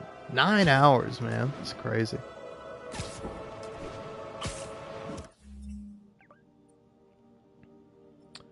Alright, let's see. 100% here. Gotta finish all the crimes there. Here, I got literally one more crime. Let's try to do this one, just so I can get it done. Vehicle chase in progress. Local officers, please converge on Civic Center. Nope, don't care about that crime. I don't have the time. I'm sure it'll be fine.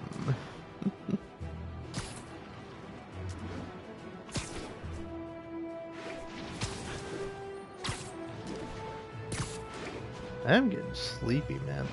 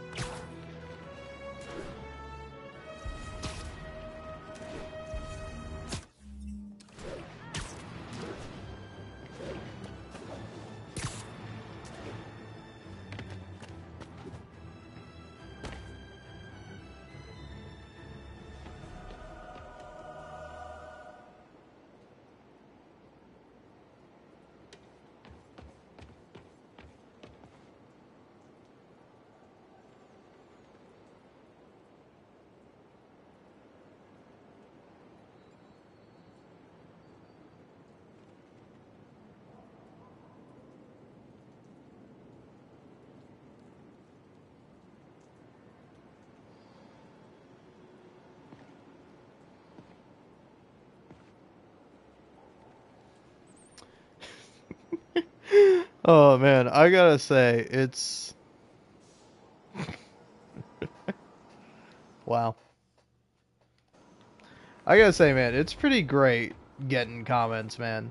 Because sometimes you get a real gem. Like, for example, on my most popular Hades YouTube short, which is about... Happy to sign autographs, but no selfies!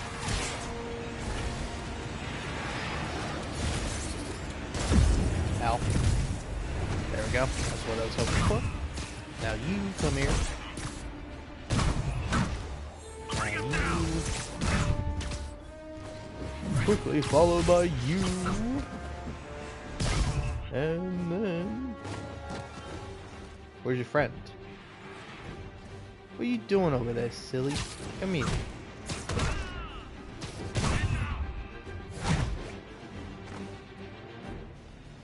Damn, I really love this suit. I feel like it looks so good.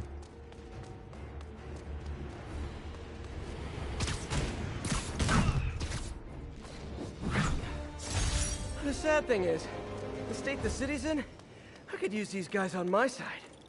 But yeah, let's say my most popular video, Zagreus finds a fun surprise in his room. Hashtag Hades.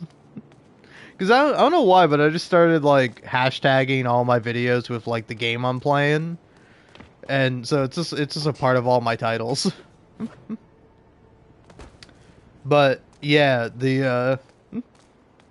but it's Zagreus going to bed, let's say, with both Megara and Zagreus.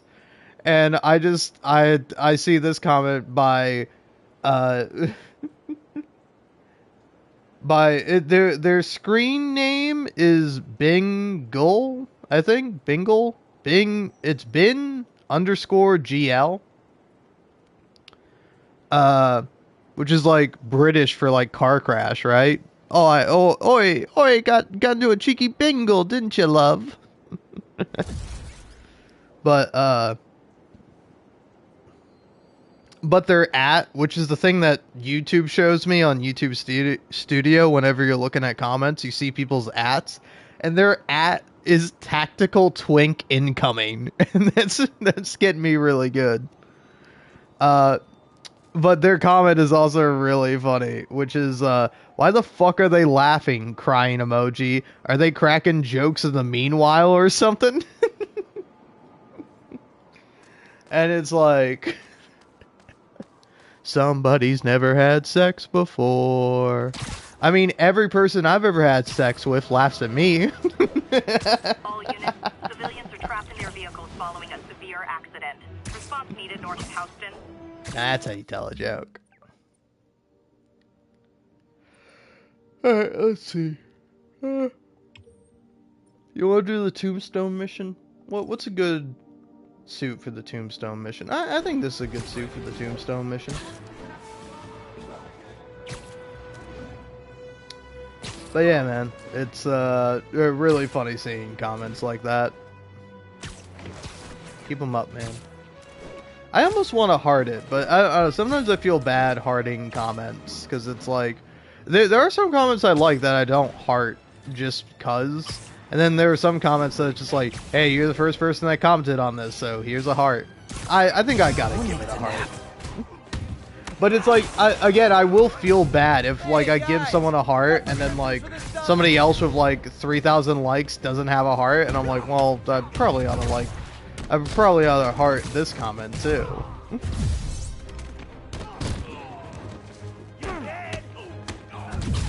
Because, like, I don't know, I was looking at, like, some of my videos, and, like, just going through and seeing, like, comments that have, like, 1 like, and also, like, a heart. I'm just like, oh, it's probably a little sad. Both for me and the person getting the heart, you know? Because it's like they think, oh, people really like this comment. And it's like, it's just me. The guy who posted the video likes that comment. But I did like the comment. I thought it was good.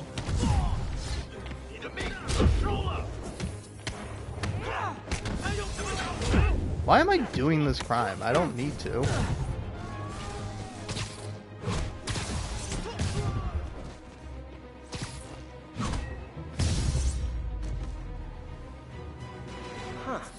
Fisk did keep these wannabe pushers in check. Wait a minute, what's that feeling? Do I miss him? No.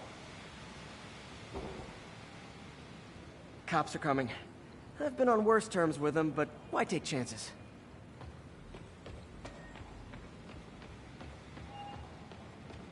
You're a real hero. I'm telling you, Spider-Man's the... That was incredible. Thank you so much. I don't like violence, but Thank you. that was cool. Oh, thank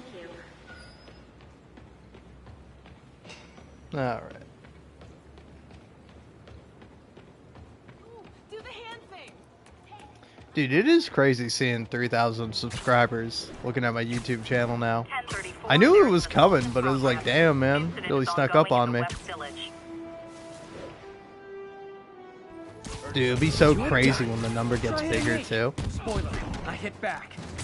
Dude, I will say, it's like, YouTube is like fun and all, but like, you really, your ass does get addicted to big numbers. Like, legitimately, sometimes I'll be having like a bad day or I won't be feeling well, and then like I get like a notification from YouTube, and then I look at it and I'm like, big number. And I guarantee you, man, it's gonna be a struggle when the number becomes like smaller. And I'm gonna be like, small number, no. I realize the irony in me saying this, but I hope you've learned not to hit people.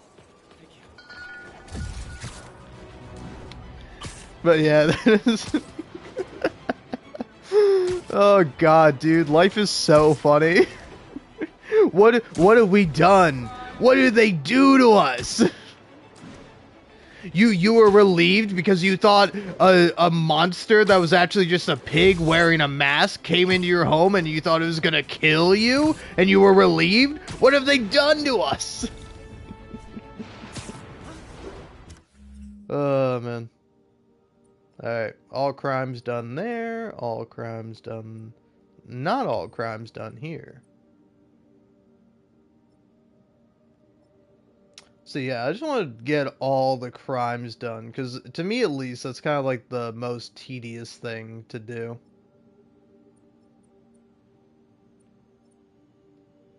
So when I do that now, then it's something I don't have to worry about in the future. Because I am 100%ing this game. Probably not tonight, but who knows, maybe. If I somehow manage to do it. I mean, how long have we been going? 9 hours, Jesus. But I am limited. I only got like, 2.5 hours max. Because if you go over 12 hours, YouTube does not save your live stream. I've learned that the hard way.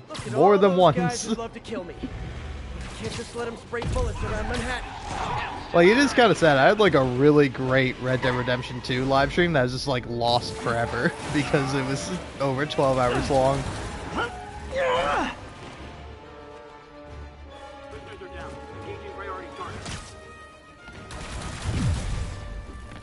Great! Just when I thought I might run out of Sable agents to hit.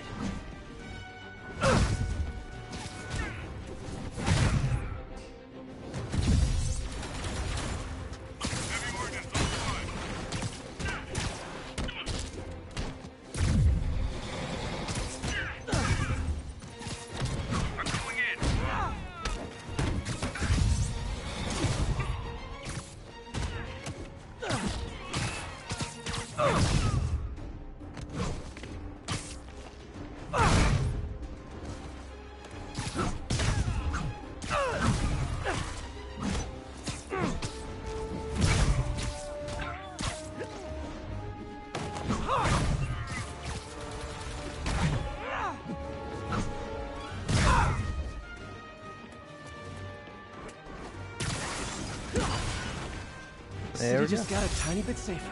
Nice job, Lee. Alright. Ugh, God, so many crimes. I'm not doing them anymore. They're tedious and boring.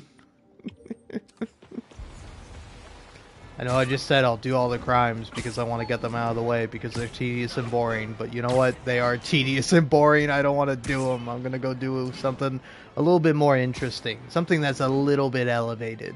It's still going to be mostly beating guys up, but at least there'll be a big, cool boss guy to beat up in this one. Which is always pretty fun. A break-in was just reported. Need immediate response at Union Square. Nope, don't have to care about that crime. I already completed it. I already completed it like 5 other times in 5 different districts, but hey, whatever, Insomniac. Make me repeat the same crime an astronomical amount of times just because you feel like it, I guess. It's like, I would not mind if, like, again, because you see it's like, there's like 20 crimes for each different section of the city. But it's like, no, there's actually not, though. There's like, maybe like 10 crimes total. And like a lot of them are just basically the same. But it's like you have to go into each district and do each crime. There's like technically 5 different crimes. It's like, oh, these people are holding a bus hostage. These people are robbing a store. These people are trying to get away in a stolen car or something like that. And it's like, you gotta stop the crime. And it's like, you do that in that district, and the game's like, oh, hey, go do all those same crimes again, but in a different district. And it's like, come on, man. I did the crimes. I did them. Or, I mean, I stopped the crimes. I didn't do any crimes. You know? Unless, actually, technically what Spider-Man does is a crime, because he's a vigilante. But still, it's righteous crime. It's cool crime. While I'm here, I should examine the transmitter MJ found.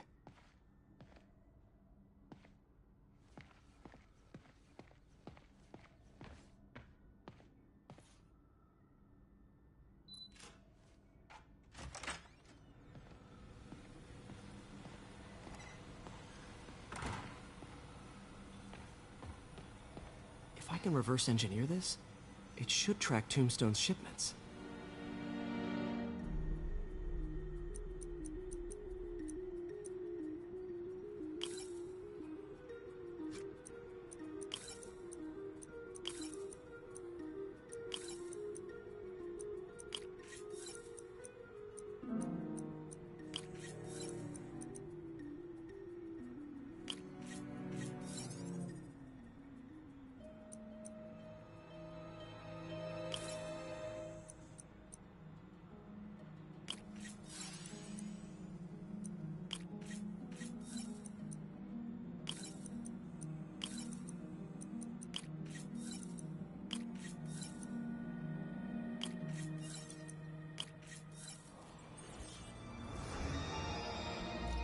That should do it.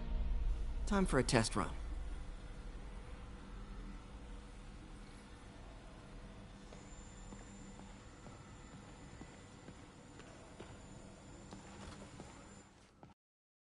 Okay, just gotta follow the signal. Should lead to whatever it is Tombstone's moving. Tombstone. This guy's the mother of all headaches. Impermeable skin plus zero morals equals bad time. Hope running a chop shop's the worst thing he's up to.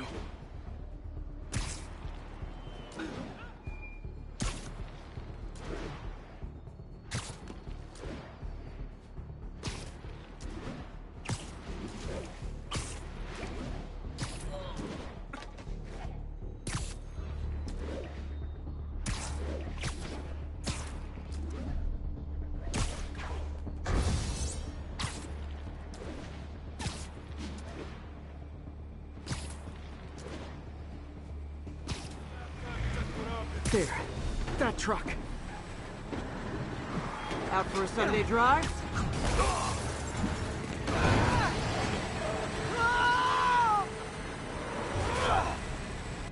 Crap, it's Spider-Man! Call for backup! Oh boy, gang's all here.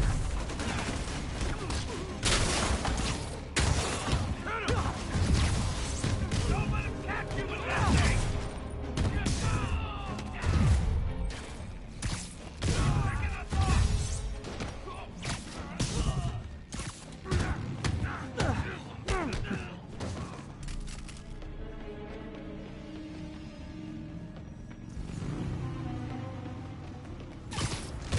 Enjoy your next breath. It'll be your last. Whew. Biker gang down. Let's see what's in that truck.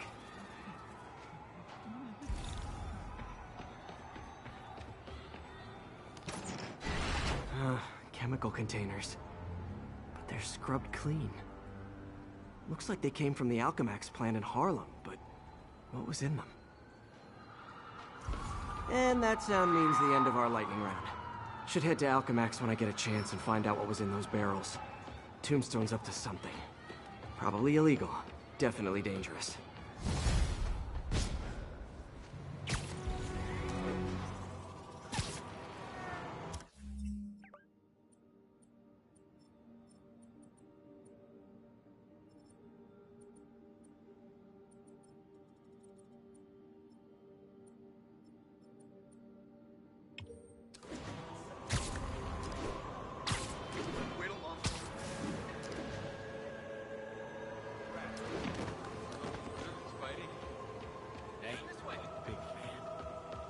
Officers respond. Witness you report of okay? an active drug deal.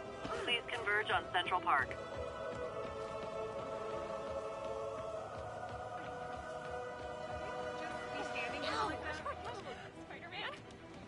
But no one's here? Okay, cool. No one's here.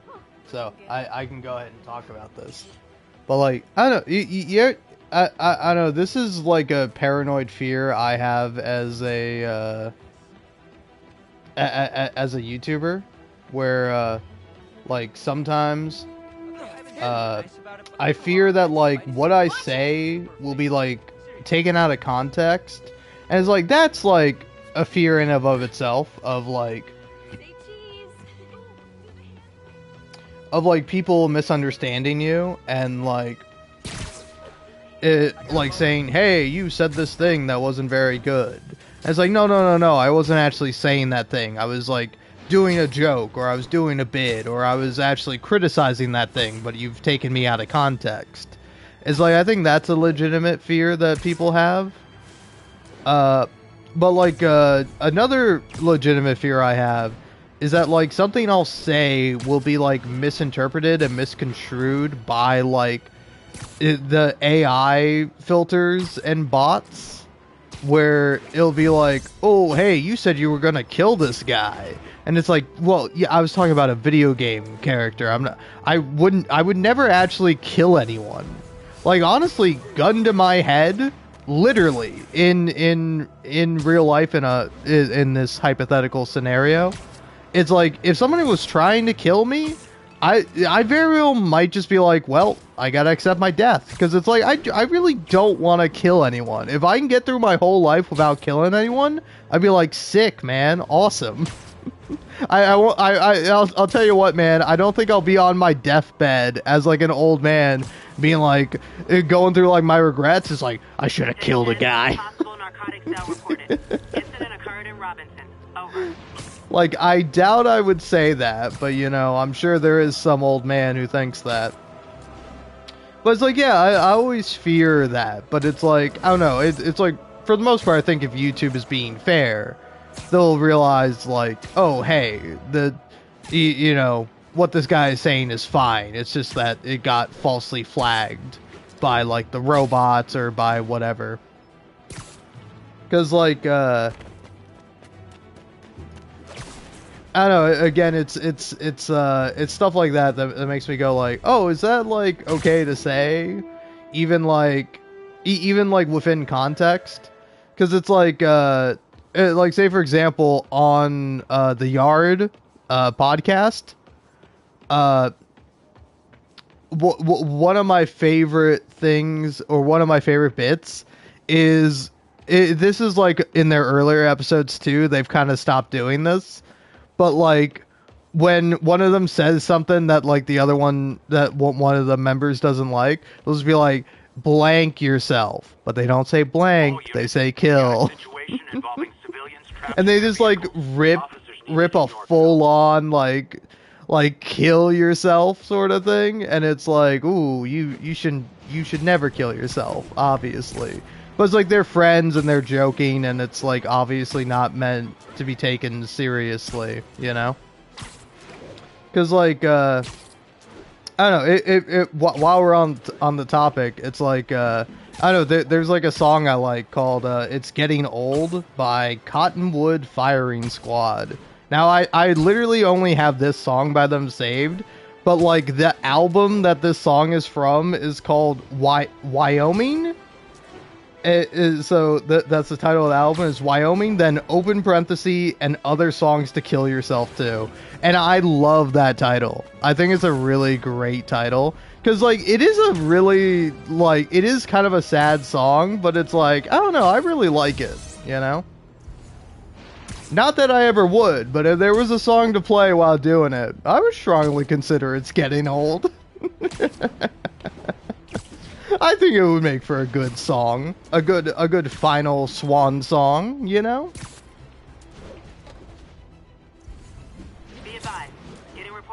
But yeah, it's like, because like also in this game, there is like a character who like he doesn't actually kill himself, but like he gets controlled by Martin Lee to shoot himself in the head.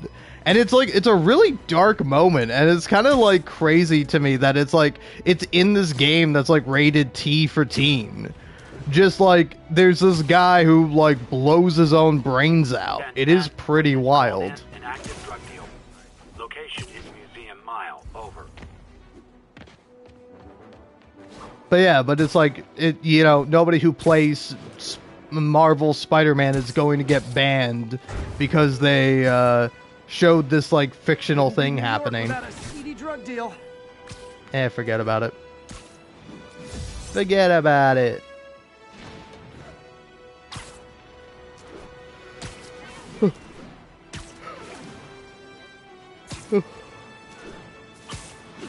I will say though, I do love how reactive this game is. Because like, I think I've already done it, but like the first time you run away or you like inadvertently get too far away from a crime and like you kind of lose it, there'll be like a J. Jonah episode about like Spider-Man like abandoning the crime. Like here, I'm kind of curious to see if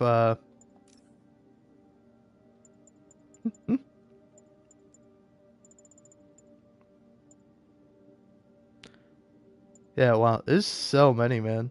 Spider-Punk. People, I always thought Spider-Man was a few... It's crazy to me that you can't just play this and, like, swing around the city.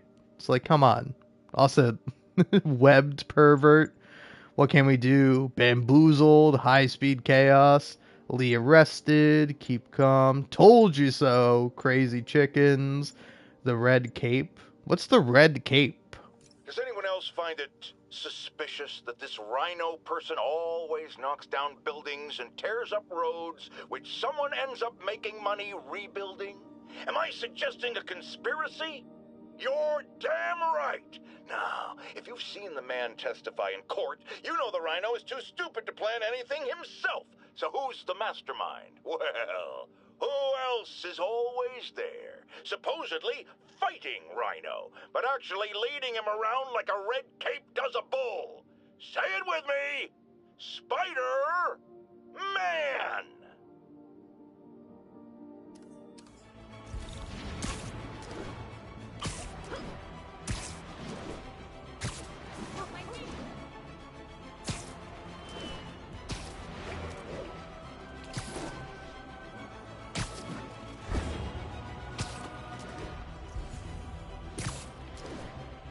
There's the Alchemac. 1031. Got a breaking and entering in progress.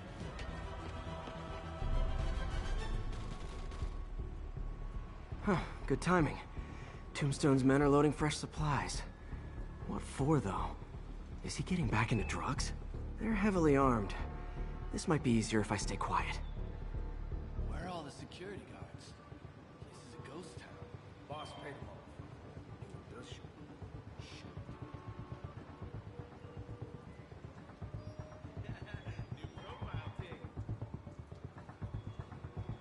You think all these chemicals are safe to be around? Safer than being around the boss if we screw up. Shake a freaking leg. Chilly. Should have dressed warmer.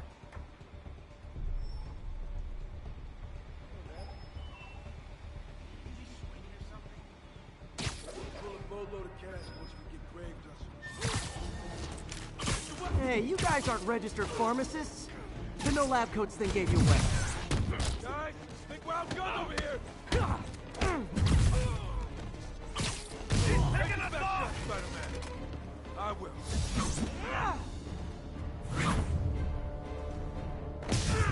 Stop cold!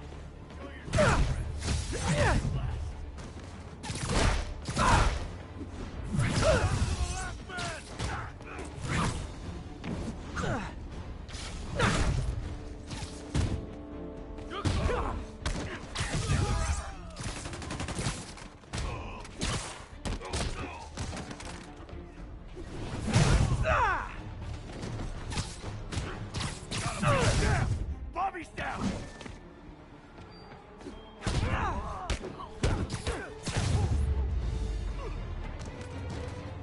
Tombstone's men are down. Now to find out what's in these barrels.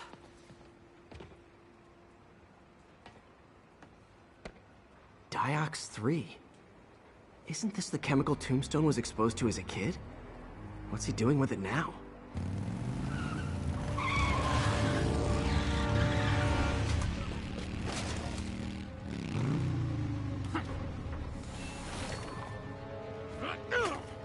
Yeah! Let's go! Come on! I'm guessing that stuff's not for asthma.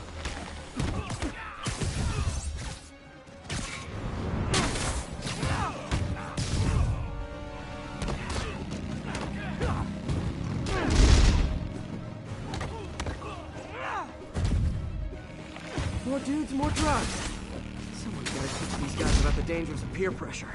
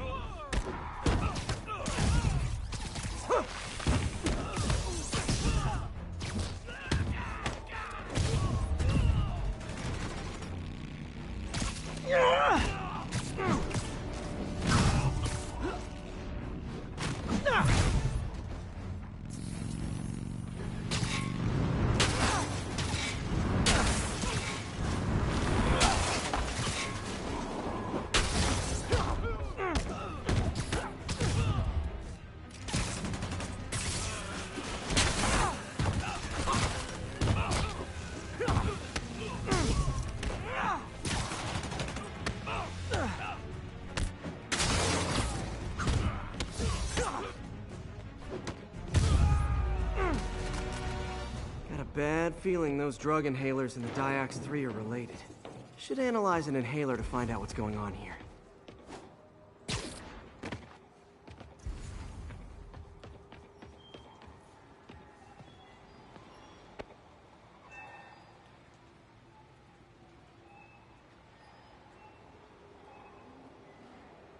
All right, what's in you?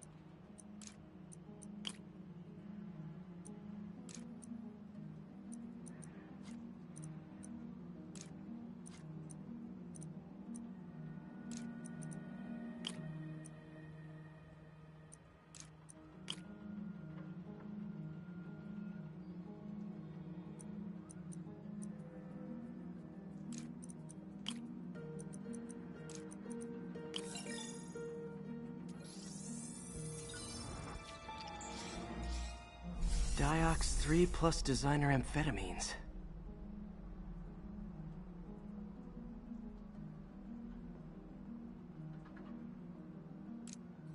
Pretty clever recipe for temporary invulnerability. I'm impressed. And worried. This stuff hits the street and there'll be a huge market for it. With Tombstone as the sole supplier. Think I can synthesize a counterdrug.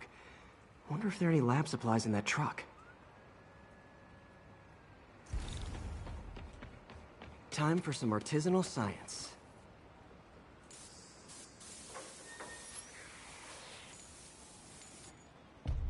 There, single dose of the counterdrug. Just need to test it out.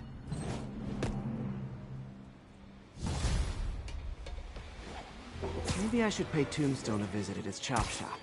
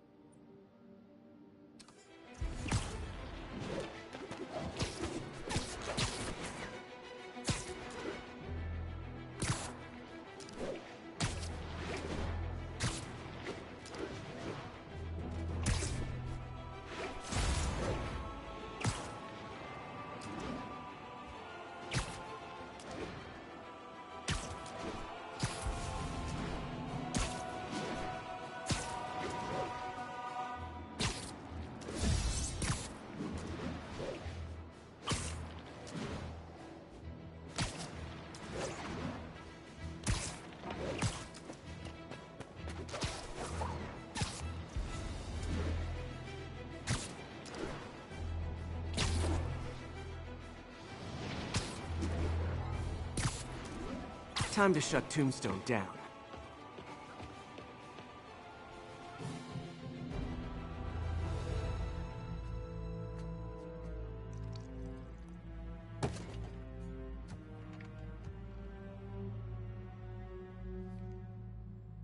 The angry drug lord drank alone.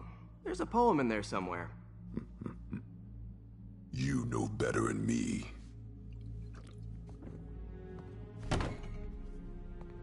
Never was the literary type.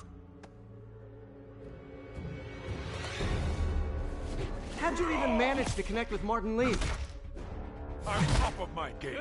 I don't go knocking. People find me. You know,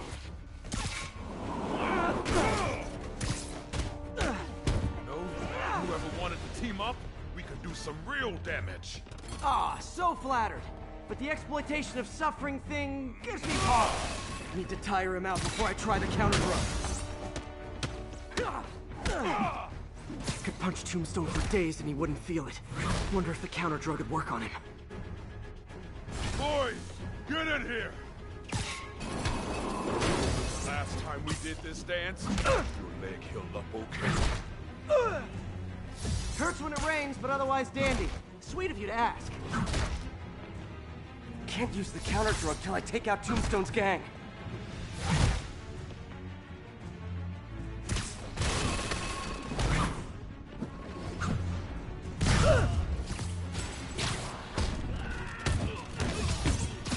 Need to clear out his men before I try the counter drug. You like my new product? Calling it rain dust. You have your marketing department cook that name up? I am the marketing department.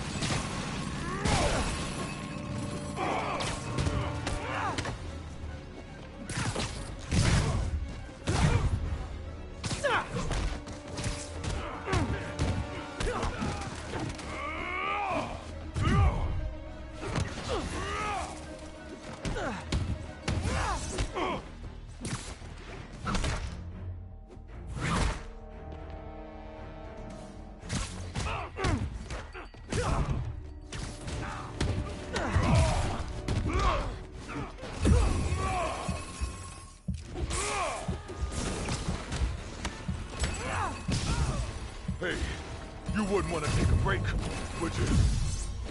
Oh, Lonnie, tired? Someone's been skipping cardio. He's wearing down. I'm close.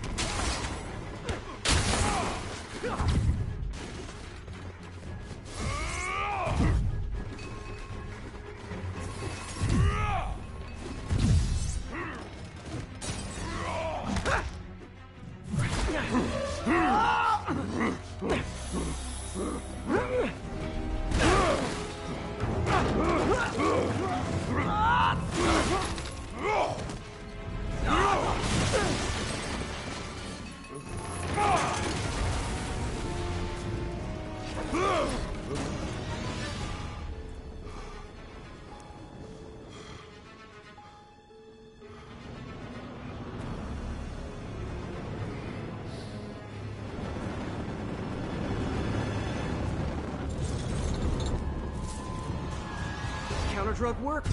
Time to take him down. The hell was that you dosing? Feel funky. Oh, you know, particulated deblocking agent, the usual.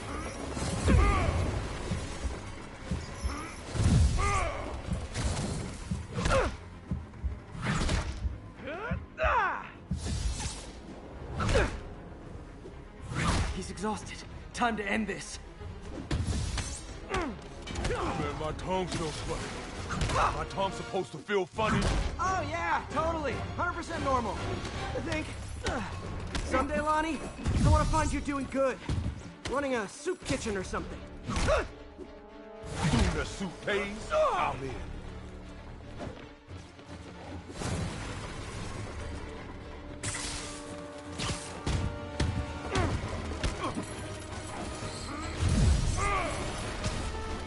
End of the day, this is what I love.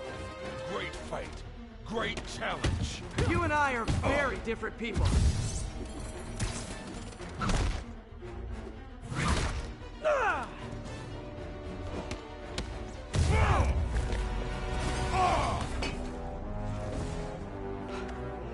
Can we say your crazy drug lord days are done? Please? Sure. For now. Hell of a run, though. Not quite how I'd describe it. Oh!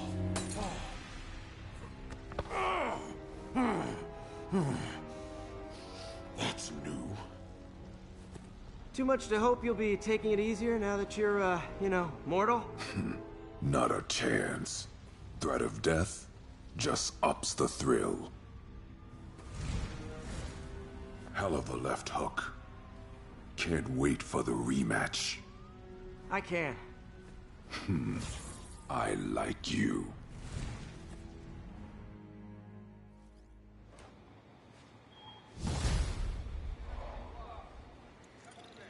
Well, that was dramatic. Wonder how long Tombstone's powers will be negated for. Probably not long enough. Good work for now, though, Pete. Pats on the back all around. You ever seen a fire burn like that? Chemfire. Who knows what they had in this place? Jeez, thought it was just a bike shop. Can't let you through.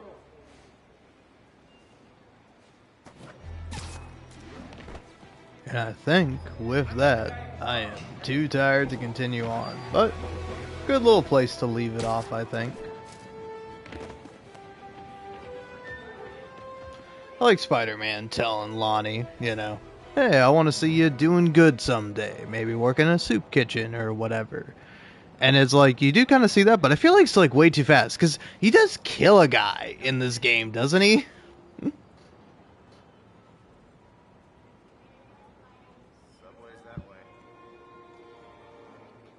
But yeah, anyway. I'm calling it quits. I am dead tired. But not dead. Not yet. I live. But yeah, anyway, thanks for watching. And also thanks for 3,000 subscribers. Every one of you. No matter what reason you subscribe for, I really appreciate it. Anyway.